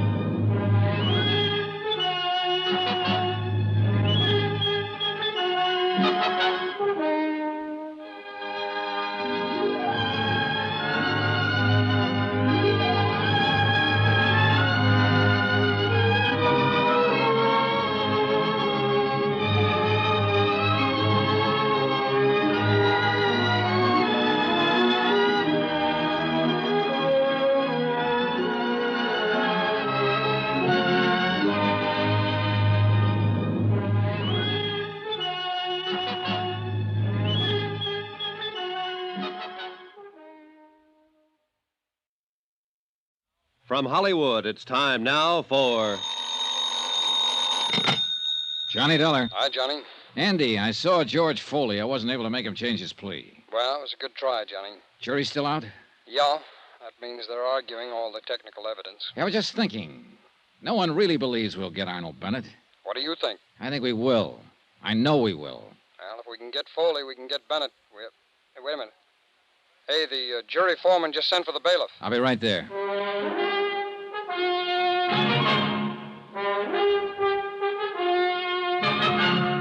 Tonight and every weekday night, Bob Bailey in the transcribed adventures of the man with the action-packed expense account, America's fabulous freelance insurance investigator. Yours truly, Johnny Dollar.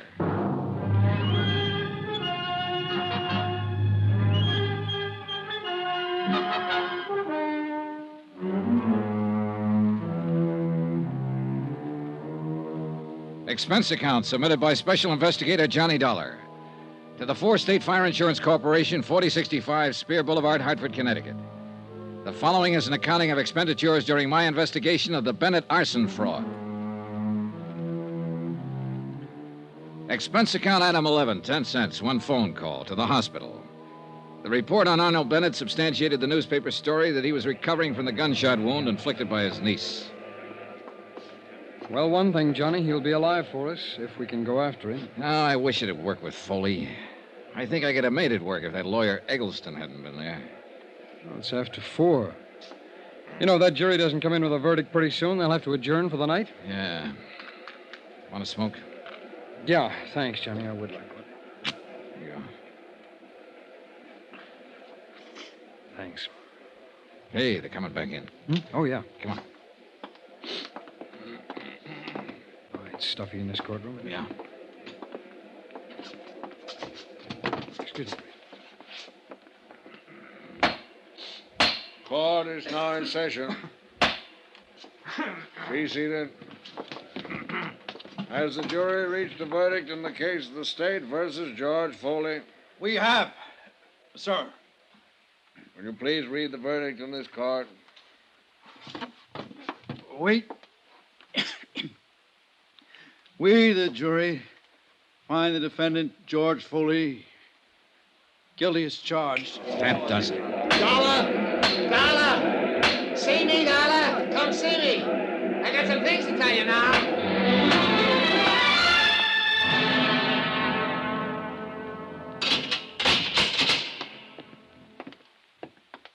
Who's this with you, Dollar? Andy Cord with the insurance company. Now, look, I haven't got any deals to offer, Foley. You know that. Yeah, I know. So I took a chance. It's a lousy 5 more years. What about Arnold Bennett? You're a little anxious. I want some information first. They only gave us 10 minutes, Foley. Where's Bennett now? He's still in the hospital. He's going to be all right. He's out and I'm in. That's a break. Oh, come on, Foley. Let's have it if you have anything to say. Can you get Bennett? Can you really get him? I'll tell you frankly.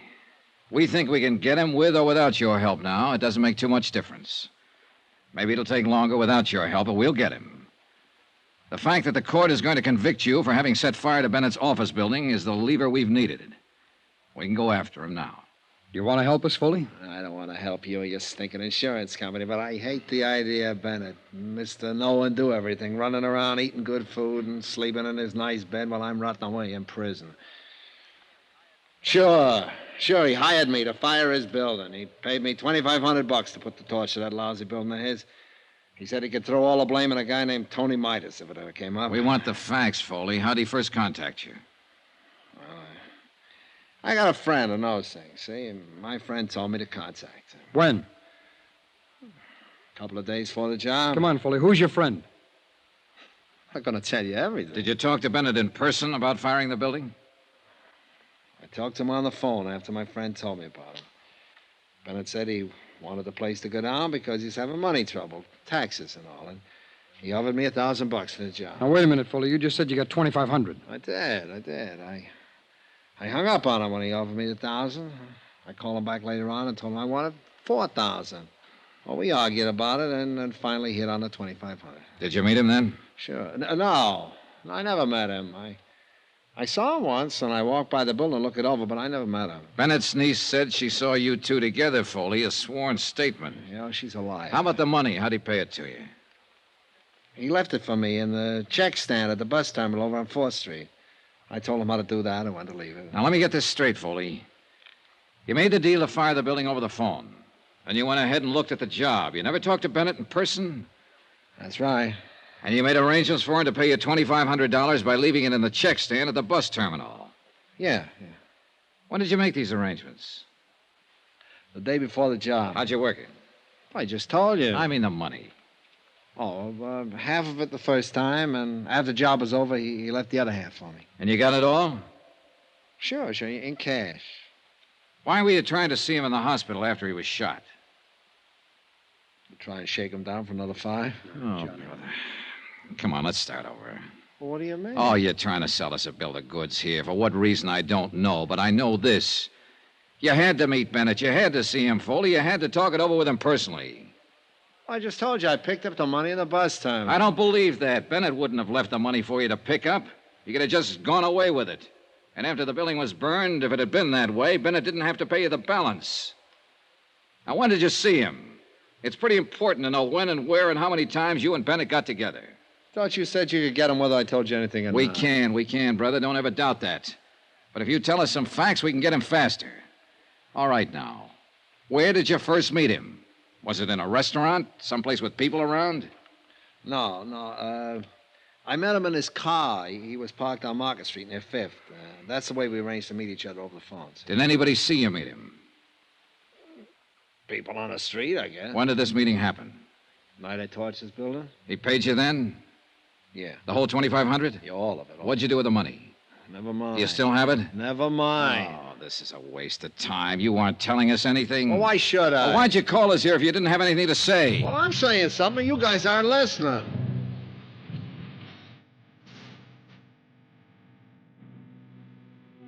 We continued questioning Foley about his association with Arnold Bennett.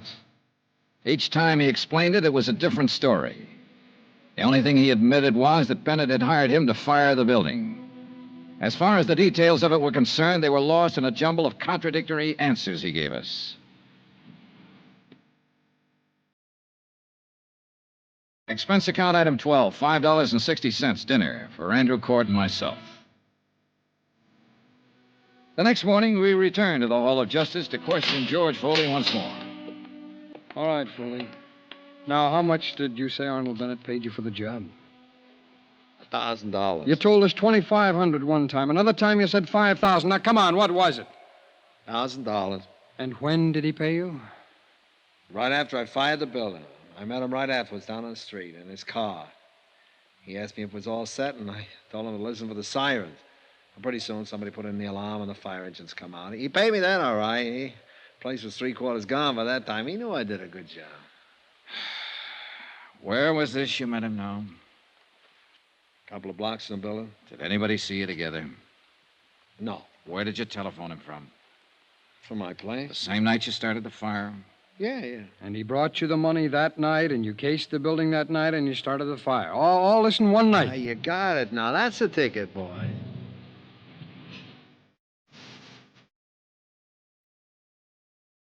It became increasingly evident that Foley was attempting to convince us that he was mentally deranged. In spite of the fact that he'd already been tried and found guilty and was slated to appear at 10:30 the following morning for sentencing. It's an old trick, and with arsonists, where sanity is questioned from the beginning, a good one. However, Foley had been examined by 3 psychiatrists appointed by the courts. I waited in the jail cell with Foley while Andy Coyd went out to get copies of their findings. When he returned, we showed them to Foley. Okay, good. Here you are, John. Well, what do you show me these things for? To let you know there's no way to get out of it now, Foley. These are from psychiatrists. All of them had a good look at you. You're sane. You're all right. You remember when they looked at you? No. All right, look at the dates on the paper. You can read, can't you? Sure. January 15th, January 16th, January 21st. Witnesses were around for all the examinations. Well? Well? Are you through playing games now? Okay, Dolly, you guys win. Come on, give us the story. I met Arnold Bennett at the Hopkins bar about a month before the fire. I made sure I'd meet him there. Now, what do you mean, Foley? Well, I've been setting fires for a living for a long time now. I always have a list of people like Bennett who could use a fire. They get around. I knew he was in trouble 4 or 5 years ago with the income tax people. They sent a guy to prison for cover-up. Tony Midas. Yeah, it's Tony Midas. I figured he'd be needing another one pretty soon, so we had a drink. I brought it up. Who paid for the drinks? He did. Who saw you together? The bartender. His name is Alfred. There was a maitre d' there, a couple of people at the tables. I put the proposition up to him. How'd he like to have his building burnt down and collect his $500,000 to get himself out of trouble? Well, he said he'd like that fine. I told him it cost him $5,000 in advance. He said he couldn't raise that much, but he did manage to get $3,500 together. I took it, and I did the job. What'd you do with the money? I still got it. Where? It's not going to do me any good now. I buried it in a gallon can in a vacant lot over by the tower. I could show you where. Okay. We'll get you to do that. Swell, I'll be glad to. Hey. What? I can send Bennett up the same way you're sending me up. Huh? I can testify against him at his trial.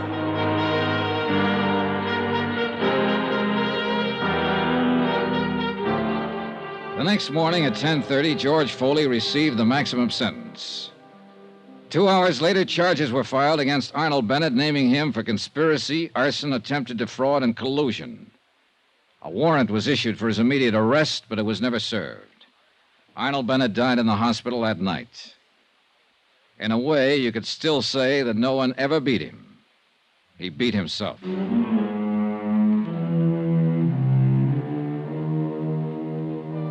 Expense account item 13, $87.50, hotel and board in San Francisco. Item 14, another $125, transportation back to Hartford. Item 15, $35, miscellaneous. Expense account total, $1,440.37. Remarks? Nothing. Yours truly, Johnny Dollar.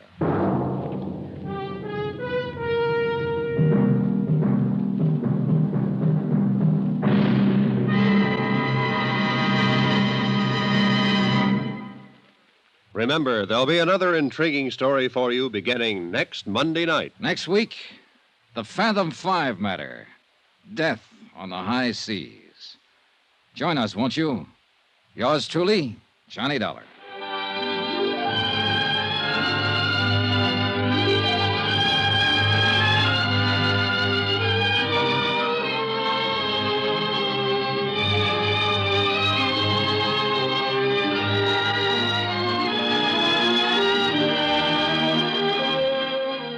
Yours truly, Johnny Dollar, starring Bob Bailey, is transcribed in Hollywood. Written by John Dawson, it is produced and directed by Jack Johnstone. Heard in this week's cast were Lillian Baeff, Stacey Harris, Chet Stratton, Will Wright, Marvin Miller, Hans Conried, Edgar Barrier, and Parley Bear. Musical supervision by Amerigo Marino. Be sure to join us on Monday night, same time and station, for another exciting story of yours truly, Johnny Dollar. This is Roy Rowan speaking.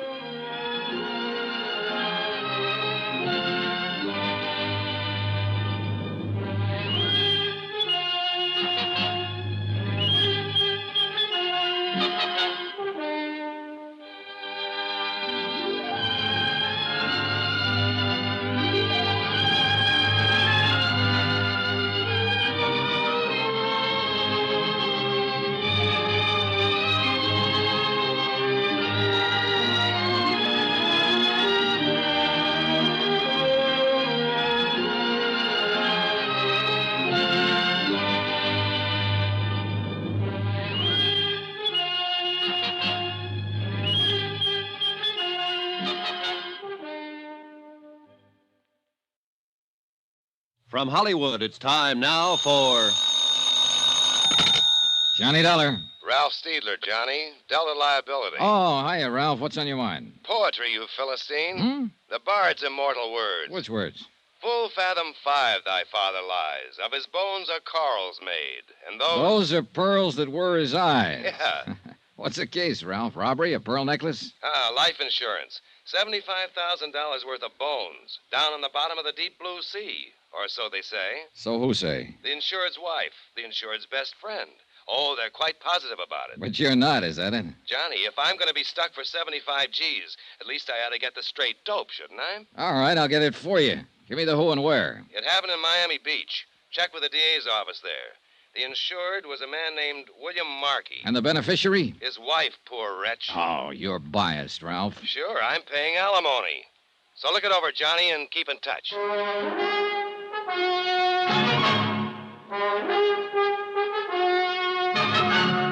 Tonight and every weekday night, Bob Bailey in the transcribed adventures of the man with the action-packed expense account, America's fabulous freelance insurance investigator. Yours truly, Johnny Dollar.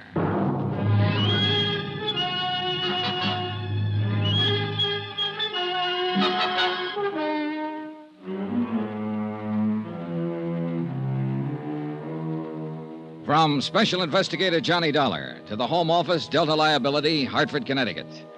The following is an accounting of expenditures during my investigation of the Fathom 5 matter.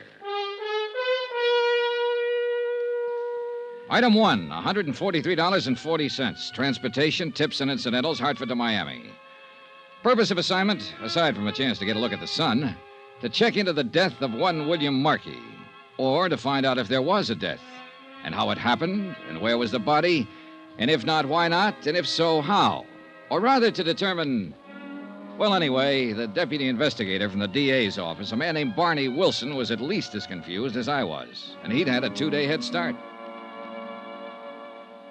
Now, we're going on the assumption, of course, that the man is dead. But legally, you understand, the fact hasn't yet been established. Meaning exactly what, Mr. Wilson? Well, it's pretty strong evidence, but no corpus delicti. Not so far, anyway. Maybe you'd better start at the beginning. And that would be where, Mr. Dollar? How much do you know about the case? Well, very little. Mm-hmm. The dead man, if he is dead, was named William Markey. He was 46 years old, owner of a consulting engineering firm in New York. Mm-hmm. He'd been married to his present wife for 3 years. Her age is 30, and she's the beneficiary of his insurance. And, I might add, a charming and lovely young woman. They've been down here for about a month. And 3 days ago, Markey was killed, or allegedly killed, in an accident. That's right. Drowned, as I understand it, when a fishing launch sank a mile or two offshore. And then... Well, you can take it from there, Mr. Wilson. Now, your responsibility in the case is primarily to the insurance company. Is that right, Mr. Dollar? Entirely, not primarily. Why, what do you mean? And it would be to the company's advantage if Markey's death were not legally established, huh? They wouldn't have to pay the claim, if that's what you mean. Then it's reasonable to suppose, since the whole case is pretty vague at present, that your efforts will be devoted to creating doubts as to whether Markey is really dead. Mr. Wilson, I think it's reasonable to suppose that I can't very well answer your questions without knowing exactly what has happened. Well, all right, then. Briefly, this is it. Apparently, Markey came down here to bid on a construction job, a manufacturing plant. Well, he didn't get the job, but he stayed on, he and his wife and the young fellow that was with him. What young fellow? Name of Danny Haynes. He worked for Markey, a draftsman or engineer. Evidently a personal friend of the Markeys. Oh. The three of them took a house down the beach south and spent all their time together, night clubbing, one thing and another. I see. Anyhow, well, 3 days ago, Markey and young Haynes went out fishing together, hired a charter boat, a small cabin cruiser named the Fathom 5, and headed south along the coast, working the offshore banks. Whose idea was the trip? Markey's, according to young Haynes. In fact, all the rest of the story is according to Haynes. Nobody else saw what happened. And what did happen? Well, Haynes says they anchored off the reef and both of them fished from the dinghy for a while. Then Markey decided he'd go back to the cruiser and fix some breakfast. Mm-hmm. Haynes put him aboard and took the dinghy out alone. He says he fished along the reef for about 30 minutes before he looked back and saw the cruiser was afire. It was nearly a mile away, according to his story, and by the time he got back, the boat was a pillar of flame. He didn't see any sign of Markey? No, he says not.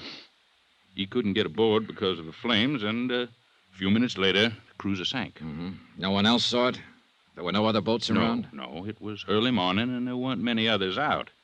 It had rained during the night, and there was a fairly heavy fog. They were only a mile and a half or so offshore, so Haynes rowed in with the dinghy and reported it. Mm-hmm. Tell me, what was the depth of the ocean where the cruiser sank? Oh, it was only about 50 feet. I've got a salvage company working now to raise it. Get a diver down? Yes, but he didn't find out much. He couldn't get inside the hold. That's about the size of it, huh? Mm-hmm, it is. Until they get that cruiser raised so we can take a look at it. And, of course, it may not tell us a thing. Yeah. What about the currents along the reef where that boat went down? Oh, they're pretty bad. Strong and erratic. A body could be carried through the reefs and on out to sea and never be found. Well, I was thinking more of the possibility of a good swimmer getting into shore. You said they were anchored only a mile and a half out. Yes, well, it's possible, but not very probable. He'd have been seen by Haynes or somebody else. There was a heavy fog, wasn't there? Mm-hmm, fairly heavy. And, of course, Haynes could be lying. Maybe he did see him. I said it was possible. But that's not the line I'm planning to take, Mr. Dollar. So I get it. They'll bring that hull to the surface sometime tomorrow. Now, maybe we'll have some evidence then.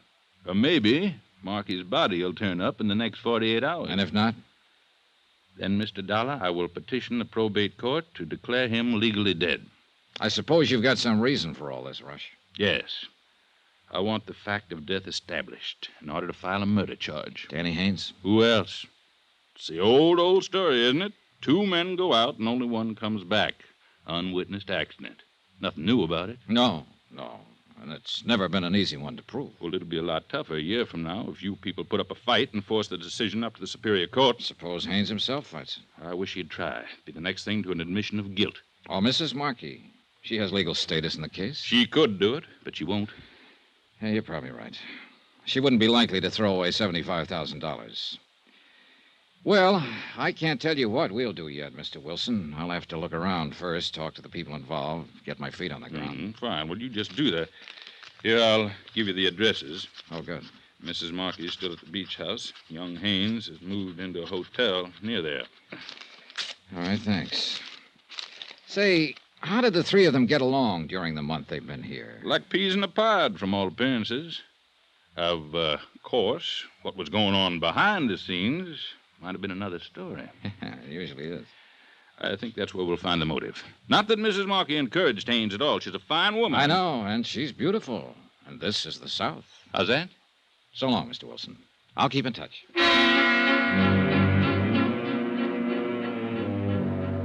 Expense account item 2, $3.35. Telegram to Hartford requesting an investigation of the Markey firm's financial status, both currently and over the past 3 years. And a similar check of Markey's personal financial status. Item 3, $4.10. Taxi to the Pompano Beach Hotel to talk with the DA's prime suspect, Danny Haynes. Look, Mr. Dollar, I've been over the whole thing with the police a half a dozen times. I'd still like to ask you a few questions, if you don't mind. They've got the whole story, all I know about it. They had a stenographer to take it down. Why don't you go to them with your questions? Maybe I got different questions. I told them everything I know about it. Look, Danny, you don't have to talk to me, but if you're smart, you will. Why so? Because the police already have their minds made up. Or at least Barney Wilson has. Sure. He's out to prove I killed Mr. Markey. Well, look, my mind isn't made up yet, so you can't lose anything by talking to me. Unless, of course, you did kill him. It happened exactly the way I told them. All right, what do you want to know? How long did you work for Markey? 2 years. You get along with him all right? Sure. It was a good job, no complaints. You got to be pretty close personal friends, I understand. Well, I used to go to their apartment in New York once or twice a week for dinner, drinks. And then the three of you came down here together on a vacation. It wasn't a vacation. Mr. Markey came down to bid on a job. Did he need you along for that? Well, he thought there might be some sketches or plans to draw up. And were there? Well, no. As it turned out, they weren't necessary. Funny, Markey wouldn't know that ahead of time, being an engineer. Well, actually, it was sort of Edna's suggestion of Mrs. Markey, I mean. I see. Yeah, now I see. Now, look, don't get the idea there's been anything between us. She's been swell to me. She's just wonderful, that's all. All right. So the three of you came down on business, and within a few days, the job contract was awarded to another firm, but you still stayed on for 3 more weeks. That was Markey's idea. I don't know why exactly. I know he'd counted a lot on getting that job. But I was getting a free vacation. Why should I argue? So all of you just relaxed and lived it up, huh? Yeah, that's about it. Mr. Markey, too? No apparent worries on his mind? Well, he was moody sometimes. Went off by himself. But that wasn't too unusual. He was like that quite a lot. He and his wife seem to be getting along all right? Sure. As far as I noticed, why? Well, let's talk about that accident for a minute, Danny. Whose idea was it to go on the fishing trip? Mr. Markey's. He woke me up at 5 in the morning, said he'd already phoned and hired the boat. The Phantom 5? Yeah, the same one we'd had a couple of times before. Well, I wasn't much for it. It was misting out with a heavy fog, but he was real hot on the idea, and I couldn't very well argue he was the boss. Was Mrs. Markey up when you left? No, but she knew we were going. She'd packed a lunch. I guess they'd talked about it the night before. All right, you took the boat out then and followed the reef south, and what happened? Well, we anchored as close as we could get to the reef and went out in the dinghy for about an hour. No luck at all. Then Mr. Markey decided he'd go back on board and fix something to eat. I let him off and then rowed back along the reef. I figured as long as I'd had to come, I might as well try for a strike or two at least. And a while after that, I looked back and saw the cruiser was on fire. Was it still foggy then? Yeah, about the same. I could just see the glow. I couldn't even be sure what it was until I got close. I tried to get on board, but the flames were too high. I kept yelling, but there was nobody around. And you didn't see or hear any sign of Markey? No, I guess he was already dead. Then, not more than 5 minutes later, the cruiser sank. Yeah. Danny, do you have any theory as to what caused the fire? Well, there was a hot plate on board. A gasoline pressure rig. It was an old one in pretty bad shape. We talked about it before. I think it may have leaked into the bulkheads in the bilge, and when Mr. Markey went to light it to fix breakfast, the whole boat just went up in flames. I see. Tell me something, Danny. Do you think Markey could have committed suicide? Suicide? Why? For what reason? Oh, maybe losing that contract. You said it was pretty important to him. Or maybe he thought he was losing his wife. What do you mean? Well, maybe he misinterpreted your friendship with her, Danny. You're crazy. You're in love with her, aren't you? That's my business. I told you there was nothing between us. All right. But did Markey know that? Look, you're the same age she is, and he was 15 years older. A man like that might get to wondering... Knock it off, Dollar. Nobody's private life is going to be dragged into this. You better stop and think, Danny, while you've still got time.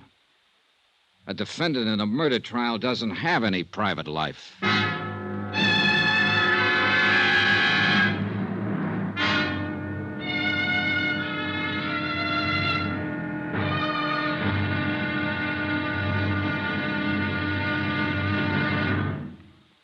Now, here's our star to tell you about tomorrow's intriguing episode of this week's story. Tomorrow, a lady weeps, a lover curses, and a strange, grim relic is brought up from the sea. Join us, won't you? Yours truly, Johnny Dollar.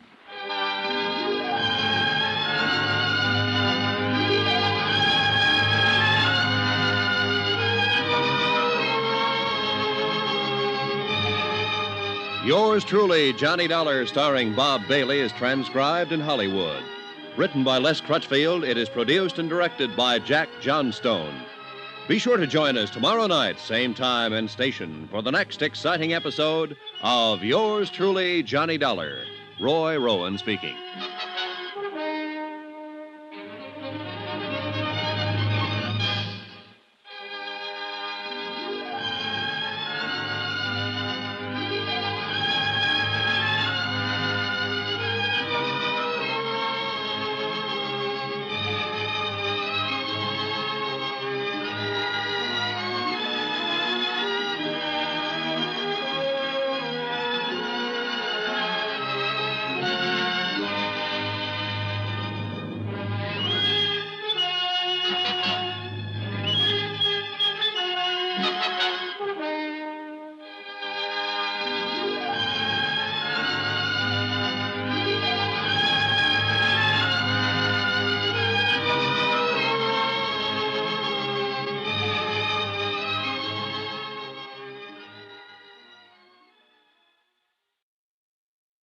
From Hollywood, it's time now for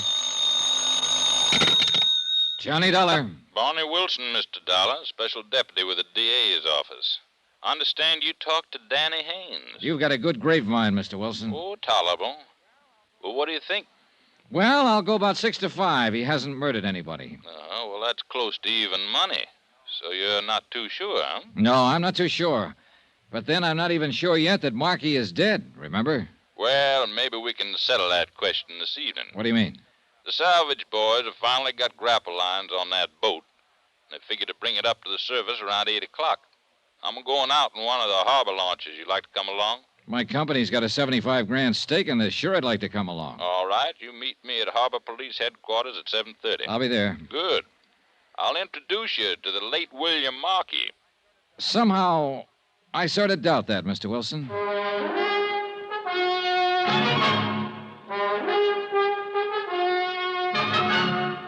Tonight and every weekday night, Bob Bailey in the transcribed adventures of the man with the action-packed expense account, America's fabulous freelance insurance investigator. Yours truly, Johnny Dollar.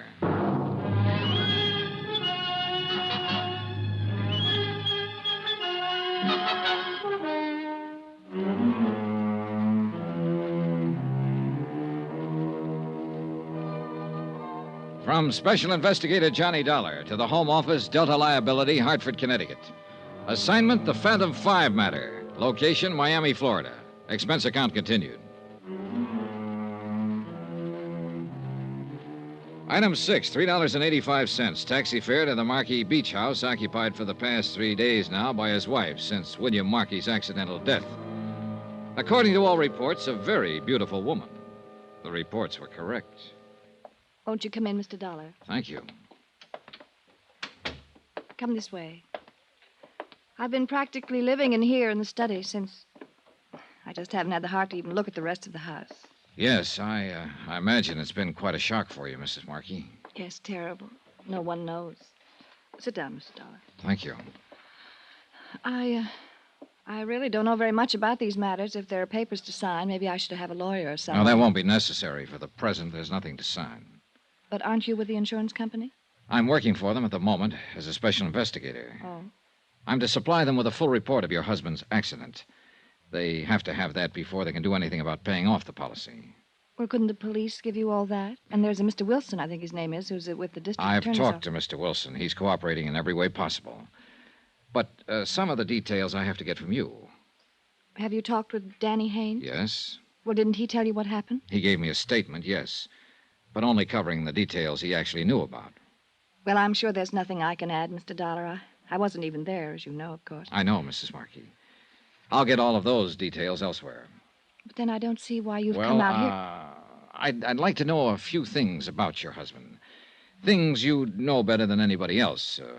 His actions and behavior during the last few weeks. His mental attitude. I see. You think maybe he committed suicide, is that it? I don't think anything. I'm just trying to find out. But that's what you're driving at. Suicide. It's a possibility, of course. And of course your company isn't liable, I suppose, if it's suicide. Oh, they'd still be liable, but only to the extent of $25,000 under the particular terms of the policy, not $75,000. I see. Is that all, Mr. Dollar? I don't think you do see. Look, I'm not claiming it was suicide. I have no reason to think it was. But these questions are going to be raised by the claims board when they meet to consider settlement. And they're not going to pay out any money until they have the answers. So that's why I'm here, Mrs. Markey, to get those answers ahead of time. Now, you can help or you can hinder. But I think you ought to realize that you'll be mainly hindering yourself. It was not suicide. Bill wasn't that kind. You didn't know him. I resent your implication, Mr. Dollar. He'd never do a thing like that. I said I have no reason to believe that he did. Please forgive me. I guess I'm sort of living in a state of shock. I'm not like this, really. Suspicious, belligerent. Well, sure, I understand, and I'm sorry to have to bother you this way, but there are certain questions... I know. These things have to be done. It's all right. Would you like a drink, Mr. Dollar? Not unless you're having one. Yes, I think I would like something. In that case, I'll have a scotch on the rocks, please. Oh, here, let me fix it. Thank you. Make mine the same. I guess it was the mention of suicide that set me off. Bill and I were married for 3 years. We were completely happy every minute of it. Nobody in the world had less reason than Bill to do a thing like that. What about financial problems? None that I knew about. Did you work before your marriage, Mrs. Markey? I was an entertainer. Chorus? Yes. I suppose that gives you the usual impression. Well, do I seem like a visiting fireman? No, but... I just thought you might have been a dancer because you carry yourself so well. Lithe and graceful. Well, I've been away from it for quite some time. It doesn't show. Here's your drink. Thank you. Maybe it'll help me relax a little. I think it might. Tell me, Mrs. Markey, how did your husband and young Haynes get along? Well, that should be obvious. We brought him down here with us. Had him living here in the house for a month. But I understood that was primarily your idea. Who said that? Did you suggest bringing Haynes along, or was it your husband? Well, I might have. I don't remember how it came up now, but Bill was all for it. Otherwise, he'd have put his foot down. Any possibility that he resented Haynes' presence but kept it to himself? Of course not. Why should he? I don't know. Well, if you're trying to imply something... I'm not. I'm just asking. I understood your husband had spells of brooding during the last few weeks, and I was trying to find out the reason for it. If he did, I'm sure I didn't notice it. What are Danny Haynes' feelings towards you? I think you're pretty insulting. I wasn't intending to be. Well, what would you call it? Just another routine question. I wasn't meaning to imply that you encouraged him in any way. I certainly didn't. But he's young, impetuous. You're very attractive. Maybe he cooked up crazy notions without any encouragement. He thought of me as a friend, that's all. No attitudes on his part that your husband might have misinterpreted. I don't believe I care to answer any more questions like these, Mr. Dollar. Look, I'm not just asking them for my own pleasure, Mrs. Markey. I'd a lot rather not ask them, but I've got a job to do. Well, I fail to see why it's necessary to probe into our private lives. All right, I'll tell you why. Your husband supposedly died out there beyond the surf when a cruiser burned and sank. What do you mean, supposedly? His body hasn't been recovered, so at present the evidence of his death is purely circumstantial. In fact, there isn't much evidence one way or another. But who could possibly doubt it? The insurance company will doubt it, Mrs. Markey. And they'll hold up processing any claim for payment until one of two things happens. Until I turn up sufficient proof of death to convince them, or until a court declares your husband legally dead. I didn't realize... Barney Wilson from the DA's office, for reasons of his own, is going to file for an immediate court decision. I'm pretty sure of that. But as things stand now, my company will fight it. And with no more evidence than Wilson has, they'll be able to fight it successfully. But all those questions, what was the point? What were you driving at? Your husband's death had to result from one of three possible causes. 1, an accident. 2, suicide. 3, murder. Murder? But there was no one with him except... Do you mean Danny? That's one possibility. 1 out of 3. Oh, no. I've no reason at the moment to give it any more weight than the other 2. But there is one thing certain, Mrs. Markey. In view of the circumstances, not 1 cent of insurance is going to be paid until one of those causes is proved. But what can I do? I don't know anything about it. Maybe you don't. Or maybe there's something you've forgotten, don't think is important. Or something you haven't wanted to talk about. I don't know, of course. But it might be worth thinking about. It was nearly dark when I left the house, and I wouldn't have noticed the man standing under a palm tree by the driveway if he hadn't made a sudden move to get out of sight. Then when I walked toward him, he scurried out of the drive and slipped into a car parked at the street. I could see it was an old model, but I couldn't identify the make. I caught the last 3 numbers on the license plate before it disappeared around a bend. I couldn't quite figure it. It might have been Haynes, or some ghoulish swindler who was scared off when he saw the widow wasn't alone. The numbers were 642.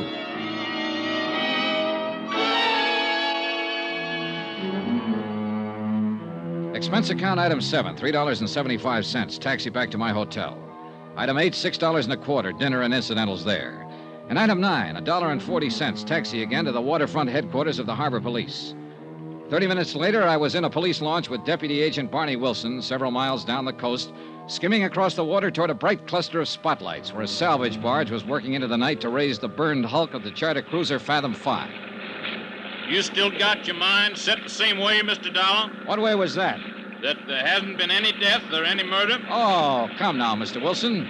You're mistaking an honest scientific skepticism for a set of mind. Well, that's very pretty, Mr. Dollar. What does it mean? Well, I haven't taken any definite position yet. But I've got to see more evidence before I'll consider proof of death to be established without a question. That means you'll file a demurrer against a declaration by the courts, It's not up to me. It's up to the company. But I can tell you right now that if you petition, they'll move to block it. You have no real evidence, Mr. Wilson. I'm getting it, though, piece by piece. The sea is starting to give up its prey, Mr. Dollar. What do you mean?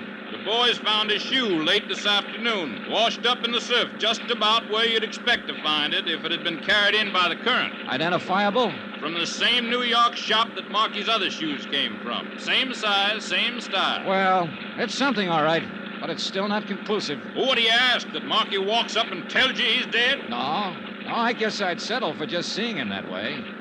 Oh, by the way, I wonder if you could have an auto license checked for me. A partial license on a used car, Florida plates. The last 3 numbers are 642. Well, that might take a while with no more than that to go on. Well, I've got an idea the car may have been purchased within the last 3 weeks or so. Maybe that'll narrow it down. You got an idea it may mean something? Look, I have no idea at all. I'm just playing the hunches. But it's about time something in this case started meaning something. We edged the launch up the side of the barge, tied up to a stanchion, and climbed on deck. The power winches on the derricks were still grinding away, and the sunken hull of the burned cruiser was nearing the surface. A crew of men waited with salvage pontoons, ready to float the supporting cradle into place as soon as the waterlogged hulk was raised. Wilson and I stood by the rail, watching, not talking, wondering, I suppose, what answers the wreck might supply us with. The taut steel cables inched their way slowly up from the depths. And finally, the boat itself broke the surface of the water.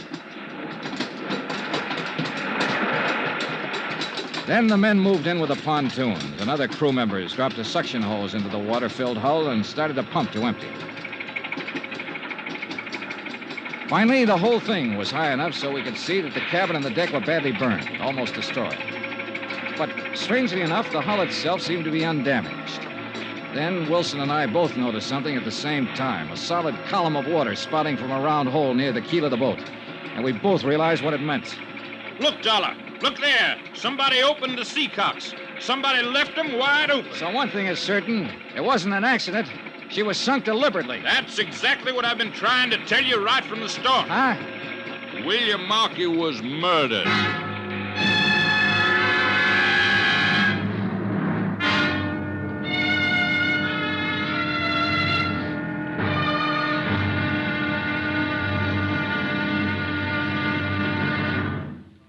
Now, here's our star to tell you about tomorrow's intriguing episode of this week's story. Tomorrow, a photograph, a silver cup, a harried widow, and the dead begin to stir with life. Join us, won't you? Yours truly, Johnny Dollar.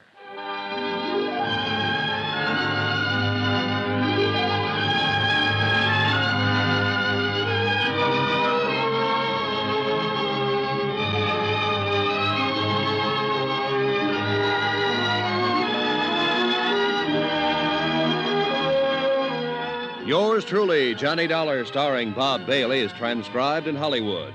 Written by Les Crutchfield, it is produced and directed by Jack Johnstone.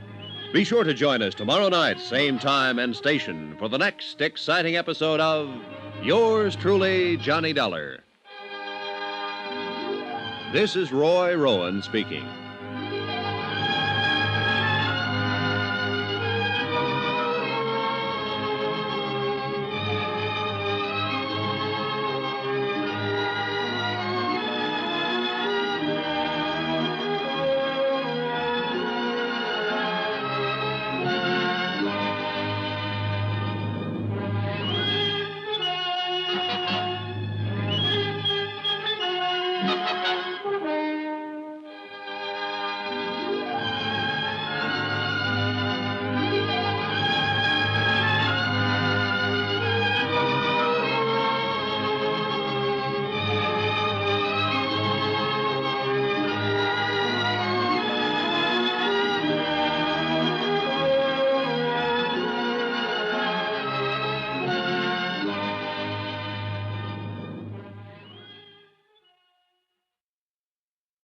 From Hollywood, it's time now for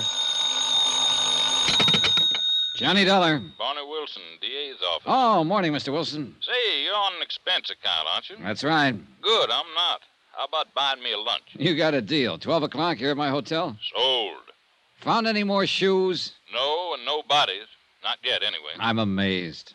Did find one thing you may be interested in, though. What's that? We got a lead on that license number you gave me last night.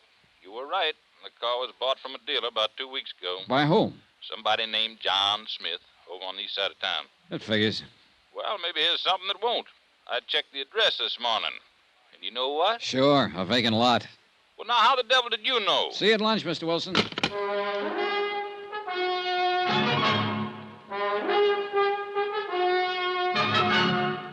Tonight and every weekday night, Bob Bailey in the transcribed adventures of the man with the action-packed expense account, America's fabulous freelance insurance investigator. Yours truly, Johnny Dollar.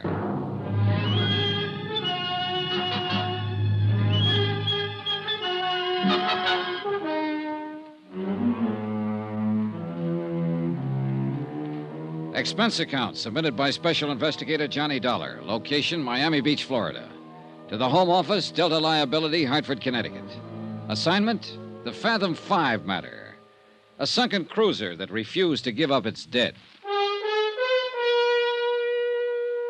Item 10, $4.80. Lunch with DA Deputy Barney Wilson. A man who'd made up his mind about the case before I'd even arrived in town. Murder, he'd called it, when the hired cruiser Fathom 5 burned and sank mysteriously a mile or two offshore. But nobody'd been found yet, and I still doubted very much that one ever would be, because I wasn't even certain that William Markey was dead. Wilson, of course, had different ideas. Yes, sir, Mr. Dollar. It's the old story. 2 men go out in a boat, and only one comes back. No witnesses, nothing. And if that doesn't indicate murder, I'd say pass the sugar, will you, please? Sure, here. You're convinced it's murder, and you're convinced young Danny Haynes did it. Well, who else? Well, now that would be a fine argument to advance in court, wouldn't it? Sure. Certain conviction. Simply because you can't produce any other suspect. Wilson, I don't think there's been any murder at all. Now, you can pass me the sugar. All right. Suppose you let me tell you how I figure it. While I'm eating my dessert? Markey and his wife took a liking to this Haynes kid and practically made him one of the family. And right there was their mistake. It usually is. Because Haynes started getting ideas about his boss's wife. You have to admit Mrs. Markey's a mighty pretty woman. Who could deny it? She's Haynes' own age, and her husband was older. So the kid in that bird brain of his figured he had it all tagged. Figured she actually went for him. I think he probably started bothering her, making a nuisance out of himself. And I'll lay you odds she'll admit he did, once she's convinced he's guilty. Well, I got a sneaking hunch you may be right on that. Oh, thank you. So what happened? Markey finally noticed the kid was getting a little out of line. Probably didn't even take it seriously at first, but eventually he must have decided he'd better get Haynes straightened out. So, he took him out on that fishing boat in order to talk to him alone, is that it? Mm-hmm. Now you're with a dollar. But the thing backfired. Haynes probably got mad, maybe started a fight, knocked Markey out, and that gave him his big idea. Spur of the moment, huh? Yes, sir. Now, with the boss out of the way, he'd have a clear field with the widow. So he threw Markey overboard, set fire to the cruiser, opened the seacock so it would be sure and sink, and then rowed away in the dinghy. And how could he be sure the body wouldn't be found? Washed ashore by the currents. Oh, he couldn't be sure. But what if it was? There was a heavy fog. Nobody saw what happened. He knew it'd be mighty tough to prove anything on him. Oh, brother, that's an understatement. As a matter of fact, it'll be impossible to prove that story. Yeah, well, once he's arrested and interrogated, I figure he'll break down and tell us the whole thing. Not unless he's completely simple-minded. No, you haven't even got the shadow of a case, Mr. Wilson. All you've got is a wild theory that doesn't even fit the facts. You got a better theory, I suppose. I think so. And would it be the kind that would take your company off the hook on that $75,000 life insurance policy? Now, by coincidence, it just so happens that it would. In fact, that insurance policy is the key to the whole thing. Uh-huh. I sort of thought you might say that. I didn't have any pet theory at first, but I do now. I'm pretty sure this thing is an out-and-out insurance fraud, and Danny Haynes is being used as the fall guy. Oh, do tell.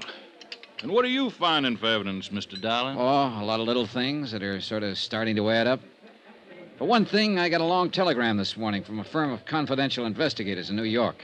I forwarded a request through Hartford yesterday. Yeah, they turned up quite a lot on Markey. Such as? His financial status for the main thing. Oh, well, go on. Well, when he and Mrs. Markey were married 3 years ago, the firm was in first-class shape. But they've been living high, living up his capital. If he'd got that contract he came down here after, it might have pulled him through, but he didn't get it. Net result, he was flat broke. So what? A lot of people are broke. But not many of them have a $75,000 policy. I thought that's what you were getting at. What I am getting at is what I think happened. And I think Danny Haynes is telling the truth. I think Markey did send him off alone in that dinghy. Then Markey fired the boat, opened the seacocks, and while she filled up and sank, he swam ashore in the fog. And he's waiting it out somewhere now until his widow collects the insurance. Well, I don't see where you've got any more evidence than I have. Well, there's not much, I'll grant you. Not so far. But what there is adds up. I guess I'm just stupid, Dollar. All right, look. Take Mrs. Markey's attitude, for instance. She's trying hard to play the role, but it doesn't come off. Now, does she act to you like a 4-day widow? Well, she's got a lot of self-control. Oh, I'll say she has. I tried to goad her yesterday when I talked to her, came right out and practically insulted her. And how did she react? Never took her eyes off that main chance, the $75,000. Well, you know, it's not exactly unheard of for a widow not to mind too much being a widow. Oh, no. That's not the impression she gives. She's tense enough, nervous as a cat. But it's not because of grief or any feeling of relief either. It's because she's afraid she might say the wrong thing and let her foot slip. Well, everybody's got a right to their own opinion. Another thing is that Markey's body hasn't turned up. Now, I talked to the harbor master this morning. He knows the currents along this coast backwards and forwards. He says it's the only one chance in 100 that Markey's body would have been carried out through the reef instead of thrown up on the beach about where you found that shoe. So this is the one time in 100. That was a mighty fine lunch, Mr. Dollar. We're going to fight you, Mr. Wilson, if you petition the court to declare Markey legally dead. Yes, I sort of figured you would. Hensley and Davis phoned me this morning and said you'd retained them as counsel. That's right. Well, I've been fought before. Expense account item 11, 10 cents. Phone call to Edna Markey, widow of the allegedly deceased and beneficiary of his insurance policy. Hello? Mrs. Markey? Yes? This is Johnny Dollar. Oh, I didn't recognize your voice. I wonder if I could ask a favor of you. Well, if it's something I can... I'd like to borrow a photograph of your late husband for a few hours. Well... I'll take good care of it. Make sure it gets back to you. Well, the fact is I really don't have one. Oh, well, you must have forgotten. I noticed one yesterday afternoon on the mantel in your study. Well, I meant not a good one. Well, that one will do fine, and thanks a lot. Has something new come up, Mr. Dollar? Yes, you might say that. I'll send a messenger out to pick it up. Goodbye, Mrs. Markey. Item 12, $3.80, messenger service. Item 13, $1.90, taxi fare to the used car lot of one Truthful Tom, the dealer who'd sold a car to a man named John Smith. A car that had departed suddenly from the vicinity of the Markey Beach House when its driver saw me come out of the house. I wasn't too sure whether Tom was truthful or not, but one thing was certain. He was typical. I notice you looking at that little gray job, friend, and I say to myself, Truthful Tom, don't you go trying to get the best of that lad, because he's walked right in here and spotted the best doggone buy on the lot before he's even turned around. Well, I wasn't really thinking of buying it. Friend, with the price I'll make you on that car, you can't afford not to buy it. No, I'm not really in the market. It's an economic society, friend. We're all in the market when the price is right. No, I just happened to notice that it looked like the car a friend of mine had stolen a few weeks ago. My dear friend, I'll make you... Did you say stolen? Oh, it may not be the same one, of course. I've got papers on that car. I've got papers on every last car on this lot. Did you have papers on the one you sold to John Smith 2 weeks ago? If he says I didn't, he's a liar. Now, wait a minute, mister. And I can get a dozen witnesses to prove it. You remember him, then? Well, do you? Remember who? Look, I'm a special investigator for the Delta liability. It's a frame-up, that's all it is. Whoever it is says they got a hot car deal on this lot is lying. Truthful Tom never turned a dishonest penny in his whole doggone life. Good, then we'll forget it. And any low-down rat that says I did's a two-legged snake, and I... What'd you say? I don't care anything about your deals. I'm trying to locate a fellow who bought a car from you. Well, friend, that puts a different light on it. John Smith, you said? That's the name he used. I can't say I recollect anybody by that name. Here's a copy of the title registry on the car. Now, let's see now. 6842, dark green. Oh, that was that old clunker that... of course, it was well worth the price I was asking. Do you remember the buyer? You bet your life. You know why?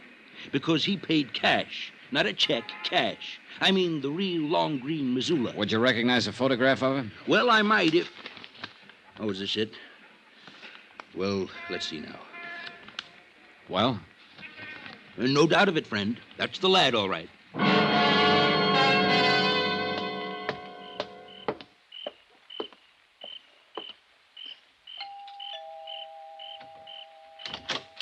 Good evening, Mrs. Markey. Mr. Dollar. I brought back the photograph of your husband. Oh, there wasn't that much hurry about it. Did it help any? Quite a bit. Do you mind if I come in? Well, all right, of course. Thank you. You know, I've been trying to think all day long what you could possibly want with that picture. I still can't imagine. You can't, huh?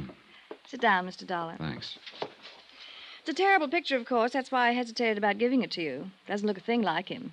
It looked enough like him, Mrs. Markey. Enough like him? I don't think I know what you mean. Did you know your husband bought a second-hand car the week before his so-called death? You must be mistaken. He'd have told me about it. The car dealer positively identifies his photograph. He used the name John Smith, paid for it in cash. What did you mean, so-called death? William Markey isn't dead. I think we're both aware of that. Well, Mrs. Markey, aren't we? Do you mind telling me what you're talking about? It wasn't even a very smart scheme to start with. Your husband must have been really up against the wall, or he'd have known better than to try it. But I suppose he thought he had to in order to hang on to you. I imagine you're pretty expensive to support. I think you'd better leave right now. Actually, it would serve you both right if I did. But I decided to give you a chance. I came here to let you know exactly where you stand. And where is that, if I may ask? One step away from prison. Take that step, and you're in up to your necks, you and your husband both. What step? So far, we have no case against you for attempted fraud because you haven't filed a claim yet. But take my advice, Mrs. Markey. Don't file one, because the minute you do, we're going to hit you with both barrels. You've got some pretty crazy ideas, haven't you? You've had fair warning. I've had one of the biggest bluffs I've ever heard about. Why, you people would do anything, wouldn't you, to keep from paying off on a policy? Better talk it over with your husband before you do anything foolish. My husband is dead, Mr. Dollar. No one but you even doubts it. I'm a cynic. How much proof does it take to bring you to your senses? Mrs. Markey, as this case stands right now, there's only one way you could convince me that William Markey is not alive. Show me his dead body.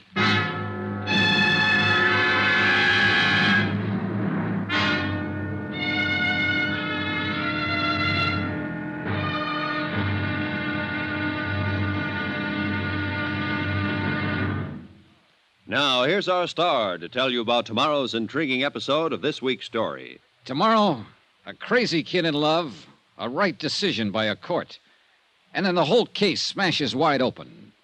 Join us, won't you? Yours truly, Johnny Dollar.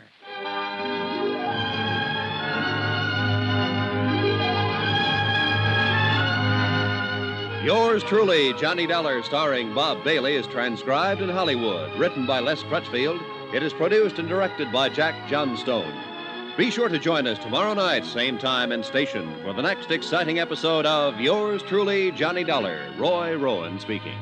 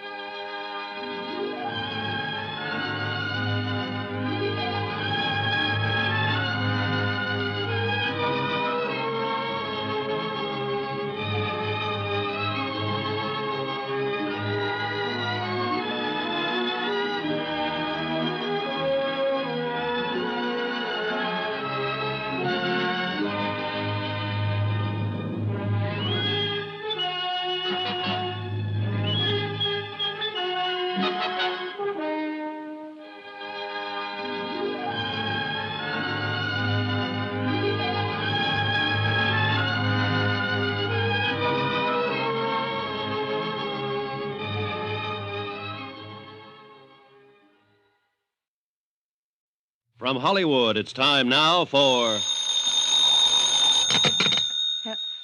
Johnny Dollar? Yes, just a moment. It's for you, Mr. Dollar. Thanks. Johnny Dollar. Barney Wilson here. Your hotel told me where to locate you. I'd rather you located that car. All the police police agencies in the state have the license number and description. It'll turn up. Well, the sooner the better.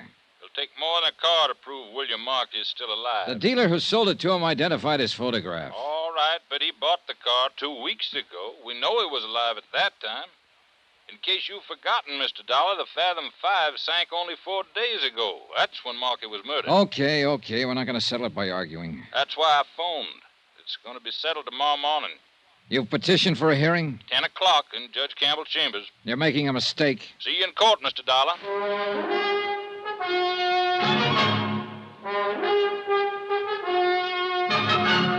Tonight and every weekday night, Bob Bailey in the transcribed adventures of the man with the action-packed expense account, America's fabulous freelance insurance investigator. Yours truly, Johnny Dollar.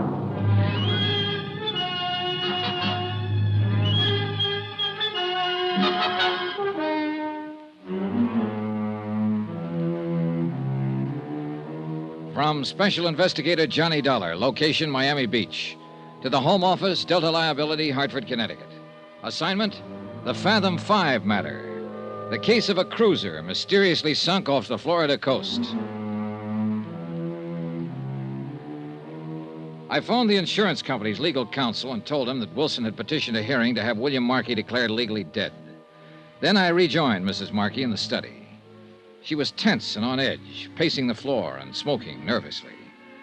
I watched her a moment without saying anything, fully aware of her beauty and appeal, and fully convinced also that she and her missing husband were trying to swindle my company out of $75,000 in life insurance. I felt a little sorry for Markey. She must have been a pretty expensive luxury for a man who was going broke.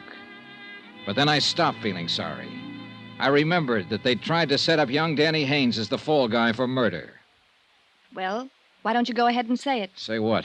Whatever it is you're thinking. I thought I'd already said it, and pretty bluntly, too.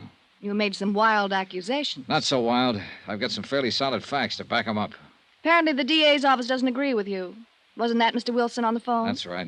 And didn't he say he would ask the court to declare my husband legally dead? He's going to try to, but we'll stop him cold. He hasn't got a leg to stand on. Well, that's what you're hired for, isn't it? To find some technicality so they can get out of paying off on a policy? Attempted fraud isn't exactly a technicality, Mrs. Markey. Now, I'll repeat that advice I just gave you.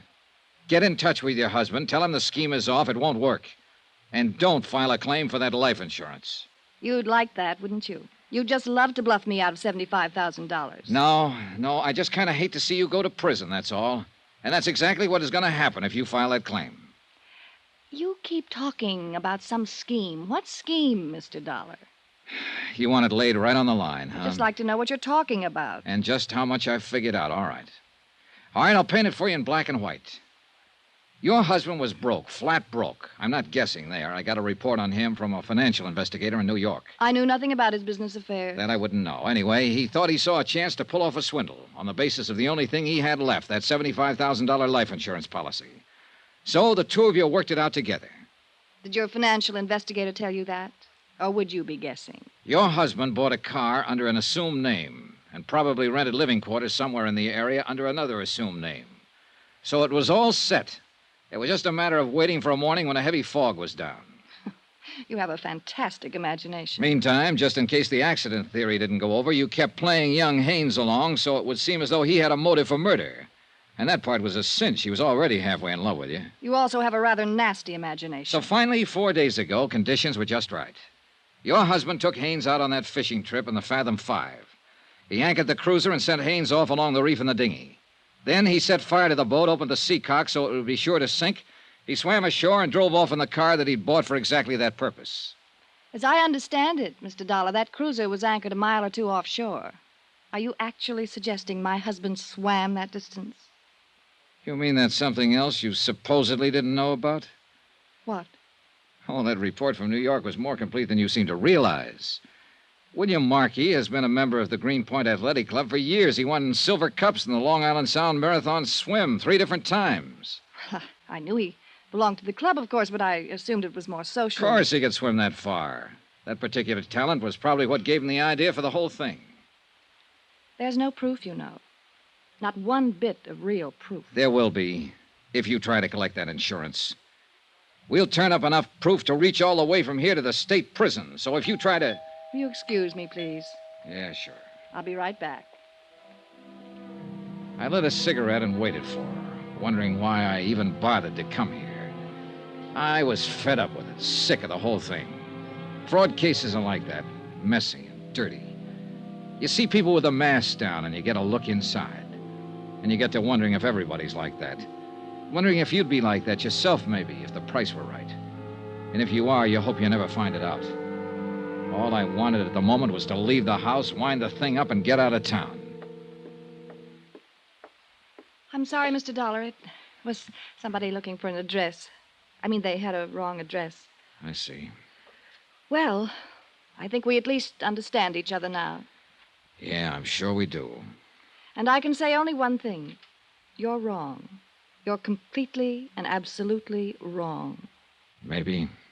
I wish you weren't. I wish my husband were still alive, even under the circumstances you believe. Maybe I wouldn't be on the verge of a nervous breakdown, trying to hold on to my sanity. Maybe I wouldn't be crying alone at night. You have my deepest sympathy, Mrs. Markey, for everything you're going through. There's no use at all in trying to talk to you, is there? Not unless you care to tell me where to find your husband. Good night, Mr. Dollar.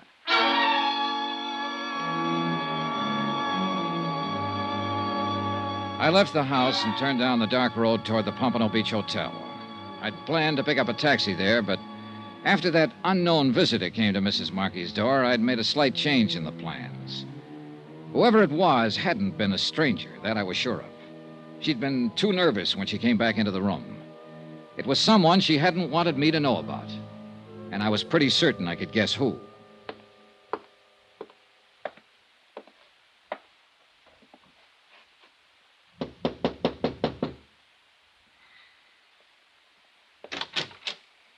Evening, Mr. Haynes. What? Oh, you're Mr. Dollar, the insurance investigator. Mind if I come in? Well, all right, sure. You, weren't asleep, were you? No, I was just reading. Been here all evening? Yeah, sure, I've been here. Why? You haven't been out in the last half hour? I said I'd been here all evening. You weren't down the road at the Markey place a few minutes ago? No, I wasn't. Now, look, I've answered just about all the questions I'm going to you or to anybody else. So what are you trying to get at? What's the point? All right, forget it, Danny. Sure, forget it. It looks like you're out to try the same thing Wilson's doing, trying to tag me on a murder rap. And you're trying to drag Edna into it, Mrs. Markey. Oh, she told me how you talked to her last night. And I suppose you've been over there again this evening. Oh, relax, Danny. I'll tell you one thing right now. You better leave her alone and stop trying to push her around. She doesn't deserve it. She's had too much of that kind of stuff as it is. Oh? From whom, Danny? From Markey, that's from whom. She tell you that? I suppose you'll claim she's lying. You think everybody is lying. But you don't know her like I do. She's a sweet kid, Dollar, and she's had a raw deal out of life. Such as? Markey. The way he treated her, things he made her do. Oh, not when anybody would see it. Pin it on him. He was too smart for that. But she told me about it. And there were plenty of times I could hardly keep from smashing him in the face. Oh, brother, she's got you really set up good. What do you mean by that? If you talk this way to Wilson at the DA's office for 2 minutes, he'd slap a murder indictment on you so fast it'd make your head swim. I didn't kill Markey. Hating a guy is one thing, but I didn't kill him. Yeah, I know. Because he's still alive. Well, maybe he is. I don't know. All I know is what I saw out there that morning. And you saw only as much as he wanted you to see. Well, maybe so. But I'll tell you one thing. If he is trying to pull something crooked, he's doing it on his own. She's not in on it. It'd be a little hard for him to collect his own insurance, wouldn't it? Oh, maybe he figured to get it away from her afterward. I don't know what he might be planning on, but I know she's got nothing to do with it. She's a great girl. I've never known anybody like her before. No, I don't imagine you have. I'd lay down my life for her if it ever came to that. And I imagine that's exactly what they were counting on. Good night, Danny.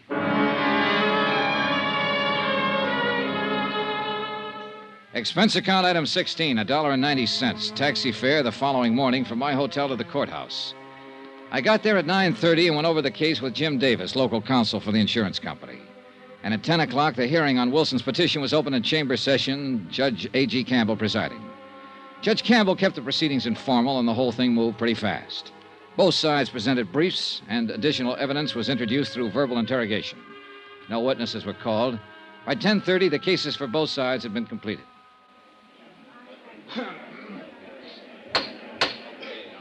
Very well. There is no further evidence of fact or rebuttal. The court will make its decision on the evidence at hand. Now, in cases of this nature, where it is requested that the fact of death be established by legal declaration, it has been generally held that the substantiating evidence for said request must be essentially unchallengeable. The precedents in law are too numerous to bother citing. Now, in the case we are considering here, it seems to the court that the substantiating evidence is far from unchallengeable. In point of fact, it would seem that the bulk of the evidence indicates that William Markey may indeed be still alive. Now, the court would be powerless to act even in the face of a reasonable doubt. And the contrary evidence here is a good deal stronger than a reasonable doubt.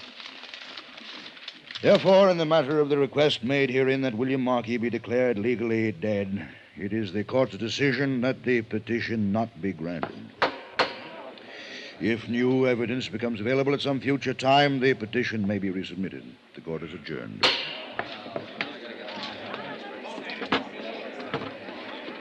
Well, looks like you won, Mr. Dollar. I told you what would happen. I sure do hate to see that kid get away with murder. Oh, forget it. Markey is walking around somewhere just as alive as you or I. Well, we've all got a right to our opinions, Mr. Dollar. I say he's floating around out there in the Atlantic somewhere. That's what he meant for us to think. Maybe so, but Pardon me, Mr. Wilson. A message was phoned in for you, but they wouldn't let me in the courtroom. Oh, thank you, old man. Will you excuse me, Mr. Dollar? Sure. Go ahead and read it. The minute I step out of that office, somebody's bound to start calling. Well.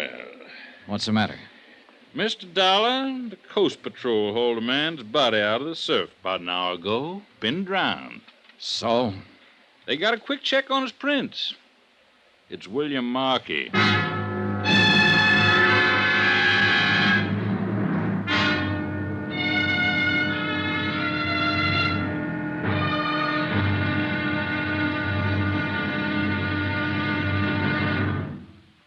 Now, here's our star to tell you about the final intriguing episode of this week's story. Tomorrow, a dead man tells a tale, but not the tale he was meant to tell, and thereby hangs the wind-up. Join us, won't you? Yours truly, Johnny Dollar.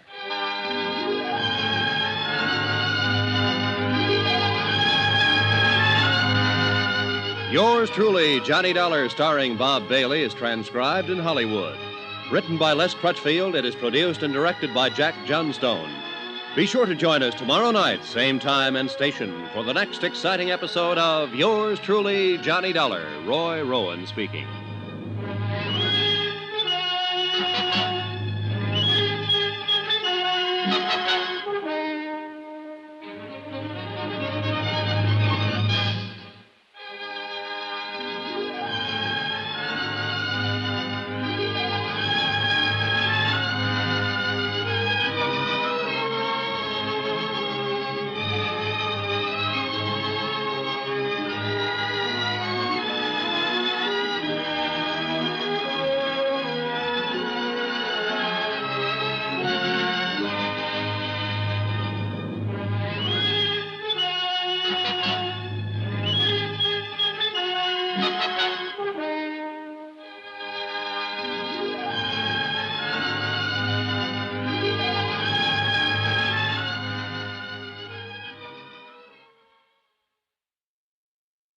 From Hollywood, it's time now for Johnny Dollar. Barney Wilson here. All right, Mr. Wilson, I'm braced. Rub it in. Well, you were a little overconfident. Overconfident? Let's face it, I made a jerk of myself. After I apologize to you, I've got to crawl out there and apologize to Mrs. Markey. I wouldn't be too hasty about it. I've been putting it off for the last 2 hours. After the way I talked to her, I'd rather walk into a cage of lions than face her again. But I thought her husband was alive, and I thought she knew it. Then your boys have to go and pull his body out of the surf. Well, that's why I called. I had a tag for an out-and-out insurance fraud. Mr. Dollar, the way it looks right now, I don't know what it is. It was probably murder. What else? Look, if you want to lose your mind, you come on over here to the morgue. Why? What do you mean? Mr. Dollar, I've been a detective for 20 years, but I've never hit one before that was as crazy as this.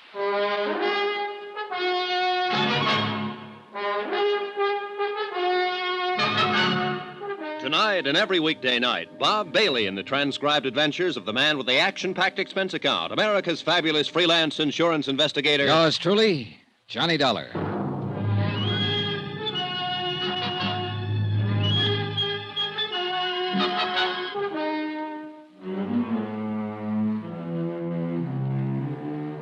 From Special Investigator Johnny Dollar, location Miami Beach, to the Home Office, Delta Liability, Hartford, Connecticut. Assignment, the Fathom 5 matter.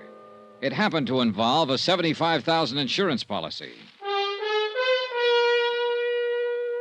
Item 17, $1.60, taxi from my hotel to the county morgue. I couldn't figure what Wilson meant. When the cruiser Fathom 5 burned and sank and William Markey's body wasn't found, I thought I'd spotted an attempted insurance swindle. I'd even warned Mrs. Markey not to try to file a claim. And then, a few hours ago, Markey's drowned body had been washed up on the beach. Wilson should be happy. He'd been proven right.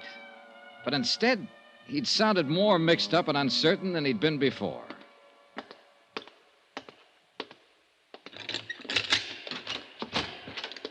Good morning, Mr. Dollar. You know, you don't pick the pleasantest places in the world to hold conferences. I thought you might want to take a look at him.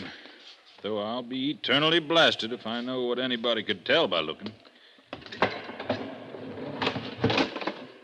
Well, there's the lad who's given us all the trouble, Mr. Dollar. William Markey, number 423. I never thought I'd see him here. I told Mrs. Markey that the only thing that would convince me he wasn't alive would be to see his body. All right, I'm convinced. And I'll never try to outguess an ocean current again. Everything seemed to add up to... Oh, now, wait a minute. I wondered how long it'd be before you noticed. Doesn't make sense. Like I said on the phone, this one is crazy. This was pulled out of the surf this morning? Right. And the cruiser sank 5 days ago. That's when Markey supposedly drowned. You're on the beam, Mr. Dollar. This body hasn't been in the ocean for 5 days. You win the 4-day trip to Bermuda and a complete new wardrobe. Have you had an autopsy? Doc Morgan just finished it 20 minutes ago. That's why I called you. Doc wouldn't stick around himself. You know, I think he went out to get drunk. How long does he think Markey has been dead? Not over 18 hours, since sometime last night. Looks like we were both right, for whatever good it is. He was alive after the sinking, just like you claimed, and now he's dead, just like I claimed. What was the cause of death? Drowning. Only you haven't heard the real crazy part yet. Why? What do you mean? You remember we found one of his shoes washed in a couple of days ago? Yeah? The body was wearing 2 shoes when they pulled it out. They always make one slip, don't they? A couple in this case. Huh? It's the second one that nearly pushed Doc Morgan off his rocket. What second one? Markey was drowned, all right, but not in the ocean. Huh? It was fresh water in his lungs, not seawater. Was Morgan sure? Swore by it, and then at it. That's what threw him. Yeah, I imagine. When you get an 18-hour test on a man who's supposed to have been dead for 5 days and find fresh water when it ought to be salt. Well, I guess the late Mr. Markey can't tell us much of anything else. So, where do we go from here, Mr. Dollar? Good question. You haven't found the car yet, huh? The one Markey bought under an assumed name? No, but I gave the boys an extra prod to bear down on it. Half the town force is out looking for it now. Wonder where he was hiding out for those 4 days. What I want to know is who killed him and how and why. Oh, the why is fairly easy. It's the who and how that carry the question marks. That fingerprint ID was certain, huh? There's not the slightest doubt but what this is, William Markey. Oh, you're looking for an easy way out, Mr. Dollar. Yeah, I guess I am at that. Well, then it looks like our number one is the lad you've been after all along. Young Danny Haynes, huh? What do you say we go and have a talk with him?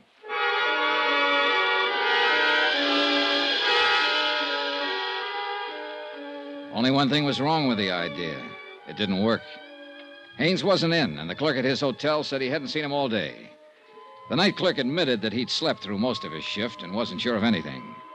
We searched Haynes' room and found nothing. So for the moment, we left it at that. Wilson put a stake out in the hotel and went back to his office. I went to my hotel and waited.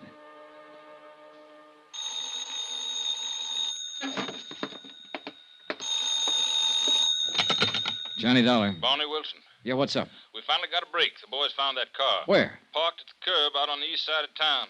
May have been abandoned there, or it may be where Markey was hiding out. It's in front of an apartment house. Have they checked through it yet? No, they haven't touched it. I'm leaving to go out there now. Want me to swing by and pick you up? If you don't, I'll sue you. I'll meet you out in front of the hotel. We stopped a block away and walked up to the apartment house. The car was still parked at the curb, and the plainclothesman watching it said no one had been near it. We went on inside and found the landlady, identified ourselves, and started questioning her. Luck seems to still be with us.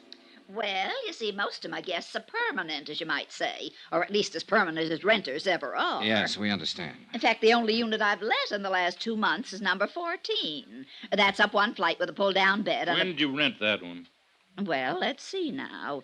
I think it was about 10 days ago. He paid a month's rent in advance. He? What was his name? Mr. Jones, a very nice, quiet, middle-aged fella. He lived by himself? Oh, yes, and never went out much. After he moved in, that is. He didn't stay here for the first 4 or 5 days after he rented it. Until the night the Fathom 5 sank. When did you see Mr. Jones last? Well, it's a funny thing. He went out yesterday evening and he didn't come back at all. What kind of a car did he drive? Oh, good heavens, I don't know.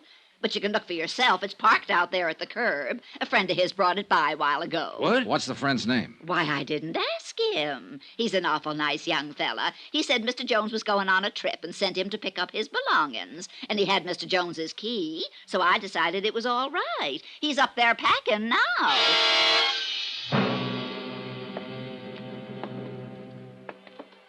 12, 13. It's next door down there. Better take it easy. It's hard to tell what to expect. Right.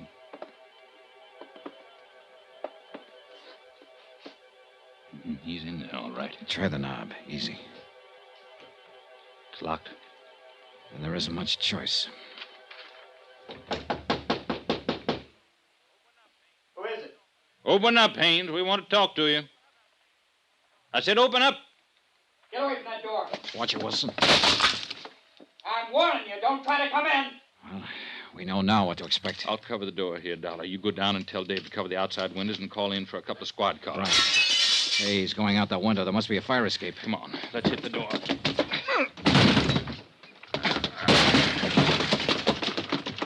There he is at the bottom of the fire escape. Hold it, Haynes. Stay back! All right, Haynes, it's up to you. Throw down that gun or I'll drop you. I'm sorry, kid. He's down. Yeah. That second shot was dead center. I know. I tried to hold low on him, but it jumped up on me. Well, he said he'd die for her if it came to that. It came to that.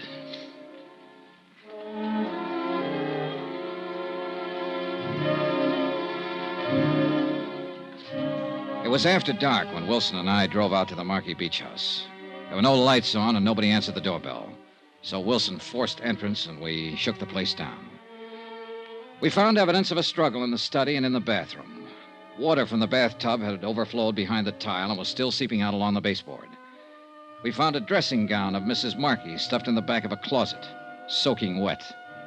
Piece by piece, Wilson collected his evidence, and the picture became more and more clear. He phoned in for a fingerprint crew and went on working. I left him there and went back into town to my hotel and took the elevator up to my room.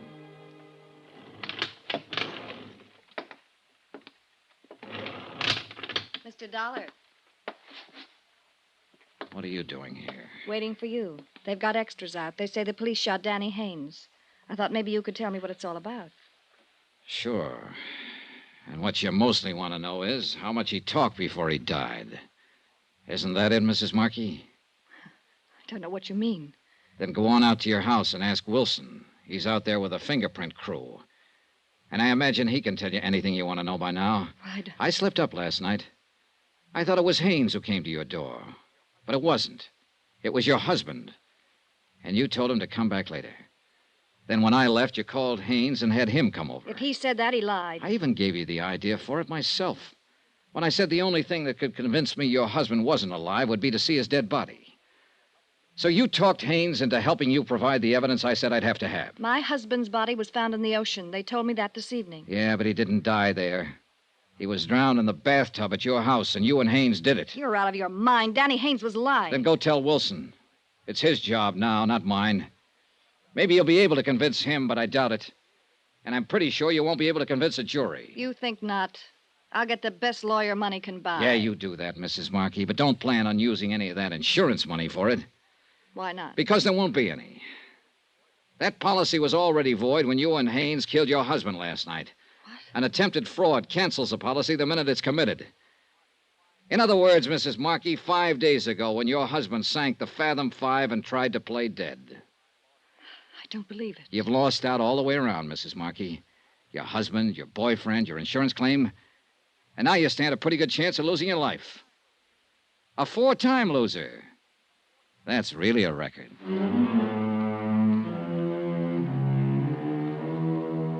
Expense account item 18, $321.60. Hotel and incidentals in Miami and transportation back to Hartford.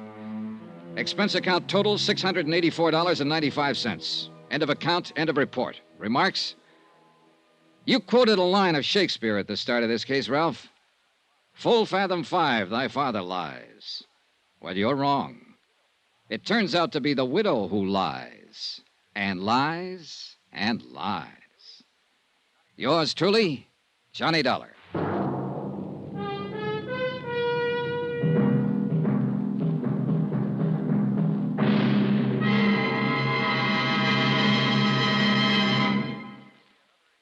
Remember, there'll be another exciting story of yours truly, Johnny Dollar, beginning next Monday night. Next week.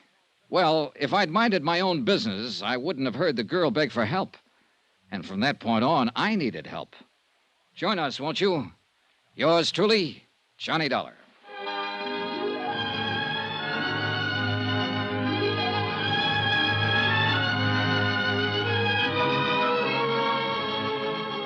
Yours truly, Johnny Dollar, starring Bob Bailey, is transcribed in Hollywood. Written by Les Crutchfield, it is produced and directed by Jack Johnstone. Heard in this week's cast were Mary Jane Croft, Barney Phillips, Carlton Young, Eleanor Audley, Sam Edwards, Shep Menken, and John Daner. Musical supervision by Amerigo Marino. Be sure to join us on Monday night, same time and station, for another exciting story of yours truly, Johnny Dollar. This is Roy Rowan speaking.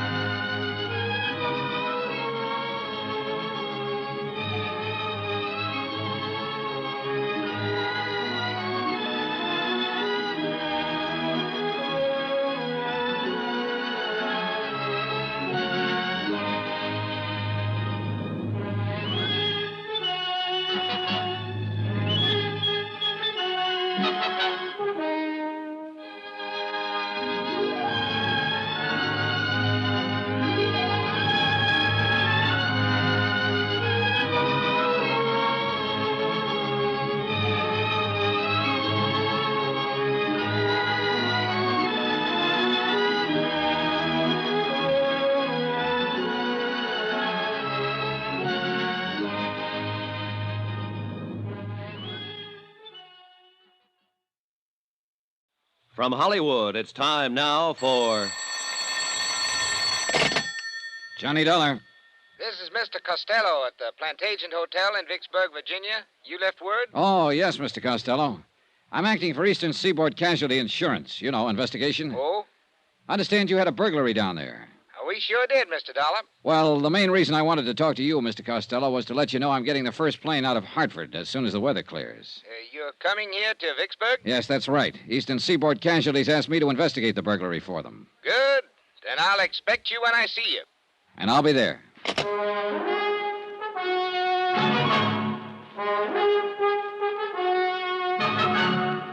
Tonight and every weekday night, Bob Bailey in the transcribed adventures of the man with the action-packed expense account, America's fabulous freelance insurance investigator. Yours truly, Johnny Dollar.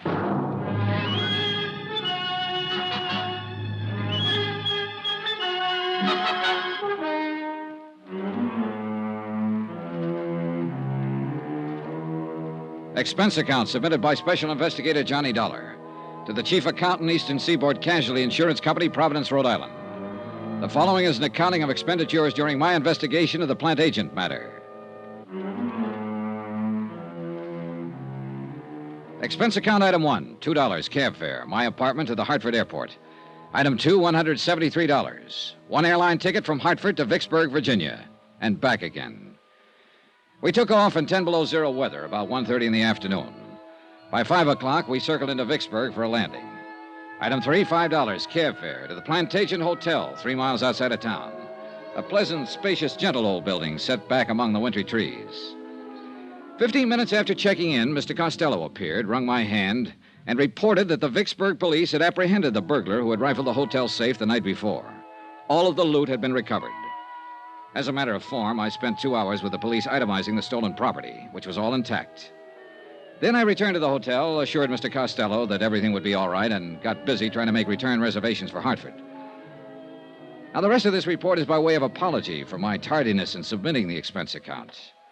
In between phone calls to the airport, I went downstairs to the bar for a drink, and then stepped outside for a walk and a breath of fresh air. In the back of the parking lot behind the hotel, a blonde woman, about 30, in a green suit, was talking to a tall, typically dark man who had his back to me. They were arguing about something. As I walked past them, I couldn't help hearing too well. Please help me. Were you talking to me? Yes, please. On your way, mister. This is private. You hear me? Here, just keep your hands to yourself, Bud. Well, keep rolling, then.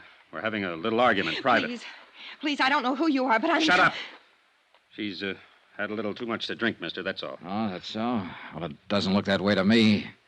Now, what's this all about? I just told you, Nosy, she's had a little too much to drink. Now, go on, Bud. Get on your way. Wait a minute. I told you to keep your hands to yourself. Yeah. Honey, you want to keep it up? You hear me? Yes. I hear you. And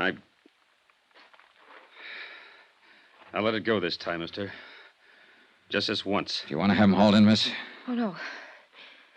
No, that's all right. It's all right. Okay, then, okay. Come on, beat it, you. Now, listen, Beat Buster. it, I said. She's tired of you, and so am I. Go on, beat it. Okay. Just remember, Amy, I was only trying to talk some sense into you. So long, hero.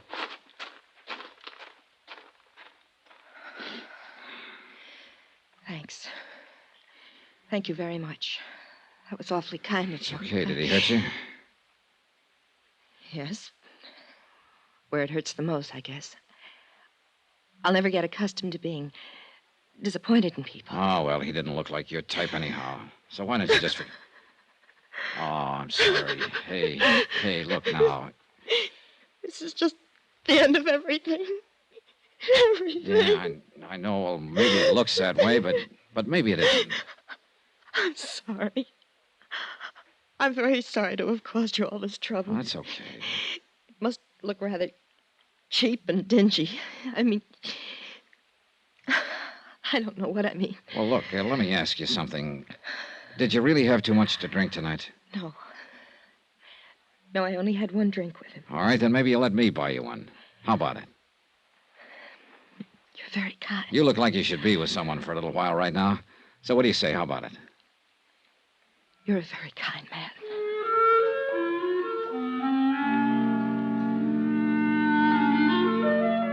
And that's the way it began, in the parking lot outside of the Plantation Hotel in Vicksburg, Virginia. She trembled a little when I led her back inside to the warmth of the bar and the people and sat her down at a booth. Looking back on it now, I guess we had a rather strained, one-sided conversation. She did all the listening and seemed preoccupied with her problems, whatever they were. Even though I'm not the greatest wit in the world, I did manage to get a faint smile out of her.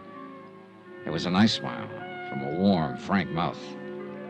Item 4, 2 drinks for us.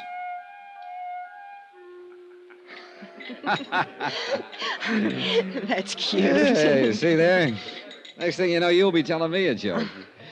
Oh, that reminds me. That reminds me of another one. It's one of the oldest and most respected jokes in the country. You probably heard it 1,000 times. It seems 10 men were standing in the rain under an umbrella, and none of them got wet. Well, just about then, a fellow walked up. You've been very, very kind to me. Thank you again. Well, I'm I'm glad you feel better. Miss, Are you, from here in Vicksburg? No, my home's in Hartford, Connecticut. I flew down here this afternoon on business. I'm waiting for a flight out. Oh. What's your name? Johnny Dollar. Thank you again, Johnny Dollar. Hmm? Thank you for not asking me my name. For not asking me about the man in the parking lot. For not asking me to explain what my trouble is. Thank you, Mr. Dollar. And thank you for sitting here with me this little while and trying to make me laugh. You really feel all right now, huh? Yes, I think so. Good, that's swell. Because I wouldn't want to let you go if I thought you were going to step outside and start crying again. No. No, I won't do that, I promise. You sure? Positive. Okay. Ah, you want one more for the road? Oh, thank you, but I'd better not, Mr. Dollar. I really should be getting home. Well, will everything be all right at home? What? Oh, yes. He wasn't my husband, or my boyfriend, even. He won't bother me. Okay, then. Here, let me help you on with your coat. Thank you. There you are. Do you have a car? No, I'll get a cab. There's always one out in front. Good, I'll help you. Thank you. Say, look, I'm going to tell you something. I'm staying here in Vicksburg at the Plantation, and I doubt if I'll be able to get a plane out tonight. Probably not until tomorrow sometime. So, look, if you need me for any reason at all, why don't you just call me? Okay? Yes. Thank you. Good, then. Cab, taxi. You're still worried about him, aren't you? Why do you say that? The way you looked around when we stepped outside here just now? Would you like me to see you home? Oh, no, thank you. You've done enough already. And about him, I made a mistake, that's all. Oh, we all make mistakes, so forget about it. Well, I'm afraid this one can't be corrected very easily. But here's my cab. Good night, Mr. Dollar. Good night. You and I will probably never meet again. But I shan't forget your kindness. Thank you. Okay, good night.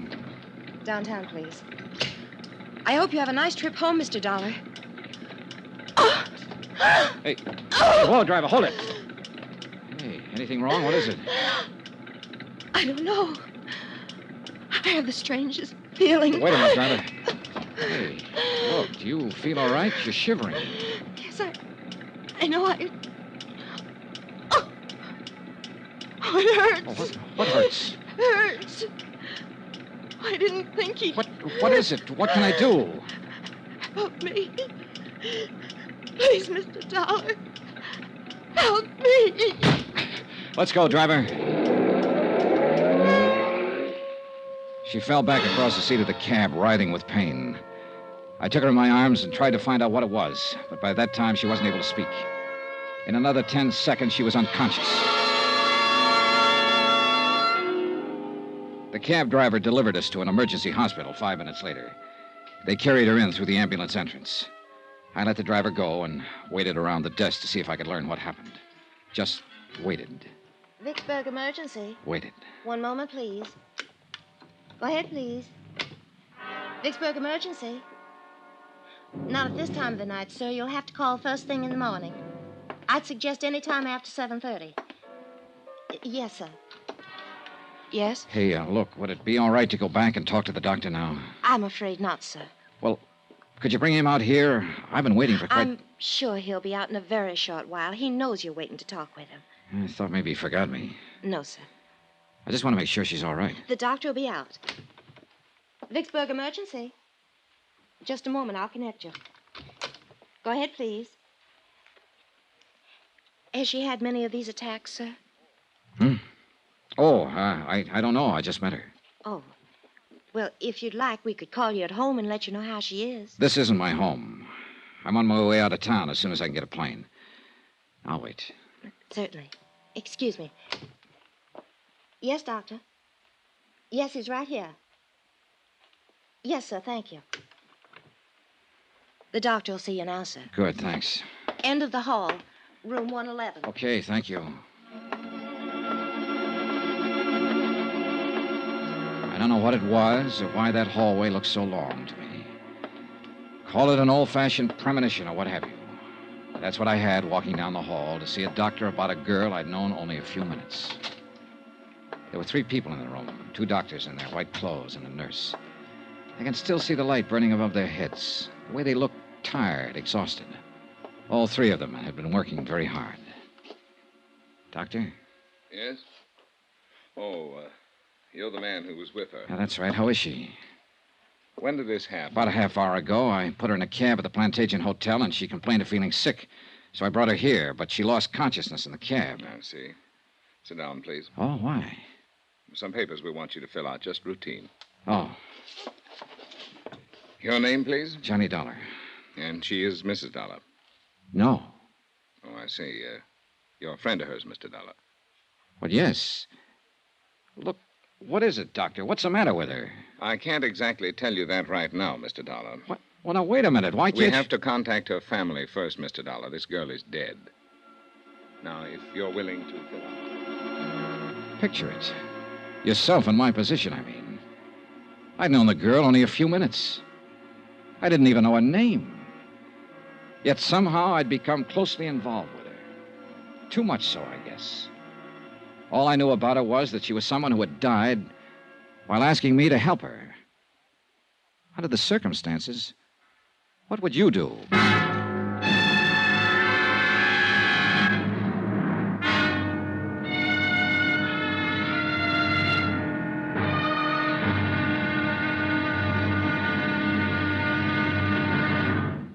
Now, here's our star to tell you about tomorrow's exciting episode of this week's story. Tomorrow, how can you help a dead girl? Somebody had to help her. And guess who? Join us, won't you? Yours truly, Johnny Dollar.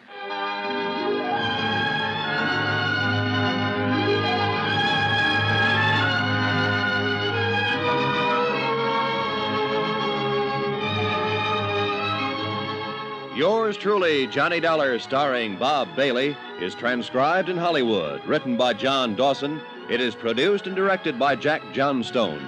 Be sure to join us tomorrow night, same time and station, for the next exciting episode of Yours truly, Johnny Dollar. Roy Rowan speaking.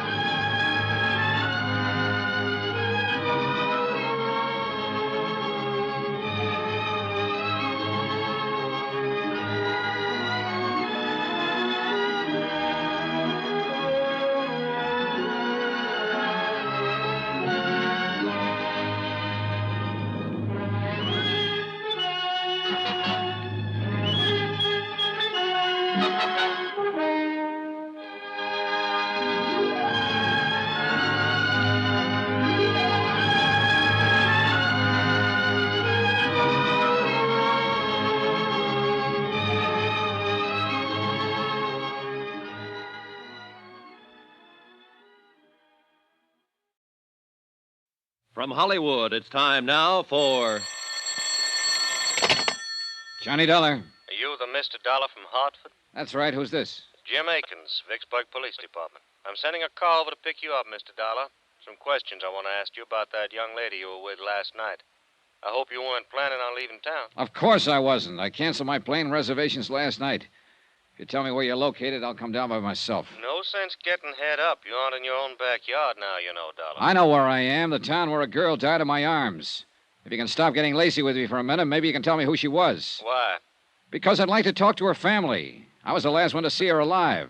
Who is she? We haven't identified her yet. To us, she's still Jane Doe.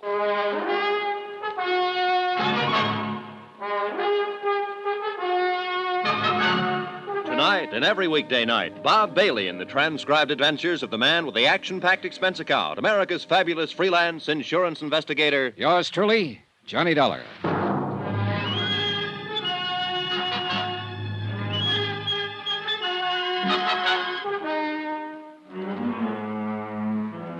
Expense account submitted by Special Investigator Johnny Dollar. Location, Vicksburg, Virginia. To Special Investigator Johnny Dollar. The following is an accounting of expenditures during my investigation of the Plantation matter. A real mystery about a very mysterious girl who happened to be dead. Expense account item 5, 10 cents. One morning newspaper, which carried a 2-inch story and a half-inch space about an unidentified girl who had died at Vicksburg Emergency Hospital the previous evening. I was reading it over in the lobby of the Plantation Hotel when one of the Vicksburg police force stepped up to the desk and asked for my room number. He was a swarthy man in a black suit, plain clothes type. Well? I beg pardon? I'm Johnny Dollar. Oh. Jim Akins. We talked on the phone a little while ago. You said you were sending a car. Well, you sounded so huffy about everything, I thought I'd drop over myself to say hello. I got the car outside. Okay, let's go then. Where are you from, Dollar? Hartford, Connecticut. I'm an insurance investigator. Look, I talked to a man in your burglary division yesterday about the burglary they had at the hotel yesterday. I was sent down here by Eastern Seaboard Casualty Insurance Company. You got any identification on you? Yeah, sure. Here. Okay. Look like who you say you are. Now, just what was your connection with that girl who died at the emergency hospital? I met her outside in the parking lot last night, back of this hotel. She was with a man. I don't know who he was. They were having an argument. I stopped when she asked me to help her. I got rid of the man and took her inside here and bought her a drink. Then I started to put her in a cab to send her home. But she got sick before the cab could take off, so I took her to the hospital. She died there. And that, Mr. Akins, is it. How long did you know her? About a half hour, all told. She didn't tell you her name? No. Where she lived? No. Name of this man she was with in the parking lot, who was he? I haven't the slightest idea. Well, what kind of trouble was she having with him? She didn't tell me that either. I didn't ask her. But you sat in the cocktail lounge over there and you had a drink or two. One. No name, no address, no nothing. Well, maybe we better do all our talking downtown. Anything you say, Akins. Let's go.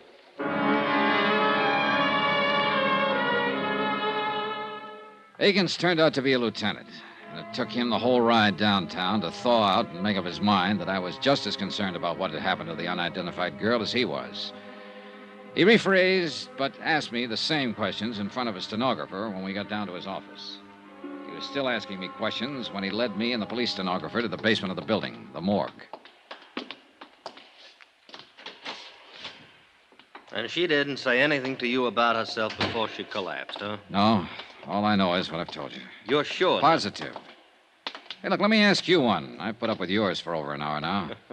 Why, sure. What killed her? Yeah. Well, do you know? No, we're still trying to find out. What did you talk about while you were having a drink with her? She asked me for help, that's all. It seems she needed somebody else to do the talking at the time, so I did it. I made jokes and tried to get her to laugh. I was a great big cut-up. Get sawed me if you want. It won't do much good. Still got some things to find out.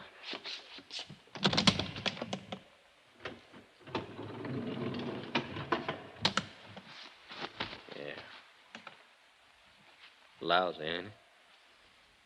It sure is. This is the girl you were with last night. Yes. You're positive? I'm positive. Okay, Dollar, you want to sign this for the records? Well, that's good. All right, Sam, you can send this on upstairs. We'll be up pretty soon.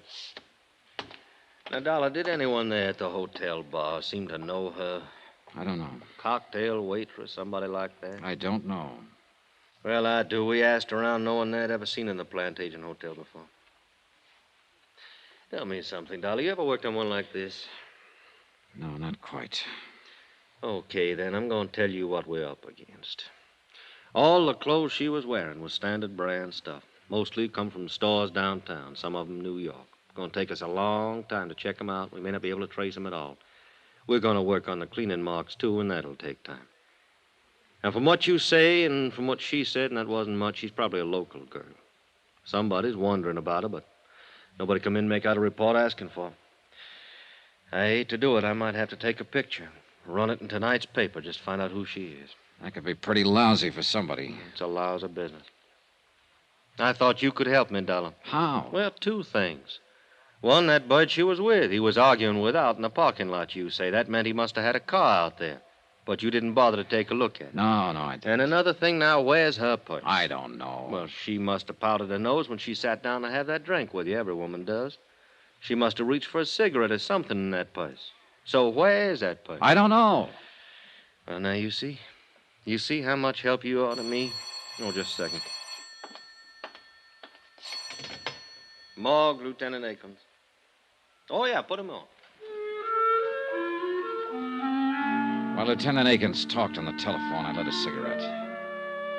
After that, I tried to interest myself in a calendar that was hanging on the wall. After that, I tried tying both shoelaces.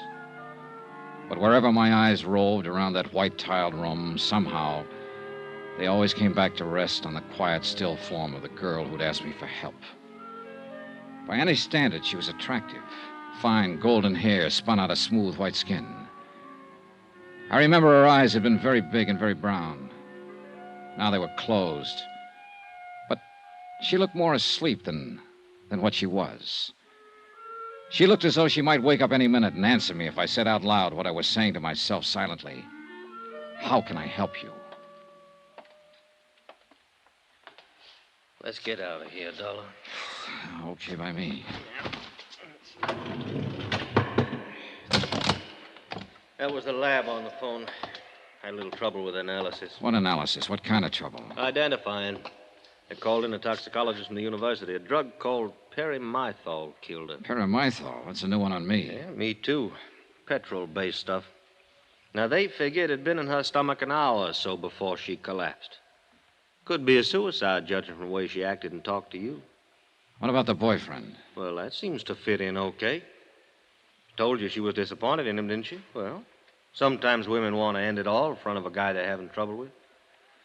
It'll probably turn out that way. You talk like a cop, Akins. That's what I am. Everything's so simple. Make it fit into your formula. This girl knocked herself off because she lost her boyfriend. This girl killed herself because she lost a job. Fill it in. Get it off the books. Whoa, Dollar, whoa. What's the matter with you? What are you getting at? Oh, I don't know. Forget it, will you, Lieutenant? No, now, wait a minute. Wait just a minute. I'm not all cop, Dollar. I saw her laying there, too. And I can see she was a nice girl. And something went awful wrong with her. If I'd been the last one to be with her and talk to her alive, why, I'd probably be taking it the same way you are. But take it easy. Sorry, Lieutenant. Yeah. I'll buy you some breakfast. He did, but it didn't help much. And after that, we shook hands and parted. Expense account item 6, $2. Cab fare back to the Plantation Hotel. I went up to my room, packed my bags, called the airport, and made arrangements to leave on the 6 o'clock plane. There was nothing more I could do about the case. Nothing more at all. It was police business. I had time before the plane for a quiet drink at the hotel bar. What's your pleasure, sir? Oh, some of that little water. Yes, sir. You on duty last night by any chance? Yes, sir. Why you ask? I just wondered if you happen to remember me. No, sir. Was you at the bar? At that table over there with a lady, a blonde girl in a green suit. Well, I'm sorry. I just don't remember. Well, here you go. Thanks. Here, keep the change. Well, thank you, sir. Now, I probably waited on you, but, well, so many people, you know. Yeah, sure. Why you ask? The lady lost her purse. Thought maybe it might have been turned in here. No, sir. We didn't get any places last night. A couple money clips is all. Yeah, not much in them either. Mm-hmm. You're talking about the lady who died later on, ain't you, sir? Yeah. Yeah, I am. Police officers was in here asking the same questions. I thought they would be. You, policeman, too? No, I was a friend of hers. Oh. Well, then you should call the police. They're still trying to find out her name. So am I. Hmm? Well, I thought you said she was a friend of yours. I didn't happen to know her name. It didn't seem important to ask it last night. I just don't understand. I can tell you one thing. I might have saved her life if I'd asked her name. And some other things. Yes, sir. Sure.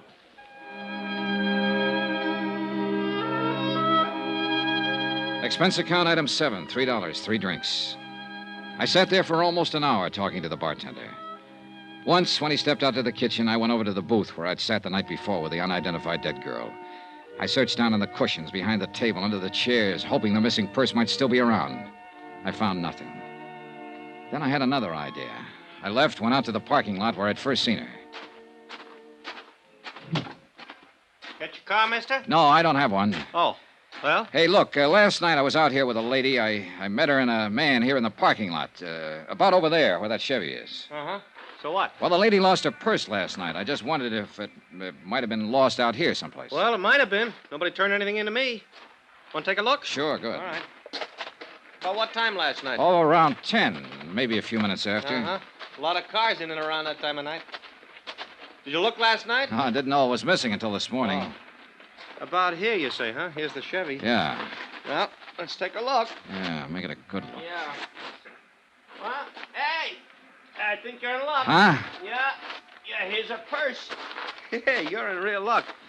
Is that hers? It was hers, all right. A green suede purse, the same color as the green suit she'd been wearing. It still carried the faint, sweet odor of her perfume as I remembered it.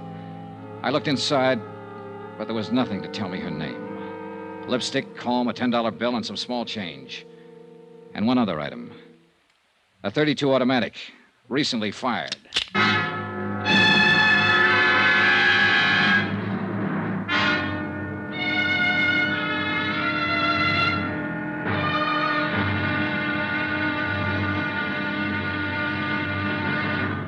Now, here's our star to tell you about tomorrow's intriguing episode of this week's story. Tomorrow, a dead girl's .38 automatic comes to life. Join us, won't you? Yours truly, Johnny Dollar.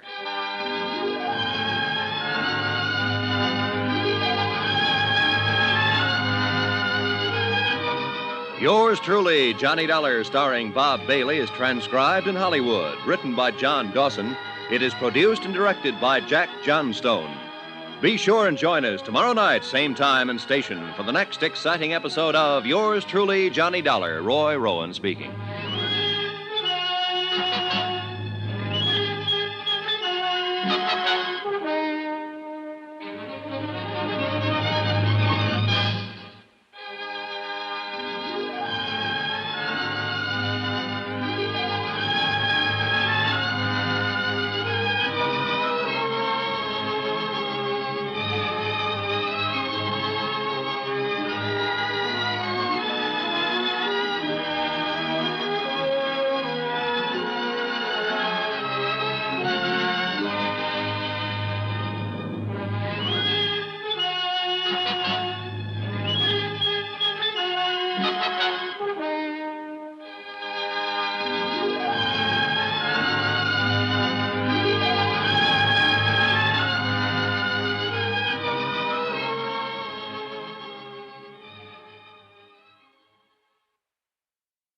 From Hollywood, it's time now for Johnny Dollar. This is the hotel operator. Ready with your call, Mr. Dollar. Oh, good. Police Department, Sergeant Peters. I want to talk to somebody in the personnel division. Sorry, I haven't got one. What can I do for you? I want to get some information about a gun, find out who it was licensed to and so on. Come down to licensing division. I think we can help you there. Where's that? 220 City Hall. Do you have the weapon? Yes. Be sure and bring it along with you.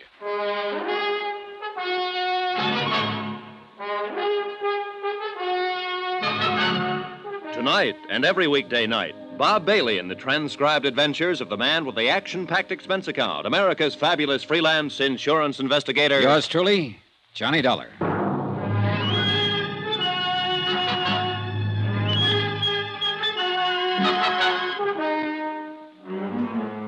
Expense account submitted by Special Investigator Johnny Dollar to Special Investigator Johnny Dollar for personal reasons. Location, Vicksburg, Virginia. Purpose? Well, it all started as an investigation of a burglary at the Plantation Hotel. Once that was out of the way, I happened to run across a girl having an argument with a man in the hotel parking lot. She asked me to help her. I did. Girl suddenly gets sick and dies. Poison. I stay around to help find out who she is. I don't know that. But I do know that she had a .38 in her purse. 3 bullets recently fired. Expense account item 8, $2. Cab fare from the Plantation Hotel, the 2 miles into Vicksburg City Hall, and room 220 as per instructions of Sergeant Peters. I felt more than a little guilty bypassing Lieutenant Jim Akins, who had questioned me earlier about the case. Yes? Sergeant Peters? That's right. Can I help you, sir? I hope so. I'd like to know if this gun's been registered with you people. Let's have a look. You just buy it? Yeah. Got your bill of sale with you? Well, do you have to have one? You should. Who'd you buy it from? Oh, a fellow I met in a bar. Have you a permit to carry this weapon? Well, no, I haven't. Are you going to carry it? Oh, no. Then why'd you buy it? Oh, I just wanted it, that's all. Is there a law against that? No. But there's a law against practically every other thing about a gun. You want to read those numbers off to me? Sure. JJJ-4769-992. And then there's an X. Okay. Make, Colt, caliber, 38, automatic, 7-shot. Yeah. Here, you'll have to fill this out. Pencil's over there. This will take a minute for me to check. It took 15 minutes. In the meantime, I filled out the form which notified the Vicksburg police that I was in possession of the above-described weapon, that I did not wish to apply for a permit to carry it, and so forth and so forth. After that, I stood around and smoked a cigarette and wondered if I should step downstairs and tell Lieutenant Jim Akins that I had found Jane Doe's purse and the gun. But before I had time to make up my mind... Here we go. The gun was purchased in 1950 by the Piedmont Banking Service. That's a local armored truck outfit over on Maypole Street. The gun was permitted for carrying to Raymond W. O'Connell, 232 Polk Street, this city. Thanks. Raymond O'Connell. Yeah. Anything else? Well, that's all. Thanks.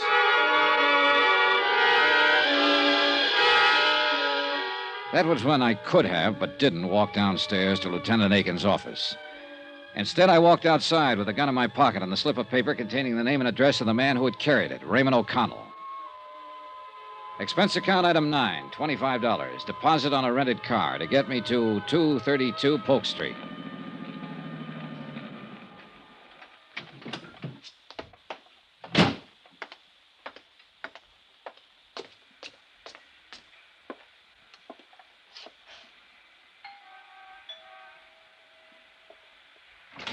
Oh, Paul, darling, you're early. I'm hardly ready.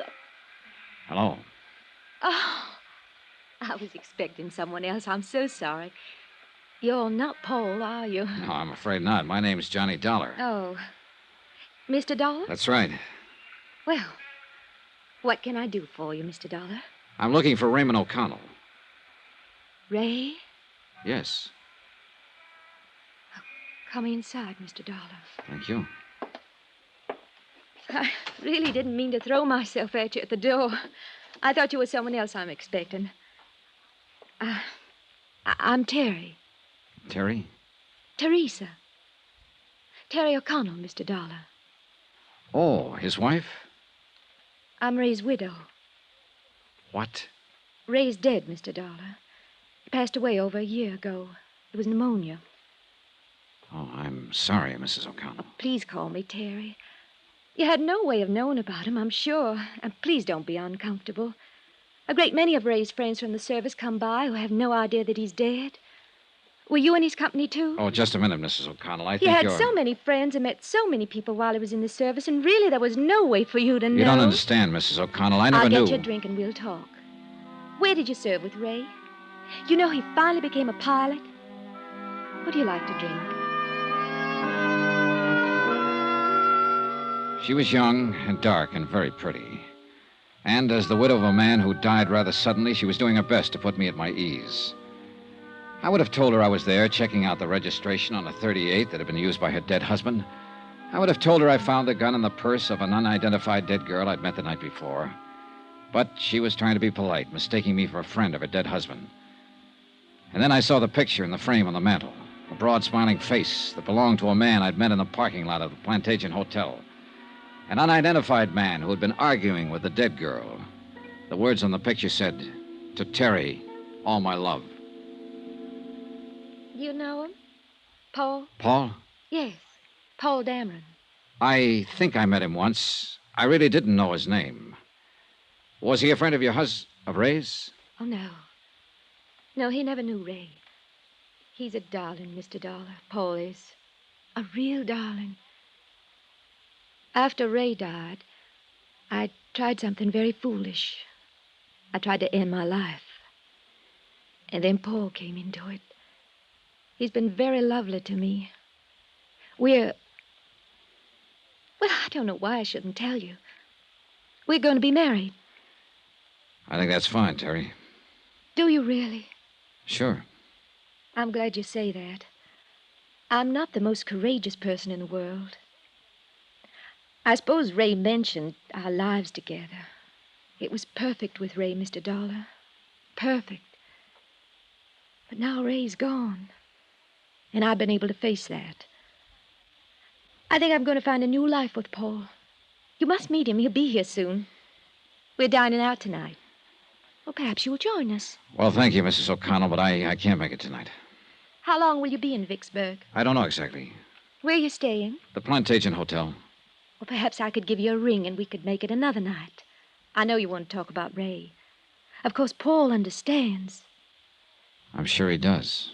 He's truly a wonderful person.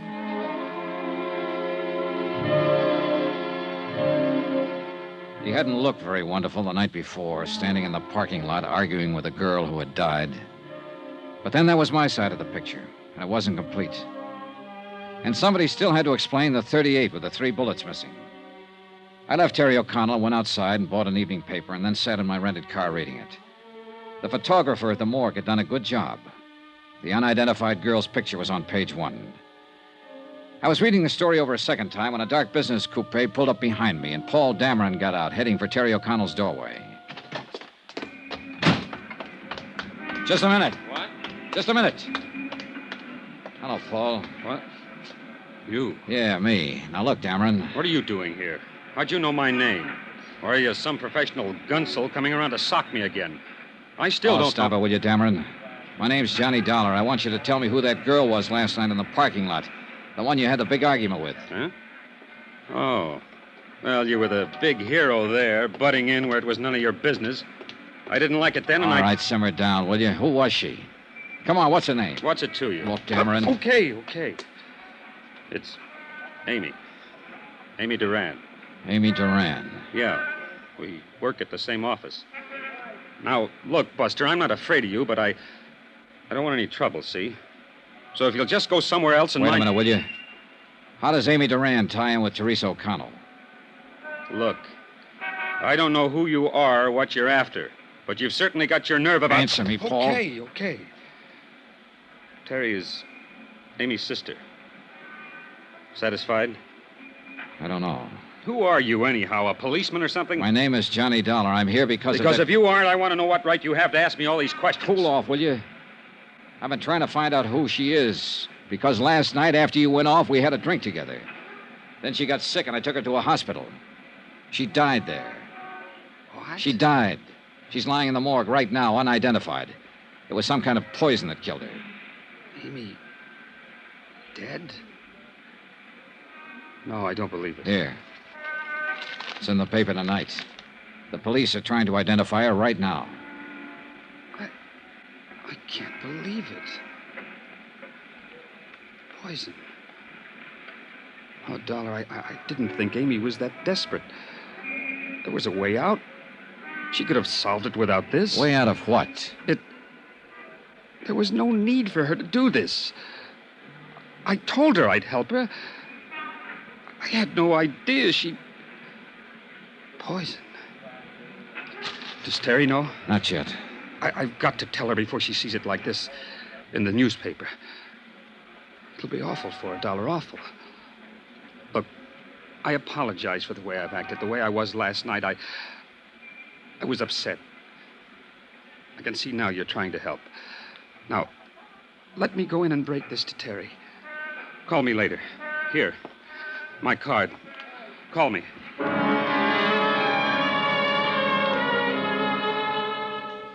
I had to admit that Paul Dameron's concern seemed as genuine as his surprise.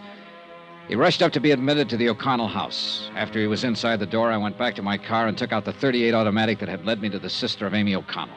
3 bullets still missing. I drove downtown to the Vicksburg police station to turn the gun in to Lieutenant Akins and tell him the whole story as I knew it. How I'd found the gun in the dead girl's purse. How I'd managed to find out her name. The 3 missing bullets and other unanswered questions were up to the police. Lieutenant Aiken. Downstairs in the car. Yeah, well, Oh, hi, Dollar. Thought you'd left town. Joe? All right, Joe. As soon as they clear that place up, you notify the lab. Hi, Lieutenant. I'm right. trying to get to you. I think I have something that better be looked into. Oh, really? Oh, excuse me. Janet Aikens? Yeah. On the south side of town. Yeah? All right. Yeah, well, in about 15 minutes. Right. I'm sorry, Dollar. What was it you were saying? Why all the hustle? Something big? Oh, homicide. Happened yesterday sometime. Yeah? Who got it? Guy named Belden. Somebody shot him 3 times with a .38.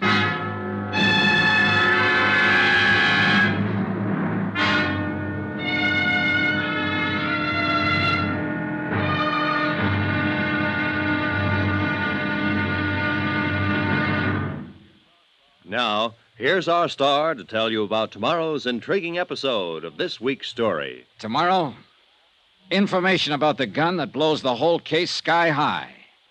Join us, won't you? Yours truly, Johnny Dollar.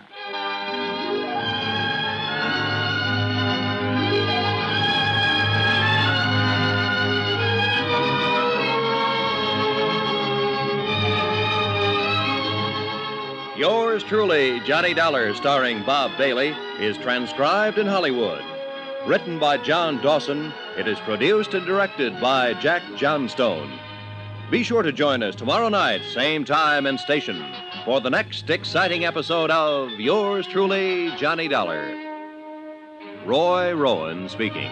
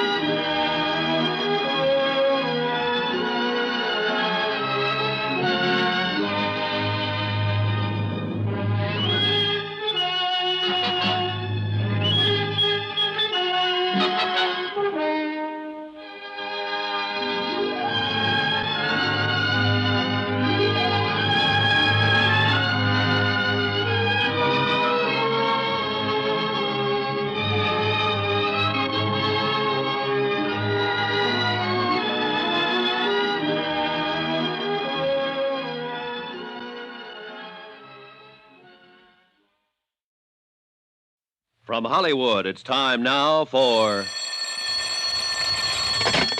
Johnny Dollar. This is Mr. Oldfield calling, sir. You left word at my office, Mr. Dollar. That's right, Mr. Oldfield. I think I'm going to need an attorney. Divorce, civil suit, what, Mr. Dollar? Withholding evidence. Murder. Let's take the murder first. Who did it? I don't know, but I'm pretty sure I have the murder weapon in my possession right now. Who was killed? A man named Belden, I think. What do you want me to do, sir? Take my statement, notarize it, give me some legal advice. Where are you? Police station in the pay booth down the hall from homicide. I'll meet you there in 5 minutes.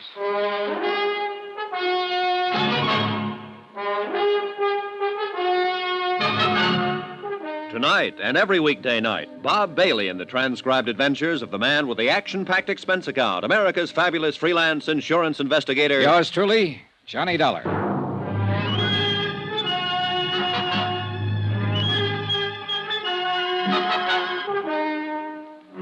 Expense account submitted by Special Investigator Johnny Dollar. Location, Vicksburg, Virginia. To Special Investigator Johnny Dollar for personal reasons.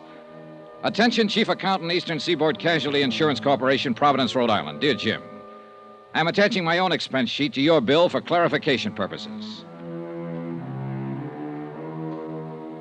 Expense account item 10, 10 cents. 1 cup of coffee at the counter in the lobby of the Vicksburg police station while I waited for Samuel W. Oldfield, attorney at law, to appear. He was there in exactly 5 minutes.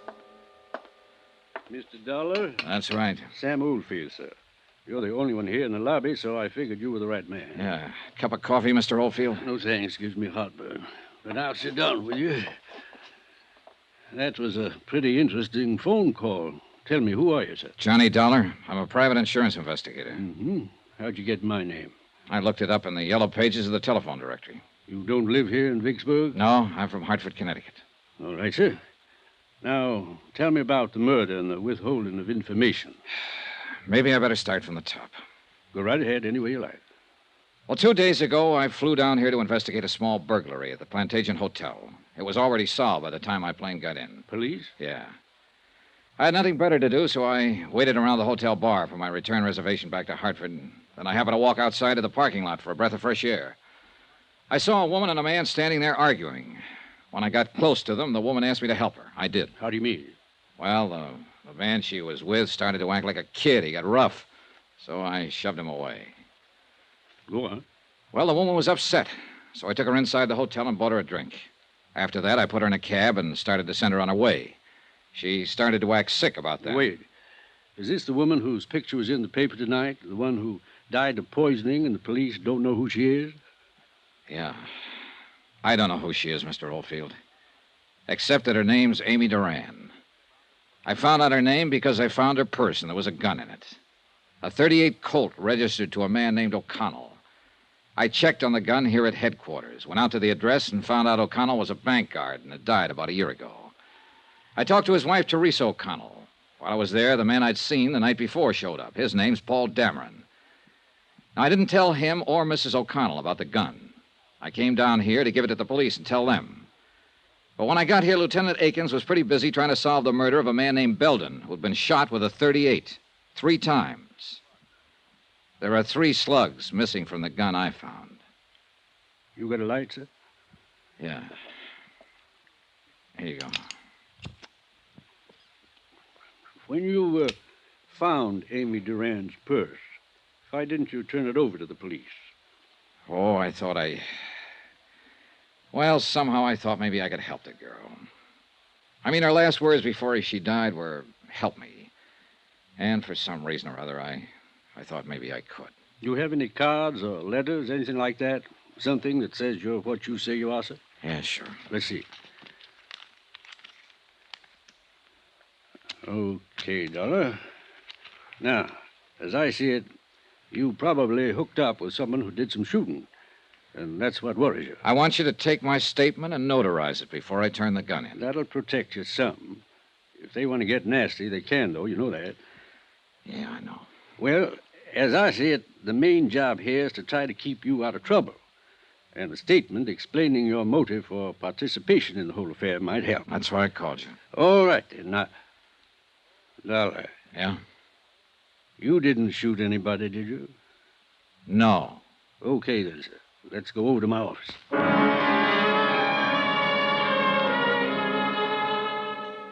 We did, and I made the necessary statement, and Mr. Oldfield notarized it. After that, I went back to the Vicksburg police station to talk to Lieutenant Akins. The .38 I'd found in Amy Duran's purse was still in my pocket, and her words were still in my mind. Help me. Please help me.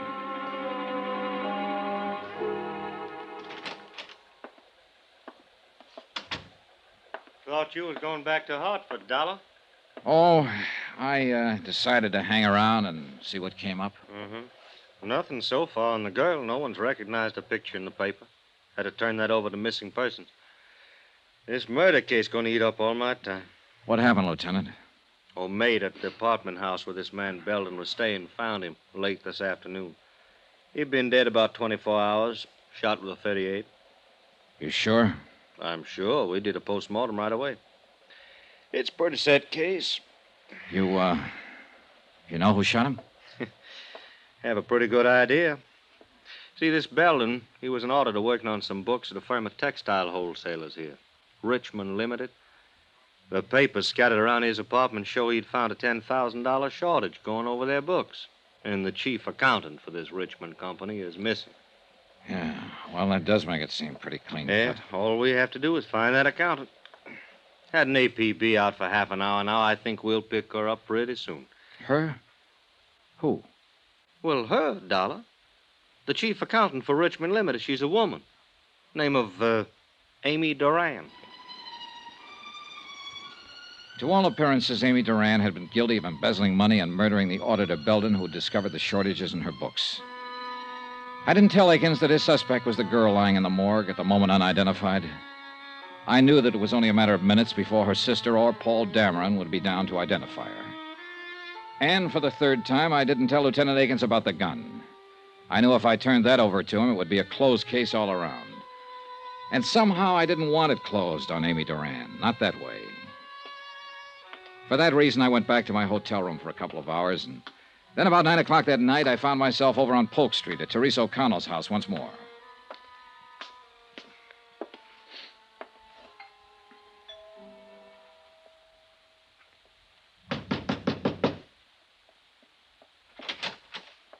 Oh. Hello, Mrs. O'Connell. Oh, Mr. Dollar, isn't it? Yes. Oh, Mr. Dollar, I had the most awful news tonight. My sister Amy, she's dead. You'll have to excuse me. Oh, I'm sorry. May I come in? I'd like to talk to you about your sister, Mrs. O'Connell. Well, Paul came in with tonight's paper and showed me Amy's picture. He went down in the morgue to identify her. I couldn't bear to. Sure. I feel somehow, in some way, that you're a friend, Mr. Dollar. Mrs. O'Connell, I am a friend in a way. But mostly I'm an insurance investigator. What? You thought I was a friend of your dead husband when I came here earlier. I'm not. I never even knew him. But, Mr. Dollar, I don't understand. I met your sister Amy last night. I was the last one to speak to her before she died. I took her to the emergency hospital last night. Oh, wait. This is all very confusing. You say you're an insurance investigator? Yes. Now, Well, I got your address from a gun I found in your sister's purse. I traced it through the license to carry. This gun, Mrs. O'Connell. Your husband was licensed to carry it when he worked for a banking firm. Do you recognize it? Oh, yes, I suppose I do. I think it's one of Ray's guns. Now, please, let me find something out first. Believe me, I do want to help. Did you know your sister had this gun? Oh, no. What would Amy want with a gun? I mean, well, she could have picked it up here any time she came over and probably did. But why would Amy have a gun in her purse? Sit down, please. Now, Mrs. O'Connell, you better listen to me carefully. Sometime late yesterday afternoon or early evening, a man named Belden was shot and killed. Clarence Belden? Yes. Why, he worked with an auditing firm. Amy spoke of him. Mr. Dollar. Wait. Listen to the rest of this. Belden had been working on books for Richmond Limited. As I understand it, your sister Amy was responsible for those books. Right now, the police have enough evidence to figure that your sister stole $10,000 from Richmond Limited. Amy? Oh, no. Now, hear me out, Mrs. O'Connell. They have that evidence in bulk form. They certainly have reason to assume, and they are assuming, that your sister shot Belden to keep him quiet about the shortage. How can you say those things about Amy when she's not here to defend herself? Please, I'm just telling you what's going on downtown, what they've found. This gun they don't have yet. I've withheld it. It has been fired 3 times recently. Belden was shot 3 times. By now, your sister's body has no doubt been identified. They've already established that she died of poisoning, and they halfway have the idea that she committed suicide. No. Oh, don't you see? They'll say she shot Belden to cover up and keep it quiet, and then saw how useless it was, took poison and killed herself to escape punishment. You're horrible. Horrible. Go away. Go away from me. I'm sorry, but in the face of all this, I want to help her if I can, if it isn't too late. I want to help you. But, Mrs. O'Connell, you'll have to help me. Now, why? Why would your sister steal? Why? I don't know. I think you do know. Tell me, please, for her sake, Mrs. O'Connell. Why? What have you got to do with her? I met her only for a few minutes, but in that few minutes, I got the idea that she was a pretty nice person. She didn't strike me as a thief. She didn't look like a killer. And most of all, she didn't look like a woman who'd take the suicide way out of things. Now, that's all I have, except that she asked me to help her. And I'm trying to do that now. Believe me, I want to help her if I can. I've always been an awful child, Mr. Dollar. When Ray died, I tried to kill myself. Amy saved me. I remember then, at the hospital. She was beside my bed, and she said to me, "I'll make you want to live again. I'll make you." Amy was always like that, kind and decent. You weren't wrong about her. She was decent, thoughtful, good. She did everything for me. She gave me these clothes and a car, introduced me to nice people from her office like Paul Dameron. Yes. That must be where all the money went to. Not on herself, but on me, for me. I'm the only reason I can think of that she'd take money from the firm. Yeah. I didn't know she was stealing from me. I didn't know. I wouldn't have let her do it. She didn't have to pamper me that much. I'm not that much of a child. She didn't have to do it. She didn't have to do it. Wait a minute. She didn't kill herself. She didn't steal. She didn't murder that man. I did all those things because it was all for me.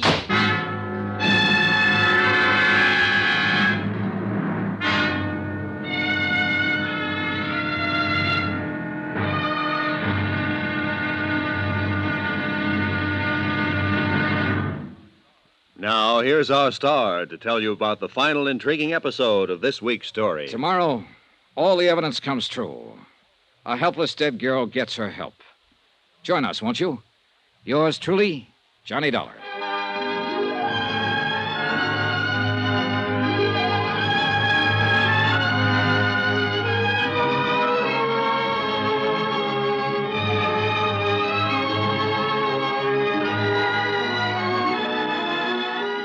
Yours truly, Johnny Dollar, starring Bob Bailey, is transcribed in Hollywood. Written by John Dawson, it is produced and directed by Jack Johnstone. Be sure to join us tomorrow night, same time and station, for the next exciting episode of Yours truly, Johnny Dollar. Roy Rowan speaking.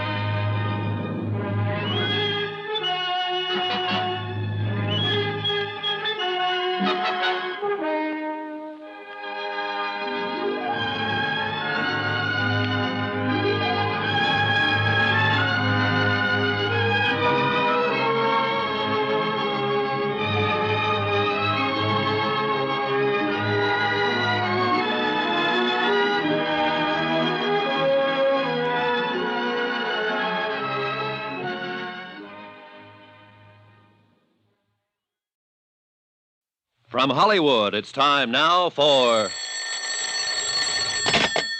Johnny Dollar. This is Paul Dameron, Mr. Dollar. I was afraid you left town, and I wanted to talk to you. Mm-hmm. I wanted to thank you for your kindness about Amy and the way you handled Terry. It was darn decent of you. And of course, I want to apologize for my attitude again. How's Mrs. O'Connell? Terrible. I mean, the papers this morning connected her sister Amy with murdering Belden and committing suicide. I'm curious. How did you get to her? I found Amy's purse, and there was a gun in it. I looked up the registration. Oh, the murder gun. I don't know. I haven't turned it over to the police yet. Why?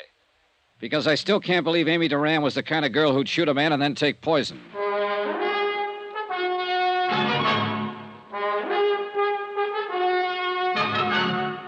Tonight and every weekday night, Bob Bailey in the transcribed adventures of the man with the action-packed expense account, America's fabulous freelance insurance investigator. Yours truly, Johnny Dollar.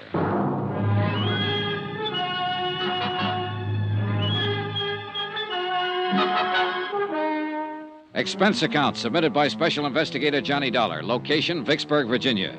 To Special Investigator Johnny Dollar for personal reasons in connection with the plant agent matter. Expense account item 11, $15, legal fees for services rendered by lawyer Sam Oldfield. Now, sign here, Dollar. And here, sir. Okay, I guess that's it.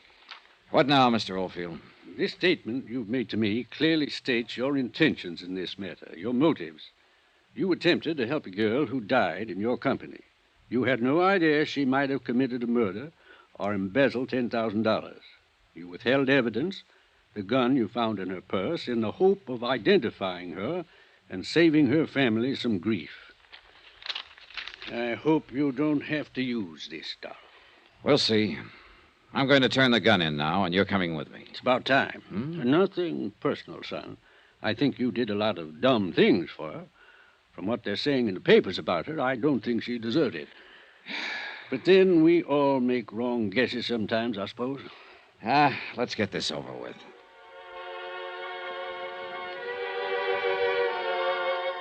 Lawyer Sam Oldfield accompanied me downtown to police headquarters where we sought out Lieutenant Akins and turned over the .38 automatic.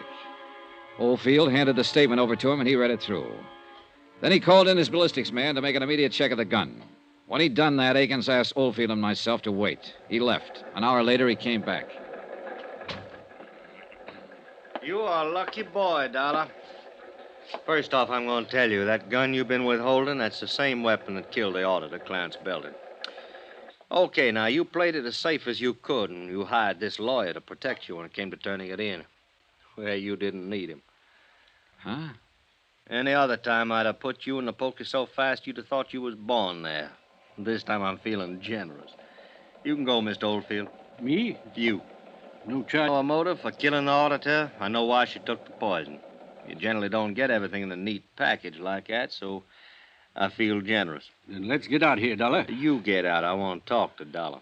Then I'll stay and listen. It's okay, Mr. Oldfield. I'm going to get a lecture is all. Are you sure? Yeah.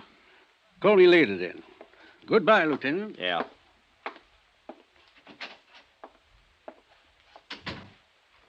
One thing more, Dollar. We found an empty bottle of paramythol in Amy Duran's medicine cabinet, and that cinches that suicide part, in case you had any doubts. It's a closed case. Uh-huh. But you didn't help me close it, Dollar, and you could have. You worked with the police for years. You were an officer yourself once. What makes you think you can come down here and run around doing all these things you've done and get away with them? Why didn't you turn that gun in with the purse as soon as you found it? All right, I'll tell you, because I...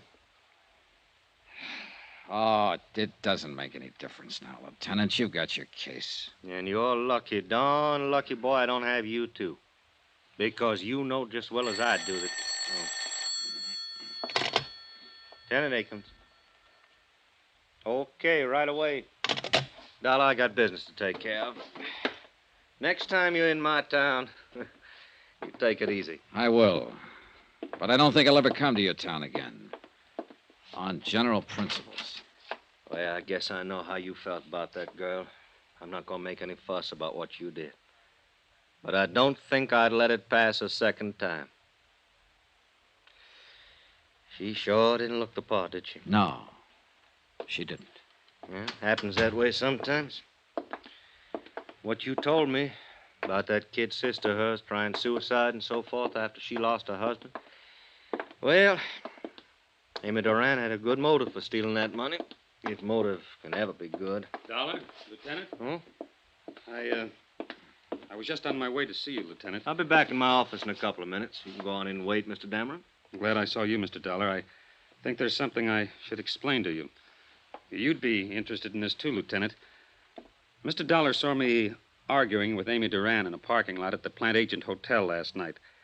She just told me about the shortage in accounts. She hadn't told me about killing the auditor. I want you to know that I was racking my brain trying to find a way to get hold of some money to make up the shortage. I was always very fond of Amy. I wonder, Mr. Dollar, if I could give you a check. Huh? Something for your kindness. Nothing, thanks. Well, I'd like to. You did something very decent. No. Oh. Well, I suppose you'll be leaving soon. Goodbye, and thanks again. I'll be in your office, Lieutenant. Right. Got to him, too, if it's any comfort. What was that business in the parking lot? Oh, well, I hit him. He was arguing with her, that's all. No. You weren't the only one trying to help her, Dollar. Him. And then there was somebody else. Huh? A bank. We found a certified check for $10,000 in Amy Duran's apartment. What? National Trust in New York, issued 3 days ago.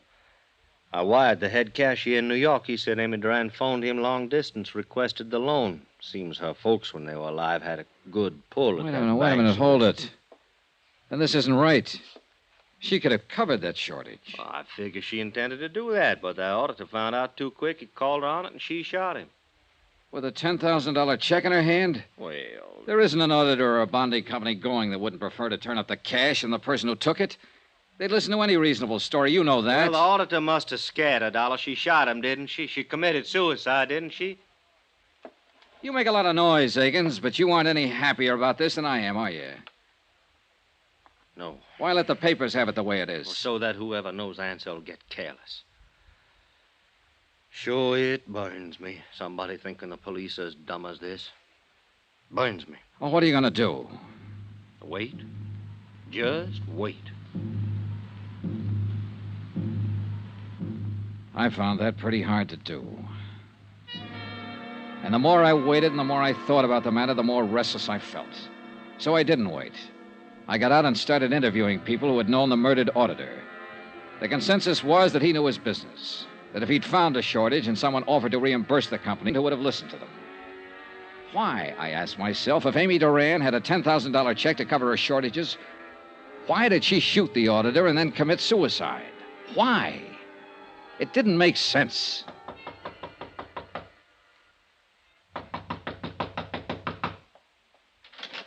Oh, Dollar. Hello, Dameron. Come in, Dollar. I'm glad you dropped by. I thought you'd left town, gone back to Hartford. Well, I've stayed over so long waiting for all this to get cleared up, I thought I might as well stick around a while longer. Sure. Can I get you a drink? No, thanks. It is finished, isn't it? Not yet. I don't understand. I talked with Lieutenant Akins today after I saw you with him. He said it was all over as far as he was concerned. You're talking to me now, Dameron. I'm the guy who went out on the limb. And I appreciate that a great deal. A question I want to ask you. You knew Amy Duran, worked with her at Richmond Limited. You're engaged to marry her sister. Did you know Amy had a $10,000 check in her hand the day she died? Really? That was enough money to cover the shortages in her accounts. Well, I'll be darned. Why do you suppose she shot him? Did what she did then? I've been thinking about that, Dameron. There's only one reason I can think of. Because Amy Duran didn't steal any money, because she didn't shoot any auditor, she didn't commit suicide. I think she borrowed that $10,000 from New York to cover up for somebody else. Somebody else? Who? You. Maybe you better leave here. You're upset. That auditor was a smart guy. He'd been in the business a long time. He found out who'd been taking the money. He called you over to ask you about it, ask you if you could repay it. You lost your head and you shot him with a .38 you picked up over at Teresa O'Connell's one day. Now, look. Then you fixed up all the reports to make it look like Amy Duran did the job. You're crazy. That's fantastic. If you think I'm Amy going to... Duran borrowed money to cover for you. She did it not because you were worth it, but because you meant something to her kid sister. You meant something to Teresa O'Connell, who'd lost one husband and tried suicide because of it. A Teresa O'Connell who couldn't afford another major tragedy. A Teresa O'Connell who might try suicide again if the man she was going to marry turned out to be a thief. You counted on that, Dameron. I don't know what you're talking about. Now, One you thing listen... you hadn't counted on was the auditor picking it up so fast. And when he called you, you had to kill him to keep him quiet. Then you made a date with Amy out at the Plant Agent Hotel. You slipped poison in her drink and planted the gun in her purse. This is all talk. Just talk. You have nothing to prove She a had single... one drink with you before you argued with her out in the parking lot. She told me. And the bartender later verified it. Then I came along. Now, look. You're a big guy, Dameron. You could have hit me back in that parking lot, but you didn't have time. You still had to get over to Amy's apartment and plant an empty poison box. You're crazy. You have no proof of this. No proof at all. No, I haven't.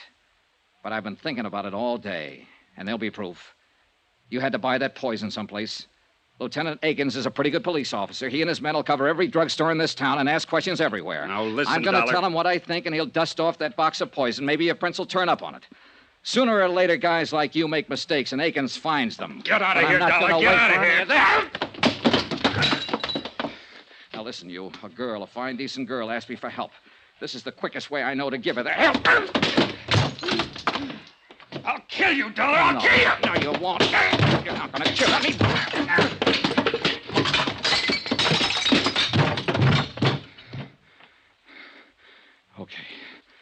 Okay, come on, get up. Get up. I've had enough. I want you to tell it now, right now. Over there. Pick it up. Go on, pick it up. Okay, here. And you know who to call.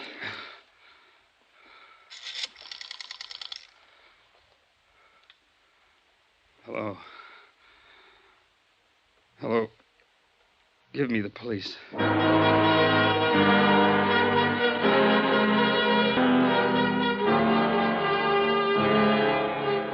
Expense account item 12, $55, room and board. Item 13, $55 airfare and miscellaneous getting me back to Hartford. Total expense account, $702.13. Yours truly, Johnny Dollar.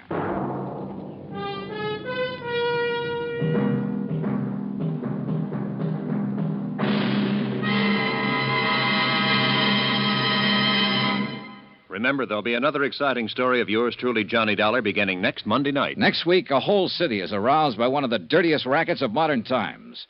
And I end up right in the middle of things. Join us, won't you? Yours truly, Johnny Dollar. Yours truly, Johnny Dollar, starring Bob Bailey, is transcribed in Hollywood. Written by John Dawson, it is produced and directed by Jack Johnstone.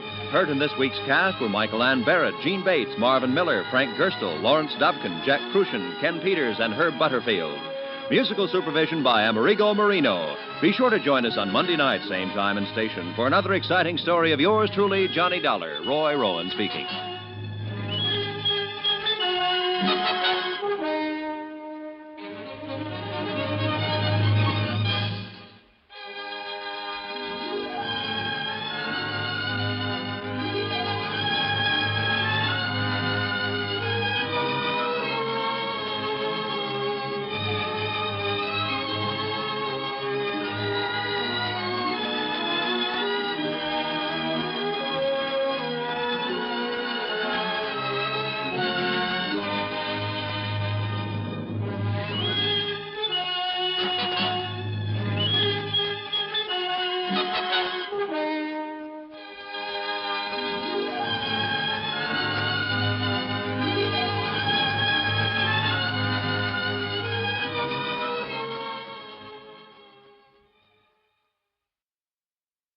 From Hollywood, it's time now for Johnny Dollar. Mr. John Dollar? Yes? Western Union, I have a message for you from New York. Oh? Please proceed Northern Hotel, Clinton, Colorado, as soon as possible. Yeah? Building irregularities suspected affecting several insurance companies. Will advise. Regards. Signed, Albert Davies, Chief Investigator, United Adjustment Bureau, New York, New York. Uh-huh. Would you like that mailed to you, Mr. Dollar? No, don't bother. Can you take an answer? Go ahead. To Albert Davies, Chief Investigator, United Adjustment Bureau. You have the address. Confirming. Exact time of arrival to follow. Sign that, Johnny Dollar.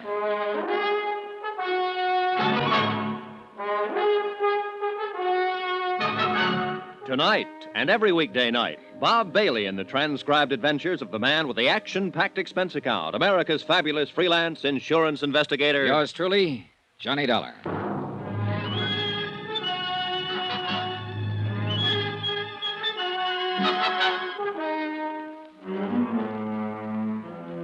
Expense account submitted by Special Investigator Johnny Dollar to the United Adjustment Bureau, New York City, New York. The following is an accounting of expenditures during my investigation of the Clinton matter. Or maybe racket is a better word.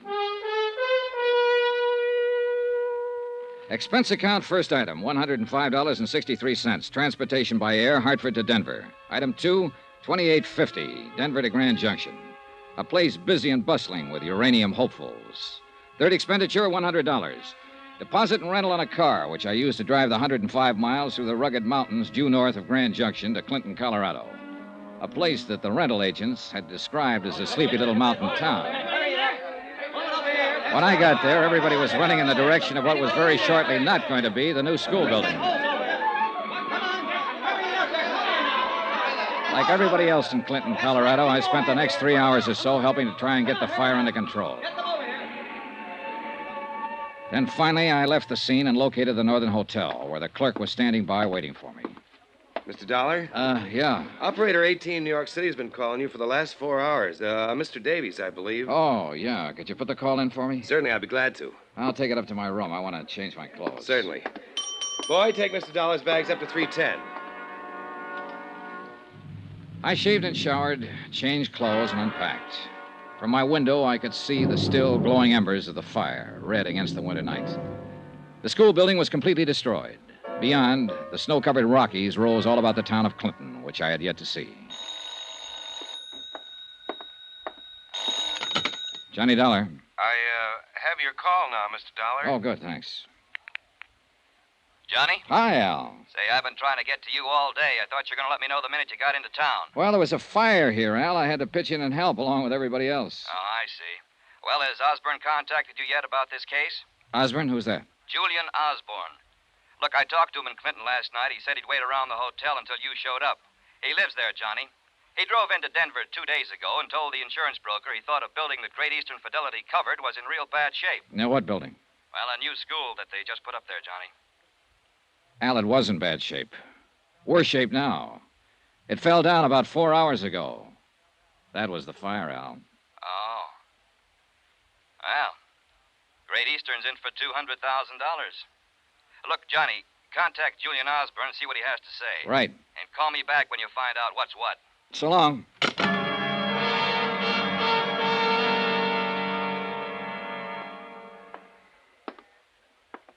Yes, Mr. Dollar, may I help you? Yeah.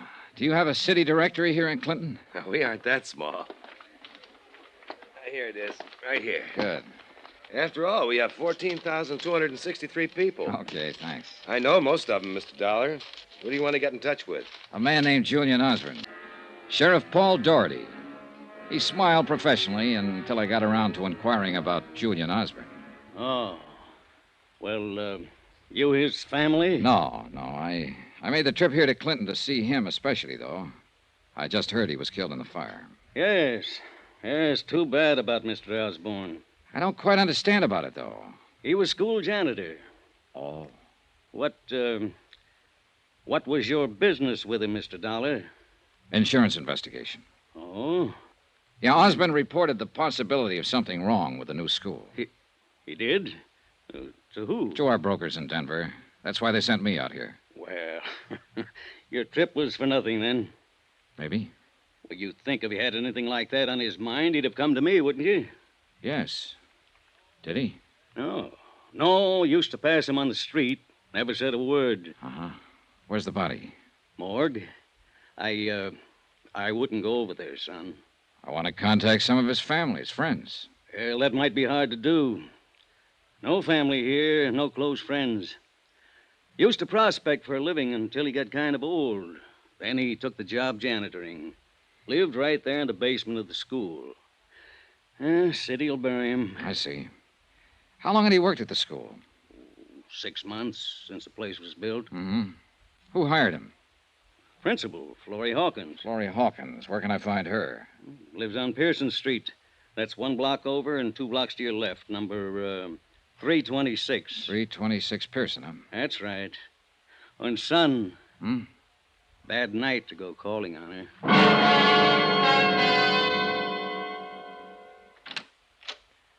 I'd like to see Mrs. Hawkins, please. I'm Miss Hawkins. Well, I'm an insurance investigator. My name's Johnny Dollar. Insurance? Yes. Why do you want to talk to me? Well, I'll be frank with you, Miss Hawkins. I came to Clinton to talk to Julian Osborne. Oh, You heard he died in the fire. yes, I heard. It's tragic. I'm so thankful school wasn't in session today. Come in. Thank you. I know this has been a pretty grueling day for you, for everyone in this town, Miss Hawkins, losing your school and all. I wouldn't call on you except I feel it's important. Excuse me, please. Sure. Hello? Who? Yes, Sheriff. Yes, he is right now. Yes. Good night. There's just a couple of questions I'd like you to answer about Julian Osborne so I I'm can afraid I can't help you with anything, Mr. Dollar. What? You'll have to go now. Well, look, now, wait a minute. If you'd only... Please. I don't want to be impolite, but I'm tired. Very tired. Yeah, sure. That phone call wore you out. Please. All right, I'll go, Miss Hawkins. But I think you should know why I came here. I can assure you, Mr. Dollar, whatever the reason, I'm simply not interested. I was sent here because Julian Osborne advised the insurance company that he suspected certain building irregularities had gone into the new school. Miss Hawkins, did Mr. Osborne ever mention anything like this to you? No. Now, will you Do you have an idea to whom he might have confided such information here in Clinton? No. I rather think he was imagining things. You noticed nothing irregular yourself? No, of course not. Mm-hmm. Would that call you just had from Sheriff Doherty cause you not to notice anything? Is that all? I'm dreadfully tired. Thanks for your time. Oh, Miss Hawkins. Yes? If Sheriff Doherty calls again, Tell him I'm at the Northern Hotel. Northern Hotel. Good night, Mr. Dollar. Expense account item 4, $10.80. One long-distance call to New York. I got Al Davies out of bed and told him the fate of Julian Osborne. Davies requested me to stay on in Clinton to see the matter through. About 11 o'clock that night, I walked over to the site where the new school had once stood. A few firemen and policemen were still around, searching the ashes by the light of lanterns and spotlights. One of them told me the cause of the fire had not yet been determined. I started back to my hotel. Turning a corner by an alley, 2 men in dark clothes were holding a third man in a sheepskin. A fourth man was giving him the works. Hey, just a minute here. Come on, let's get out of here, boy. There, easy now, easy now. You need some help, mister. Everybody needs help. But let me tell you who I am before you help me. Maybe you won't want to. Easy, just take it easy now. I'm David Baines. You're from out of town, aren't you? Yes. I thought so. I architected that school that isn't anymore. Well, don't you understand, Samaritan? Don't you see? That group of citizens who were working me over just now have kids. The kids could have been in there when the fire broke out. You're easy now, I'm afraid. I'm afraid they feel I don't design especially good buildings. I took David Baines over to my hotel room, still half unconscious from the beating. I sent the bellboy out for bandages, iodine, and something to take off the chill. While I was patching him up, I was thinking how he'd stood there and taken that beating. Stood there in sight of half a dozen policemen and firemen and let them do that to him. Yeah, try a little more. Thanks. Who are you? Johnny Dollar, insurance investigator. I came here about the school. I see. Do you want to beat me up, too? Company you're working for will be liable. Want some more of this? What'd you say your name is? Dollar. Johnny Dollar. Mr. Dollar, I'm in a curious position. I designed the school. I planned every feature of it. But I had nothing to do with the building. You don't believe me? I wish you'd explain that. A week before they broke ground, a very important thing happened to me, Mr. Dollar. I went to Europe. I couldn't pass it up. It was a chance to study for another year under some men I'd admired all my life. Consider it a scholarship, Mr. Baines. That's what he said. Who said? The man who paid my way to Europe. His name was Roy Vickery. So I went to Europe, and I studied. I came back, and my building was all built. Now it's burnt down. I'm a local boy who's made bad. Very bad.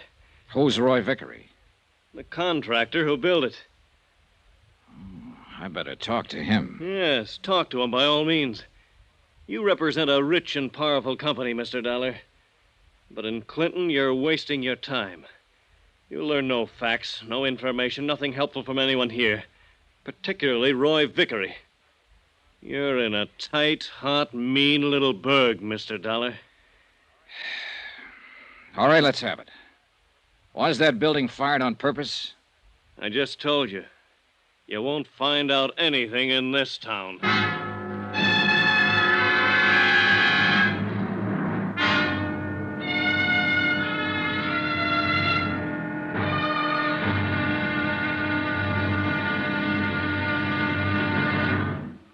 Now, here's our star to tell you about tomorrow's intriguing episode of this week's story. Tomorrow?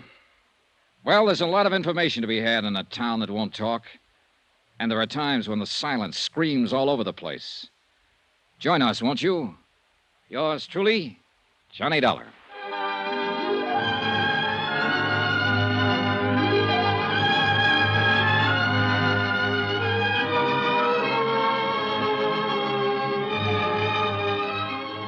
Yours truly, Johnny Dollar, starring Bob Bailey, is transcribed in Hollywood. Written by John Dawson, it is produced and directed by Jack Johnstone. Be sure to join us tomorrow night, same time and station, for the next exciting episode of Yours truly, Johnny Dollar. Roy Rowan speaking.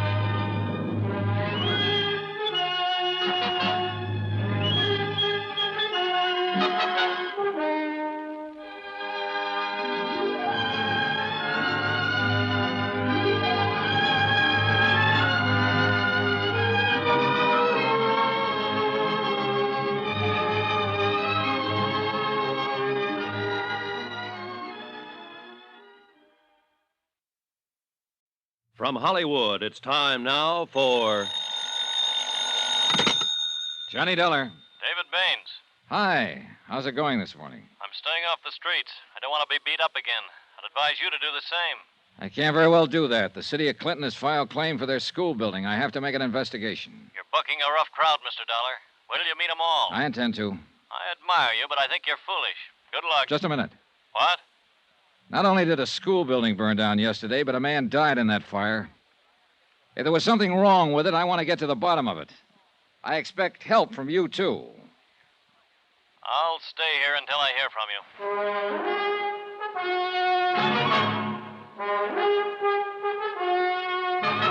you. Tonight and every weekday night, Bob Bailey in the transcribed adventures of the man with the action-packed expense account, America's fabulous freelance insurance investigator. Yours truly, Johnny Dollar.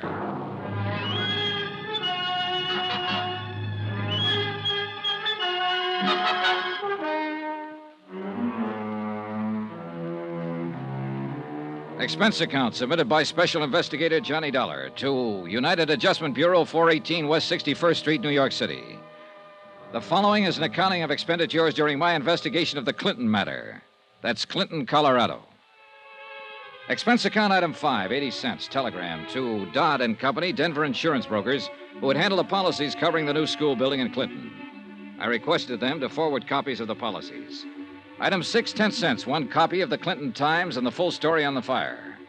It was believed by Fire Chief Hanley that the fire had started because of overheated boilers in the heating system. Dollar, is it? Yeah, that's right. I'm an insurance investigator. Yep. Well, what can I do for you? Tell me about the fire yesterday. You sound like you're carrying a chip on your shoulder, Mr. Dollar. We had word that building irregularities were suspected in that school, Chief. The word came from the janitor, Julian Osborne. He burned to death in that fire yesterday, and the building's gone now. You get as head up as you want to, boy. I got my own troubles. I'll tell you what we think, and you can take it, whether you like it or not. We think old Julian Osborne might have passed out, got drunk, or had a heart attack in that building. We think something like that happened, and the boilers kept right on going and built up the pressure. We think the boilers exploded, the fire started, and that was that. And why do you think the whole place went down? Because it spread so fast. Why did it spread? I didn't build the building. I just took care of the fire. You're going to have to change your attitude around here if you want anybody to cooperate with you. All right, then tell me this. Why, on a day when school wasn't in session, would those boilers be fired up at all? I don't know. Chief, last night I talked to Sheriff Doherty, trying to get information about Julian Osborne. He didn't know anything either. I also talked to Florrie Hawkins, the school principal. She didn't know. Now you don't know anything. Who does? I've done my job, boy. I've determined cause. You've also given me a chance to look at you, which was about the only reason I came here. No. I'll get information elsewhere, Chief. There's some people in this town who want to talk and tell me things. You and your sheriff and whoever else is involved can't keep every mouth in this town shut. And I'll tell you like I told Miss Hawkins. I'm at the Northern Hotel, in case you remember anything. I can't hear you, boy. Not one word.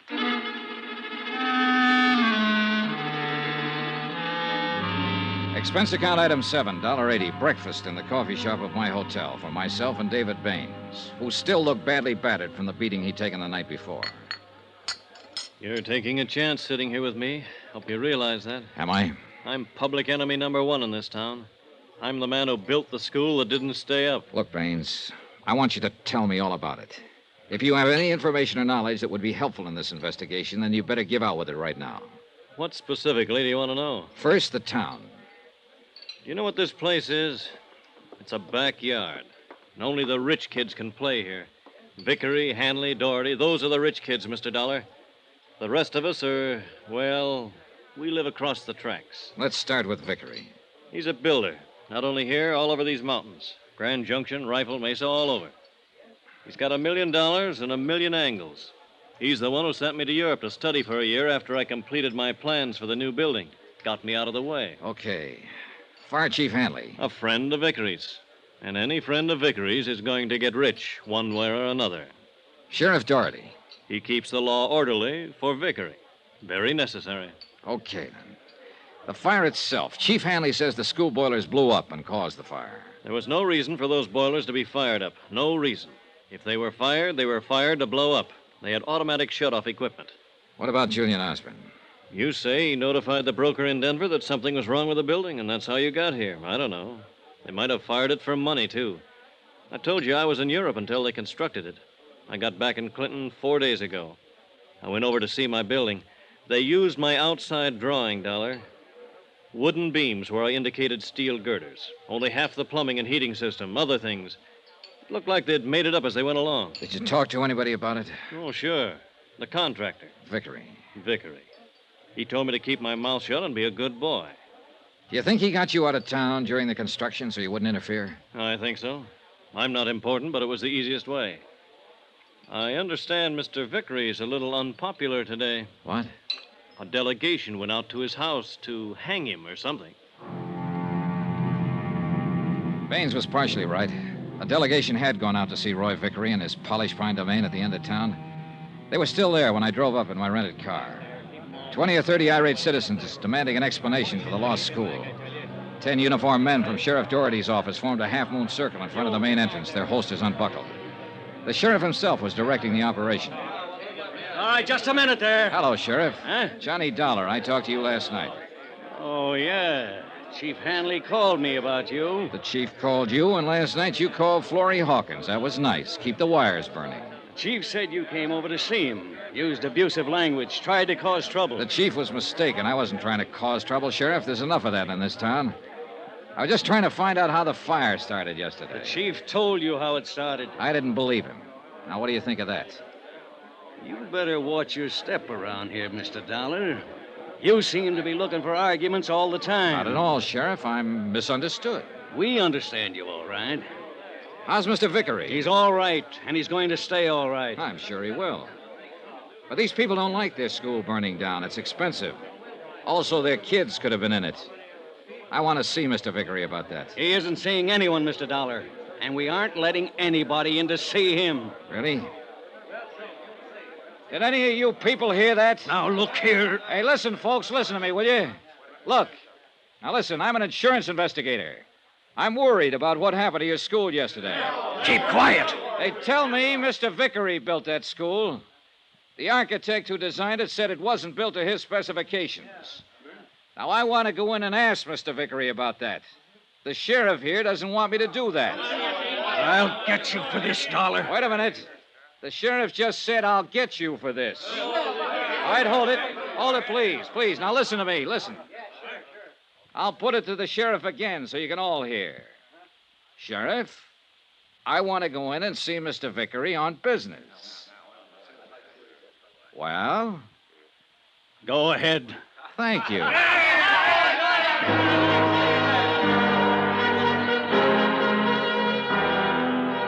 At a direction from Sheriff Doherty, the wedge of deputies opened up long enough for me to walk through the wrought iron gate and up the steps to the Vickery mansion. A tall man in a white jacket answered the door and ushered me into a den that was stocked with good liquor and big leather chairs. Finally, a big man in a blue suit walked in. He had lots of good teeth, and there wasn't an ounce of fat on his 230 pounds.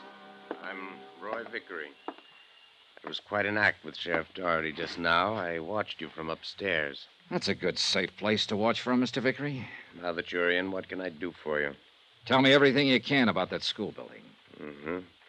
Has the city of Clinton made a claim yet? Yes, $200,000, building and contents. You got in town pretty fast. We heard there might be something wrong with that building before the fire.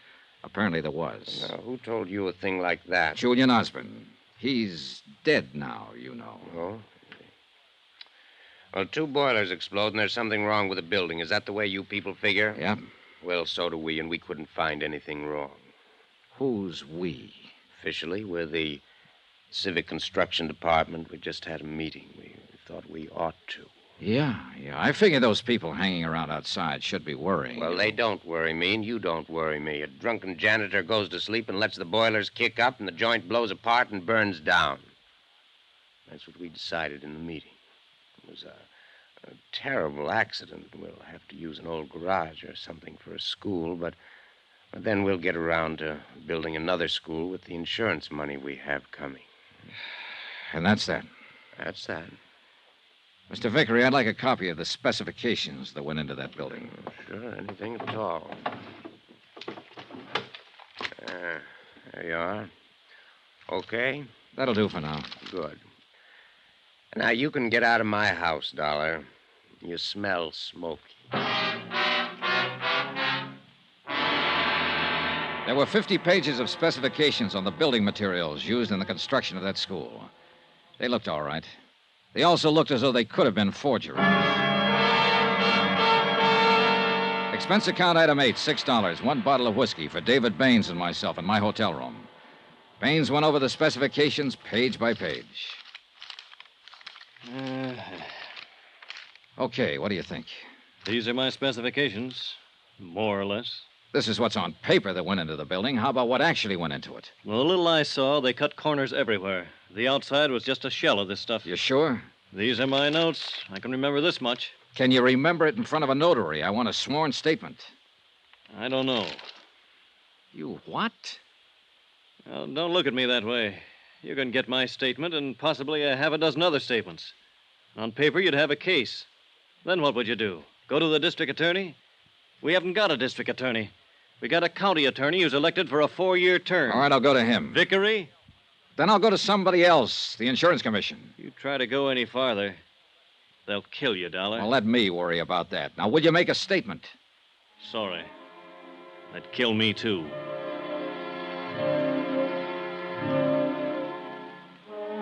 And that's the way matters stood in Clinton, Colorado, 24 hours after their new school building had burned down and a man had died in the flames. Everyone seemed to know it was all wrong, but no one was willing to do anything about it. Johnny Dollar. Hello, Dollar. Roy Vickery. Wow. You go over those specifications? Yes, I did. Very thoroughly. Well? I think they're fakes, Mr. Vickery. I didn't ask you your opinion, Dollar. But you've got it. Well, I'm sure you're entitled to it. When are you leaving town? Not for a while. I was kind of hoping you'd be leaving like in about an hour. You'd make good connections then. Sorry. I haven't really gotten around as much as I want to yet. You saw me. I can tell you anything. Oh, I'll get around to you again. Get out of town, Dollar. Now. Vickery, there are times when I don't hear good.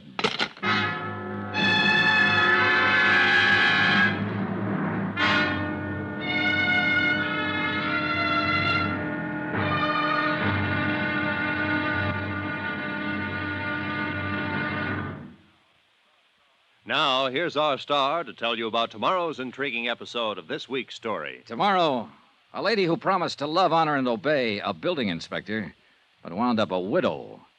Join us, won't you? Yours truly, Johnny Dollar.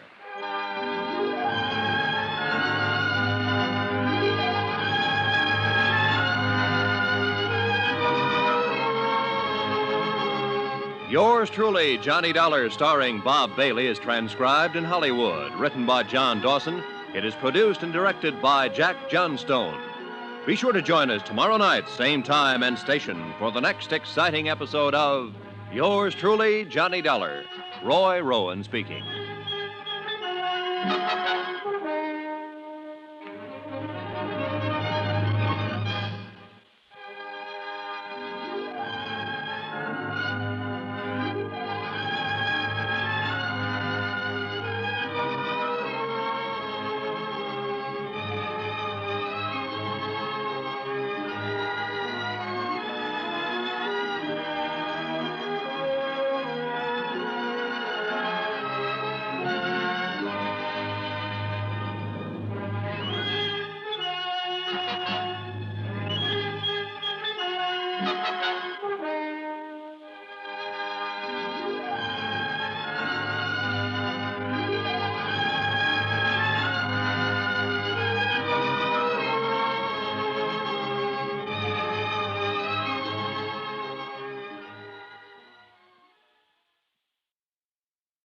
From Hollywood, it's time now for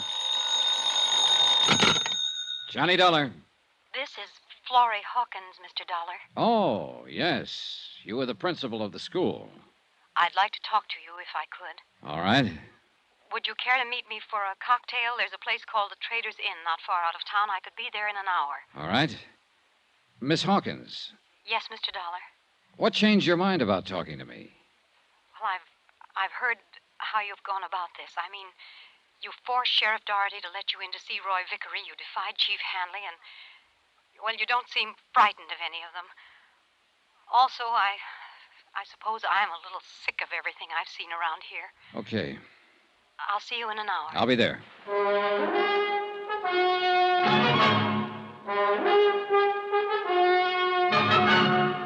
Tonight and every weekday night, Bob Bailey in the transcribed adventures of the man with the action-packed expense account, America's fabulous freelance insurance investigator. Yours truly, Johnny Dollar.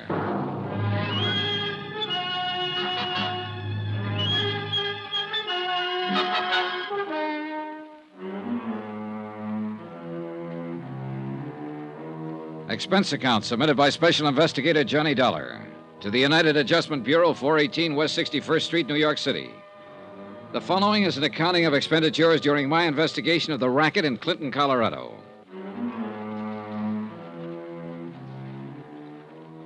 Expense account item 9, $10, 1 dinner and 4 drinks for myself at the Trader's Inn, 5 miles outside of Clinton, where I waited for Florrie Hawkins to appear. I'm sorry I'm late. Oh, well, that's all right, Miss Hawkins. Sit down, please. Would you like something to eat? A drink, maybe? No, thank you. What's the matter? What is it? Oh, I can't help looking around. I hope no one sees us together. I mean, that would be difficult to explain. To explain to whom? Your friend, Sheriff Doherty, for one. Oh. Last night when you came to inquire about Julian Osborne, Sheriff Doherty called and told me to get rid of you and not answer any questions. Yeah, I guessed that.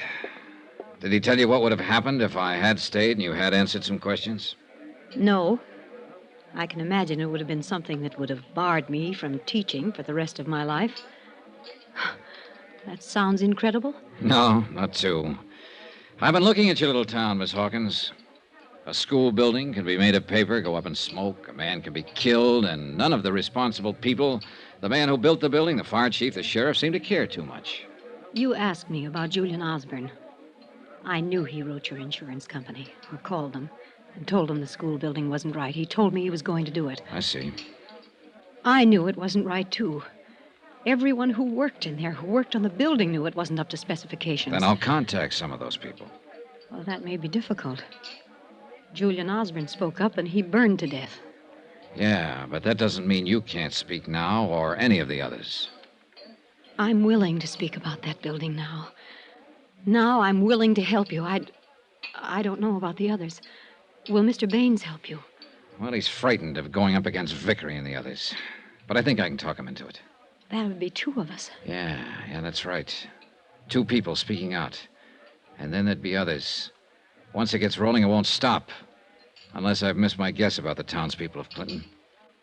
You seem to know a lot about people, Mr. Dollar. How to say what will stimulate them at the right time or make them speak out. I have to confess you did that to me. You looked hurt and bewildered last night when I insisted you leave me alone. I realize, you know, very deeply, I realize there could have been 1,400 pupils in that school when the fire broke out. I didn't sleep last night thinking of it. Yeah, I guess that was the only good feature of it. No children died. But as you say, Miss Hawkins, it could have happened the other way. Now, look, besides yourself and possibly Mr. Baines, can you think of anyone else who might be able to supply information about the construction of the school? I don't know. Let me think. Somebody who'd have evidence in hand, possibly. Wait. Yes, I can think of someone. Who? The building inspector, the one who approved the building. Oh, well, that doesn't seem likely. If he passed that building, he must have been in with them. Well, what's his name? His name is Richard Hobb. Oh, I've known him for years. Oh, he is in with them in a way, but I know he'd get out of it if he could. He was a very decent man when I knew him well. I think he's still decent. Richard Hobb. All right, who else? Well, that's all I can think of. Well, that's a start. Well, what will you do? I'll ask you to take a plane to Denver, register at the Cosmopolitan Hotel, and wait until you hear from me. What? I want a statement from you before you go, but I want you to be safe. I'll get around to Hobb and Baines. All I want are sworn statements to the effect that Vickery built a bad school, that he violated insurance specifications. That'll start it rolling. Oh, when do you want the statement? Tonight, right here. All right. Let's get busy.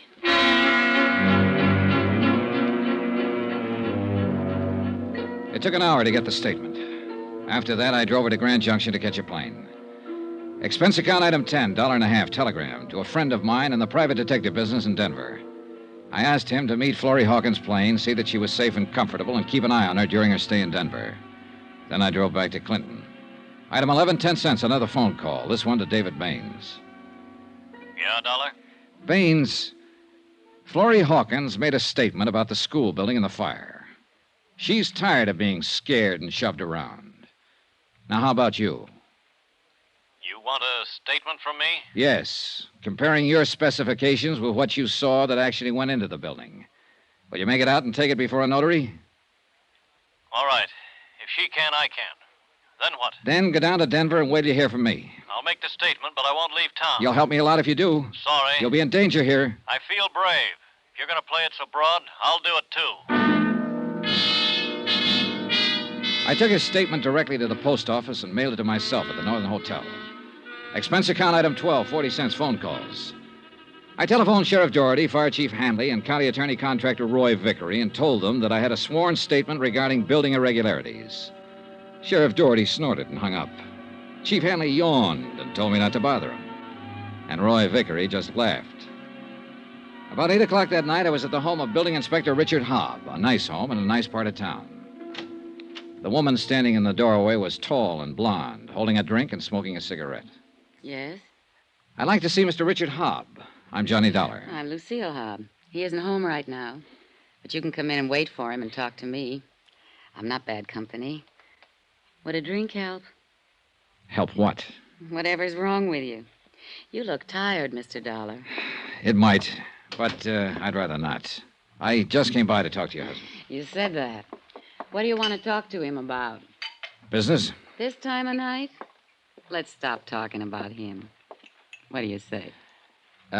Look, you probably missed your dinner tonight, and you've been getting all of your nourishment out of a bottle, so I'll come back later. You're afraid Dick will walk in. No. I'm not afraid of that, Mrs. Hobb. He's already walked out, and you're feeling sorry for yourself. What? Well, a man, if he lives in a place, has an ashtray or a picture or yesterday's sports section lying around the front room. I don't see anything like that in this room. If I walked over to that closet, 10 to 1, I wouldn't find any of his clothes. And if I tried the drawers, I'll lay odds there wouldn't be a shirt around either.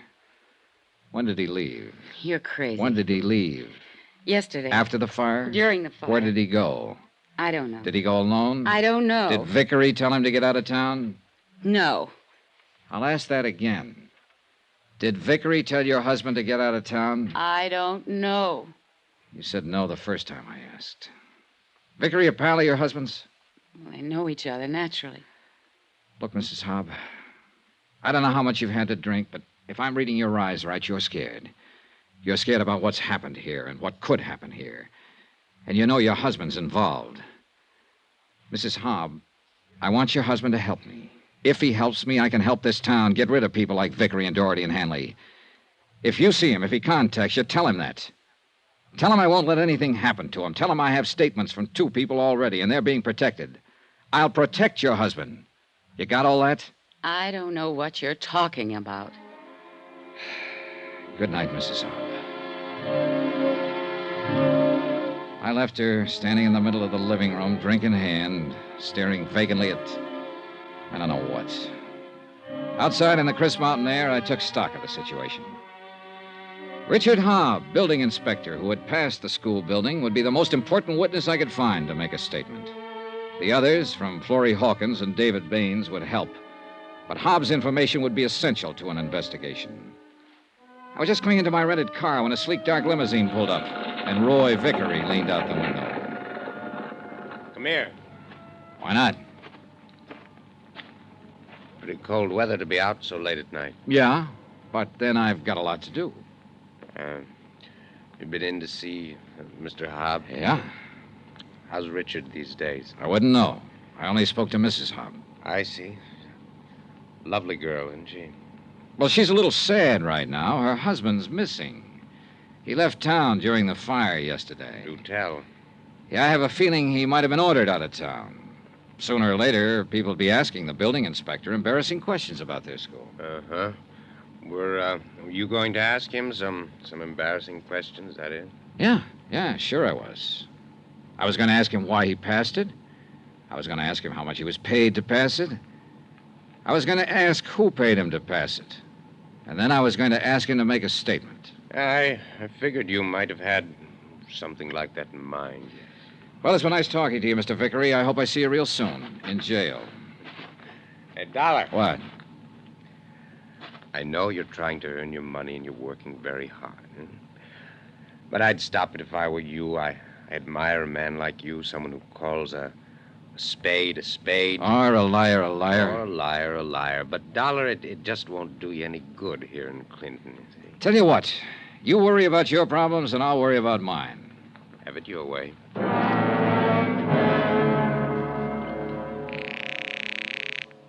Ready with your call to New York, Mr. Dollar? Right. Go ahead, please. Hi, Johnny. Hello, Al. Hey, look, Al, it's a mess here. I've made a little headway. I mean, I'll have a couple of statements coming in, but no concrete evidence yet. Well, what do you think?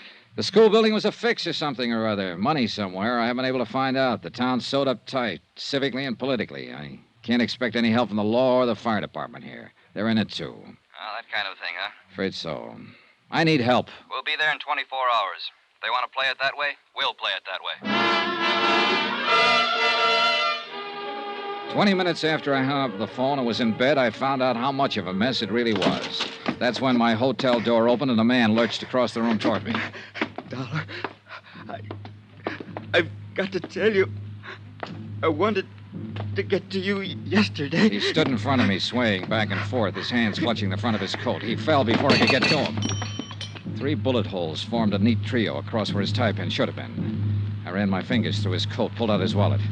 The license read, Richard Hobb, age 39, occupation, building inspector.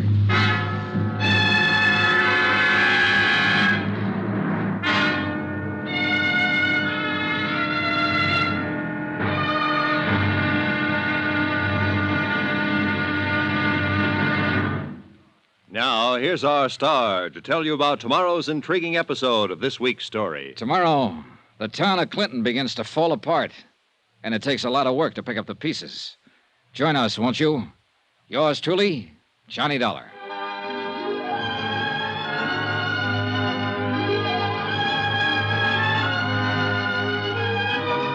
Yours truly, Johnny Dollar, starring Bob Bailey, is transcribed in Hollywood.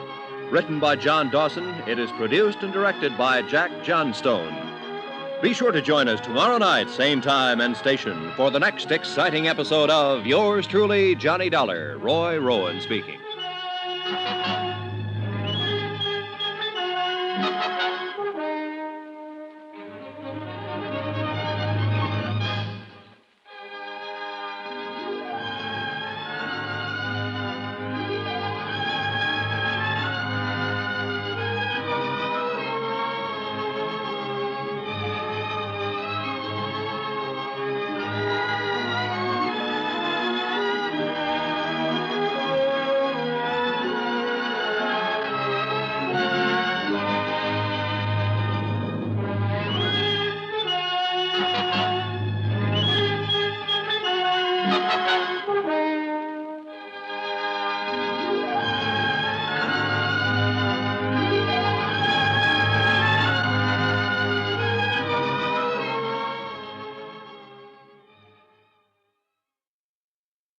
From Hollywood, it's time now for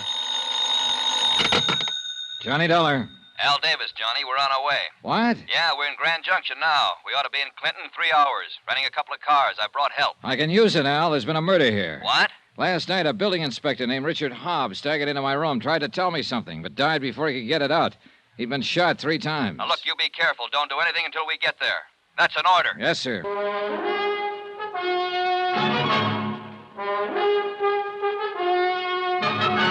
Tonight and every weekday night, Bob Bailey in the transcribed adventures of the man with the action-packed expense account, America's fabulous freelance insurance investigator. Yours truly, Johnny Dollar.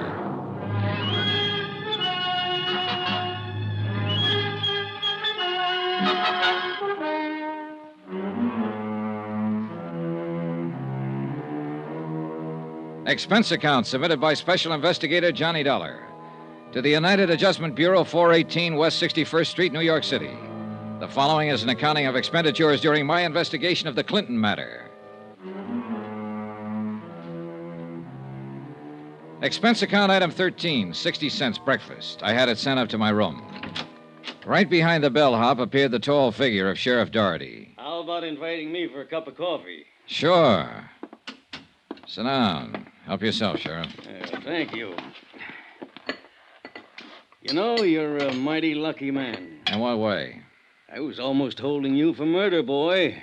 That Hobb fella. Oh, that, yeah. You're looking into it, I suppose. Yep, we're looking into it. I hesitate to ask, but are you getting anywhere? We figure he was shot sometime last night. Found his car downstairs all smeared up. Might have driven in from someplace. Where? We don't know.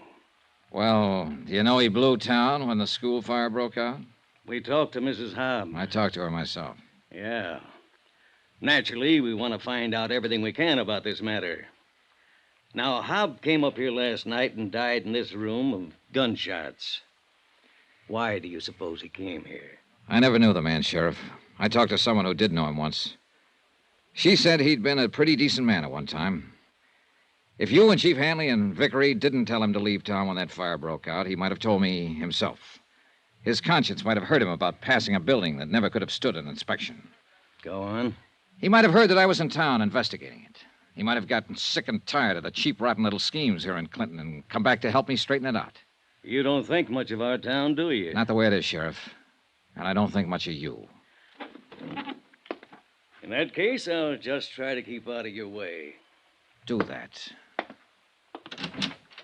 You do the same, Dollar. Here.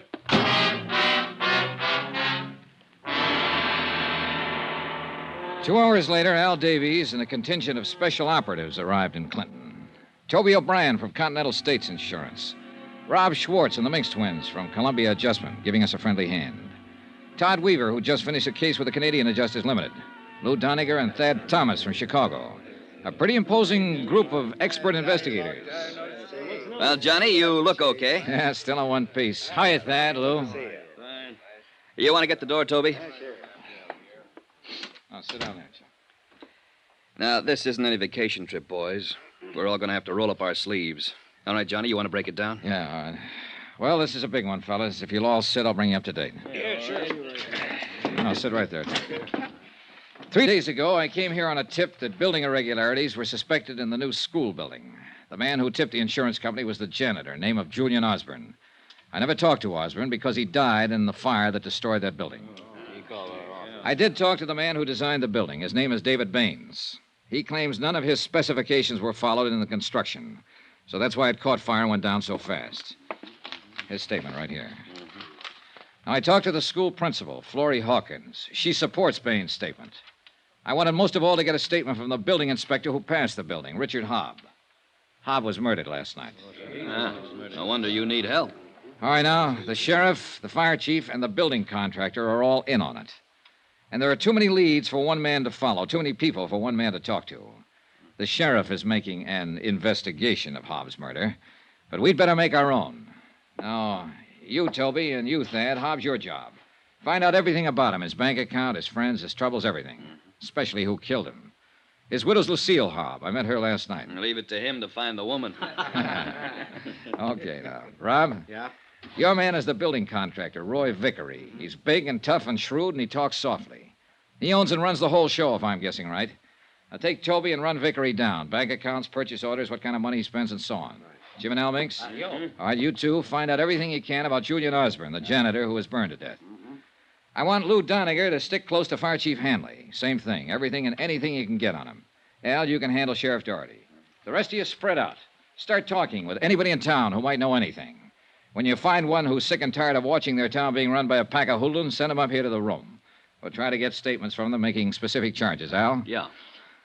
I want to guarantee every one of them security. So take them down to Denver, give them protection until it's safe to walk the streets here. If that's necessary, I'll arrange it. It's necessary. All right, now report back to me anytime you want. Don't push anybody around. Don't let anybody push you around. Okay, let's get to work.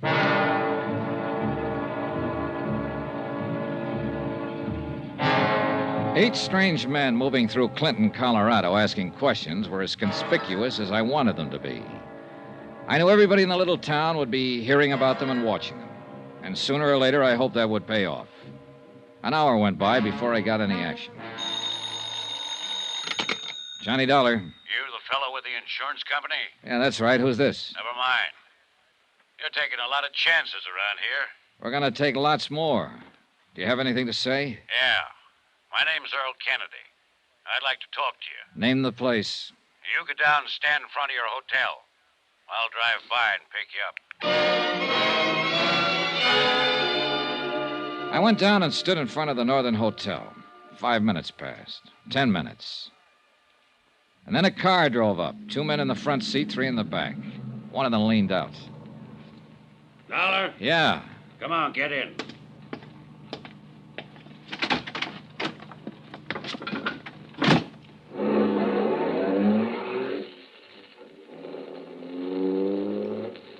Better turn here, Earl. Head out toward Conifer. Yeah. Oh, I'm Earl Kennedy, construction foreman on the school. Hi.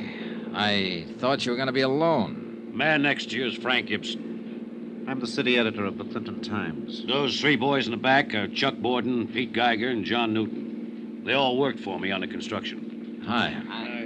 We seen the guys you brought into town. Really?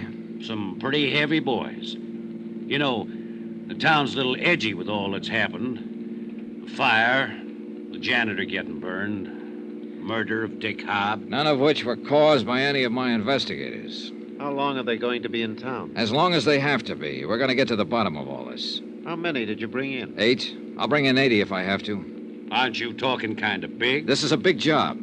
Yeah. This far enough? Turn in here.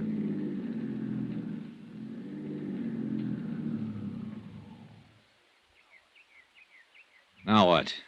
Just want to talk to you. Earl? Yeah. We're all willing to make statements, Dollar. I can charge Vickery with shortchanging the city on materials. These guys in the back seat will tell you the same thing. They came to me to ask my advice. I told them to talk to you, see what kind of man you were. I'll print anything that's the truth. Well, that'd help a lot, Mr. Ibsen. The paper's at your disposal, provided it's the truth. Fair enough. All of you be willing to testify? I am. Okay. Now, a couple of other things. First, about Richard Hobb. You tell him, Frank. Hobb had big ideas, and he played ball with Vickery and the rest of them. It also looks like he was murdered because he was going to try to make it right. Now, about Roy Vickery. He was born here in Clinton, brought up here. He's built about 1/3 of the structures in this town. Every one of them standing today. Every one except the school. Any angle on that? Your insurance, $200,000. Okay. Where can I get a copy of the actual purchase orders used in the building? From Vickery, but I don't think he'd let you have them, if you still got them. Well, he gave me specifications that look like forgeries. I want the real thing. I'll have to have the real thing. Well, let me look around. Now, when and where do we make the statements? Let's go over to my hotel room and do it right now. Better use the newspaper office. You're probably being watched by now, Mr. Dollar.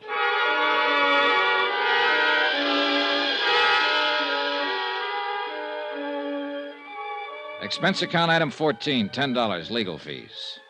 2 hours later, I hired a notary to attest the sworn statements of Earl Kennedy, Frank Gibson, Charles Borden, Peter Geiger, and John Newton. They were damaging statements that would bear considerable weight in a courtroom, but they were not enough to bring the matter before a court. Al Davies was waiting for me when I got back to my hotel room. Hi. Hi. Come here. What is it? We've got friends. Yeah. 1, 2, 3, 7. Mm-hmm. They've been gathering around the hotel now for the last hour or 2. Any of the boys run into trouble yet? No, none they couldn't handle. This could be ticklish, though, Johnny. Huh? Well, if those down there provoked an open showdown. Yeah, that might be the idea. We aren't ready for anything like that yet. We're getting there. Come in. Well, hello, Sheriff. This is Mr. Davies, our chief inspector. Davies, are you the man who brought these troublemakers into town? I brought 8 assistants with me, Sheriff. They're troublemakers. They've been going around asking questions, upsetting folks, getting in the way. I'd hate to see any of them get hurt.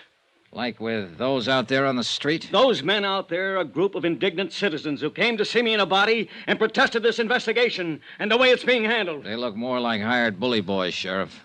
I'm asking you and Mr. Davies to withdraw these men you have working in Clinton. I'm asking you to do that by sundown. Suppose we don't, Sheriff. Then you'll take the consequences. Now, wait a minute. What? I don't want to keep you in a state of suspense, Sheriff. We're willing to take the consequences. What? If that crew out there shoot as well as they look, they're pretty rough people to go up against. Let me tell you, every man in this investigation is armed. We won't be intimidated, shoved around, or bullied by you, those bums out there, or anyone in this town. Now, you tell that to Mr. Vickery and Chief Hanley. And then you go home and stand in front of a mirror, Sheriff, and tell it to yourself. You gave us till sundown to get out. I'm giving you until sundown to resign as sheriff. Now, if you don't do that, I'll see that you're forced out of office. Now, what do you think of that? You must feel mighty strong to talk like that. You see this, and this, and this? These are all sworn statements from people in this town who aren't afraid of you and Vickery and the others. You'd be surprised how many other people around here are on the verge of making statements, on the verge of not being scared of you anymore. So where are we, Sheriff? I'm gonna kill you. Not now, you aren't. Come on, get out of here.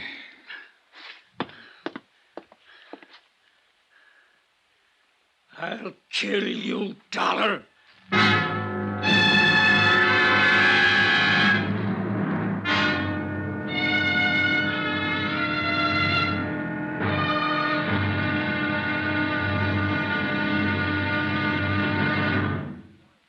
Now, here's our star to tell you about the final exciting episode of this week's story. Tomorrow, the end and the beginning of Clinton, Colorado.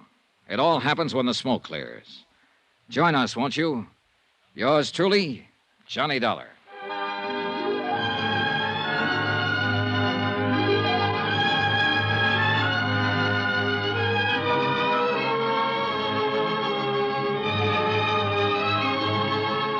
Yours truly, Johnny Dollar, starring Bob Bailey, is transcribed in Hollywood. Written by John Dawson, it is produced and directed by Jack Johnstone. Be sure to join us tomorrow night, same time and station, for the next exciting episode of Yours truly, Johnny Dollar. Roy Rowan speaking.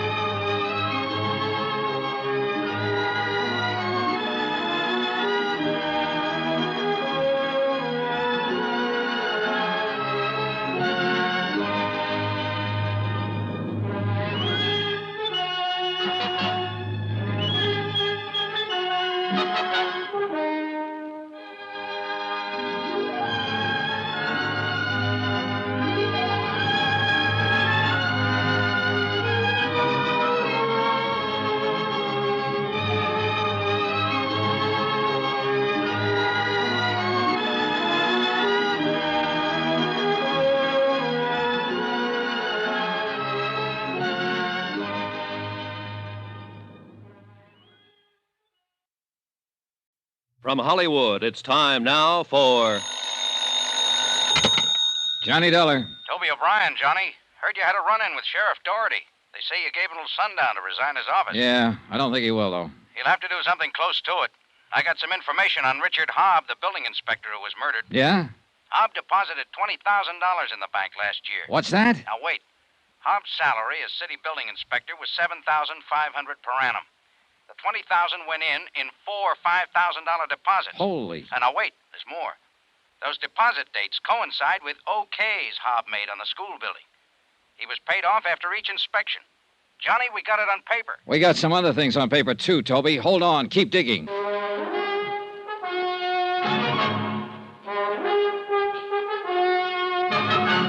Tonight and every weekday night, Bob Bailey in the transcribed adventures of the man with the action-packed expense account, America's fabulous freelance insurance investigator. Yours truly, Johnny Dollar.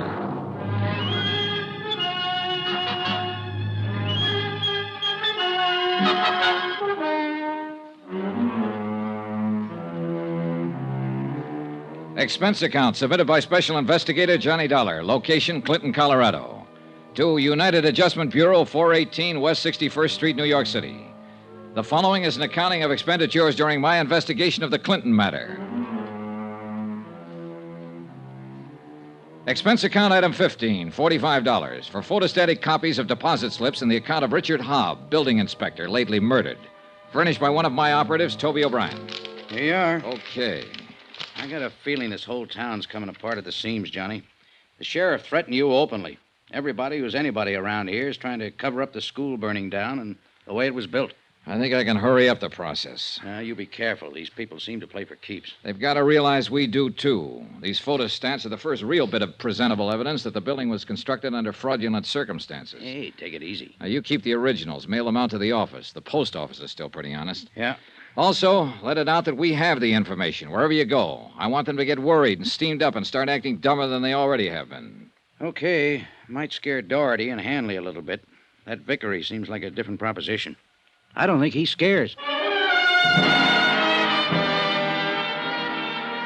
I drove my rented car over to the home of his grieving widow. She answered the door with tears in both eyes and bourbon over the rocks in one hand. She wore a black dress, black and satin and tight, low cut. Not exactly Emily Post for mourning. But as I say, it was black. A black lace handkerchief waved in the air. Oh, Mr. Dollar, I'm glad you came by. I'm so unhappy and lost. Yeah, I can see that. May I come in? Why not? The sheriff hasn't done anything about Richard's murder. I wouldn't rely too heavily on Sheriff Doherty, Mrs. Hobb. I don't think he will do anything. No? Oh, don't look so surprised in your hour of bereavement, Mrs. Hobb. You know he won't do anything. I don't know anything of the kind. Why don't you sit down and let's talk? I want you to help me. Well, I'm not sure I can help you. I'm so broken up. Oh, now, if you're not careful, you might drown in those tears. What are you trying Relax, Mrs. Hobb. All right. So I can't really cry about Richard. I never have. But I thought it was expected of me. Some people might expect it. I don't. Now, look. This setup creaks from top to bottom. Your late husband made $7,500 a year and deposited $20,000 in 6 months. Here. Figure? I don't know anything about his money. All I know is the bank told me he had only $300 left. What did he do with it? What do you think? He spent it on other women. Then why the tragic act? I'm not very good at it, am I? Not the best.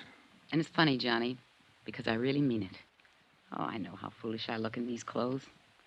I wanted to cry because, well, I really loved him once and he loved me, but we kicked it away because we both wanted more excitement than this town or his salary could give us. He was always out spending his money on other women, being a big shot. What about the money? He got it for falsifying the inspection papers, didn't he? Yes. Who gave it to him, Mrs. Hobb? I don't know. Probably Roy Vickery. Who do you think killed him? I don't know that either. What do you know? Johnny, he didn't leave insurance. And I have to live the best way I can. If I stay in this town, I have to keep friends. If I don't want to keep them, I have no choice but to move.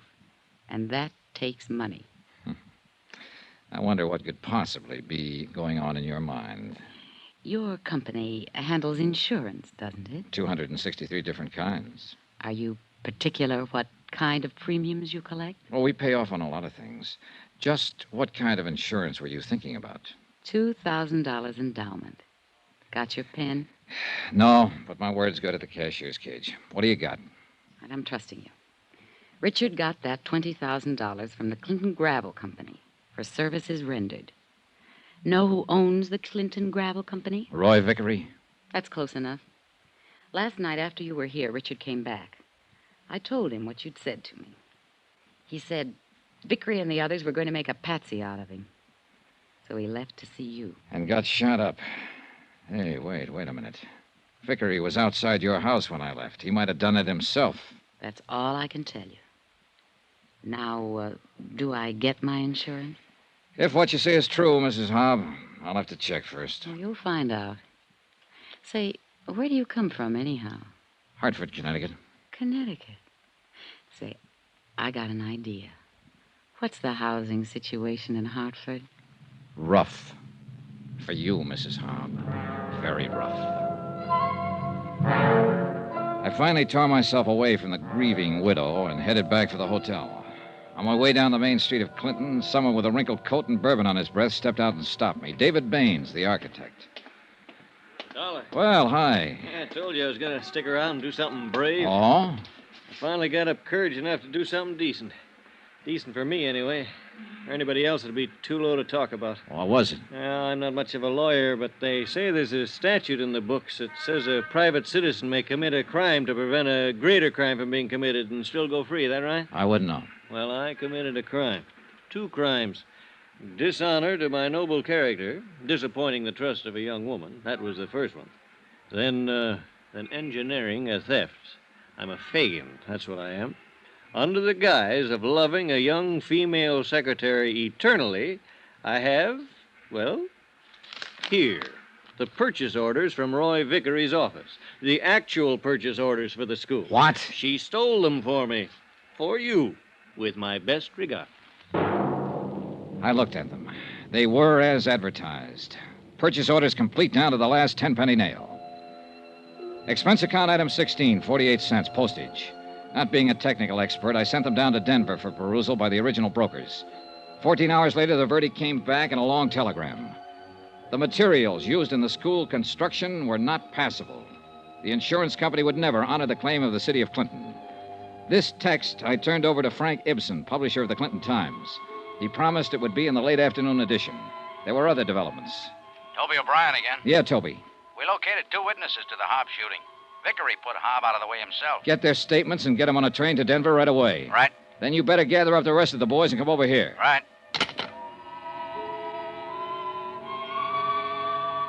Expense account item 17, 10 cents, 1 newspaper.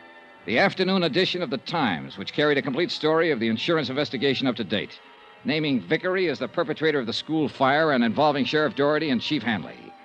I phoned Frank Ibsen and explained his next edition could carry the story of Hobbs' murder by Vickery. Ibsen said he'd make up an extra for that. I'd no sooner hung up the phone than I had visitors. Want to come with us, Dollar?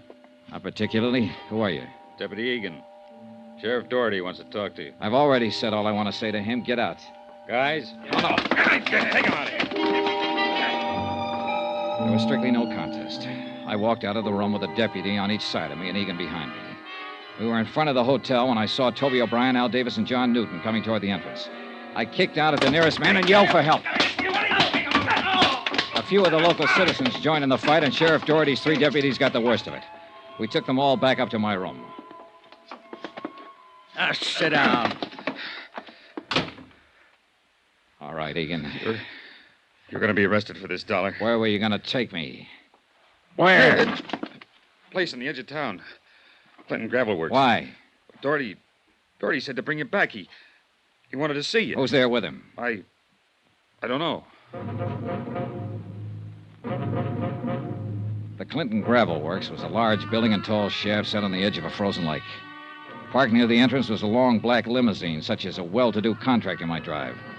A white supercharged sedan, such as a fancy Western sheriff might use, and a red sedan, unmistakably belonging to the fire chief. We covered all the exits, and Toby O'Brien and I went in the front way. We were halfway up the steps when things began to happen. You all right? Yeah, come on.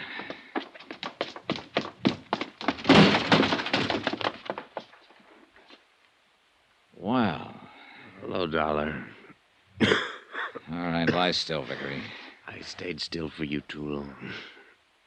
I should have put you out of the way. The same as you put Hobb out of the way. Better. This one's gone. Who is he? Fire Chief Hanley. Vickery, where's Doherty? He's out shooting his gun some more, Dollar. I hope he gets you, too. I hope. He's backstairs, Johnny. Yeah. Stay away from me, Dollar. The place is surrounded. Throw down the gun and walk out with your hands behind your head. Toby, I'll get on the front way. Get the guys to step around through the shaft. Right. You coming out? Doherty, you coming out? No. Doherty. You ought to go over a place good before you think you got a man trapped, Dollar. You're trapped, Sheriff. The men are waiting I'm for up you. here with you, and you're the one I want. I told you I'd kill you. I've still got my gun in my hand. Vickery had his gun, and so did Hanley. Look at them. Yeah, you did pretty well. Made it look like they shot each other. And now it's your turn, Dollar. No! Get back!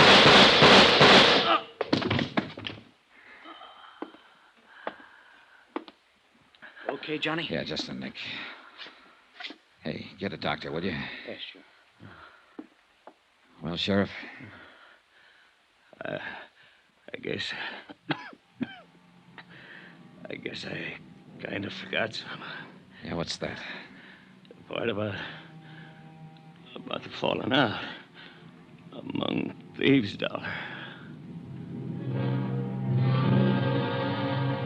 That was Sheriff Doherty's last statement. He died on his way to the hospital.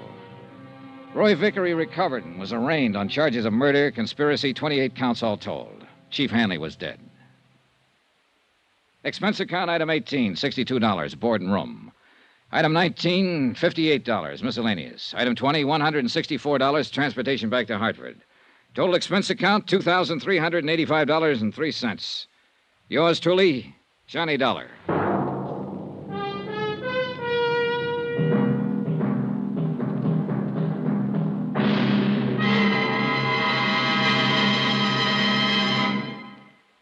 Now, here's our star to tell you about next week's exciting story. Next week, the Jolly Roger fraud matter. And, yeah, that means piracy. Of a kind that would have made Captain Kidd look like a bungling amateur. Join us, won't you? Yours truly, Johnny Dollar.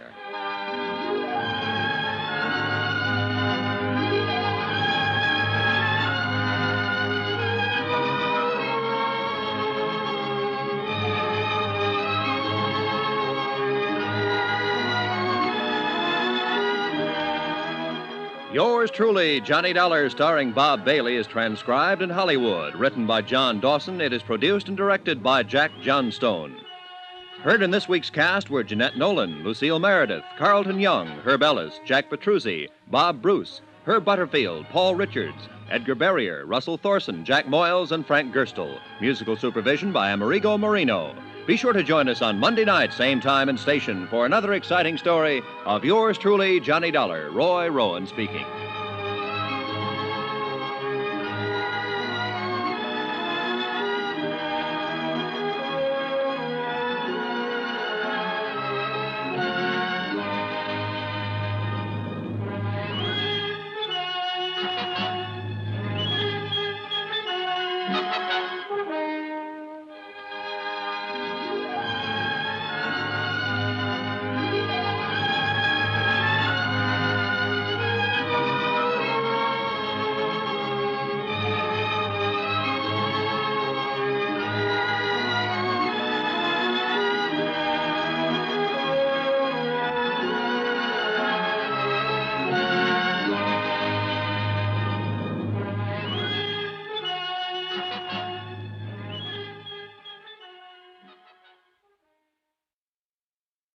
From Hollywood, it's time now for Johnny Dollar. Hi, Johnny. Pat McCracken at Universal Adjustment. Hello, Pat. Listen, I have something here I think maybe... Whoa, hold it, boy. I've already packed. Huh? You are? Yep, taking off in about an hour. First plane out I can get. Well, how'd you know? I've been planning it for months. How could you? It only happened last Thursday. Pat. Yeah? I'm going on a vacation far, far away to sunny Southern California. Little town of La Jolla. And to help me keep out of sight from such as you, I'm taking along all my skin diving outfit. Bye. Well, wait, Johnny. That's right next door. To what? The case I want you to handle for us in San Diego. Just changed my plans, Pat. I'm going to Florida. No, listen, Johnny. There's enough commission on this case to pay for 2 vacations. And as long as you're going to be right there in Southern Cal anyway, look, why don't you drop in on me before you take off? Okay, sucker. What? Just talking to myself. I'll see you.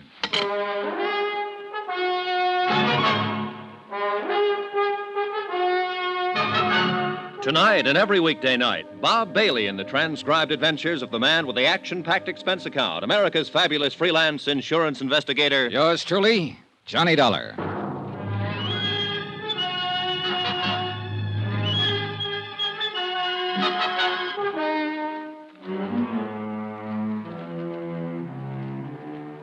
Expense account submitted by Special Investigator Johnny Dollar to the Universal Adjustment Bureau, Hartford, Connecticut. following is an accounting of expenditures incurred during my investigation of the Jolly Roger fraud. Expense account item 1, taxi for myself and my vacation luggage to the offices of Universal Adjustment, 436 Parley Street, Hartford, in the hope I could argue both Pat McCracken and myself out of taking on the case. The last 2 cases I'd handled for Pat had almost cost me my life, and I was beginning to be a bit superstitious about anything he had a hand in. But trying to talk him down was like trying to talk down your mother-in-law. Maybe your skin diving trick will help you crack the case.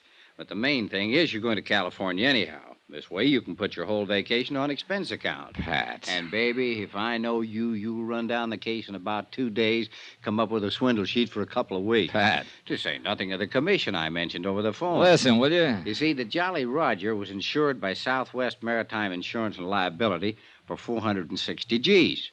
Bert Parker, in their San Diego office, can give you all the dope on it. Bert Parker? Sure, you remember him. Handed you the Molly Kay matter a few months ago. A very profitable case for you, wasn't it? Well, wasn't it? Yeah. Yeah, but now look, So you'll clean up on this, too. The Jolly Roger, you know, was one of the finest seagoing yachts on the West Coast. No, I didn't know. But, Pat, I'm not going Big diesel job, 110 feet long. Floating palace. Probably the most luxurious wooden hull job built since the... Wooden hull? 110-foot diesel job? Wooden hull? And that, unfortunately, is why she burned to the waterline before the weight of her engines carried her down to Davy Jones's locker. Total loss, huh? Total. $460,000 gone. That's too bad. Well, Pat, it was nice seeing you again. Now I got to get my plane to New York to get my plane for the coast. But I haven't even told you why we want you to look in on this thing, Pat, I am going to the coast on a vacation, remember? But I told Bert that you were on your way. You told what? Sure. Phoned him right after I talked to you. Well, you dog. Sure. He's promised to contact the Mexican authorities that you may need to help you and have everything all... How are they involved? Oh, now, look, Pat, enough of this. I got to get Sure. My car's right downstairs, and I can tell you the rest I know. No. Tell it to somebody else. I'm going out there on a vacation. Baby, you can't let me down on this one. Look, we haven't got any regular man out there, only a couple of part-timers like Bert Parker. You know, sell the policies with one hand and act as adjusters with the other. I got to go. Sure. You see, here, I'll take that back. And this one. You see, that works out all right on small accounts, but on the big ones... Wow, what do you got in here? A case of scotch? Pat, will you shut up a minute and let me Not tell on you? your life. That'd give you a chance to change your mind about taking on the... Here's the elevator. Oh, excuse me, lady. Sorry. Now, I still haven't told you why we smell something wrong in this whole case. It's simply and clearly this, John boy.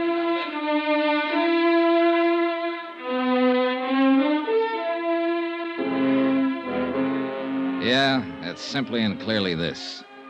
The diesel yacht Jolly Roger was owned by one Paula Zaganian, ex-rum runner, ex-gun runner, ex-shipping magnate, suspected spy through 2 world wars, and generally undesirable character, despite the millions he'd made. During the last war, he cleaned up by scaring some of the smaller countries into buying a lot of obsolete military equipment that was hardly fit for the scrap pile. And in more than one place around the world, there was anything but a welcome mat waiting for him.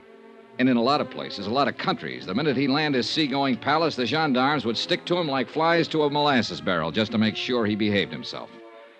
Anyhow, trying to argue with Pat was useless, so I agreed to take on the case. Expense account items 2, 3, and 4. $190, 4 cents. Plane fares and incidentals, Hartford to New York, New York to Los Angeles, L.A. to San Diego, where I hope to grab a cab to La Jolla before Bert Parker could find out I'd arrived. But I was met at the airport, but not by Bert Parker. Mr. Dollar. Yeah. I thought you were by the description. Well, don't tell me they've got me on those wanted posters out here, too. Oh, silly. I'm Jan Penny, in Mr. Parker's office. You know, Southwest Insurance and Liability. Maybe I ought to take the case after all. I'm going to work with you on it. Oh, no, I'm sure I will. You see, Mr. Parker's in the hospital. When he received Mr. McCracken's wire about your time of arrival, he asked me to meet you here. Hospital? What's the matter with him? It's supposed to have been an accident. Hit and run. Well, what do you mean, supposed to be? Bert thinks they tried to run him down deliberately. Who? I think he'd better tell you about it. Yeah, I think somebody better.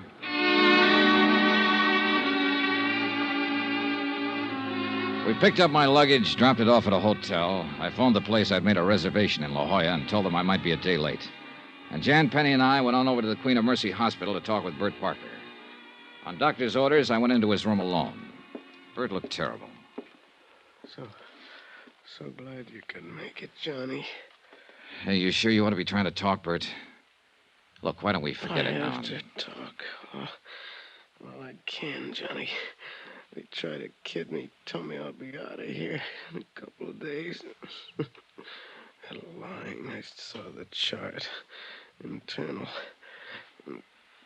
bleeding. Hey, Bert. Bert, take it easy, will you? Look, the doc said you have to take it easy. Why can't your gal Jan tell me all I need to know on the case? She can't accept this getting run down. Yeah, she said she thought it wasn't an accident. She thinks. I know. Yeah? Phone calls. Threatening phone calls. Threatening? About what, Bert? Because of holding up on this claim. Somehow somebody found out I called Hartford. Asked for investigation. Who? Nagin denies that he... The owner of the Jolly Roger? Yeah. Denies knowing anything about the calls, but they weren't kidding, Johnny. That's why I'm here. Then they probably know I was asked to come out here. Johnny. Yeah? Johnny, better go back. Drop this one. Oh, Bert.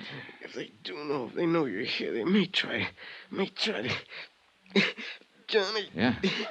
Hurts, Johnny. Nurse. 3 hours later, while Jan, Penny, and I paced the corridor, Bert Parker died. The only thing I'd learned from him was that I'd better be careful. Mighty careful. I took Jan Penny to the roughest, toughest dive I could find, Ray Kemper's Cat Club, in the hope we could both drown a sorrow or two. Why, Johnny? Why did it have to be Bert? You liked him, didn't you? I loved him. I loved Bert. Now he's... Let's have another drink. Hey, Jan, don't you think maybe... Okay. Waiter! Waiter, 2 more, please.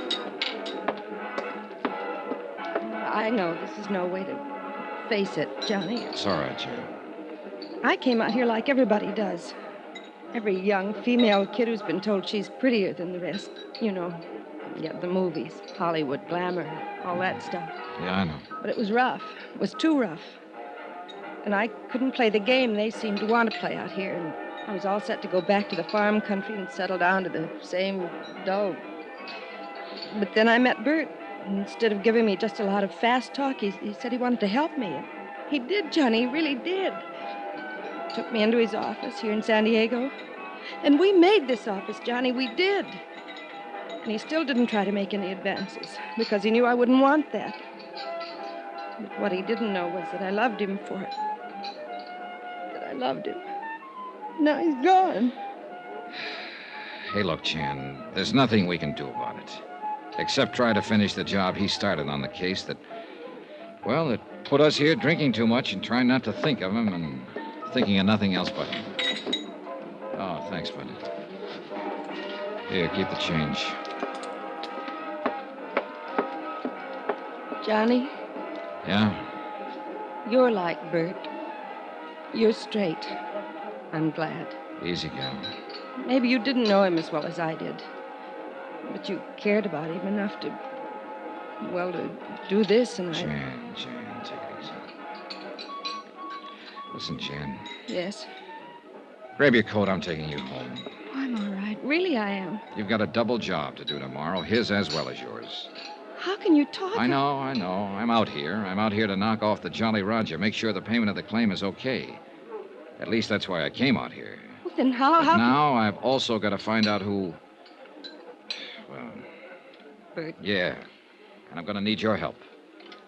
All right, Johnny. Come on, Jan. Grab your coat.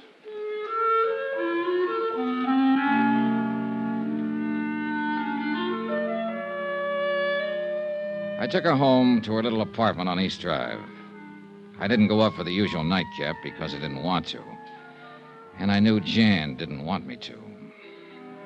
I dropped into police headquarters, homicide first, and then traffic detail to see if they'd been able to dig up anything on the hit-run driver who'd killed Bert. Nothing. Apparently, the threat he'd received just before the so-called accident was something that only he and Jan had known about. The expense account? Oh, I don't know. Call it $10. A couple of cabs, a couple of drinks, or maybe 6 or 8, or I'm kind of tired tonight. Bert was a nice guy. Jan's a nice girl. In the morning, I'll call the hotel in La Jolla and delay my reservation there another day. Meantime, I'll get some sleep, I guess. Maybe I'll even cook me up a dream or two about skin diving and sunning on the rocks at La Jolla after all this whole rotten case is cleared up. Get myself a good winter tan to take the place of this high eastern pallor I've been trying to get. Oh. Hello. Hello. Johnny. Hello? Johnny, listen. Hello, I can't. Jan? Yes, Johnny. Listen to me. Yeah. We must have been followed tonight. Huh? Jan? I got a phone call just a minute ago. Yeah? A man. He threatened What me. do you mean he threatened you? How? Who was it? I don't know. He said, if I help you, Yeah? there'll be another accident. To me. Jan. And to you.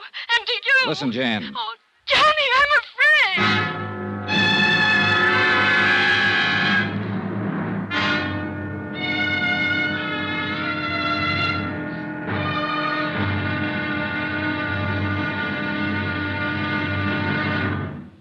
Now, here's our star to tell you about tomorrow's intriguing episode of this week's story. Tomorrow?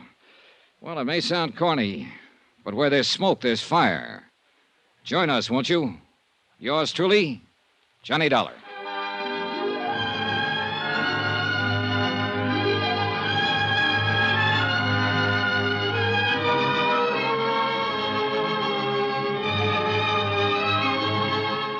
Yours truly, Johnny Dollar, starring Bob Bailey, is transcribed in Hollywood. It is produced and directed by Jack Johnstone, who also wrote tonight's story. Be sure to join us tomorrow night, same time and station, for the next exciting episode of Yours truly, Johnny Dollar. Roy Rowan speaking.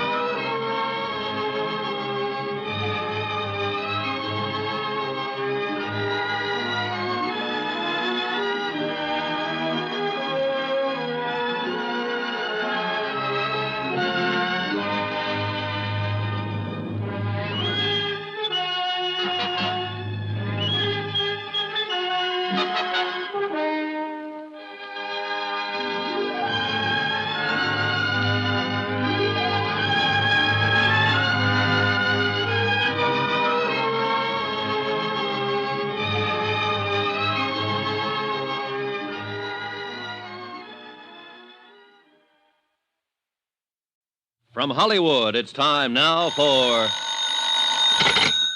Johnny Dollar. Johnny, this is Jan. Yes, Jan. A minute ago, after you left me here at my apartment, I got a phone call. Yeah? A threat.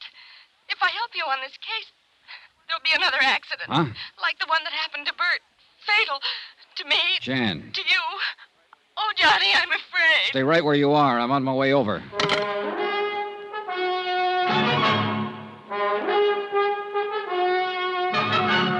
Tonight and every weekday night, Bob Bailey in the transcribed adventures of the man with the action-packed expense account, America's fabulous freelance insurance investigator. Yours truly, Johnny Dollar.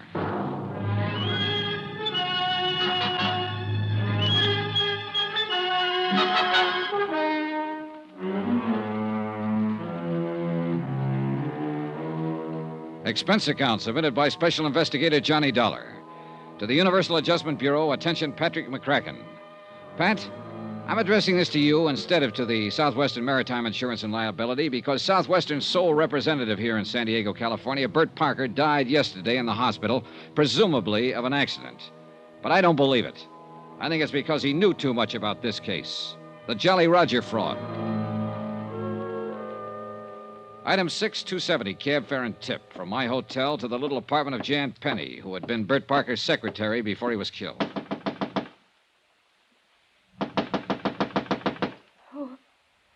Who is it? Johnny Dollar, you all right?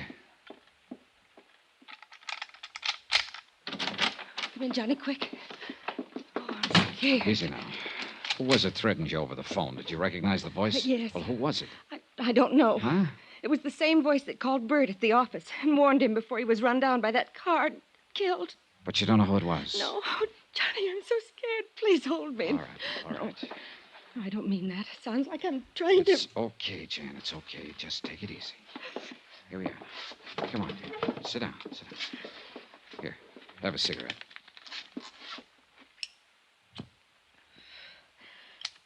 Sorry. I'm sorry, Johnny. I guess it's just been too much for a gal. Yeah, sure. I don't doubt it. I thought when I bought you a few drinks tonight, you'd be able to come back here and sleep and forget what's happened. Forget about Bert being killed.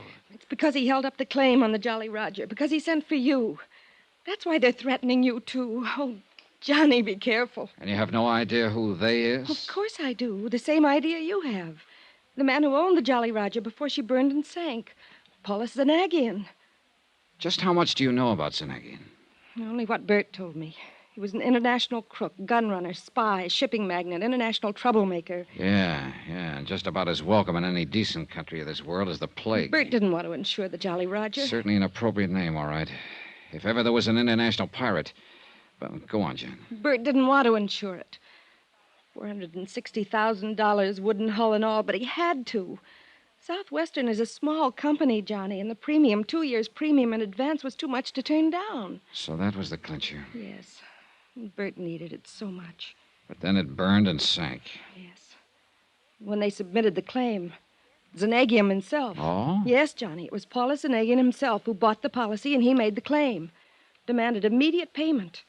But when Bert decided to hold up until you could come out here and investigate it... The warnings and the so-called accident that killed him. Yes. Now they're warning me. You. Oh, Johnny, why don't you give this up? Where's Zanagian now? Here in San Diego at the Larchmont. And you're sure it wasn't he who called you tonight, who called Bert and warned him? I'm sure. I would have known his voice, his accent. But, Johnny, I'm frightened. All right, now look. Go on in there into your bedroom and sleep. No. Take a sleeping pill, whatever you like, but get some sleep. Look, there's nothing we can do tonight, and there'll be plenty for us to do tomorrow. But after that phone call, I'll stay right here on the sofa. Now, look, I've got this. Have you any kind of a gun? No, Johnny. Well, now go on in there, lock your windows, close the drapes, and get some sleep. That's orders. All right. Good night, Johnny.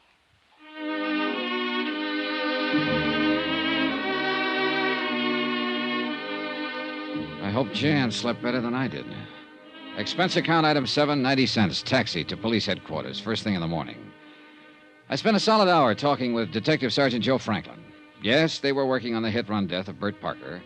No, they hadn't come up with any leads. All he knew was that Bert had left his office late, was shortcutting his way through an alley to where his car was parked, had been knocked down when he reached the end of the alley. No witness, no tar marks, nothing. They'd questioned Jan Penny about possible enemies and come up with the same answers I did, but no evidence. Item 8, taxi to the Larchmont, where the desk clerk announced my arrival to the penthouse suite. Come in, sir. I've been waiting for you to call on me. Mr. Zanagian? Terribly distressing news about your colleague, Mr. Parker. I feel... Oh, sit down, won't you? Thanks. Tell me, sir, have the police found any clue as to who ran down and killed the poor man? Oh, you know that he died last night? Oh, yes, of course, within a few minutes of when it happened. But was Sergeant Franklin able to give you no inkling of who might have done it? Oh, do not look surprised, my boy. I not only know of your visit to police headquarters this morning, but of everything else you have done since your arrival here in San Diego. Well, that's very interesting, Mr. Zanagian. Yes, isn't it? But I'm sure the reason for it is very obvious. Is it? Of course, my friend, of course. I am depending on you to see that prompt payment of my insurance on the Jolly Roger is made. After all, that is the only reason for your being sent here. Who told you Therefore, that? I feel it my obligation to see that nothing happens to you, that you are given, shall we say, adequate protection during the time you are here acting in my behalf. Mr. Zanagian, before you That go is any... why I have made a trusted man responsible for watching over you at all times during your stay. Uh-huh. I suppose that's just a polite way of saying that you've had somebody tailing me since I got here. Oh, by the way, a lovely girl, Miss Penny, isn't she? And she was so devoted to Mr. Parker. Terrible shock to her, his death. Your solicitude to her is to be highly commended. You really keep tabs on things, don't you? But now, let us get down to the business at hand. Yeah, let's. The loss of the Jolly Roger came at a most inopportune moment. My crew were testing some new equipment in preparation for a somewhat lengthy trip abroad. When the accident occurred, they sent her to the bottom out near the Coronado Islands. Just what kind of an accident was it? What? Oh, forgive me, dear man. I forget you have not yet contacted the Coast Guard for the details of the whole affair. That's right, but how did But you... I am certain you will. So why should I bore you with information you will only have to hear all over again from them? Suffice it to say, dear sir, that the loss of my beautiful yacht was due to some mechanical failure, so to speak. Something with the electrical system, I believe it was. Yes, I do. But my point to you is simply that I must have settlement of my claim without delay so that I can leave the United States as soon as possible. For where? Do you mind? Oh, no. Of course I don't mind. But why bore you with my personal affairs? So urgent is my need for immediate settlement that I can only remind you that I am a most generous person. Which is to say, I can assure you of ample reward for anything you may do to expedite payment to me of the Now, just hold on a minute. I'm sorry, my dear sir. Oh, dear me, I'm sorry. I've seemed to monopolize the conversation, haven't I? Mr. Zanagian, let's stop beating around the bush. An insurance claim for $460,000 is investigated in any event. Bert Parker seemed to think there was something wrong with this claim. He said so, and apparently it cost him his life. The same threats that were made to him have been passed on to his secretary, Jan Penny, and to me. And if that doesn't make the whole case smell to high heaven... my dear all right, sir. All right, now. Now you're trying to bribe me to make a quick settlement. So, mister, if I weren't suspicious of the whole thing before, you can believe me, I am now. Oh, my dear Why man. anyone with your reputation for millions should be in such a hurry to get his hands on a few $100,000, I don't know. But if I were you, I'd sit back very quietly and prepare for a long wait to see if you get it at all. Oh, how unfortunate this attitude for you. That a threat? No, dear boy, not at all. I am simply thinking of how much easier it could be for you. And, of course, profitable. Perhaps you will change your mind. Not a chance. Then, sir, since settlement of my claim seems to rest entirely on your shoulders at the moment, and since someone, I can't imagine who, has seen fit to threaten you, and please, don't forget that, dear boy. Mr. Zanagian. Yes? I don't scare easy. It was pretty obvious that Paula Zanagian was used to having his own way, would stop at nothing to get it. Bert Parker had been right. I'd have to watch my step. I checked with Jan, then grabbed a taxi to pay a visit to the Coast Guard. Lieutenant John Smith, believe it or not. You can take your choice, Dollar. Read the report on the burning and sinking of the Jolly Roger here, or the copy I let Bert Parker have. I take it you talked to him. Parker's dead. What? Yeah, hit and run, after he received a couple of threats to lay off this case. You locked up Zanagian yet? On what charges? Well, who else? That's a lot to go on. If he didn't sink that boat himself, I'm a wall-eyed monkey. You find out anything to back that up? No, not a thing. The Jolly Roger sank in about as bad a spot out there as could have been picked. It's deep, bad current, dirty water from onshore silt. We tried to send on divers, got nowhere. Hey, wait. I thought she went down in Mexican waters off the Coronados. Yeah, she did, but we supplied the divers, or tried to. International cooperation, that sort of stuff. But we got nowhere. How'd you find out about it in the first place? One of our planes on routine patrol saw the puff from the explosion out over the water. By the time it actually got there, the hull was nothing but a mass of flames. Sank 10, 15 minutes later. What about the crew? The crew were lost, except for one kid, a cabin boy. Yeah, where's he? Mexican fishing boat out of Rosarito picked him up. He was in bad shape. The explosion had blown him clear. He's in the hospital in Tijuana. Well, look, wait, hasn't anybody talked to him? He was too badly hurt at first. But I spoke with the hospital just before you got here, and they think he might be able to talk by sometime this afternoon. Well, what are we waiting for? Come on, let's get down there. I can't until later. Look, if you got a car, No? You want mine. Well, sure, let's go. How far is it? Even within the speed limit, you can make it in a half hour. Out this way. All right. Car's out in the lot in the back. Hey, look, you're mighty generous, Smith. I'll try to make this up to you somehow. Forget it. I'd like to see you get the goods on Zanagian just as much as you would. I didn't like having him come into port here in the first place. And then when I learned that both Holland and Switzerland had tied up all of his funds... They what? Sure.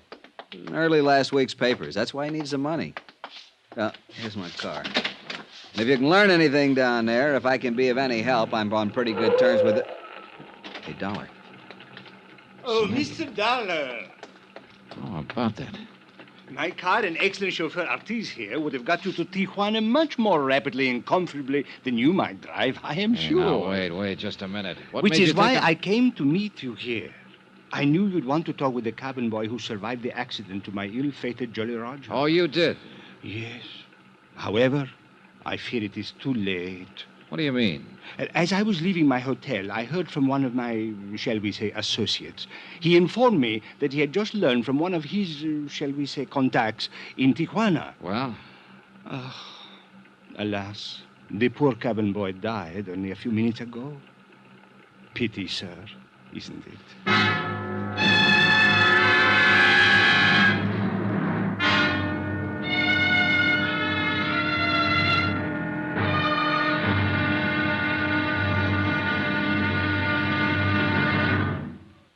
Now, here's our star to tell you about tomorrow's intriguing episode of this week's story. Tomorrow, a dead man talks.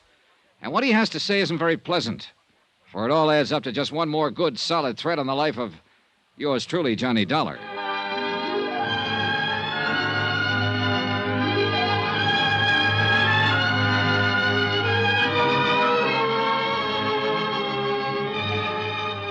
Yours truly, Johnny Dollar, starring Bob Bailey, is transcribed in Hollywood.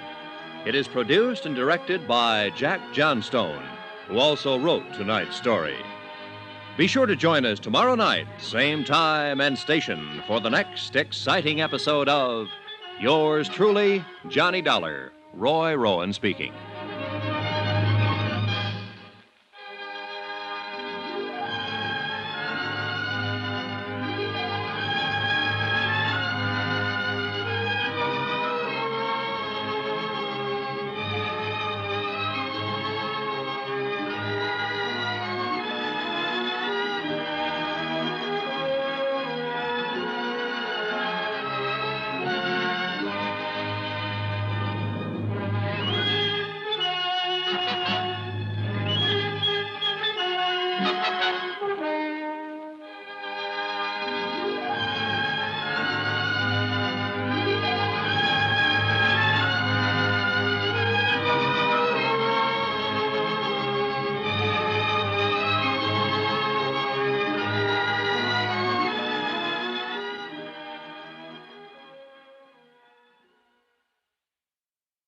From Hollywood, it's time now for Johnny Dollar. I have your call to the Corazon de Los Angeles Hospital in Tijuana, Mexico. Good, operator. One moment. Hello? Oh, this is Dr. Fernando Hernandez. I'm Johnny Dollar, investigating the wreck of the yacht, the Jolly Roger. The only survivor reported was a cabin boy, and I understand he just died in your hospital. Yes, but under most unusual circumstances, Senor Dollar. That's exactly what I wanted to know. Also, Senor, there are some things he told me earlier that I think you ought to know. Doctor, I'm on my way down there to Tijuana to see you.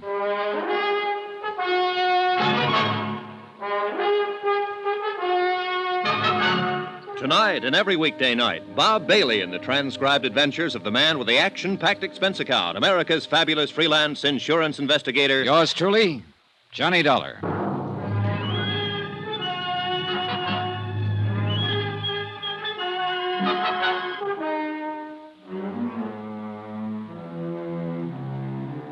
Expense account submitted by Special Investigator Johnny Dollar. Location, San Diego, California.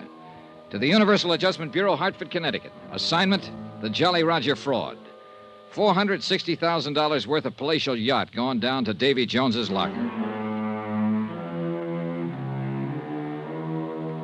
Expense account item 9, 40 cents, telephone call. To the hospital in Tijuana from a phone booth at Coast Guard headquarters here in San Diego. Because of the knack Paula Zanagian seemed to have for knowing everything I did, everyone I talked to, even on the telephone, I was afraid to let my call go through even the Coast Guard switchboard. But before leaving for Tijuana, I checked with Jan Penny and talked briefly again with Lieutenant Smith. You mean you think Zanagian had somebody put that cabin boy out of the way before you could talk with him, Dollar? The doctor only said that he died under unusual circumstances. But yes, that's exactly what I think. What's more important right now is that apparently the lad told the doctor a thing or two before he died. So I'm going on down there. You want to use my car? Well, Zanagian seemed to know I was going to use it before. He'll probably expect me to use it now. So you better get me a rental car. Have it delivered to my hotel service entrance under your name. Okay. Zanagian made no bones about it when I talked to him. He's having me tailed.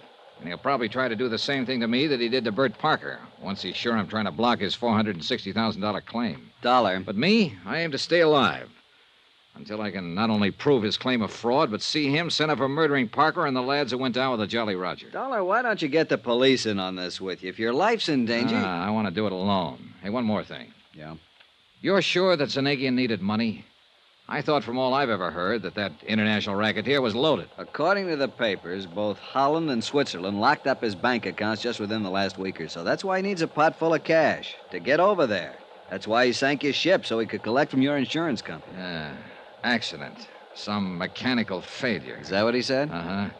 Something to do with the electrical system, to use his own words. But if the cabin boy was the only survivor of the explosion, and he didn't talk to anybody... Except this Dr. Hernandez I'm going to see. Right, then how could Zanagian know what made his yacht burn and sink?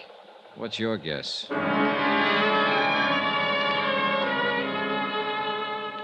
Expense account item 10, $50, deposit on rental car.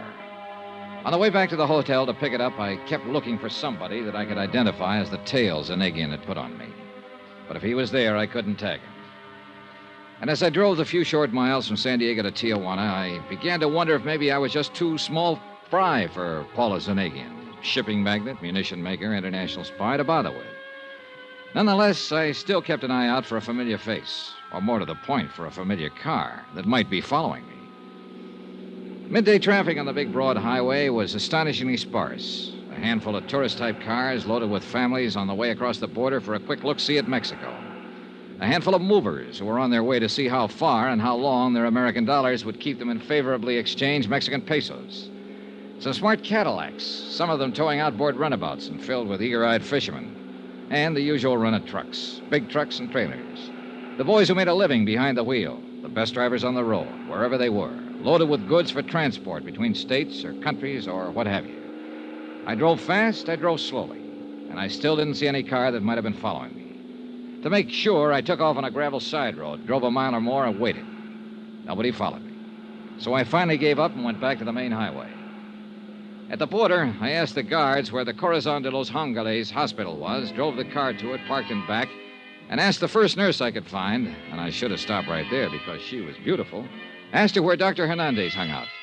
Hernandez spoiled a beautiful romance in the budding and led me into his office.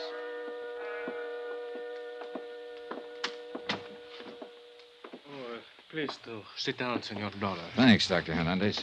I'm so glad you've come. We here at the hospital, I must confess, were somewhat concerned when the fishermen brought in the poor young cabin boy who survived the wreck of the... what was his name? The Jolly Roger. Yeah, that's right. Zanagian couldn't have picked a better one. So? Jolly Roger's the name of the flag that pirate ships used to fly, skull and crossbones. I suppose you know. See, I know. He was a glorified pirate preying on the whole world. I'm a student of history, senor, modern as well as ancient. In his small, selfish way, I realize that Paula Zanagian has looted the whole world. A dangerous man. You say you were worried when his cabin boy showed up. Because there was a man who called and wished to visit him. Insisted on it. Oh? See, but... of course, because of his condition, we could not permit it. The explosion of the ship had done a great deal of damage to his small body. When he was brought in here, I could see that immediate surgery was necessary to save his life. Well, go on, Doctor. So I operated. And as I did so, realized that divine providence would permit me to save the life of this poor unfortunate. My operation was a success. But you told me over the phone that he died. We are a poor hospital, and usually we're not able to provide such things. But I appointed a special nurse to look after him while I'm sorry. I ordered that man who would not give his name but who insisted on seeing him be kept away. Doctor, you said... However, 2 hours ago, the nurse left him only for a brief moment and only to inform me of the remarkable improvement he'd made. Look, and Doctor... when I entered his room, he was dead. Look, Doctor, I'm sorry if you lost your patient, of course, but you told me over the phone that there was something unusual about his death. That's why I came down here. would have lived. He would have lived, Senor Dollar. Yes, I know. Except that someone got into the room with him during the brief moment he was left alone. Got into him and killed him with this. What is it? A knitting needle? I think so. He would have been well again, Senor, but he was killed. Murdered. Have you told the police about this? See, and they are what you call at a loss. Oh, brother. Well, how do you think I feel? I was going to tell them what I knew about the unfortunate boy when your telephone call came. Then I decided perhaps I'd best talk to you first. Well, just what is it you know about him? It is what he knew about the sinking of the boat. The Jolly Roger. See. Thanks to adrenaline and other stimulants I administered even before we began the anesthetic for the operation that saved his life. Only it didn't stay so long. See.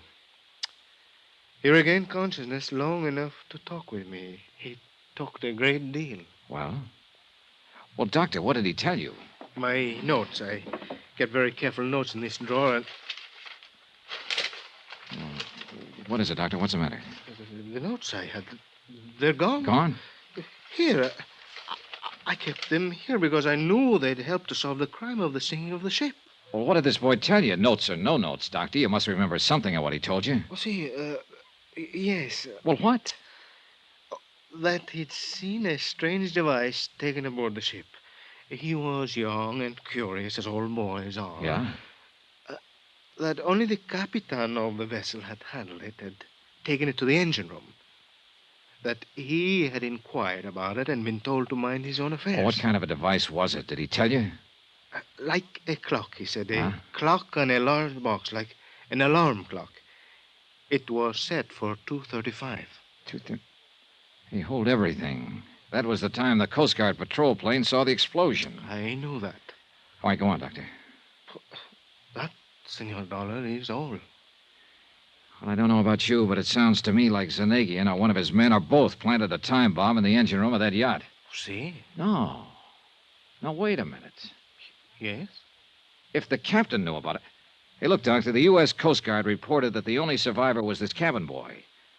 Now, surely the captain wouldn't have let himself get blown up. Oh, no, he would not, except for one thing. Yeah? And I tell you only what I know from the cabin boy. Oh, yeah, what's that? This trip was a test. Before the ship, the yacht, was to go on a long trip. It had many new devices on it. Uh-huh.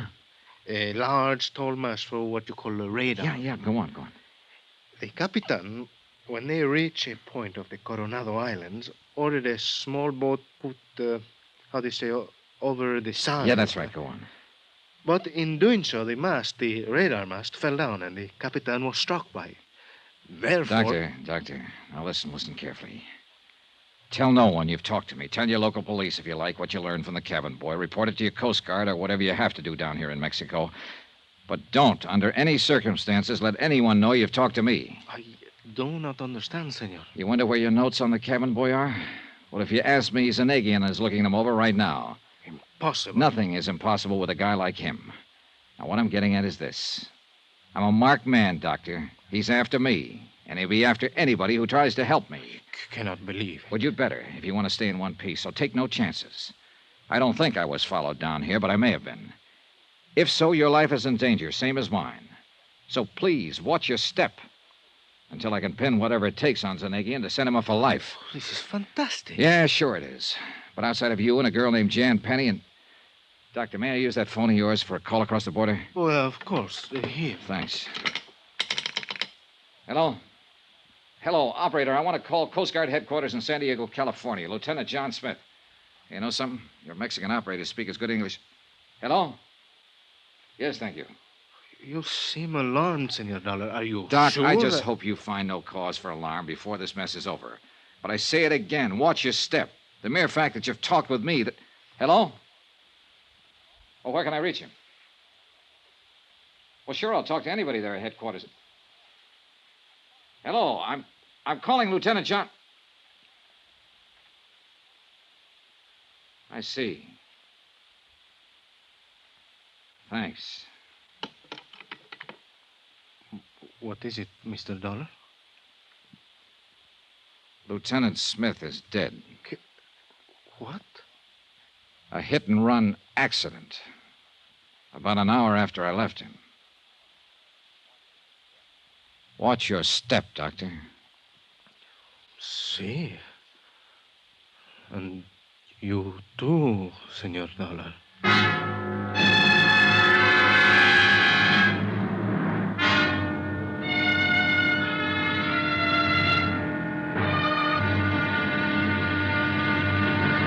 Now, here's our star to tell you about tomorrow's intriguing episode of this week's story. Tomorrow, some real help from two close friends. You know, close enough to kill.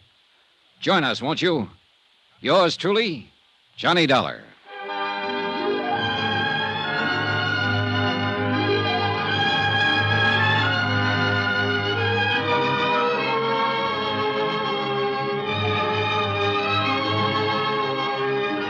Yours truly, Johnny Dollar, starring Bob Bailey, is transcribed in Hollywood.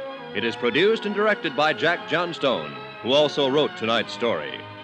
Be sure to join us tomorrow night, same time and station, for the next exciting episode of Yours truly, Johnny Dollar. Roy Rowan speaking.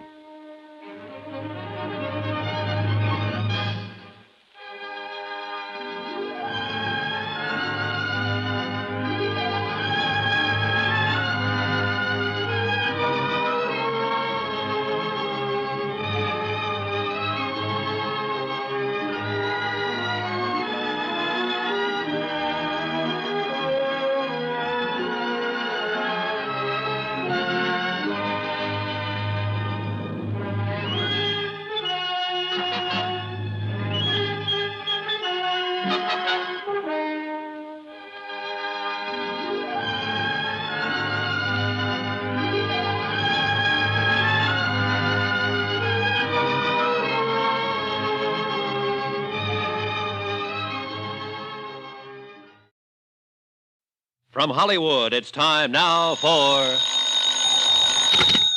Johnny Dollar. Sergeant Franklin, San Diego Police Homicide. Oh, thanks for returning my call. What are you doing in Tijuana? Following a lead on the sinking of the Jolly Roger, what else? I still think that yacht was sunk by her owner, Paula Zanagian. You're not alone, Sergeant. Listen. Yeah? Bert Parker of the insurance company was suspicious. He held up the claim, so he was killed. Hit and run. I know. Lieutenant Smith of the Coast Guard was helping me with the case. Now he's been killed, also hit and run. We know. We're working on it. Jan Penny, who was Parker's secretary, is helping me, too. Get it? I get it. I'll assign a man to protect her immediately. Good. But, Dollar... Yeah? What about you?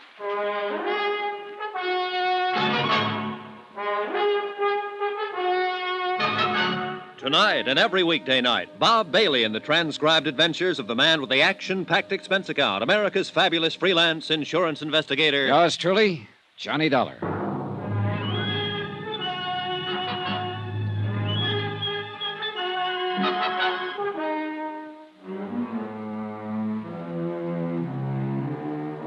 Expense account submitted by Special Investigator Johnny Dollar. Location, San Diego, California.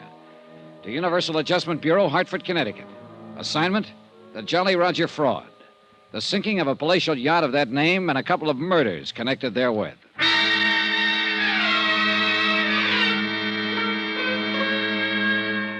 I thought I was going to Southern California for a vacation.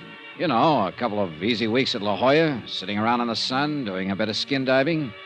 Maybe even some personal investigation to see if the publicity pictures of the contents of some of those bikini bathing suits were really true. But I ran headlong into what looks like a very, very fraudulent insurance claim. $460,000 worth. Claimed by an international troublemaker named Paulus Zanagian for the loss of his yacht, the Jolly Roger. Only the crew were aboard when it headed out toward the Coronado Islands on a test run. A tryout for a lot of new radar equipment. After a big explosion that caused the Jolly Roger to burn and sink, only one man came back. I told what I knew about him to Sergeant Franklin at San Diego Police Headquarters. And then the poor lad died there in the hospital in Tijuana, huh? Yeah, but not until he told the senior medico a couple of things that make me surer than ever that the owner, this Paula Zanagian, planned the explosion and sinking.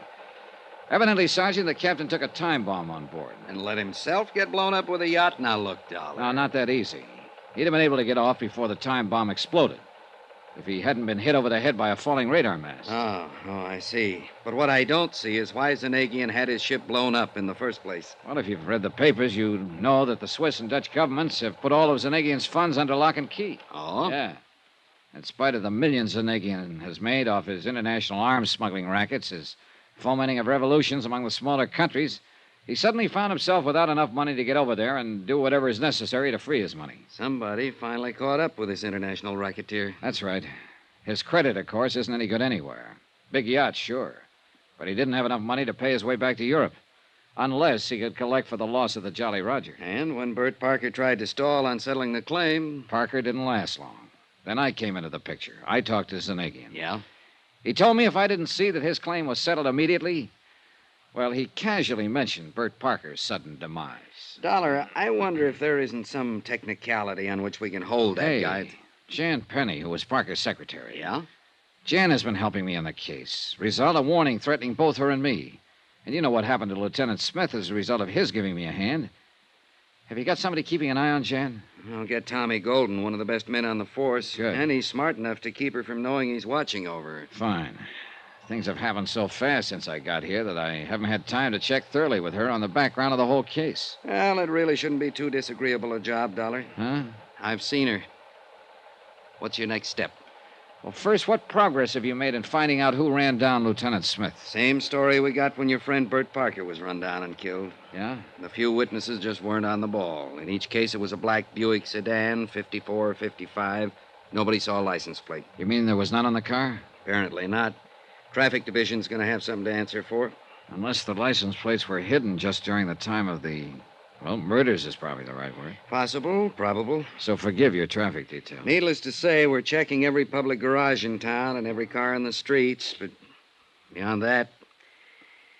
Dollar, we're just as sure as you are that Zanagian himself is behind all this. He's not only a man, he's an international organization. Oh, brother, don't tell me. For all I know, you're one of his boys. Oh, now, wait a minute. He's known every move I've made since I got here, almost before I've made it. When he met me outside Coast Guard headquarters and tried to stop me from going down to Tijuana, I thought, heaven help me, that maybe Lieutenant Smith was one of his boys, until Smith was killed. He's had somebody on my tail every minute since I hit this town of yours. I'm sure of it. But I can't spot him. Dollar. Yeah? We feel the same way about Zanagian that you do. We know that wherever he goes, he has, well, it sounds corny, but call them henchmen hanging around with him. Maybe it's just one or two, or maybe it's a dozen. And we've tried to spot him, but no luck. Certainly none of the crew of the Jolly Roger were among them, or he wouldn't have let them get blown up. Or maybe he doesn't have any little helpers. Maybe he does everything himself. You know, it's funny you should say that. It was he himself who took out the policy on the Jolly Roger. It was he who personally made the claim. It was he who drove his car around to meet me at Coast Guard headquarters. As a matter of fact, it was... that's impossible. Can you tell me why? Oh, because he alone couldn't have known about my coming out here, my every movement. He'd be crazy to drive the hit-and-run cars that killed Parker and Smith. And after all, there were a couple of husky characters standing around quietly in the corners of his penthouse suite when I called on him. One of them 6'2", black hair, and a scar from his right ear nearly to his chin. Yeah. He's been watched every minute he's been out of Zanagian's hotel room ever since they got here. A short, heavy-set, wormy little man. That's right. Him, too. We got nothing on him. Except that we know they're working for Zanagian. What's your next move, Dollar?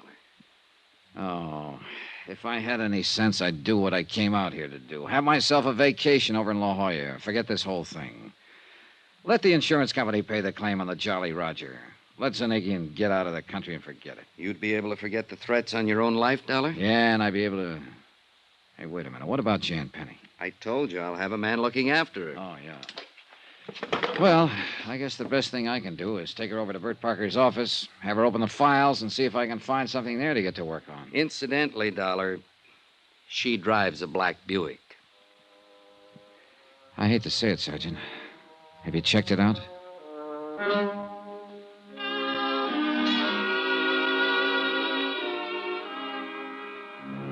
I probably shouldn't have thought what I thought about Jan when I asked that question. I was sorry I had when I reached her apartment a few minutes later.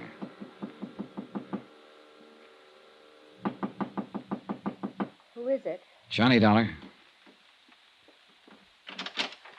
Johnny, I'm so glad. I was worried about you. Has something happened, I Jan? was worried about you, that's all. When you told me you were going down to Tijuana alone, well, I was worried about you. Oh, thanks. Hey, look, Jan, let's get down to business.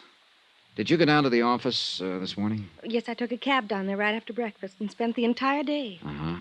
Were the files on Zanagian's policy on the Jolly Roger intact? Well, yes, why do you ask that? And nobody bothered you there? No, except, Except what? Johnny, it's the reason I'm so glad you're here. What is? All day I've had the feeling I'm being followed. Well, maybe you are. Because of the warning over the phone, the one I told you about. And you still don't know who it was? No, but Johnny, the warning was for you, too. If you don't lay off this case. Is that the way the voice on the phone put it? Yes, and it threatened me if I helped you. Look, Jan, you want to back out while you're still in one piece? You know what happened to Bert Parker when he tried to buck Paulus as an agent? I loved Bert, Johnny. He was the kind of man you are. Honest and good and... Oh, Johnny, why don't you get out of this case? Pay him off, anything. But don't risk your life on it, too. You really mean that, don't you? Oh, you're fine, and... Don't you see this madman Zanagian will stop at nothing to hurt the people who oppose him. And if you keep on...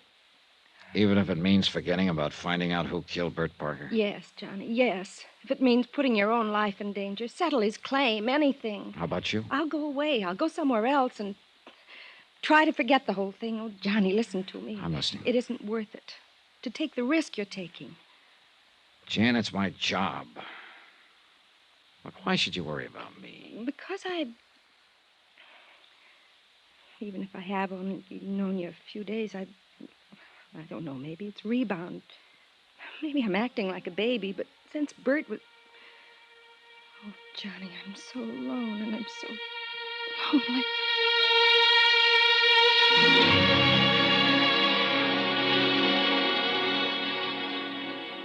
Jan was a very pretty girl. Soft, warm, lovely. We had a drink or two and talked about a lot of things.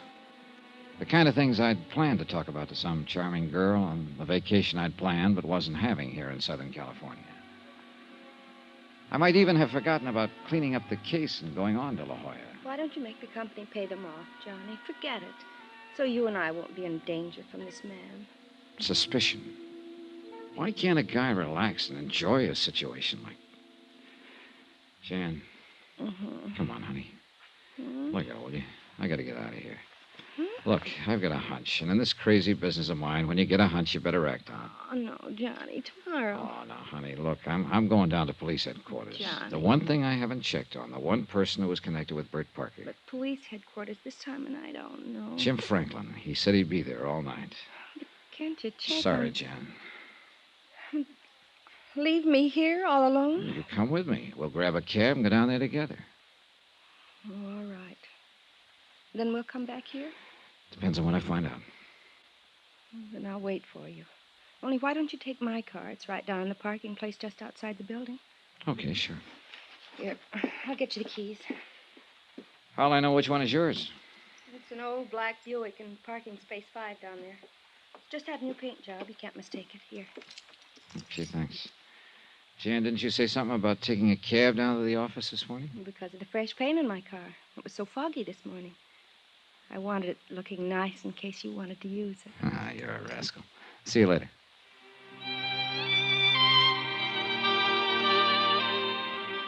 I kissed Jan goodbye for the time being and left. I hadn't the least idea in the world of contacting Sergeant Franklin at that time of night. But I had to think this thing out. Suspicions, pure and simple, about a lot of things that might explain how Zanagian had known my every move since I arrived in San Diego. Yeah, that was it. Get out on the road in the fresh air alone and think a bit. The black Buick was parked in the lot in Space 5, all shiny in its new coat of paint. Yeah, new paint that might cover up any marks a hit-and-run killer made. I was about to close the door, turn the switch, and take off when I noticed that somebody, the car painter perhaps, had left the hood open. I stepped around to the front of the car to slam it down when my guardian angel, or whatever it is, told me to take a good look inside. I'm glad I did. Glad I'd noticed the hood partly open.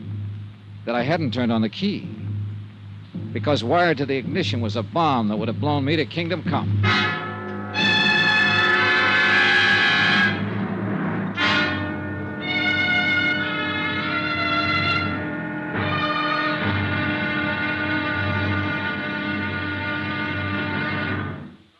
Now, here's our star to tell you about the final intriguing episode of this week's story. Tomorrow, the wind-up, where the obvious becomes only too obvious. Join us, won't you? Yours truly, Johnny Dollar.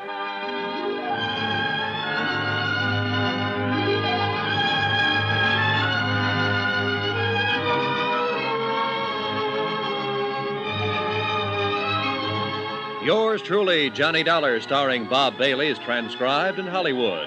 It is produced and directed by Jack Johnstone, who also wrote tonight's story. Be sure to join us tomorrow night, same time and station, for the next exciting episode of Yours truly, Johnny Dollar. Roy Rowan speaking.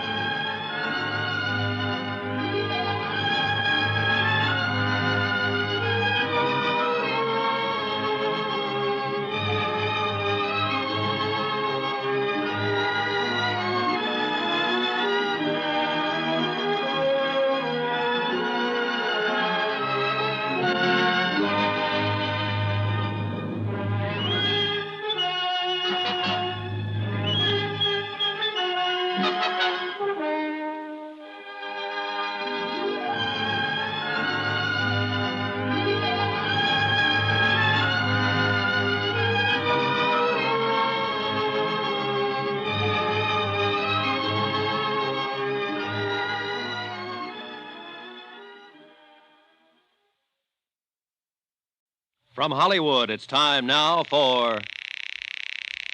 Hello? Johnny Dollar. Johnny? You sound surprised, Jan. Well, yes, I am, dear. I thought you were going over to police headquarters. I changed my mind. Then you didn't need my car after all. No. Are you coming back here to my apartment? Johnny? After I take a little walk. As I told you, I've got to think this case out, and I can't very well do it wrapped up in your arms. Well, can I? Why don't you take a drive along the shoreline in my car? Want to come along? Jan? I'll wait for you here. Yeah. See you in a little while. Much sooner than you think, baby.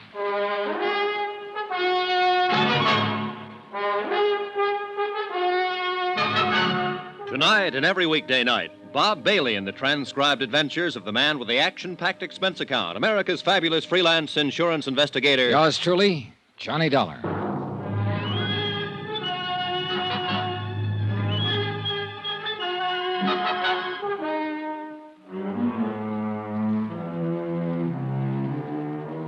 Expense account submitted by Special Investigator Johnny Dollar, location San Diego, California. To Universal Adjusters Bureau, Hartford, Connecticut. Assignment, the Jolly Roger fraud, including the loss of a palatial yacht and a couple of murders. Expense account item 12, phone call. And one thing I didn't tell Jan Penny was that I was calling her from a booth right on the ground floor of her own apartment building. Another was the reason I changed my mind about borrowing her car to drive to headquarters for a talk with Sergeant Franklin. Oh, I'd gone out to the parking lot and climbed into her car, all right. But as I was about to insert the key to start it, I noticed the hood wasn't closed down tight. That saved my life. For wired to the ignition, I found a booby trap that would have blown me to kingdom come if I'd even turned the key.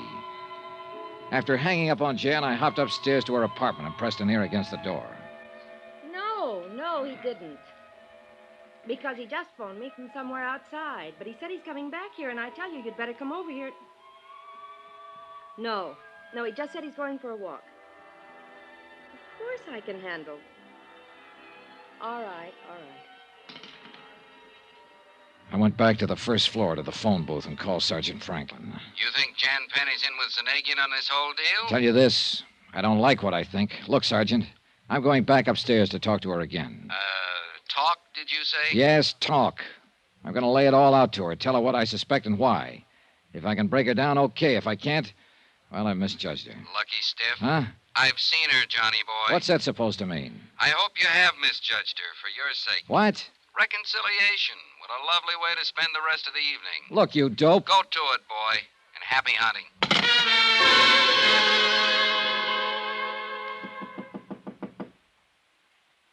Who is it? Johnny? Yeah. My, that was a short walk. But I'm glad. Are you? Or are you sorry I didn't stay away longer so you could get some help? Help? Sit down. Sit down, Jan. I want to talk to you.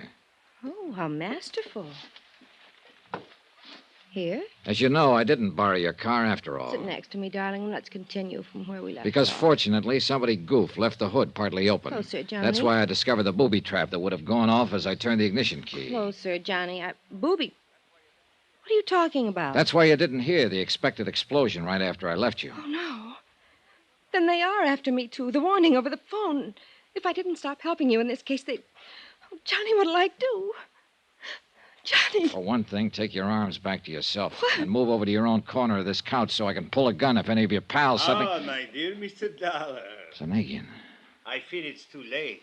Artis here will pull the trigger if you so much as move a hand toward your gun. He's an excellent shot. Yeah, I'm sure he is. Awkward coming in the service entrance, but I was concerned lest your phone call in the lobby might have been to the police. Now, here now.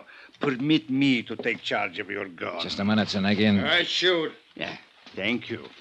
Oh, yes, this is Artis, the man I've had following you since your arrival here in San Diego. You don't recognize him, dear boy? Yeah, I keep him from seeing me. You never know I follow him. Oh, yeah. Yeah, Artis, you've been pretty good at it. But as long as we've been introduced now, why don't we shake hands? Go back, or I shoot. Oh, and he would, my boy.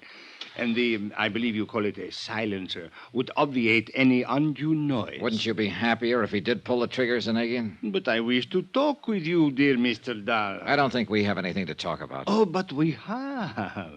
You see, dear boy, I'm curious to know why you suspected Jan here of complicity in our little plan. Oh, lovely girl, isn't she? Pretty obvious, isn't it? Now? Oh, forgive me.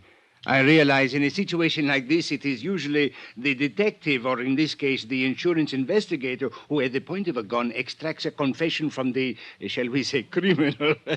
However... Okay, I'll tell you. Apart from the threatening phone calls, which nobody but Jan seemed to know about. Terrible story for her to make up. You warned me in What? the beginning you'd have somebody tailing me while I was here in San Diego to make sure I didn't spoil your plan to collect some $460,000 insurance on that yacht you burned and sank out near the Coronados. Quite right. But I must ask you to be brief in case that phone call you made was to the police. You see, with only Artis and Jan left of my staff and crew, I can't very well afford to... Sure, that call was to the police. That's why I'm trying to stall you with a lot of talk. Thank you. For if that were true, dear boy, you would never admit it. But do continue. All right. I've been followed before. I know, or at least I hope I do, every trick in the book for dodging a tail. Too good. Artis, you shouldn't admit he got away from you. Yeah, too good. But now I make him sorry. Artis, please. I wish to hear more from Mr. Dollar, and I wish to speak to him. As a matter of fact, dear Mr. Dollar, there is really no need for you to continue. You are a very intelligent young man. Well, thanks. You realize that no one but our little Janet could have provided me with all the information I had. You're coming out here to investigate the sinking of the Jolly Roger, your touching deathbed scene with Mr. Parker, your conversations with Lieutenant Smith of the Coast Guard, and, she did dispose of him quite well, didn't she? Jan? Who else, Johnny? Who else could have run down Bert Parker without leaving a... You ought to have your neck... No, Artis, please. I wish to talk with Mr. Dahl. No wonder you insisted I drive your booby-trap car tonight. Really, darling, I'm glad that you didn't. Because if you'll listen... to Yes, what- dear boy, listen to me. You are intelligent, as I said before. You even learned why I am in immediate need of funds, so that I may finance a return to Europe and free the money of mine that has been frozen there. Millions, dear boy. And as the lovely Janet will attest, those who work with me share with me. It's true, Johnny. Regardless of his reputation, when it comes to the people who will work with him, Like the crew of that yacht and whoever else was working with him. He admitted that only you and this trigger-happy character here were left. Oh, tools, my dear boy. Quite unlike the intelligent colleagues such as yourself and Janet, whom I wish to keep close to me. Oh, artist boy, that means you better watch your step. What do you mean? Nothing, artist, nothing. My dear Mr. Dollar. Yeah, I get it. All I do is report that your claim should be paid, and I'm on your team. And you will never regret it. Not only money, more than you ever dreamed of, but... Janet, my pearl, you do like our Mr. Dollar, do you not? You dirty rat. Oh, get back. You admit you sank the Jolly Roger yourselves, Zanagian. But of course. And all the men who went down with it. What had to be done? Even the little cabin boy. Oh, yes, dear boy, yes. Both he and the crew on the Jolly Roger were in danger of upsetting my plans. They had to be eliminated.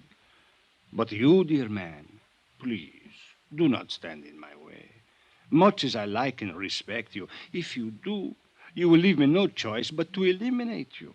Even as I had to rid myself of Parker, the Lieutenant Smith, the cabin boy. Look, Zanagian, what if I were to say, okay, I'll go along with you?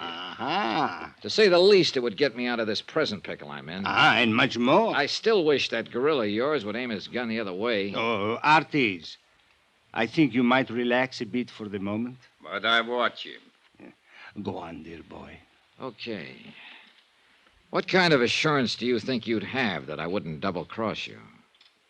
There is the factor of fear. Fear? Oh, my dear man, don't you see? The choice is as simple as this, and the choice is yours. You either accept my offer now, or you accept a bullet from Artie's gun. And the latter I would regret exceedingly. Not only because of you, I like you, but because it would mean temporary interruption of my plans, a quick trip across the border to avoid being found when your body is discovered, and the necessity of devising some other means for attaining passage to Europe.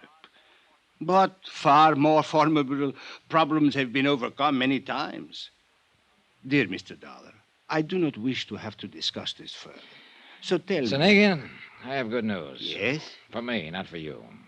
You mean you refuse? No, dear boy. No, I mean you aren't going to have to discuss this any further. You won't be able to. But, my dear... Much as I'd like to tie up this case with a big fancy ending, a real dramatic tagline... I do not understand you, all of dear your boy. long-winded confession a minute ago might just as well have been stated in court. What? As a matter of fact, you'll probably hear it in court, word for word. I do not understand. You and this homely trigger man of yours aren't the only ones who know about the service entrance to this apartment. Hollis! What do you mean? You may as well give up quietly, because the gentleman standing in the doorway directly behind No! you is Sergeant Franklin of the San Diego... Oh, no, you don't, Artie. I've been wanting to target the ugly monkey of yours. No, please! Do not hurt me! Help, please!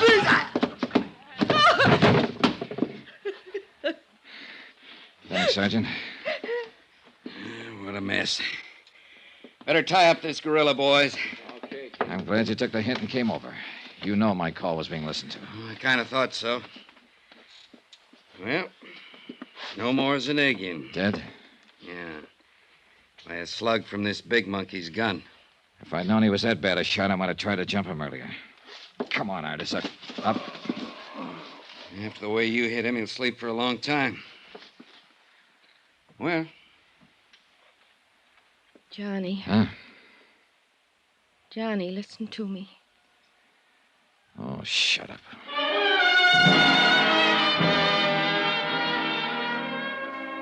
Expense account item 14, $217.50, hotel in San Diego, incidentals and plane fare back to New York and Hartford. Expense account subtotal $523.23. I'll give you the rest when I finish my vacation in La Jolla, the one you promised me. Remarks? The fabulous crooked empire of Paulus Zanagian is kaput, the same way it happens when every man who tries to break the rules of international law and order. You might almost have called it death by his own hand. Though, of course, little Artie will be made to pay for it. Jan, same thing, I guess. Why did they do it? Yours truly, Johnny Dollar.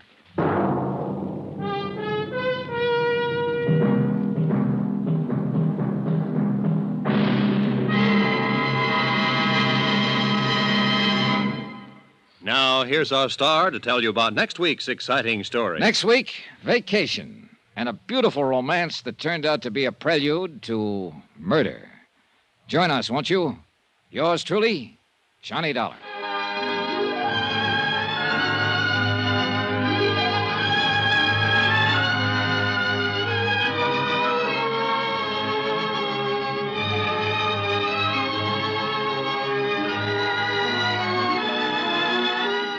Yours truly, Johnny Dollar, starring Bob Bailey, is transcribed in Hollywood. It is produced and directed by Jack Johnstone, who also wrote this week's story. Heard in the cast were Virginia Gregg, Forrest Lewis, Paul Frees, Jay Novello, Harry Bartell, Don Diamond, and Victor Perrin. Musical supervision by Amerigo Marino. Be sure to join us on Monday night, same time and station, for another exciting story of Yours truly, Johnny Dollar. This is Roy Rowan speaking.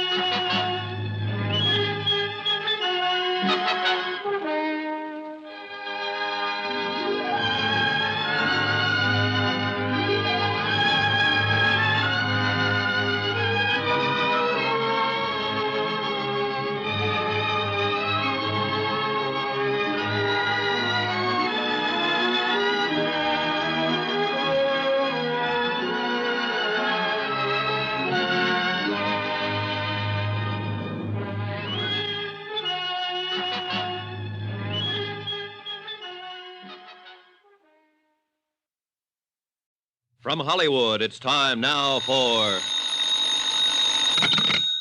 Johnny Dollar. Pat McCracken, Johnny, returning your call. Oh, hi, Pat. How's Southern California? My vacation on expense account? I love it. Well, don't overdo it. Just because the Jolly Roger matter interfered with that vacation you'd planned is no Now, reason. wait a minute. You promised full expenses. Okay. When are you coming back to Hartford? Soon as I clear up the Lamar case. Want okay expenses on it now? Huh? Lamar? Yeah, Pat. This is a case that'll make your hair curl.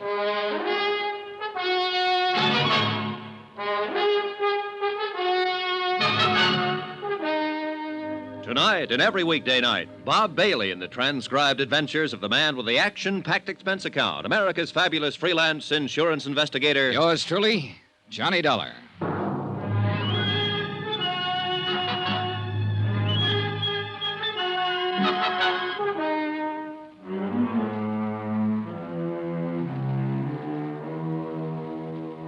Expense account submitted by Special Investigator Johnny Dollar to the Universal Adjustment Bureau, Hartford, Connecticut. The following is an accounting of expenditures during my investigation of the Lamar matter. Expense account? Forget it. I'm on vacation. As far from Hartford, Connecticut, center of the insurance business as I can get. Yeah, I'm in La Jolla, California, and I'm staying in a big ritzy motel called El Crescenta. Alone. Oh, there is a girl down here. A lot of them, in fact. But one in particular. Vonnie Lamar, her name is. Sounds like somebody in show business, doesn't it? But she isn't. Tall, 5'8", brunette, pretty as the devil. And I gave her the line that my so-called business back east consists of nothing more exciting than running a filling station. How can you afford to come all the way out here to California for a vacation? To say nothing of staying at the El Crescenta. Rich uncle, Vonnie. Died and left me a couple of $1,000 to do with as I see fit. This is the way I see fit. Only a couple of $1,000. Mm-hmm. Gee, that's too bad. A couple of $100,000, I might really fall for you. Oh, Vonnie, how can you? Hmm? Here I thought these last 3 days and evenings with you were due solely to my overwhelming personal charms. Your charm has nothing to do with it. Kiss me again, anyhow.